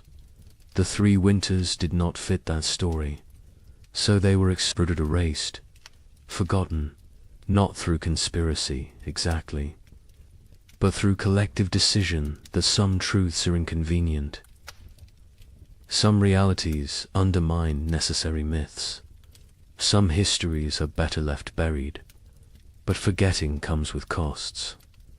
Modern Americans facing climate uncertainty have no cultural memory of how quickly weather can turn catastrophic, how fragile our systems truly are, how thin the line between civilization and survival. We believe we are insulated, protected, that technology and infrastructure make us safe. The pioneers believed they were prepared to. They had survived winters before, had skills, had experience, had confidence. They were wrong. Confidence is not armor. Preparation has limits. And nature does not care about human expectations. The pioneers who survived demonstrated extraordinary resilience. But resilience came at prices we can barely fathom. Psychological trauma that lasted lifetimes, physical damage that shortened lives, moral compromises that haunted until death, relationships destroyed, innocence shattered, futures altered. They survived, but survival was not triumph, was not victory, was simply continuing to breathe, to move, to exist. Some days that was enough. Other days it was not. The Illinois family that lost their daughter eventually prospered. Their farm became successful. They appeared to outside observers as model frontier family, hard-working, productive, respectable. But the father never spoke of the hard years, not to his children, not to his neighbors, not to anyone. When he died in 1871, his wife burned his journal.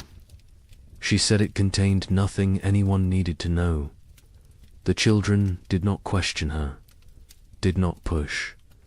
The family maintained silence until the last of them died. The story died with them. As so many stories did, the young couple in Michigan who nearly starved in February 1837 lived into old age. They watched their children grow, saw grandchildren born, built prosperity from the ruins of trauma, but they never truly healed. The wife developed hoarding behaviors, stored food obsessively, could not throw anything away, could not trust that abundance would continue. The fear never left. The husband, startled at sudden noises, had nightmares until he died, woke, screaming about cold, about hunger, about his daughter dying. They lived together for 40 years after the winters ended. But part of them never left those years, never fully returned to the present, always remained trapped in the cold, in the fear, in the desperate fight for survival. We need to remember their stories, need to understand what they endured, not to glorify suffering, not to romanticize hardship, but to recognize truth, to acknowledge that American expansion was built on uncounted graves, unforgotten tragedies, unerased catastrophes. The triumphant narrative is incomplete, is dishonest, is disrespectful to those who suffered, who died, who survived but carried wounds forever. Climate catastrophe can happen faster than we imagine. The pioneers of 1835 had no warning, no time to prepare. Within months, their world transformed from abundance to survival. They believed they were equipped for anything, believed their skills and determination were sufficient. They were wrong. Today, we believe similar things, believe our technology protects us, our infrastructure shields us, our wealth insulates us. We may be wrong too. The lesson is not despair, is not that preparation is futile, is that respect for nature's power is essential, that humility matters, that confidence without caution is dangerous, that systems can collapse rapidly, that we are more vulnerable than we pretend, that forgetting painful truths does not make us safer, makes us more vulnerable, because those who forget history are condemned to repeat it, and those who never learnt it are condemned to be surprised. The pioneers who lived through those years are all gone now. The last survivors died in the early 20th century. They took their full stories with them, the memories, the details, the small human moments that made the horror real. We have fragments, evidence, documentation, but we do not have them. Do not have their voices, their perspectives, their truth in its fullness. That loss is permanent, irretrievable, another cost of the forgetting, another price of erasure. But on cold nights, in old cabins scattered across the Midwest, some say you can still hear something. The wind howling the way it did then, relentless, hungry, patient, the creaking of wood under extreme cold, the silence that came after the last piece of furniture was burned, the sounds of a world frozen beyond endurance. Perhaps it is just wind, just old buildings settling, just imagination. Or perhaps the land remembers, perhaps the earth holds memory, perhaps those who suffered left something of themselves in the soil, in the trees, in the stones, a presence, a witness, a reminder. Winter always remembers, even when we choose to forget. The sky changes first. It loses its depth. The blue becomes pale and thin. The sun rises later each morning. It sets earlier each evening. The warmth drains away slowly. Day by day, the world transforms. The tribe notices. They always notice. Their survival depends on reading these signs. An old woman stands at the cave entrance. She watches the horizon. Her skin remembers 50 winters. Her bones ache with the coming cold. She knows what approaches. The birds leave first. Great flocks rise from the marshlands. They circle once, twice, then disappear southward. Their cores fade into silence. The sky empties. Only the crows remain. They perch in dead trees. They watch with black eyes. They know about winter. They know about death. The leaves turn brown. They fall in waves. The forest floor becomes a carpet of decay. The trees stand bare. Their branches reach upwards like skeletal hands. The wind moves through them differently now. It whistles. It moans. It carries the scent of ice from distant mountains. The animals change their behavior. The deer grow thick coats. They move lower into the valleys. The bears eat constantly. They gorge themselves on final berries and roots. They search for caves. They test the depths of hollow trees. Soon they will sleep. Soon they will vanish until spring. The tribe's children play near the cave. They notice the changes too. A young girl finds frost on a stone. She touches it with her finger. The ice melts instantly. She looks up at her mother. Her eyes ask a question. Her mother nods slowly. Yes, it is coming. The hunters return from their scouting. They gather around the central fire. Their news is grim. The herds are moving. The massive beasts that sustained the tribe are leaving. They migrate to warmer lands. The hunters saw their tracks leading south. Hundreds of prints in the soft earth. All heading away, the chief stands. He is a broad man with greying hair. Scars cross his chest and arms. Each one tells a story of survival. He speaks slowly. His voice carries weight. The tribe must prepare. They must gather. They must hunt. Winter shows no mercy to the unprepared. The women begin their work immediately.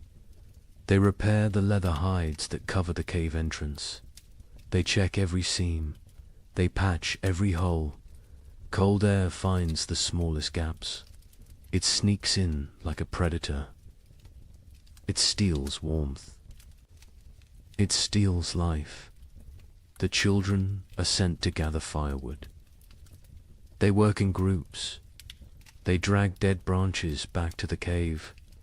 They pile them high against the rock walls. Never enough. There is never enough wood. The fires must burn for months. The fires are life itself. An elder man sits working stone. He shapes a new blade. His hands move with practiced skill. The flint chips away in precise flakes. This blade will skin animals. It will cut meat. It will help the tribe survive. Tools matter. In winter, everything matters. The temperature drops. Further, morning brings white breath. Puddles freeze overnight. They crack under footsteps. The ground hardens. Digging becomes difficult. The tribe works faster.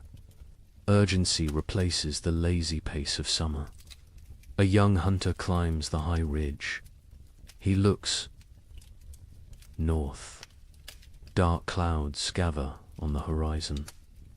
They build like mountains. They promise snow. He returns quickly. He reports what he saw. The tribe has perhaps 10 days, maybe less. The chief calls a meeting. Every adult attends. They discuss strategy. Who will hunt? Who will gather? Who will fortify the shelter? Who will watch the children? Roles are assigned. Arguments are brief. Survival requires cooperation. Personal disputes wait for spring. The women process the last of the autumn harvest. They pound roots into paste. They dry strips of meat over smoky fires. They collect every edible plant within walking distance. Nothing is wasted.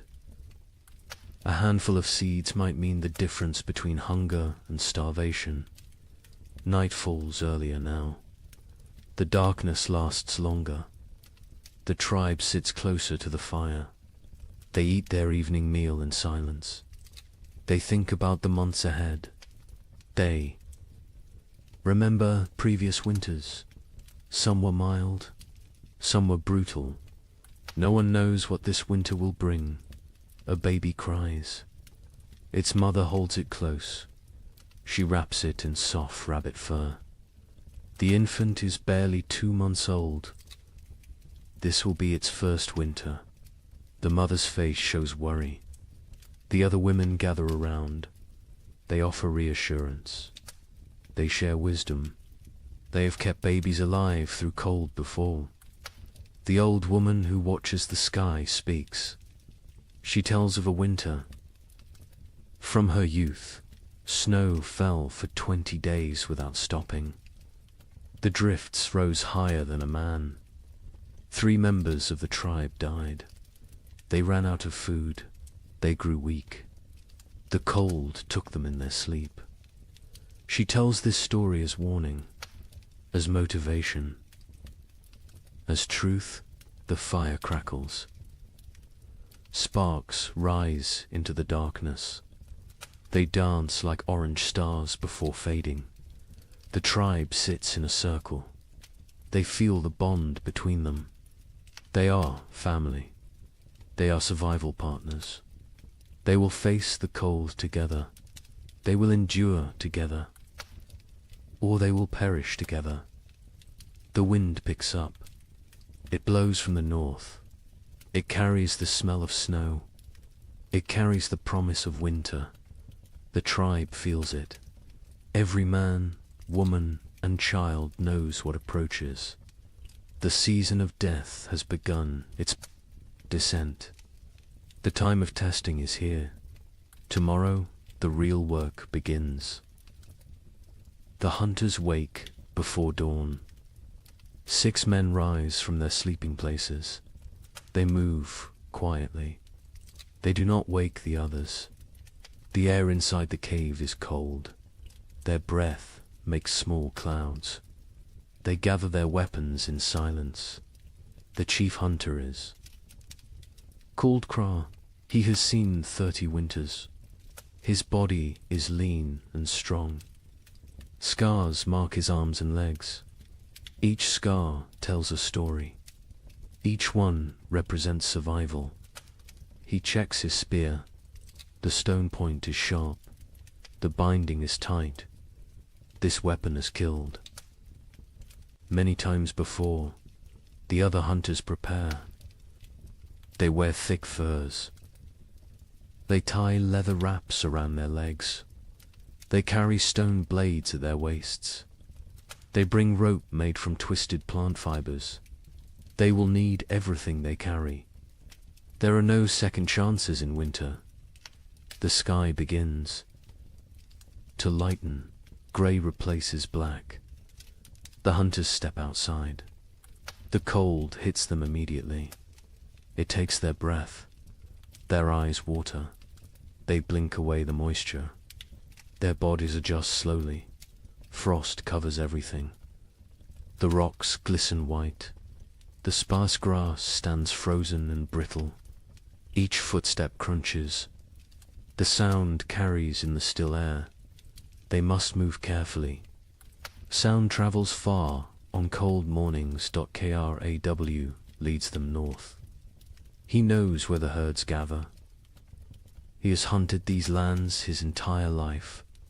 His father taught him. His grandfather taught his father. Knowledge passes through generations. It keeps people alive. They walk for an hour. The sun rises behind them. It provides no warmth. It is a pale circle in the grey sky. The light reveals a changed landscape. Winter is transforming their world. Snow patches appear. Small drifts collect in shadows. The ground is harder now. Frozen. Solid in places. Walking becomes more difficult. Legs tire faster. But they push forward. Kraw stops. He kneels. He examines the ground. Tracks. Large tracks. deep impressions in the half-frozen earth. Bison. A small herd passed through recently, perhaps during the night. The tracks are fresh. The hunters gather. Around they study the signs. Craw counts the tracks. Maybe 8 animals. Maybe 10. The herd is moving slowly. They are grazing as they travel. This is good. This means the hunters can catch them. They follow the trail. The tracks lead northeast, toward the river valley. Bison often shelter near water. The valley provides protection from wind. There is still grass there, brown and dry, but edible. The wind picks up. It blows from the north. It carries tiny ice crystals. They sting exposed skin.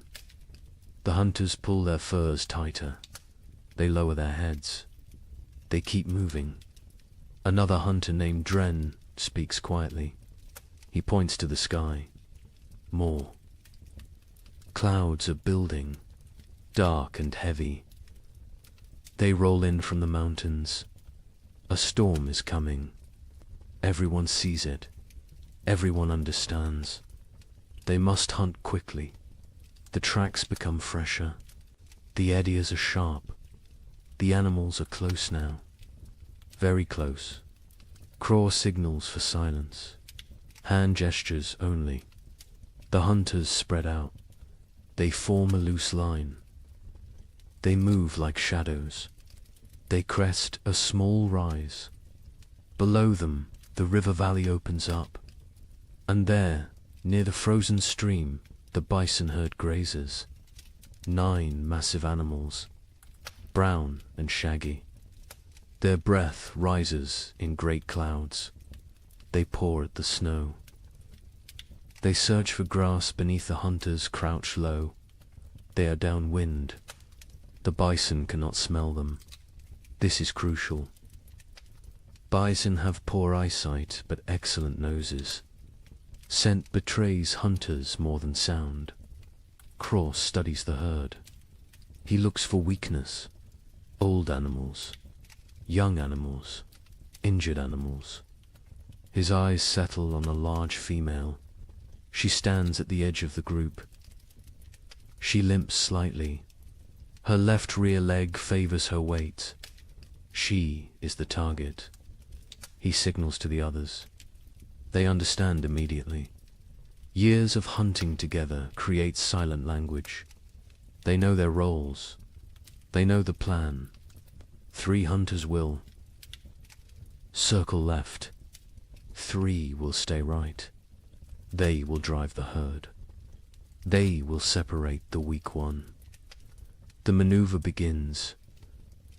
The hunters move like wolves, patient, calculated. They use every rock for cover, every depression in the ground.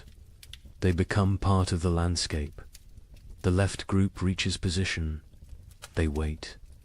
Timing matters. Rush too soon and the herd scatters. Wait too long, an opportunity vanishes. Craw watches. He feels the moment. He rises. His shout breaks the silence. The other hunters echo him. The bison startle. Their heads snap up. Panic floods through the herd. They bunch together. They begin to run. The injured female falls behind. She tries to keep pace. Her bad leg betrays her. The gap widens. The hunters close in. Their legs pump. Their lungs burn. The cold air sears their throats. Craw is fastest. He closes the distance. The female sees him. She turns. She tries to change direction. Too slow. Crow throws his spear. Years of practice guide the weapon. The stone point strikes true. It sinks deep into her shoulder. The bison bellows. Pain and rage combine. She spins. Blood sprays across the snow. bright red against pure white. She charges at Craw, massive and furious. Death approaching on 4 legs. Craw dodges, barely. The bison's horn scrapes his side. His fur tears. He rolls away.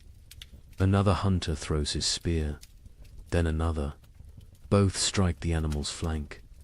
She staggers. Dren moves in close, very close, dangerous close. He thrusts his spear upward, into the chest, between the ribs, toward the heart. The bison's front legs buckle. She goes down. The hunters surround her. They wait. She kicks twice.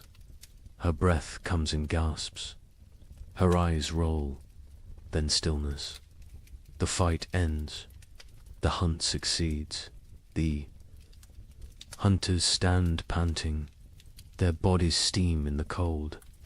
Sweat freezes on their skin. They look at each other. Grins break across their faces. They survived. They won. They have meat. But celebration is brief. Craw points at the sky. The storm clouds are closer, much closer. The wind grows stronger. Snow begins to fall. Light flakes at first, then heavier. They must work fast. Butchering takes time.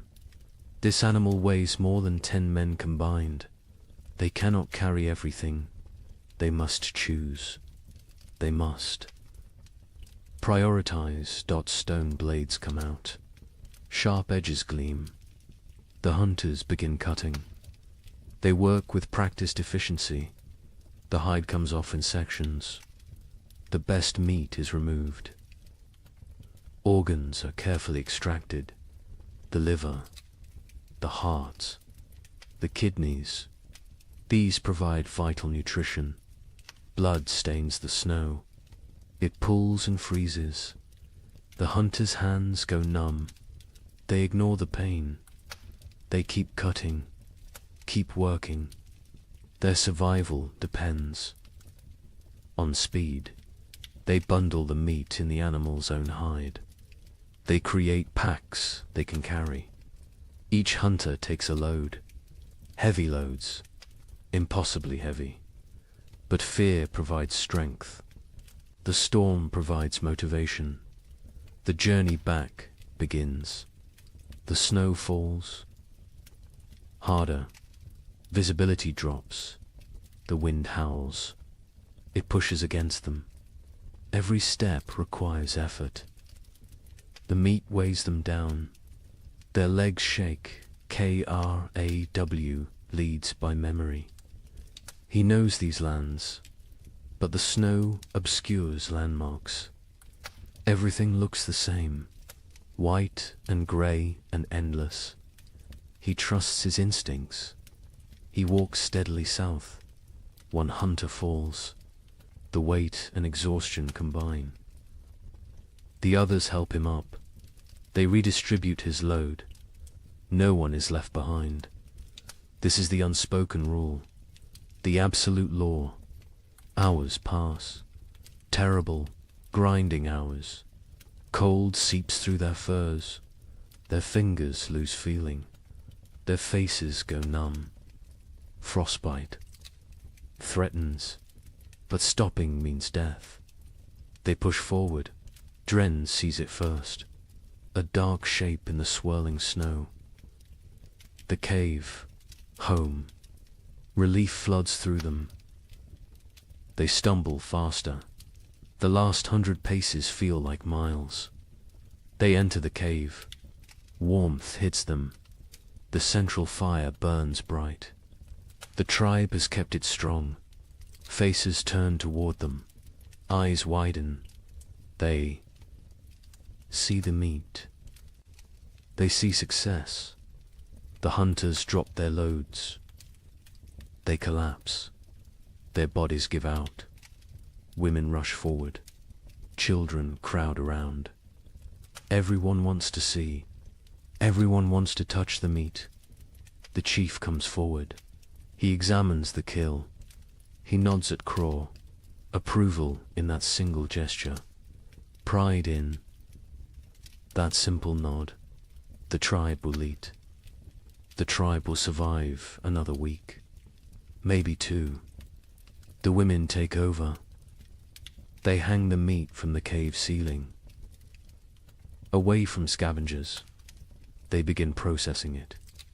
Some for immediate eating, some for preservation. Every part will be used. Nothing wasted. The hunters sit by the fire. They warm their frozen hands. They drink hot broth. The feeling returns too. Their fingers and toes. Pain comes with it. Sharp and burning. They endure it silently. Outside, the storm intensifies. Wind screams past the cave entrance. Snow piles against the rocks. The leather hide covering the entrance flaps and strains. But inside, there is warmth. There is food. There is safety. A child approaches Craw. A small boy. He stares with wide eyes. He touches Craw's torn fur. He sees the scrape from the bison's horn. His mouth forms an O of wonder. Craw smiles. He ruffles the boy's hair. This is why they hunt. This is why they risk death. For the children. For the old ones. For the tribe. Individual survival means nothing. The group is everything. The meat roasts over the fire. Fat drips and sizzles. The smell fills the cave. Mouths water. Stomachs growl. Soon they will feast. Soon they will celebrate. But first they rest. Craw closes his eyes. His body aches. Every muscle protests. But satisfaction fills him. They succeeded. They brought food home. They completed the last great hunt before the deep winter. The storm rages outside. Let it rage. Let the snow fall. Let the cold descend. The tribe is ready. They have meat. They have fire. They have each other. This hunt might sustain them for weeks. It might mean the difference between survival and starvation. No one knows what the winter will bring. No one can predict the future. But today they won. Today they live. And in the primitive world, today is all that matters. The storm passes after 3 days. The snow stops falling. The wind dies down. The tribe emerges cautiously. They squint against the brightness. Snow covers everything. The world looks different now. Transformed. Dangerous. The work begins immediately. Winter preparation cannot wait. Every day matters. Every hour counts. The tribe divides into groups. Each group has specific tasks. Organization means survival. The women examine the cave entrance. The leather hide covering took damage in the storm. Wind tore several seams. Snow forced its way through gaps. Cold air invaded their shelter. This cannot happen again. An older woman named Mira leads this work. She has repaired shelters for 20 winters. Her hands know the work. Her eyes spot every weakness. She directs the younger women. They listen carefully. They learn by doing. They take down the damaged hide. It is stiff with ice. They carry it to the fire. The heat makes the leather pliable again. They can work with it now. They can repair the tears bone needles come out. Thread made from animal sinew, the women sit in a circle. They stitch the tears closed. Their fingers move quickly. They push. Needles through tough leather. They pull thread tight. Each stitch must be perfect. Weak stitching means cold air. Cold air means death. While they work, others gather moss. They find it on the north side of rocks. They peel it away carefully. Moss provides insulation. They stuff it into cracks in the cave walls. Every tiny gap gets filled. The cave must become a sealed chamber. The men focus on firewood. They need mountains of it. What they have is not enough. It is never enough. They venture into the forest. They search for dead trees. Dead wood burns best. Green wood smokes and sputters. A young man named Torg swings a stone axe. He strikes a dead trunk repeatedly. The impacts echo through the forest. Chips of wood fly. His arms burn with effort. Sweat forms despite the cold. He ignores the discomfort. The work must continue. Other men drag fallen branches. They create trails through the snow. Long paths marked by dragged wood. Back and forth. Trip after trip. Their backs ache. Their hands blister. They keep working. Children help too. Even the smallest ones. They gather kindling, dry twigs and bark, pine cones that will catch fire easily. They fill baskets. They carry them back to the cave. Everyone contributes. Everyone has value. By afternoon, wood piles grow. They stack it along the cave walls, high stacks that reach toward the ceiling. The cave begins to shrink. Storage takes space, but space is less important than fuel. Inside the cave, women organize food storage. The meat from the hunt hangs from the ceiling. They wrap it in bark. This protects it from insects, from moisture, from mold. Preserved meat can last months if stored correctly. Dried roots go into leather pouches. They stack these near the back wall, the coldest part of the cave. Natural refrigeration. The cold preserves. It prevents rot. Nuts and seeds fill clay pots. These pots are precious. Making them takes skill and time. They seal with wooden lids. They keep contents dry. They protect from rodents. A woman counts the supplies. She uses stones to track quantities. 1 stone for each pouch of roots. 1 for each bundle of dried fish. The counting is important. They need to know what they have. They need to ration carefully. The chief watches this inventory. His face shows concern. They have food, but is it enough? 6 months of winter stretch ahead, maybe 7. No one knows how harsh this winter will be. He makes a decision. Starting tomorrow, 1 meal per day, not 2.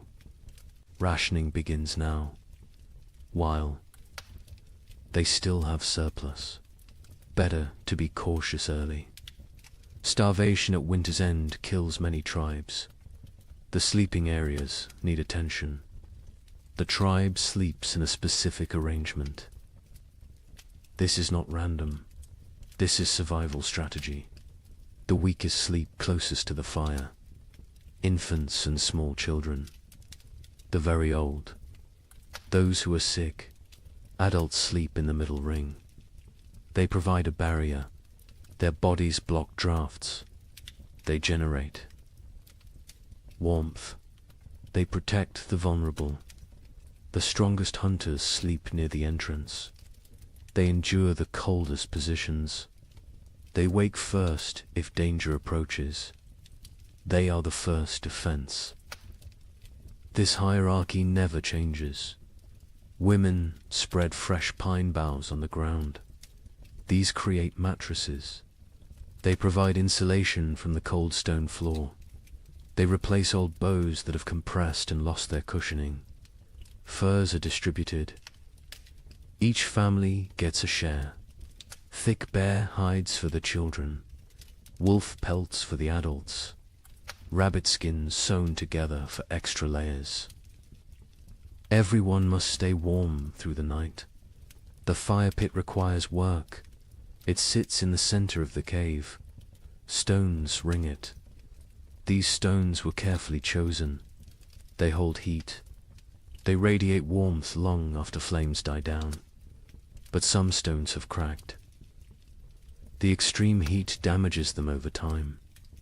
Cracked stones can explode, send sharp fragments flying, cause injuries. The men remove the damaged ones. They bring new stones from the river, smooth and solid. The warning comes at dawn. The air feels wrong, too still, too heavy. The pressure changes. Animals sense it first. Birds that remained through autumn flee. They rise in frantic groups. Their calls sound panicked. Even the crows abandon there. Perches, got KRAW, stands outside the cave. He tastes the air, metal on his tongue, the taste of coming snow. His joints ache. Old injuries throb. His body predicts weather better than his eyes. A massive storm approaches, perhaps the worst of the season. He returns to the cave quickly. He finds the chief. They speak in low tones. The chief's face hardens. He knows what this means. He has survived 40 winters. He recognizes the signs. This storm will trap them inside. For days, maybe a week. The chief raises his voice. Everyone stops. Everyone listens. The blizzard comes. They must secure everything.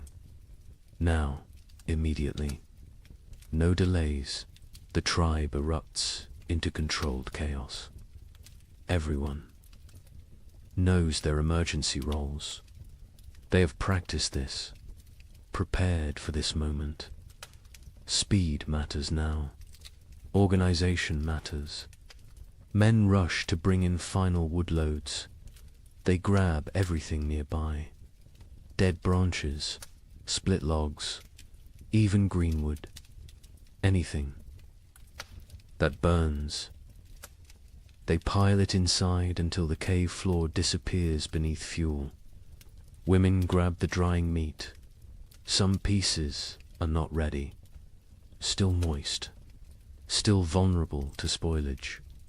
But leaving them outside means losing them. Animals will steal them. Snow will ruin them. Everything comes inside. Children are sent to fill water containers. They run to the stream. They use hollowed gourds, clay pots, animal bladders, anything that holds liquid. Once the storm hits, leaving the cave becomes impossible. They need water for days.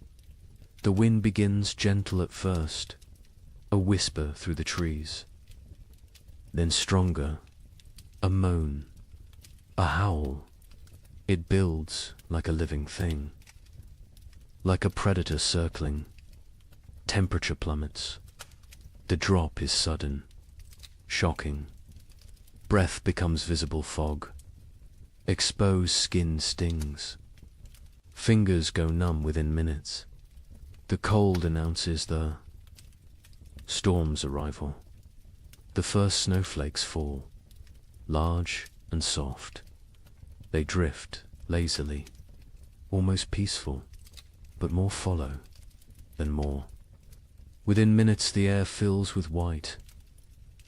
Visibility shrinks. The forest disappears.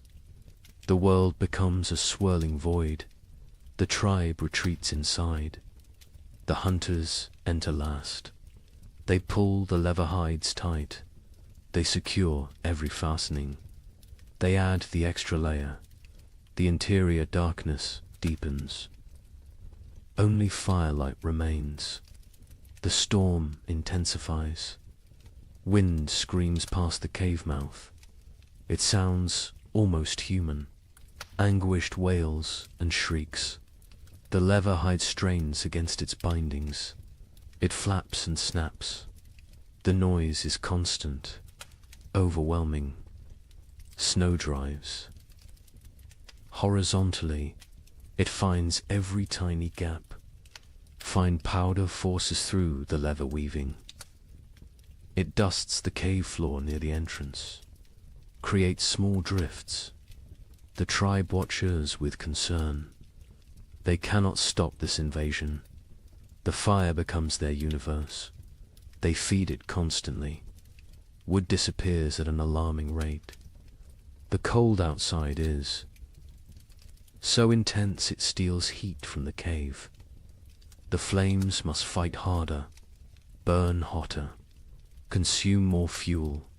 Smoke becomes a problem. The usual draw through the ceiling hole weakens. The storm disrupts normal airflow. Smoke gathers in the cave's upper reaches. Eyes water. Throats burn. They cough. But they cannot reduce the fire. Cold is more dangerous than smoke. The first, they pass us slowly. Time becomes strange. Without sun, without normal rhythms, hours blend together. The tribe sits in their designated areas. They wait. Patience is a survival skill. Children grow restless first. They are used to running, playing, exploring. Now they must sit still, stay quiet, conserve energy. This is torture for young bodies. They squirm and fidget. A little girl begins to cry. She wants to go outside. She does not understand. Her mother holds her, rocks her, sings softly, old songs, wordless melodies. The girl eventually quiets. She falls into fitful sleep. The adults fare better, but tension builds. Too many people. In too small a space, personal conflicts simmer. Old grievances resurface. A young hunter glares at another. Some past dispute, some imagined slight. The chief notices. He moves between them. His presence prevents escalation. Mira tells stories. Her voice cuts through the wind's howl. She speaks of ancient times, of the first people, of how they discovered fire, how they learned to speak, how they survived when the world was even colder. The children gather around her, even the restless. Once her words captivate them, transport them. For a while, they forget the storm, forget the confinement. They live in her stories. Night comes. They know this only because their bodies tell them. Fatigue sets in. Eyelids grow heavy. The fire must be maintained through darkness. The hunters establish a watch rotation. 2 men awake at all times. 1 feeds the fire. 1 watches the entrance. Sleep comes hard. The wind is too loud. The cold too present. The cave floor too hard despite the pine boughs. Bodies shift. Seeking comfort that does not exist. Seeking warmth that is scarce. The baby wakes crying. Hungry. Always hungry. Its mother nurses it. But her own hunger makes her milk weak. Thin. The baby feeds but does not satisfy. It cries again. Other children wake. The mother's face shows exhaustion, desperation. An older woman brings warm broth. made from bones and snow water. She encourages the mother to drink. Liquid helps produce milk. The mother drinks. The broth is barely warm, barely flavored, but it is something. The second day brings no relief. If anything, the storm worsens. The wind reaches new levels of fury. It sounds like raging beasts, like angry spirits. The entire cave vibrates.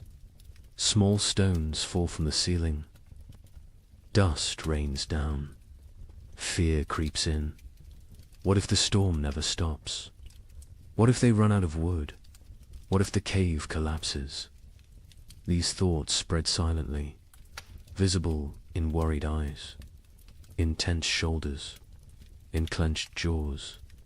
The chief sits straight. Projects. Confidence. But privately he worries. The woodpiles shrink rapidly. Too rapidly, he calculates. 3 more days, maybe 4. Then they burn sleeping firs. Then they face choices. Terrible choices. Food rationing becomes stricter. 1 small meal, barely enough to sustain. Stomachs growl constantly. Children whimper. Adults endure silently. Hunger is familiar. Hunger is survivable. For a while, Torg's hands have healed from the axe work. Now they crack from the dry cold. Blood seeps from split skin. He wraps them in leather strips. The bleeding stops, but the pain remains. He says nothing. Complaining helps no one.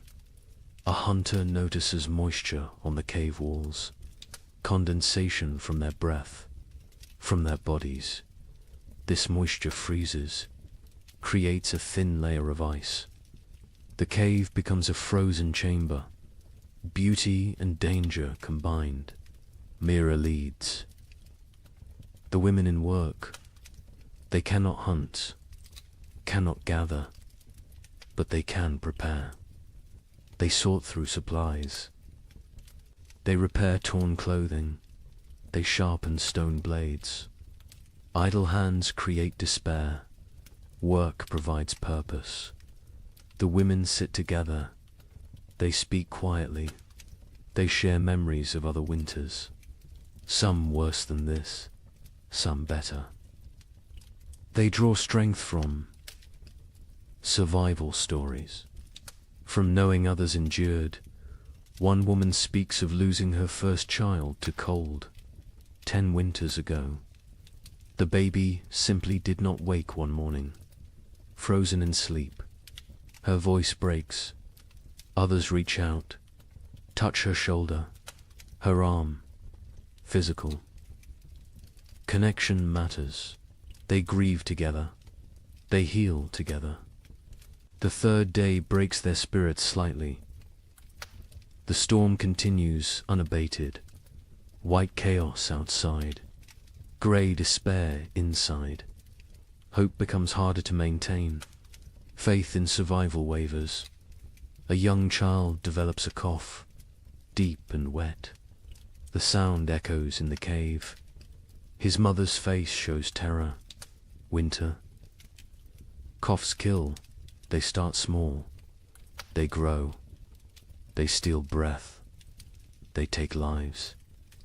The healer examines the child. An old woman with knowledge of plants, of remedies. She has dried herbs, stored carefully. She makes a tea, bitter and strong. The child refuses it. She forces him. He must drink. He must fight. The child drinks. He gags. He sputters. But the liquid enters his body. The healer wraps him in extra furs, keeps him near the fire. She monitors his breathing, his color. She has saved children before. She has lost children before. She does what she can. The fire burns lower. Fuel supplies deplete. The chief makes a decision. Smaller fire, colder cave, extended resources, survival over comfort. The tribe huddles closer. They share body heat. They become one organism, one survival unit. Stories continue, but energy for telling wanes. Voices grow hoarse. Throats hurt from smoke and dryness. Still they persist. Stories are medicine. Stories are hope. Stories are memory. Kraw dreams fitfully. He dreams of the hunt, of running through snow, of warm blood on cold ground, of meat and plenty. He wakes to cold and hunger. Reality disappoints. But reality is what they have. The fourth day brings a subtle change. The wind decreases slightly. Not much, but enough to notice. Enough to spark hope. Ears strain, listening for further improvement. Praying for silence. By afternoon, the wind drops to a steady roar instead of a scream. The leather hide stops its violent flapping. Stillness seems possible, seems real. The tribe exchanges glances. Cautious optimism. The chief crawls to the entrance. He carefully lifts the hide edge. A tiny gap. Snow immediately blows in, but he can see outside. Barely. The world is still white, still falling, but less violent, less deadly. He drops the hide. He turns to face the tribe. His expression gives them their answer before he speaks. The storm weakens, not over, but weakening. They will survive. They will see the end. Relief flows through the cave, visible, tangible. Shoulders relax. Faces soften. Tears form in some eyes. The trial continues, but the worst has passed. That evening, the coughing child breathes easier. The healer's tea worked, or luck worked, or sheer will worked. The reason does not matter. The child will live. This small victory lifts everyone. The tribe eats their meager ration with less complaint. The end approaches. They can endure. They can last. The wood will suffice. The food will suffice. They are strong enough. The fifth morning brings silence. Actual silence. The wind has stopped. The storm has ended. The sudden quiet feels strange, wrong. Ears ring in the absence of noise. Kraw approaches the entrance again. This time he fully opens the hide. Daylight floods in, blinding and beautiful. The tribe shields their eyes, adjusts slowly. The world outside has transformed. Snow everywhere. Drifts higher than a man. The landscape is unrecognizable. Every familiar feature buried, erased. They look upon an alien world, white and pristine and deadly. But the sky shows blue, clear blue. The storm has truly passed. The tribe survived. Every member, every child, every elder. They made it through together. They do not celebrate loudly. They have no energy for celebration. But quiet satisfaction fills the cave. They endured. They protected each other. They remained human in inhuman. Conditions: the first blizzard has ended. Many more will come, but this one is done, and they are alive. Cold, hungry, exhausted, but alive. That is enough. That is everything. The days after the blizzard bring cruel clarity. The tribe emerges to assess their world. Snow covers everything in impossible depths. Walking is exhausting. Each step sinks to the knee, sometimes to the waist. Movement becomes a brutal task. The hunters try to venture out. They search for game, for any sign of life. But the animals have vanished, gone deep into dens, hibernating, or dead, or fled to distant warmer lands. The forest stands empty, silent as a grave. They check their trap. Lines, the snares they set before winter. Snow has buried them all, invisible, useless.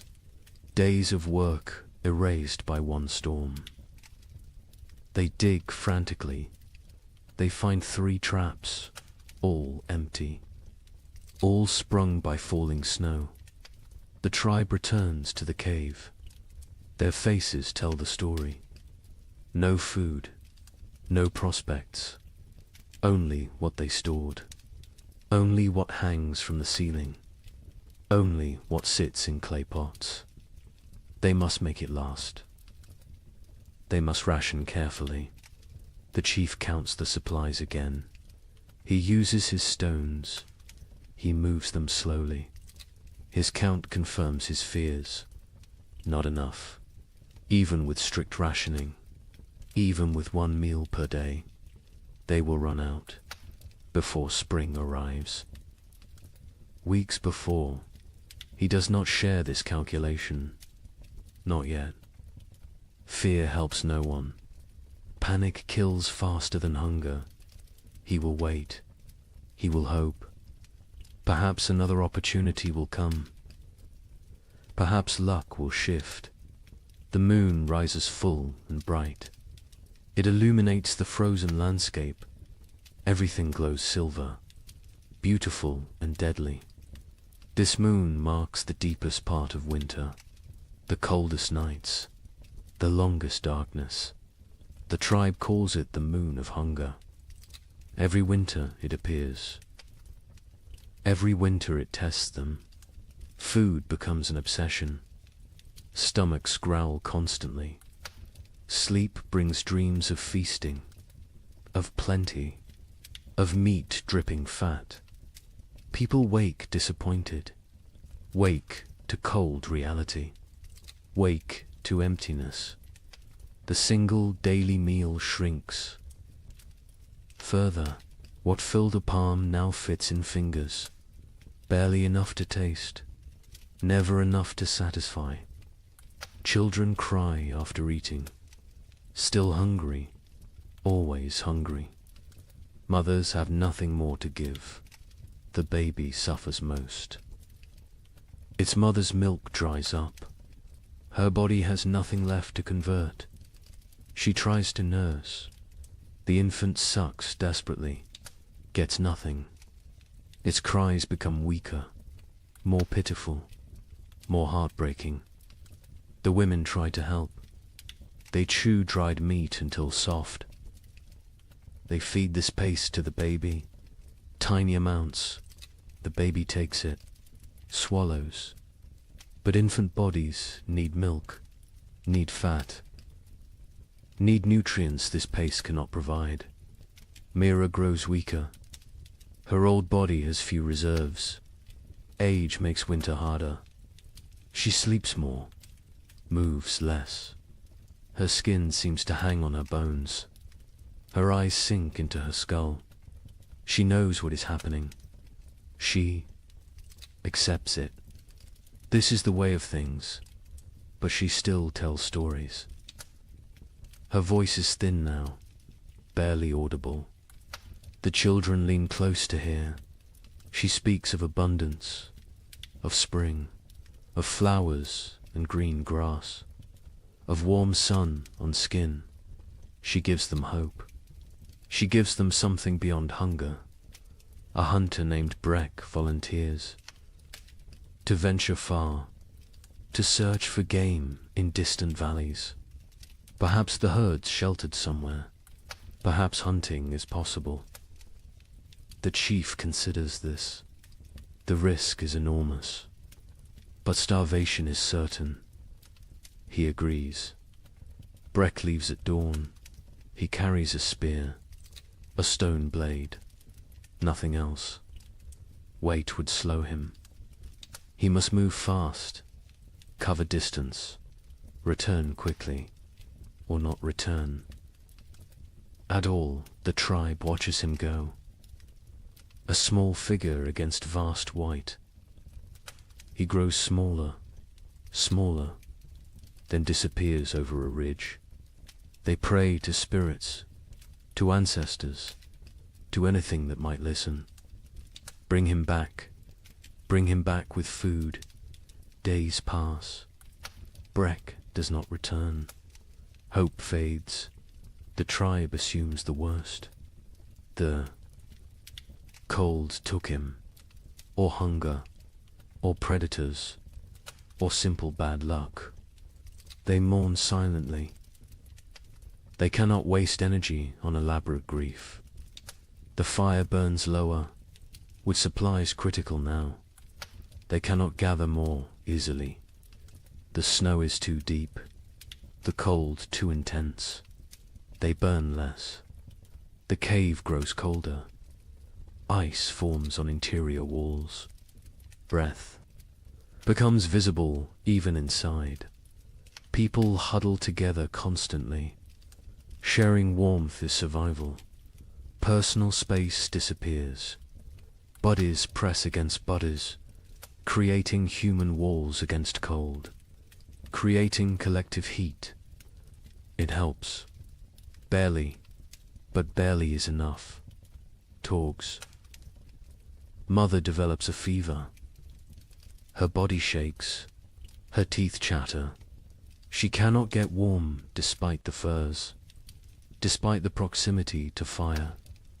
The fever burns from within, consumes her remaining strength, consumes her remaining fat. The healer examines her. She recognizes the signs. Starvation, fever, the body eating itself, trying to generate heat, trying to survive. But without food, the body destroys itself. Muscles become fuel. Organs become fuel. Death approaches. The healer makes another tea. Her herbs are nearly gone. Only a few precious leaves remain. She must choose. Who gets treatment? Who goes without? These choices haunt her, but she must make them. She gives the tea to Torg's mother. A chance. A small chance. The woman drinks. The liquid burns her throat. She coughs violently, but she keeps it down. She wraps herself tighter. She closes her eyes. She fights. Her body fights. Time will tell if fighting is enough. The children stop playing. They lack energy for play. They sit quietly, stare at nothing. Childhood vitality drains away. They become small, old people, serious, silent, waiting. One boy asks his father when they will eat more. The father has no answer. He pulls his son. Close, he says, spring will come. Spring always comes. The boy asks when. The father says soon. He lies. Spring is months away, but the lie is kindness. The tribe begins eating leather. They take old, worn pieces. They boil them. The leather softens slightly, becomes chewable. It provides almost no nutrition, but it fills the stomach, tricks the body temporarily, delays the inevitable. They scrape hide scraps, collect tiny bits of dried meat, particles that fell, that were missed. They gathered these with desperate care. Every crumb matters. Every fragment could mean another day. The chief notices people eyeing the stored seed. Small amounts save for spring planting. Eating that seed means no crops next year. Means starvation then instead of now. But now is very real, very present, very tempting. He moves the seed, hides it in a far corner, tells only 2 trusted hunters. They will guard it. Die before allowing it to be eaten. Future survival demands this sacrifice. Present suffering must be endured. On the 7th day of the moon of hunger, the baby dies. It simply stops breathing during the night. Its mother wakes to cold stillness. She does not scream. She has no energy for screaming. She holds the small body, rocks it, as if warmth could return life. The women come. They gently take the infant. They wrap it in soft rabbit fur. They place it near the cave entrance. The frozen section, it will keep there. When the ground thaws, they will bury it properly. For now, this is all they can do. The mother sits empty. Her arms feel wrong without the weight. Her chest aches with useless milk that finally came. Too late, always too late. Other women sit beside her. No words exist for this loss. Presence is enough. Mira's breathing becomes labored, wet and rattling. She lies on her furs. She does not complain, does not demand attention. She simply fades. Life seeping away like water into sand. The tribe knows. They have seen this before. Young.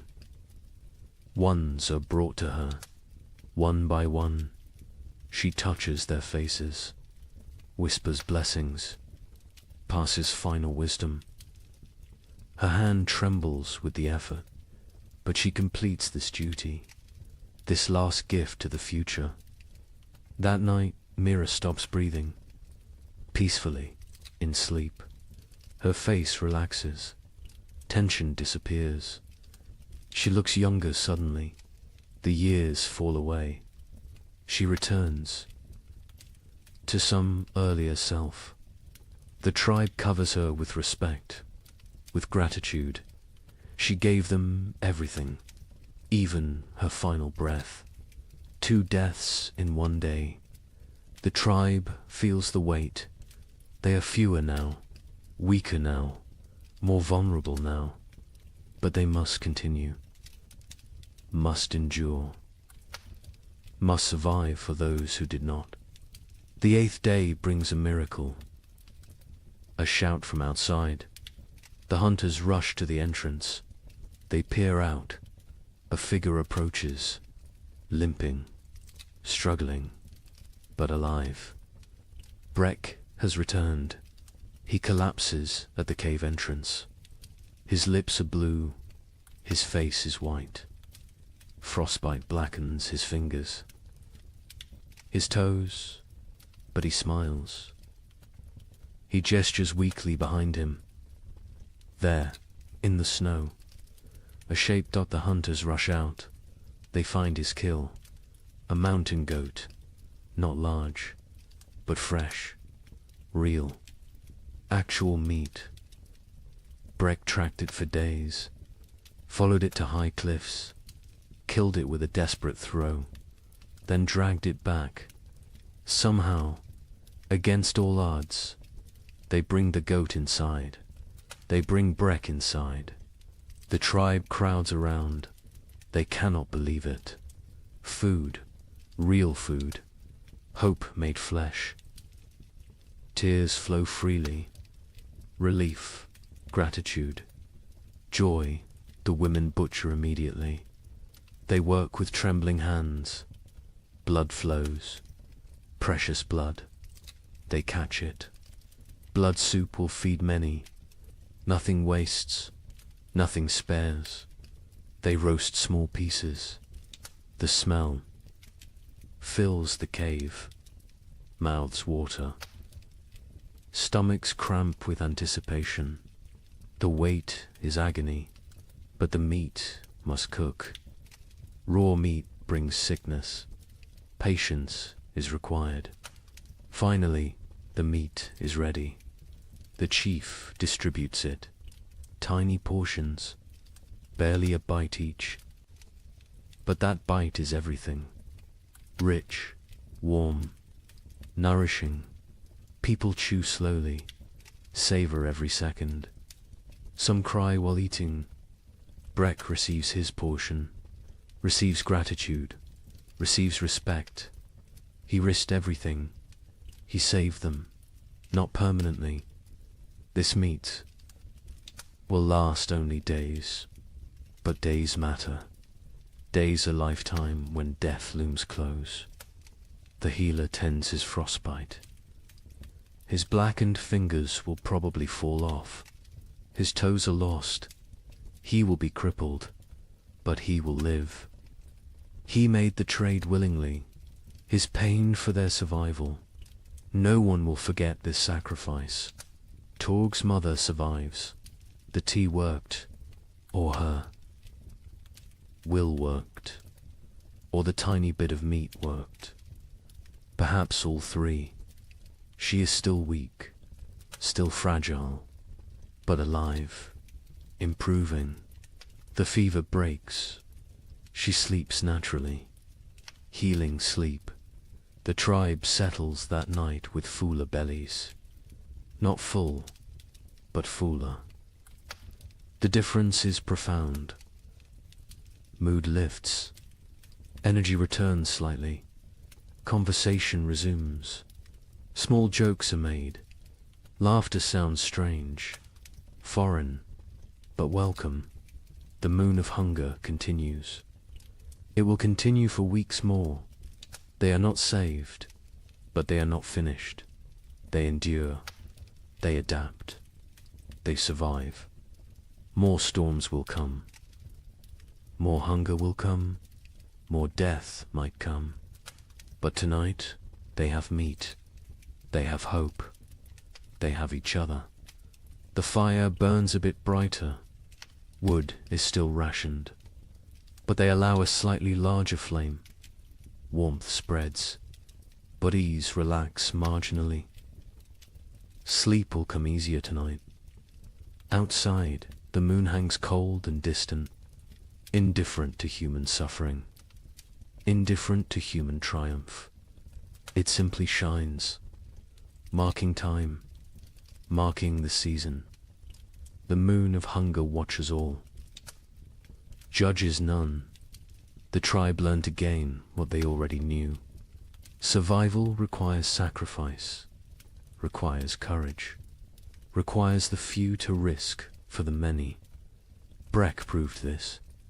Mira proved this. The baby's mother proved this. They carried these lessons. They teach these lessons. They live these lessons. This is how humans persist. This is how they conquer impossible odds. Not through strength alone, but through sacrifice, through love, through unwillingness to surrender. The moon of hunger is not over, but they will face it together. They will face it standing. They will face it human. And that makes all the difference. They step onto the plain. The wind hits immediately. Ferocious, brutal. It steals breath. It pushes them backward. They lean into it. They fight for every step. Progress becomes measured in body lengths, not miles. The cold is different here. Worse. It penetrates every layer, finds every gap in clothing, numbs exposed skin within seconds. Their eyes water. The tears freeze on their cheeks. Ice crystals form on their wrappings. They walk in a tight group, close together, sharing body heat, creating a mobile shelter. the strongest on the outside, taking the worst of the wind, rotating positions regularly, sharing the burden, sharing the pain. Hours pass. Time loses meaning. There is only the next step, the next breath, the next moment of survival. Nothing beyond that, nothing behind that. Just the eternal present of suffering. Sira stumbles. She catches herself. But barely. Her legs shake. Exhaustion shows. Others are the same. Everyone reaches their limits, but limits must be exceeded, must be pushed beyond reason. Survival demands the impossible. They come to a frozen river. Ice covers it completely. Thick. Ice. Strong ice. Probably safe. Probably. But ice is treacherous. Currents flow underneath. Weak spots form. One wrong step means freezing water, means death. Crawl tests the edge. He stamps hard. The ice holds. He ventures further, still solid. He waves the others forward. They cross one at a time, spreading out, distributing weight. Every step careful, every movement calculated. Halfway across, the ice groans. A deep, ominous sound. Everyone freezes. They wait. The groaning continues, but no cracking, no breaking. They breathe again. They continue, faster now. Urgency overcoming caution. They reach the far side. Relief is brief. More walking awaits. More suffering. The plain continues endlessly. Horizon meets horizon in white emptiness. No landmarks, no reference points. Only Craw's memory guides them. Only faith in his knowledge. Afternoon brings no warmth. The sun is visible but distant, cold. Its light provides no comfort, no heat, just illumination of their misery. Of the vast emptiness surrounding them, Ren falls. He does not get up immediately. Others stop. They help him, pull him upright. His face is white, his lips blue. Hypothermia begins. They force him to walk. Movement generates heat. Stopping means dying. He walks, stumbling, barely conscious. But walking, they find a small depression, a slight dip in the endless plain. It blocks some wind, not much, but some, enough. They stop briefly. They need rest, need water, need to check their bodies. They huddle together. They share warmth. They drink from water skins. The water is partially frozen. They break ice with their teeth. The cold liquid burns going down. But hydration matters. Dehydration kills in cold. Silently, quickly, Sura checks everyone's extremities. Fingers, toes, noses, ears. Looking for white patches, for frozen flesh. She finds some on Ren. His fingers are too pale. She rubs them vigorously, trying to restore circulation, trying to save his digits. Pain shoots through Ren's hands as feeling returns. He gasps, bites down. The pain is good. Pain means life, means the tissue still functions. He flexes his fingers. They move, stiff but mobile. He survives this test. They rest for half an hour, no longer. Their bodies cool quickly without movement. Already the cold seeps deeper. They must continue. Must reach the valley before nightfall. Darkness on the plain means death. Certain death. The afternoon trek is harder. Fatigue accumulates. Muscles refuse commands. Minds grow foggy. This is dangerous. Clear thinking preserves life. Confusion kills. They focus on simple goals. Next 100 steps. Then next 100. Then next, they see shapes ahead. Dark forms against white. Rocks. Trees. Hope. Surges, but distance deceives. The shapes are far. So far. What looked like minutes away takes hours to reach. The plane plays tricks, tests sanity. Finally, they arrive. Not trees, just large boulders. But boulders provide shelter. Wind breaks around them, creates calm pockets. They can rest here. They can survive the night here. Relief is overwhelming.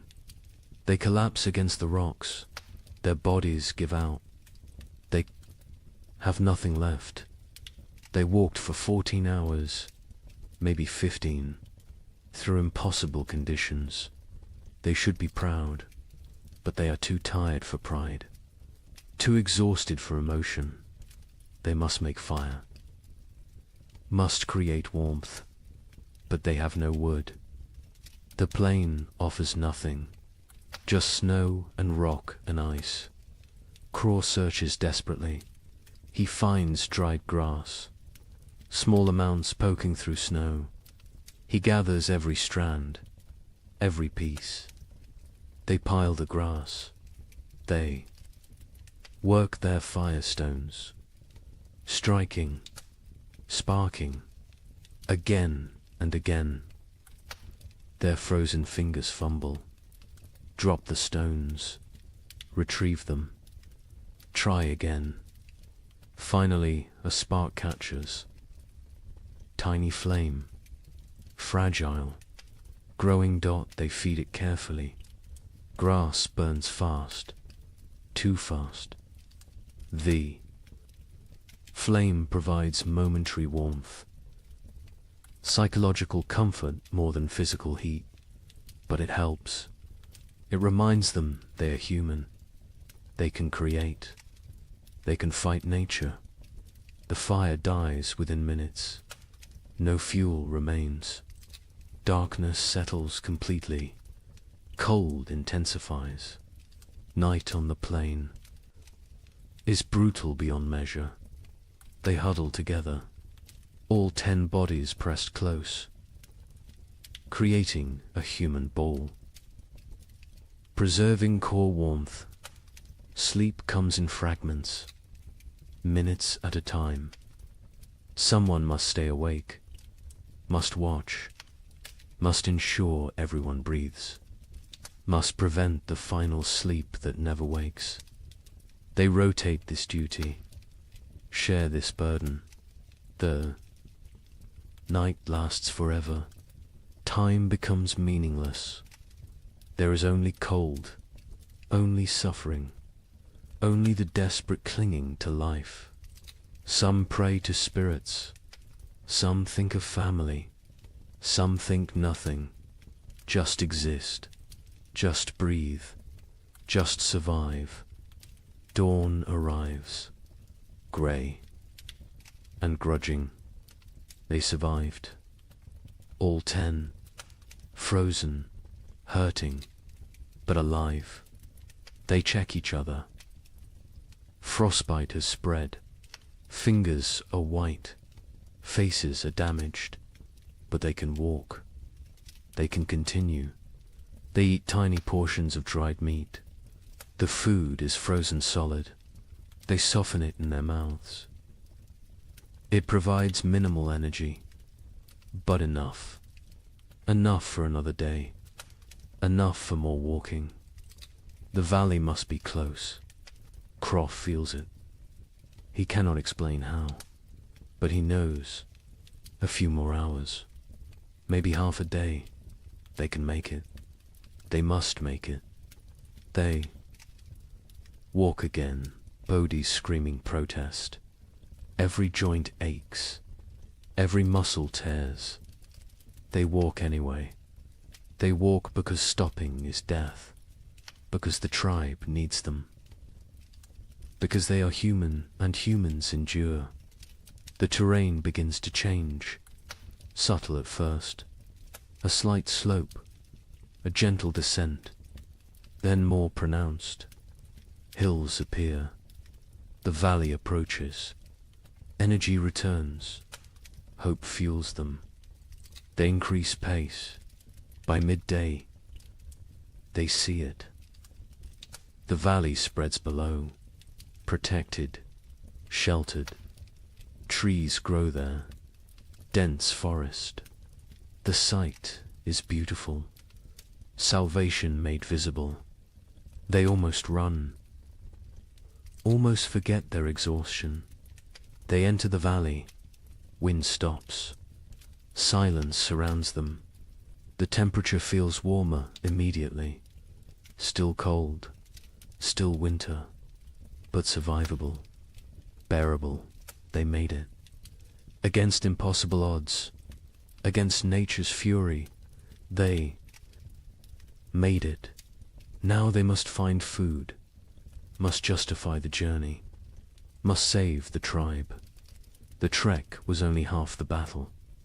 The real test begins now. The valley delivers on its promise. The hunters find game within hours, deer sheltering in thick forest. A small herd, 5 animals, healthy and fat. They have survived winter well, protected by the valley's embrace. The hunt is successful. 2 deer fall, 2 coordinated spears. The hunters work efficiently. They butcher, they preserve, they prepare for the return journey. Success tastes sweet, sweeter than the meat itself. They saved the tribe. They accomplished the impossible. The journey back takes 4 days. They carry heavy loads, meat wrapped in hide, dragging it through snow. The weight slows them, but spirits are high, high enough to overcome exhaustion, high enough to push through pain. The tribe spots them from a distance, 10 figures approaching, all walking, all alive, and carrying something, carrying hope.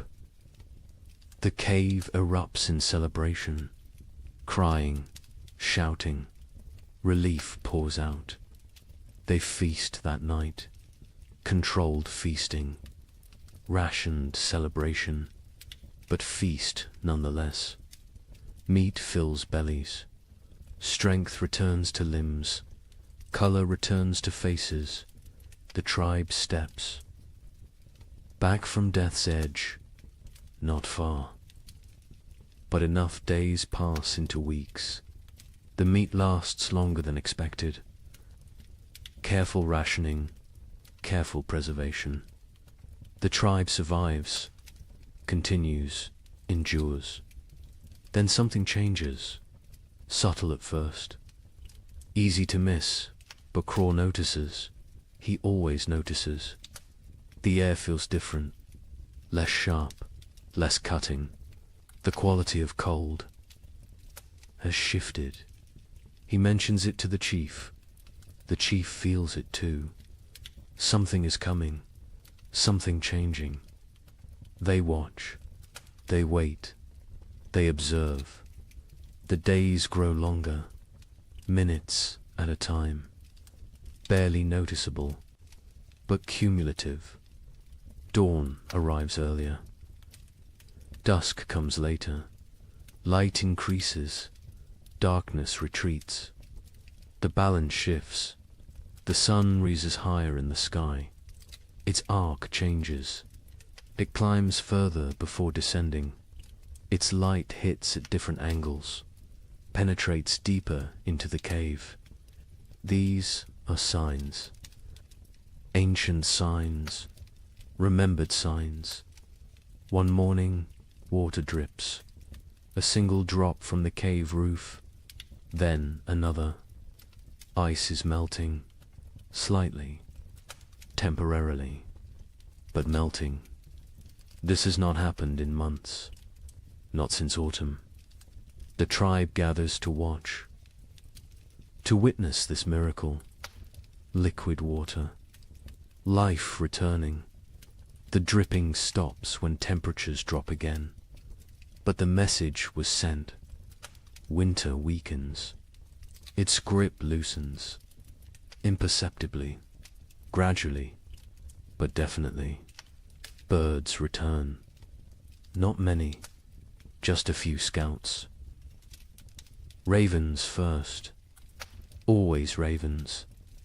They circle overhead. They call to each other. Their voices break the silence of months. The sound is jarring, almost forgotten, but welcome. So welcome. The snow begins to change. Its texture alters. Morning crust forms.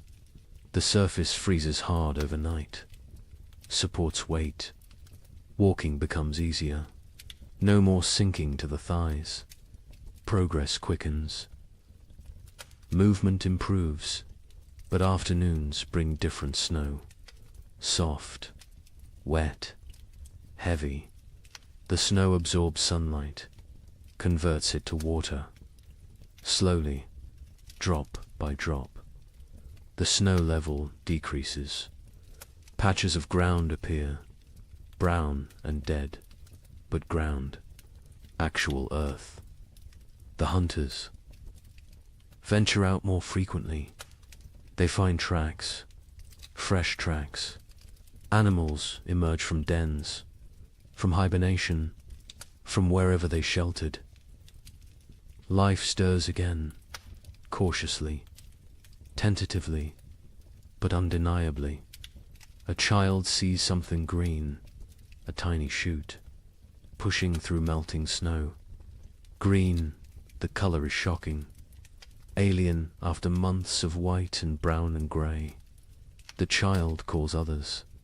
They gather around this small miracle, this proof of continuation, this promise. The tribe's energy shifts. Desperation eases. Not gone, but reduced.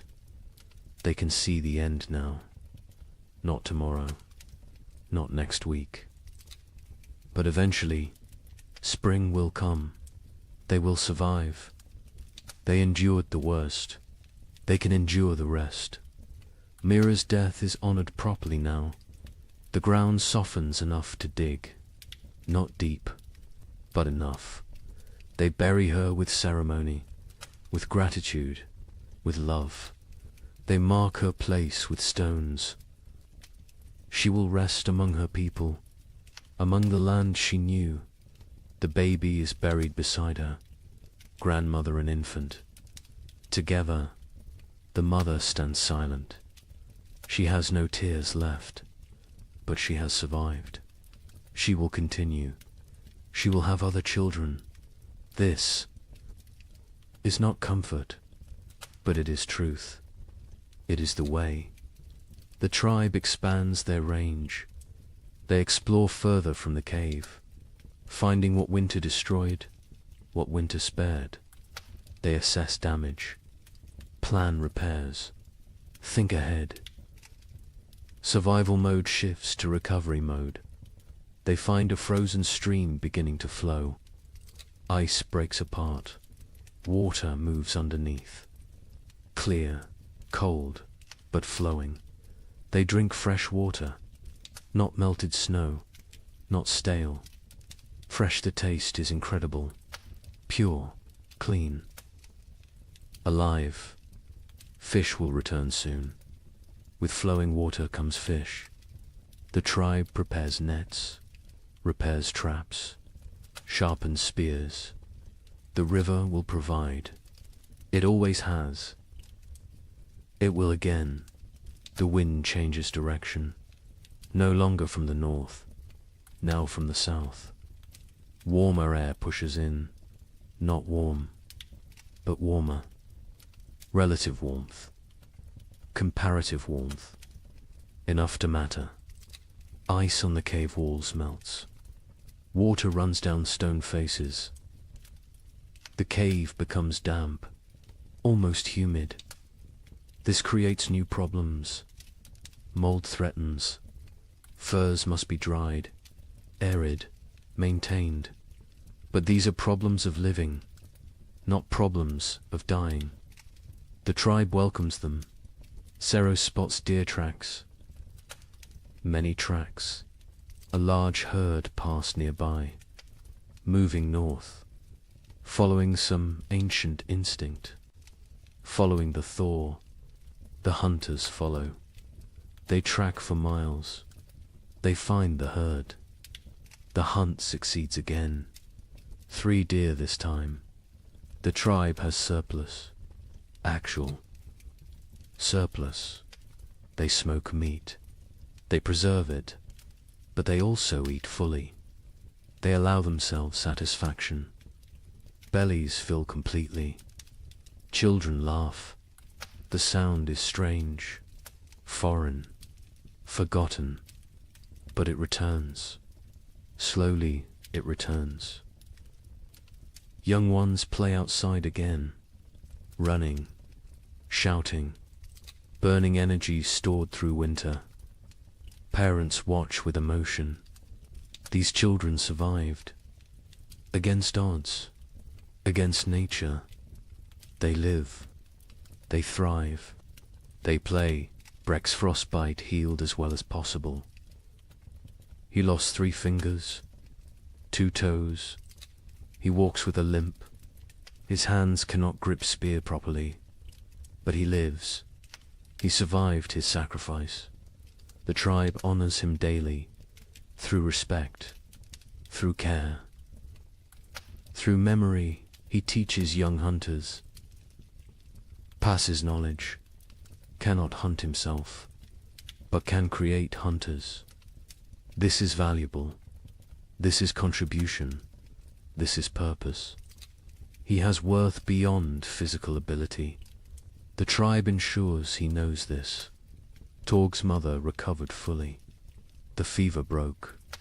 Strength returned. She works alongside other women. She processes new hides. She gathers early plants. She lives. Her son watches her with gratitude, with relief, with love. The nights grow shorter. Darkness retreats further. The tribe sleeps less, needs less sleep. Energy returns with light, with warmth, with hope. They begin projects, repairs, improvements, planning for next winter. Learning from this one, they discuss what worked, what failed, how to improve. Knowledge is survival. Experience is wisdom. They will not forget this winter, will not forget its lessons, will not forget its cost. 2 died, Mira and the baby. 2 out of many. This is success. Grim success. But success nonetheless. Other winters killed more, much more. This winter was survived. This winter was conquered. The chief ageth visibly. The stress wore him. Carved lines deeper. Grayed his hair further. But he stands straight. He led well. He made hard choices. He saved the tribe. Leadership exacted its price. He paid willingly. Cross joins ache more. The trek damaged him. Pushed. His aging body beyond limits. He knows his hunting days near their end. Soon he will teach only, lead only. hunt vicariously through younger men. This is natural. This is right. This is the cycle, but not yet. This spring he will hunt. This summer he will provide. He has a few good seasons left. He will use them fully, will extract every last contribution. This is his way. This has always been his way. The tribe ventures to high ground. They look north, the direction of the killing cold, the direction of death. Snow still covers distant mountains. Ice still gleams on peaks. Winter remains there, will remain for months. But here, in the valley, in their home, spring approaches, green spreads, slowly, gradually, but visibly. Grass emerges, leaves bud, flowers prepare to bloom. Color returns to the world. The monochrome existence ends. Life reasserts itself. Birds return in waves, small ones first, then larger. They sing, they call, they mate, they build nests. They choose to live here, choose to raise young here. The tribe takes this as blessing, as approval, as sin. Children collect eggs, carefully, leaving some, taking some. The birds can spare them. The birds will lay more. This is balance. This is sustainable. This is how it works. A bear emerges, thin, hungry, dangerous. It approaches the cave. The hunters drive it away. They cannot kill it. Too dangerous, too large. But they make their presence known, establish dominance, protect their territory. The bear leaves, seeks easier prey. The tribe remains vigilant. More bears will come, more predators. Spring brings life, but also competition, also danger, different danger than winter, but real. They prepare defenses, reinforce barriers, sharpen weapons. Spring is not safety. Spring is different challenge. Different tests, but they survived winter. They can handle spring. The elderly who remained in the cave through the trek are recovering. They endured. They kept fire burning. They maintained hope. They held the center.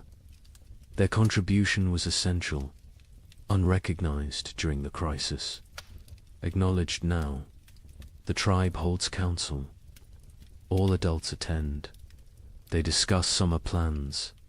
Where to hunt, where to gather, what to store, how to prepare for next winter. Always next winter. Winter always comes again. But between now and then, between this moment and that future threat, there is spring, there is summer, there is abundance, there is life.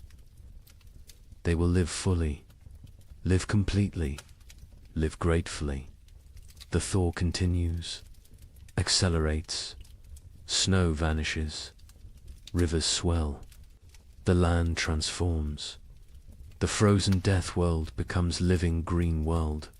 The change is profound, almost unbelievably, but real. Witnessed, experienced. The tribe survived. All but two. They endured when winter meant death. They outlasted the brutal cold. They conquered the primitive darkness. They proved again what humans are, what humans do, what humans will always do. They survive. They adapt. They continue. Spring has begun. The tribe gathers in evening light, not inside the cave, outside, under open sky. This gathering is ritual, sacred. It happens after every winter, after every survival. The time has come to speak, to remember, to learn. The chief sits at the center.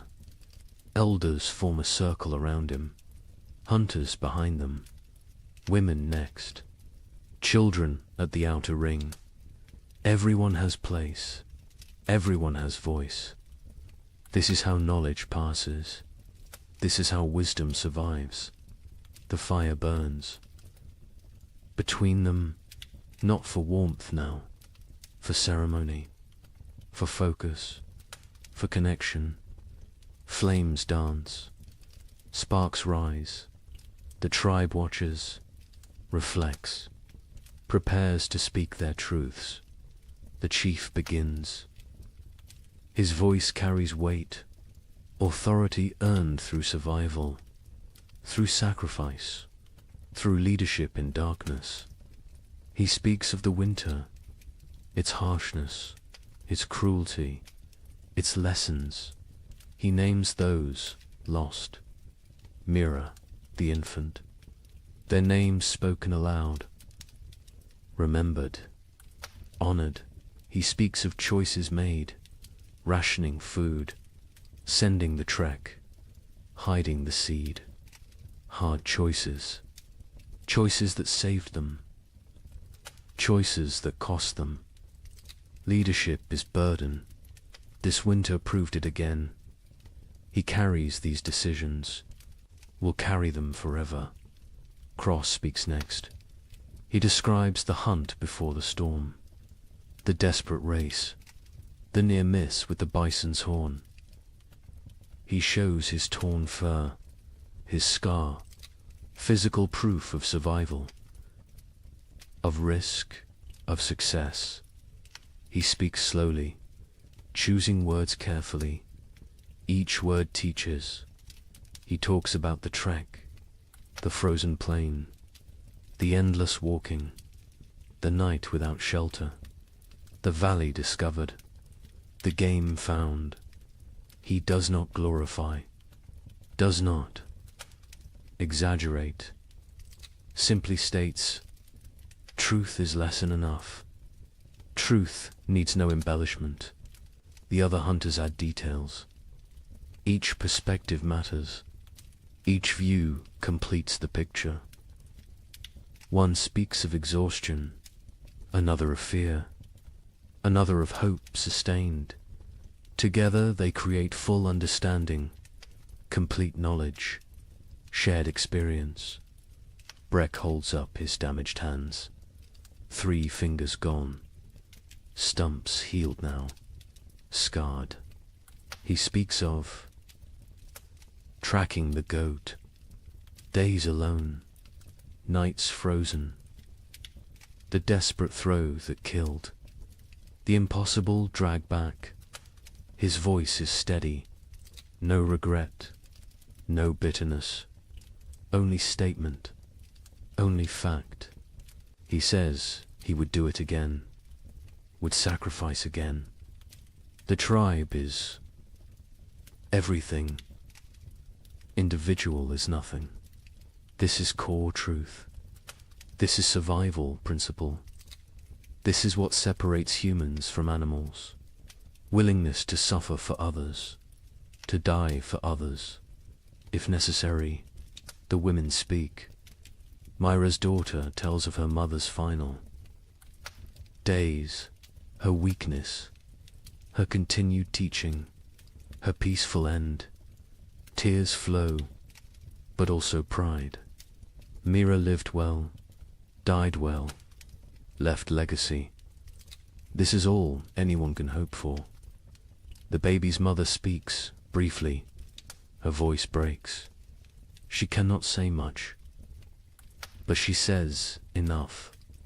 Her child lived weeks, new warmth, new love, new mother's touch, short life, but life nonetheless. She will honor it, will remember it, will carry it forward. Other women discuss food preservation, what worked, what spoiled, leather eating, bone boiling, every technique examined, every method evaluated. They share improvements, better ways, smarter approaches. Next winter, they will do better. This is the point. Always improve. Always learn. Ciro speaks of navigation, of reading snow, of finding signs, of keeping group together. She describes the river crossing, the groaning ice, the careful steps.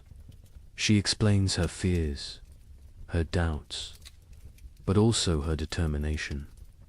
Leadership is not certainty, is not confidence, is commitment despite uncertainty. The young ones ask questions. How did you stay warm? How did you stay brave? How did you keep going? The answers vary. Honesty prevails. Sometimes we did not stay warm. Sometimes we were not brave. Sometimes we kept going because stopping meant death. Simple answers, true answers.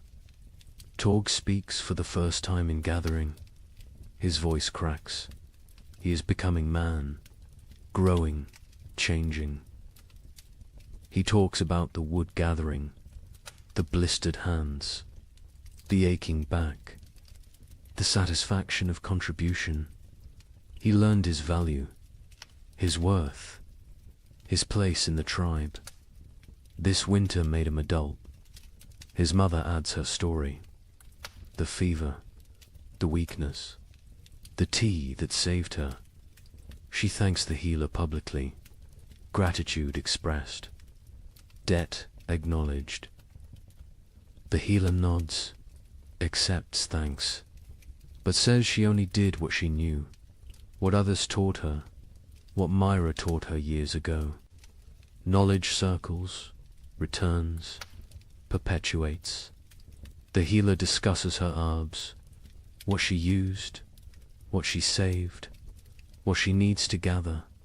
She lists plants, describes locations, teaches identification. Several women listen intently. They want to learn, want to help, want to preserve this knowledge. The healer accepts students, welcomes them. Knowledge must spread, cannot die with one person. Talk turns to preparations. What they should have done, what they will do next time. More wood, always more wood. Better storage, improved insulation, stronger entrance barriers, backup supplies, hidden caches, distributed resources. They brainstorm, they plan, they commit. Someone suggests splitting the tribe, half in one cave, half in another. If one location fails, the other survives. Discussion follows. Arguments for, arguments against. The chief listens, considers, makes no decision tonight. This needs thought, needs time. Will be decided before next winter. The feast day arrives with warmth, actual warmth. The sun climbs higher. It stays longer. Its rays penetrate winter's final defense. The cold retreats, step by step, day by day. Life returns. The tribe moves through mourning with purpose. Women prepare food, all the food, reserves brought out, smoked meat, dried fish, roots saved, seeds roasted. Nothing held back today. Today is abundance. Today is celebration. Today is life affirmed. Children run wild, energy unleashed, months of confinement explode into motion. They chase, they climb, they shout. Their laughter echoes off rocks, off trees, off the sky itself. Parents watch with full hearts.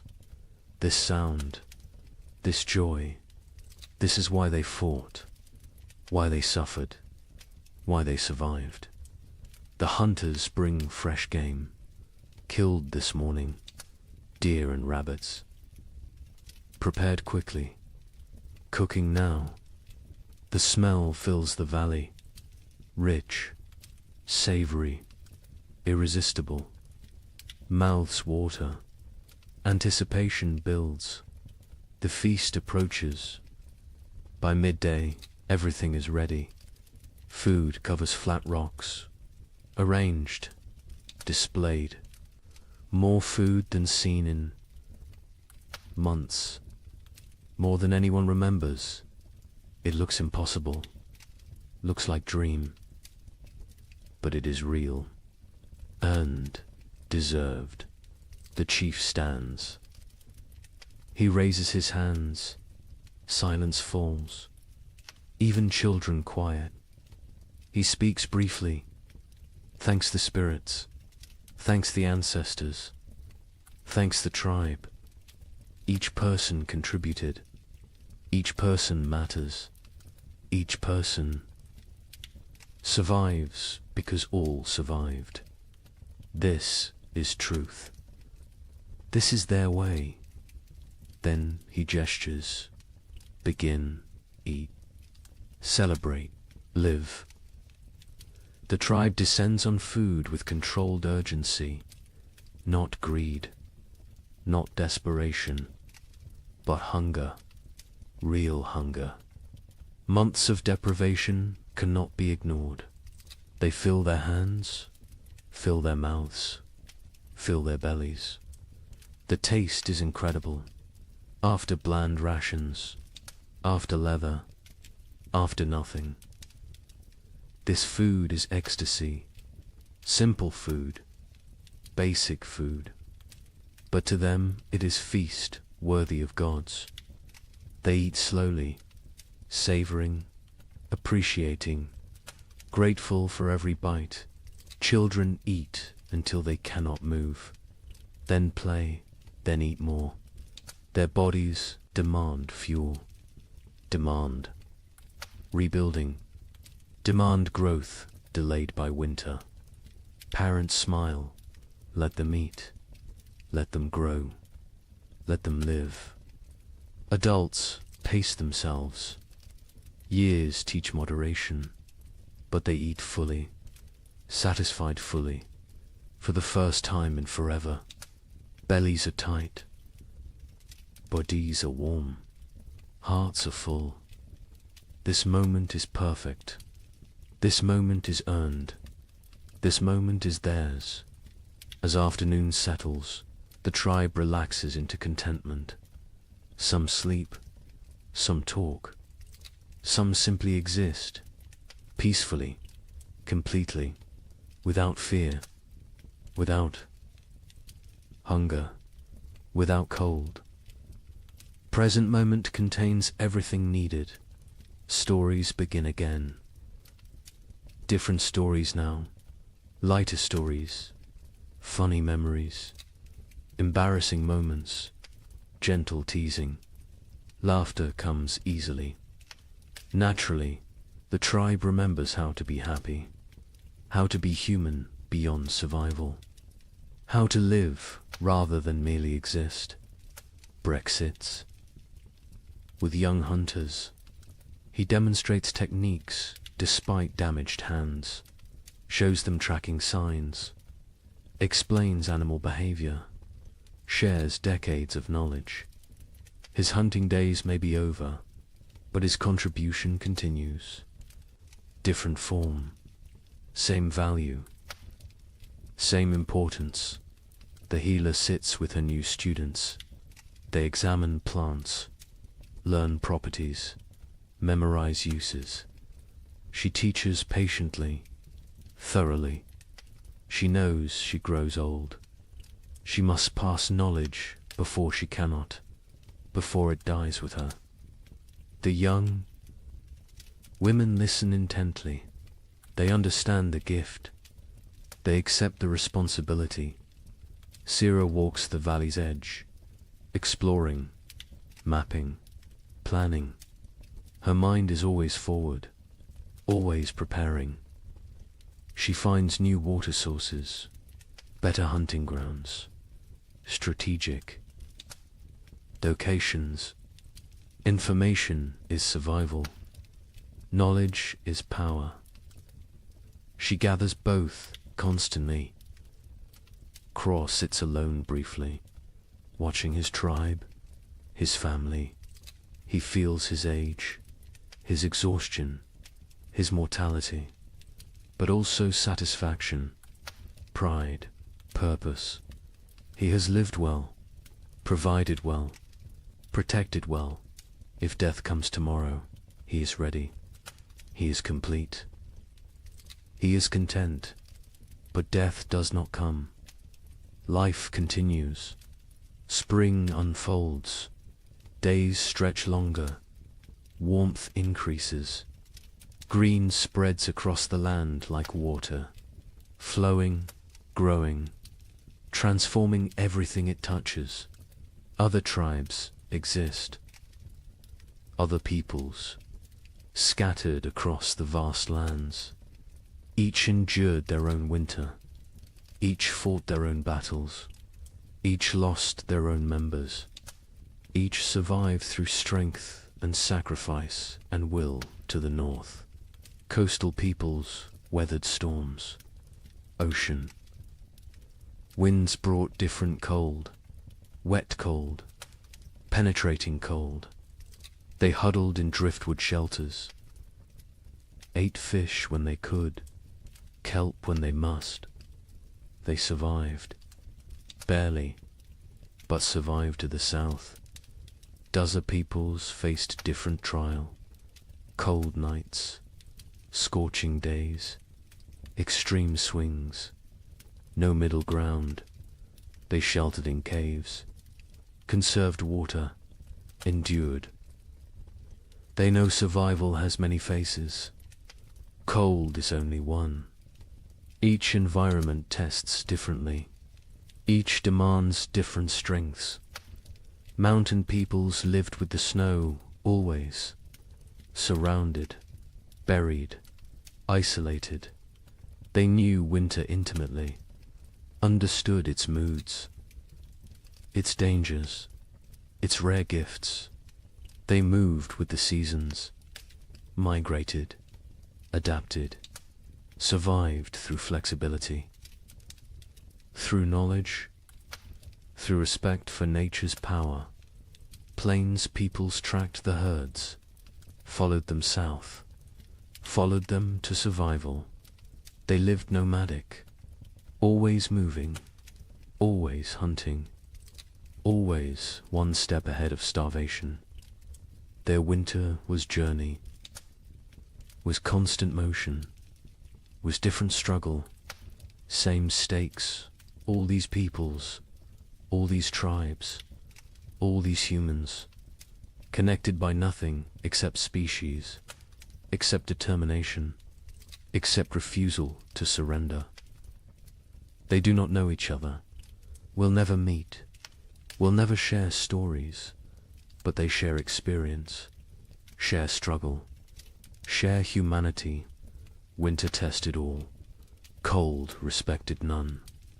It killed without preference, without mercy, without meaning. It simply was nature being nature, indifferent, eternal, unstoppable, but humans stopped it anyway. Not the winter itself, but its victory, its completeness, its total dominion.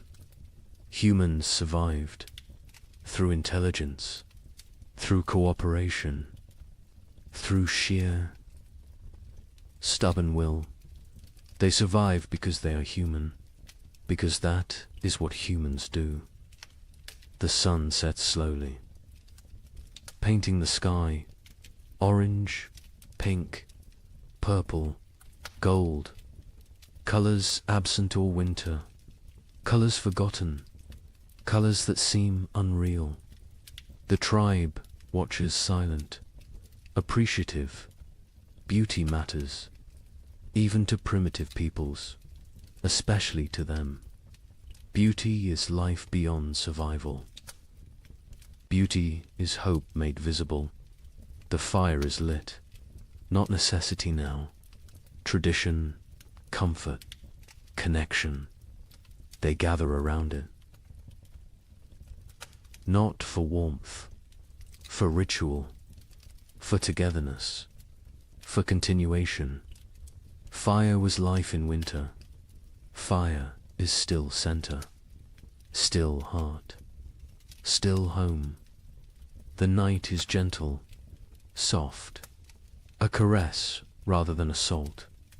Stars emerge, countless, brilliant, the same stars that watched their suffering, that witnessed their triumph, that will observe their continuation. Forever stars, eternal witnesses, silent companions. Children sleep quickly, exhausted from play, from food, from life fully lived. They sleep peacefully, deeply, no crying, no fear, no cold. Just rest, just dreams, just childhood reclaimed.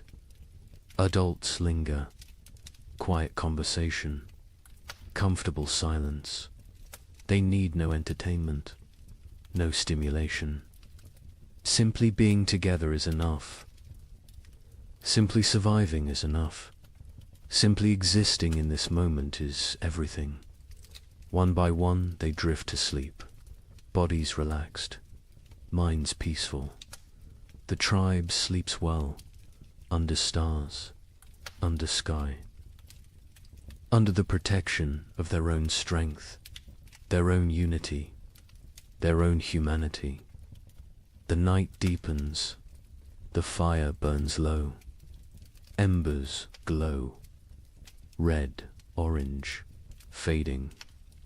The valley is silent, peaceful, safe. Life sleeps, life rests. Life prepares for tomorrow, somewhere.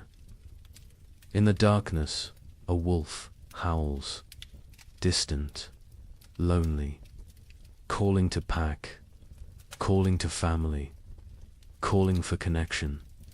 The sound carries, echoes, fades. The tribe does not wake, does not fear. Wolves are neighbors, not enemies. All creatures struggle. All creatures survive. All creatures seek pack, seek family, seek belonging. The echo continues. Not just wolf, but all sounds, all voices, all stories. They echo through time, through generations, through eternity. This tribe will fade. These people will die. But their echo continues. Their legacy persists. Their survival matters. Because they are not the end. They are the beginning, the foundation, the root. From them come others, many others, countless others. Every human alive carries their echo, their determination, their refusal to quit. These primitive peoples, these ancient survivors, these frozen warriors, they are ancestors to everyone, to all of humanity. Their winter is our winter. Their struggle is our struggle. Their survival is why we exist. The night holds all of this, all of history, all of future. all of possibility. It holds the sleeping tribe, the dying fire, the silent stars. It holds everything that was, everything that is, everything that will be.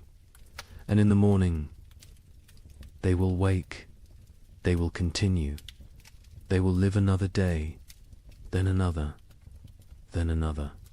until winter comes again. And they will face it, and they will endure, because that is what they do, what they have always done, what they will always do. They are human. They survive. The night knows this. The stars know this. The earth knows this. And now you know this. To rest now.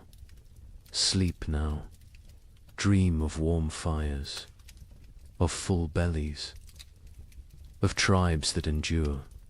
Of humans who refuse to quit. Of ancestors who gave us everything, including survival itself. The echoes continue, forever, always, in the night.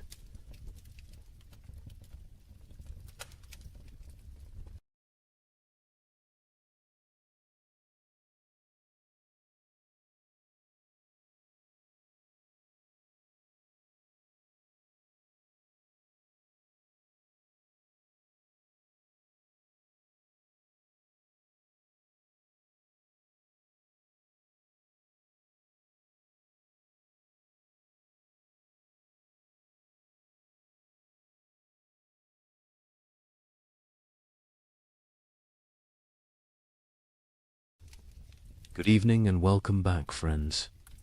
Tonight we're diving into the fascinating world of the Roman Empire.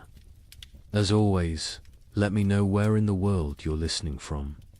Get cozy, settle in, and let's begin. The torches burned low against the marble walls of the Colosseum, their flames bending and snapping in the night wind. Smoke curled upward, painting the corridors in shifting shadows that seemed alive. Somewhere deep within those walls, cages rattled. The guttural growl of a lion broke the silence, followed by the shrill cry of a panther pacing its enclosure. The air was thick with the scent of straw, iron, and blood. Men shuffled forward, not as spectators, but as the hidden workforce behind the spectacle animal keepers, trainers, guards, and gladiators themselves, step echoing with the knowledge that dawn might never come for them.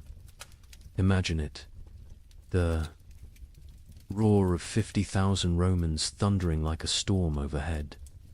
Yet before the games even began, death was already at work in the corridors below. Lions lunged against their bars, their claws scraping sparks across iron. Elephants, chained and restless, shifted their massive weight, shaking the earth beneath the workers' feet.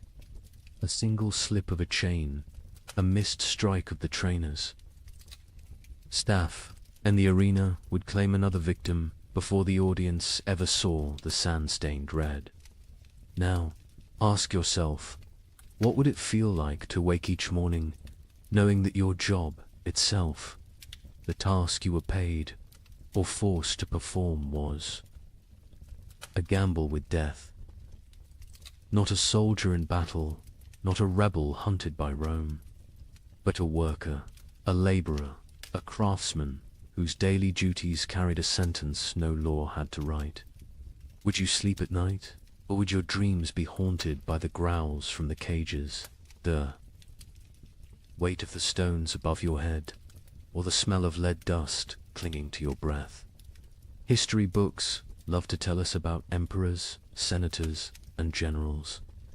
They speak of triumphs, victories, and architectural marvels, but rarely do they dwell on the hands that bled to build those monuments, or the men and women whose very survival depended on risking their lives in silence.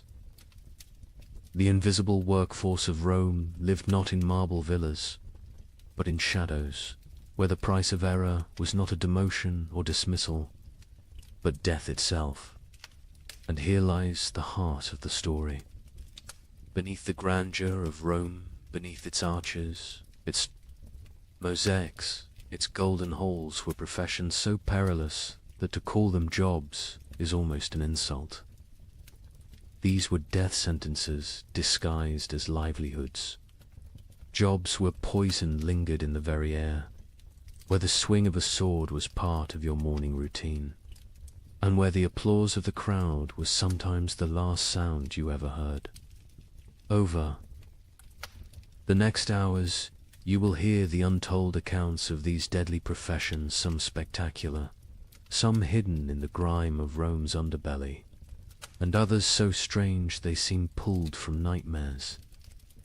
From the men who faced wild beasts before breakfast, to the miners whose lungs filled with poison in the empire's dark tunnels.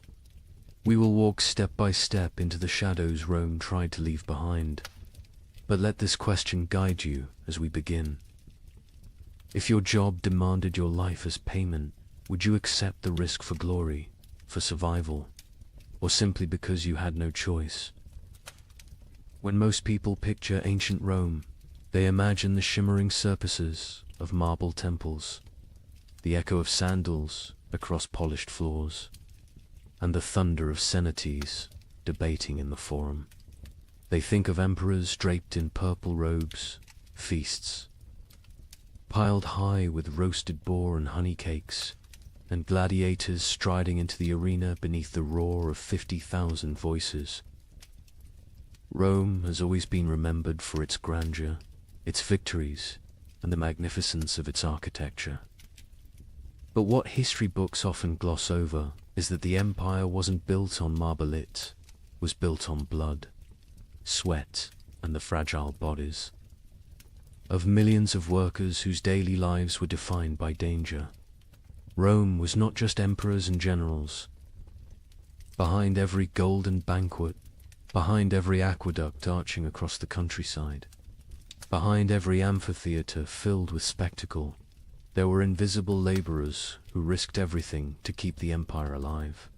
For every senator reclining in luxury, there were hundreds of slaves and freedmen hauling water, shaping stone, smelting iron, cleaning streets, or fighting beasts. Their names were rarely recorded. Their stories were rarely told. Yet without them, Rome's glittering facade would have crumbled into dust. Imagine the contrast. On one side, wealthy Romans lounged on couches, sipping wine sweetened with lead. Syrup, their servants, fanning them with peacock feathers while musicians played. On the other side, just beyond the villa walls, workers baked under the Mediterranean sun on dangerous scaffolds, hauling blocks of stone that could crush them in an instant. Inside, the laughter of banquets rang against walls lined with mosaics. Outside, miners descended into narrow shafts where air was poised with dust and metal fumes. Knowing they might not resurface alive, luxury was visible, risk was hidden. Rome was a stage, and the spotlight shone only on the powerful, while those who risked everything remained in shadow. Work in ancient Rome was more than a duty, was a matter of survival. For the enslaved, there was no choice at all. They labored until their bodies broke. For the poor free citizens, dangerous work was often the only chance to feed a family. And even for skilled craftsmen, fortune was fragile. One accident at a glass furnace, one slip of a chisel, and a lifetime of expertise meant nothing against the indifference of death. Unlike today, there were no safety harnesses, no unions, no laws protecting the vulnerable. Rome had no patience for weakness. If a worker fell, another was always waiting to take his place. This is the untold foundation of Rome's greatness. The empire stretched across continents, commanded legions, and shaped the destiny of the Western world. But it was held together not just by marble and laws, It was held together by expendable lives. The amphitheaters that dazzled crowds were built by hands calloused from stone and bloodied by accidents. The shimmering purple robes of emperors were dyed by workers suffocating in vats of poisonous mollusk brine. The wine that filled silver goblets was poured by servants who would never share in the feast. Now pause and ask yourself, would you trade your office, your workshop, your school, or your daily commute for the mines of Hispania, where men choked on poisonous dust in darkness for the promise of silver Rome craved? Would you exchange your cubicle or construction site for the sands of the Colosseum, where gladiators bled to entertain a restless mob? Could you imagine waking each morning knowing your work itself might kill you, not because of war, not because of rebellion, but because your role in society was considered disposable? That is the contrast that makes Rome so haunting. Its glory was dazzling, but it was built on invisible suffering. Every aqueduct meant water for cities, but also corpses crushed in its construction. Every road meant trade and travel, but also slaves dying in the ditches. Every banquet meant celebration, but also bakers coughing from flour dust, servants poisoned by fumes, and children forced into brutal apprenticeships. Rome was not just a civilization of luxury, it was a civilization of calculated risk, where millions lived knowing their value extended only as far as their usefulness to the empire. As we step deeper into these stories, keep this in mind. The history of ancient Rome is not just about triumphs and monuments. It is about the unseen workers who carried the weight of empire on their shoulders, often until those shoulders broke. Tonight, we will walk in their footsteps. We will stand in the mines, in the furnaces, in the arenas, and in the shadows of temples to uncover the professions so perilous they could rightfully be called the deadliest jobs of the ancient world. So, settle in. The story you are about to hear is not one of emperors' speeches or military campaigns. It is the story of ordinary men and women whose names we will never know, but whose risks carved Rome into the world's memory. And as we journey through these forgotten professions, I'll ask you again to reflect. How safe is your work compared to theirs? And more importantly, would you have survived in their place? Beneath the Colosseum, night was never silent. Torches sputtered against damp stone walls, smoke trailing upward into the labyrinth of corridors. From the shadows came the sound that froze even hardened gladiators in their tracks, the rattling of iron bars, the scrape of claws against cage doors, the guttural growl of beasts that did not belong to Rome but had been dragged here from the farthest corners of the empire. Leopards shipped from the rocky coasts of North Africa, half-starved, to make them hungrier. Tigers, stolen from distant India, pacing in restless fury. Bears hauled from the frozen forests of Germania. Even elephants, towering and furious after months of brutal marshes, swayed on their chains, slamming tusks into wooden barriers that cracked under the strain. The ground itself trembled when these creatures roared, and the men tasked with keeping them under control knew the truth. They were one mistake away from being torn to pieces.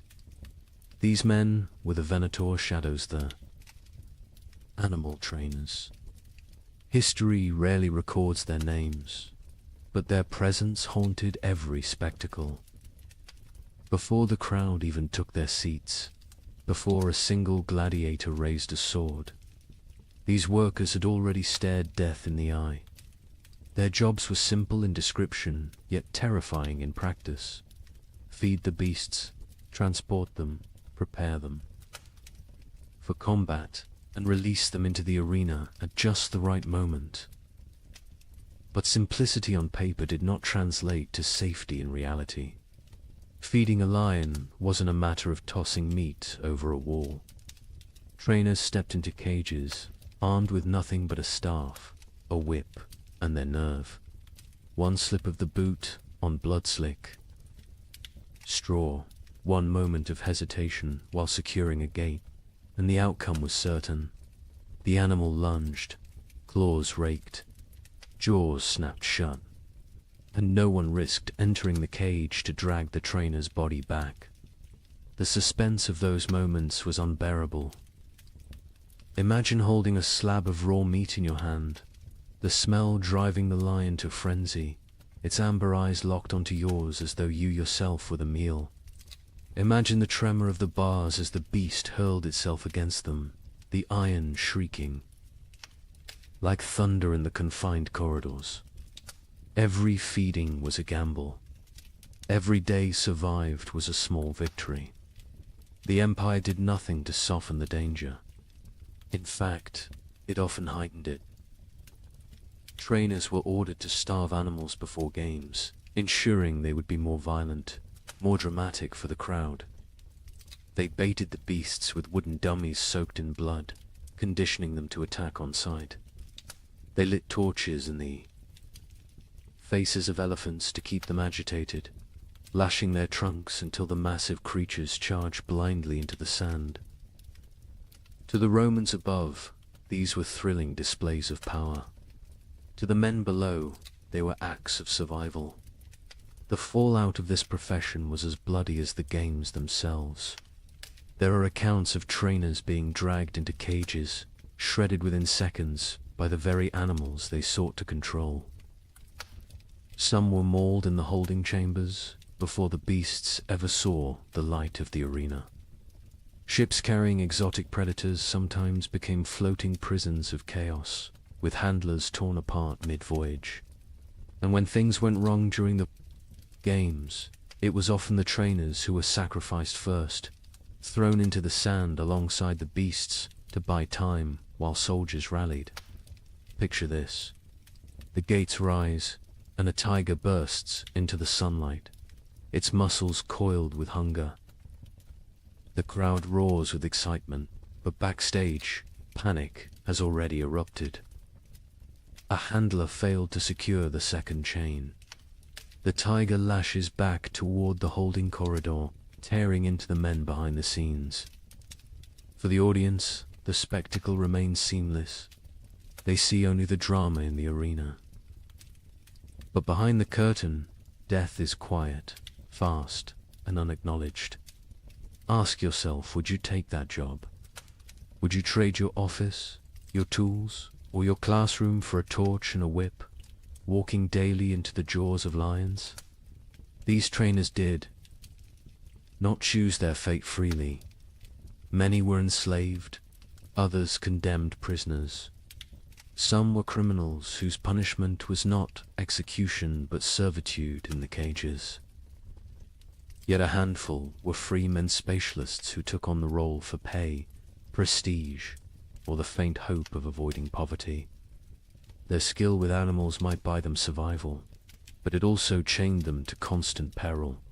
And here lies the chilling truth. Rome didn't care if they lived or died. The empire had endless replacements, slaves, captives, debtors. If a trainer was mauled, his death wasn't a tragedy, it was a footnote. The games continued, the crowd cheered, and the emperor smiled. The expendable lives of these men fueled the endless appetite of spectacle.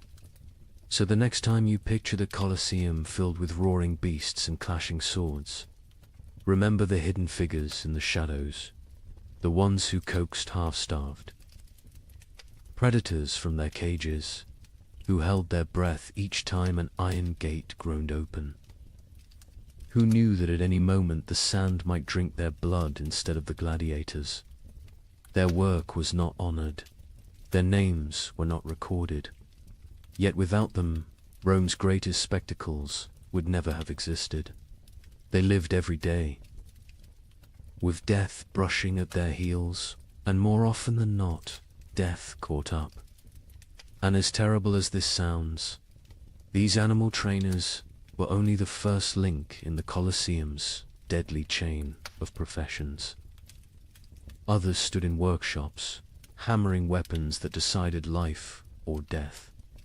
Others knelt in the sand, stitching wounds under the gaze of the emperor himself. If the cages were a place of constant suspense, the armories and infirmaries were no less haunted. And it is to those shadows that we turn next. Step away from the roaring cages of the beasts and follow the sound of hammer against iron. Deep within the Colosseum's hidden chambers lay another world entirely, one that smelled not of blood and straw, but of smoke, oil, and molten metal. This was the domain of the weapons masters, the unseen craftsmen whose work shaped the fate of every gladiator who walked onto the sand. Picture it, a forge glowing in the half-dark, the air heavy with heat, sparks flying like fireflies as iron is struck again and again on the anvil. Grindstones hiss as edges are sharpened, the rhythm of stone against blade echoing like a heartbeat through the chamber. The tension here was no less suffocating than in the animal pens above, for in this place, the smallest error did not simply ruin a weapon, it ruined a man's life. Every sword, every dagger, every spear carried into combat bore the silent touch of these craftsmen. Their responsibility was immense. A blade had to be balanced to the hand, sharp enough to slice in an instant, strong enough to withstand the crushing force of an opponent's strike. A dull edge could mean a wound that failed to stop an enemy. A brittle spine could snap on impact, leaving its wielder defenseless in front of 50,000 roaring spectators. For the gladiator, trust in his weapon was trust in his survival, and that trust lay entirely in the hands of someone working in the shadows. This was not artistry for beauty's sake. This was artistry for survival, and the stakes were cruel. If a blade bent or shattered in the arena, it was not only the gladiator who suffered. The weapons master's reputation, and often his life, stood trial alongside the man who wielded the steel. A mistake could mean flogging, imprisonment, or worse, condemnation to the sands themselves, forced to fight with the very weapons they had once forged. Imagine that reversal. One day you are sharpening a gladius, the next day you are thrust into the arena, clutching it desperately as the crowd demands your blood. The drama of their work was constant. Fire licked at their hands, sparks scarred their faces, blades slipped and cut through flesh with the same ease they were designed to cut through armor. The grindstone could seize a weapon, spinning it from their grip and into bone. Their lungs, filled with smoke and ash, slowly poisoning them over years of labor. Many weapons masters bore the permanent marks of their craft, missing fingers, burned arms, eyes clouded by accidents at the forge. But the danger was not only physical, it was psychological. Consider the weight of knowing that your grindstone may determine whether a man returns to his cell alive or is carried out on a stretcher.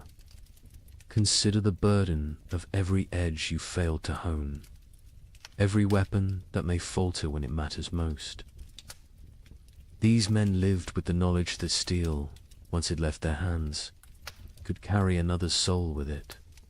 And here's the chilling thought. Gladiators had no choice but to place their lives in this trust.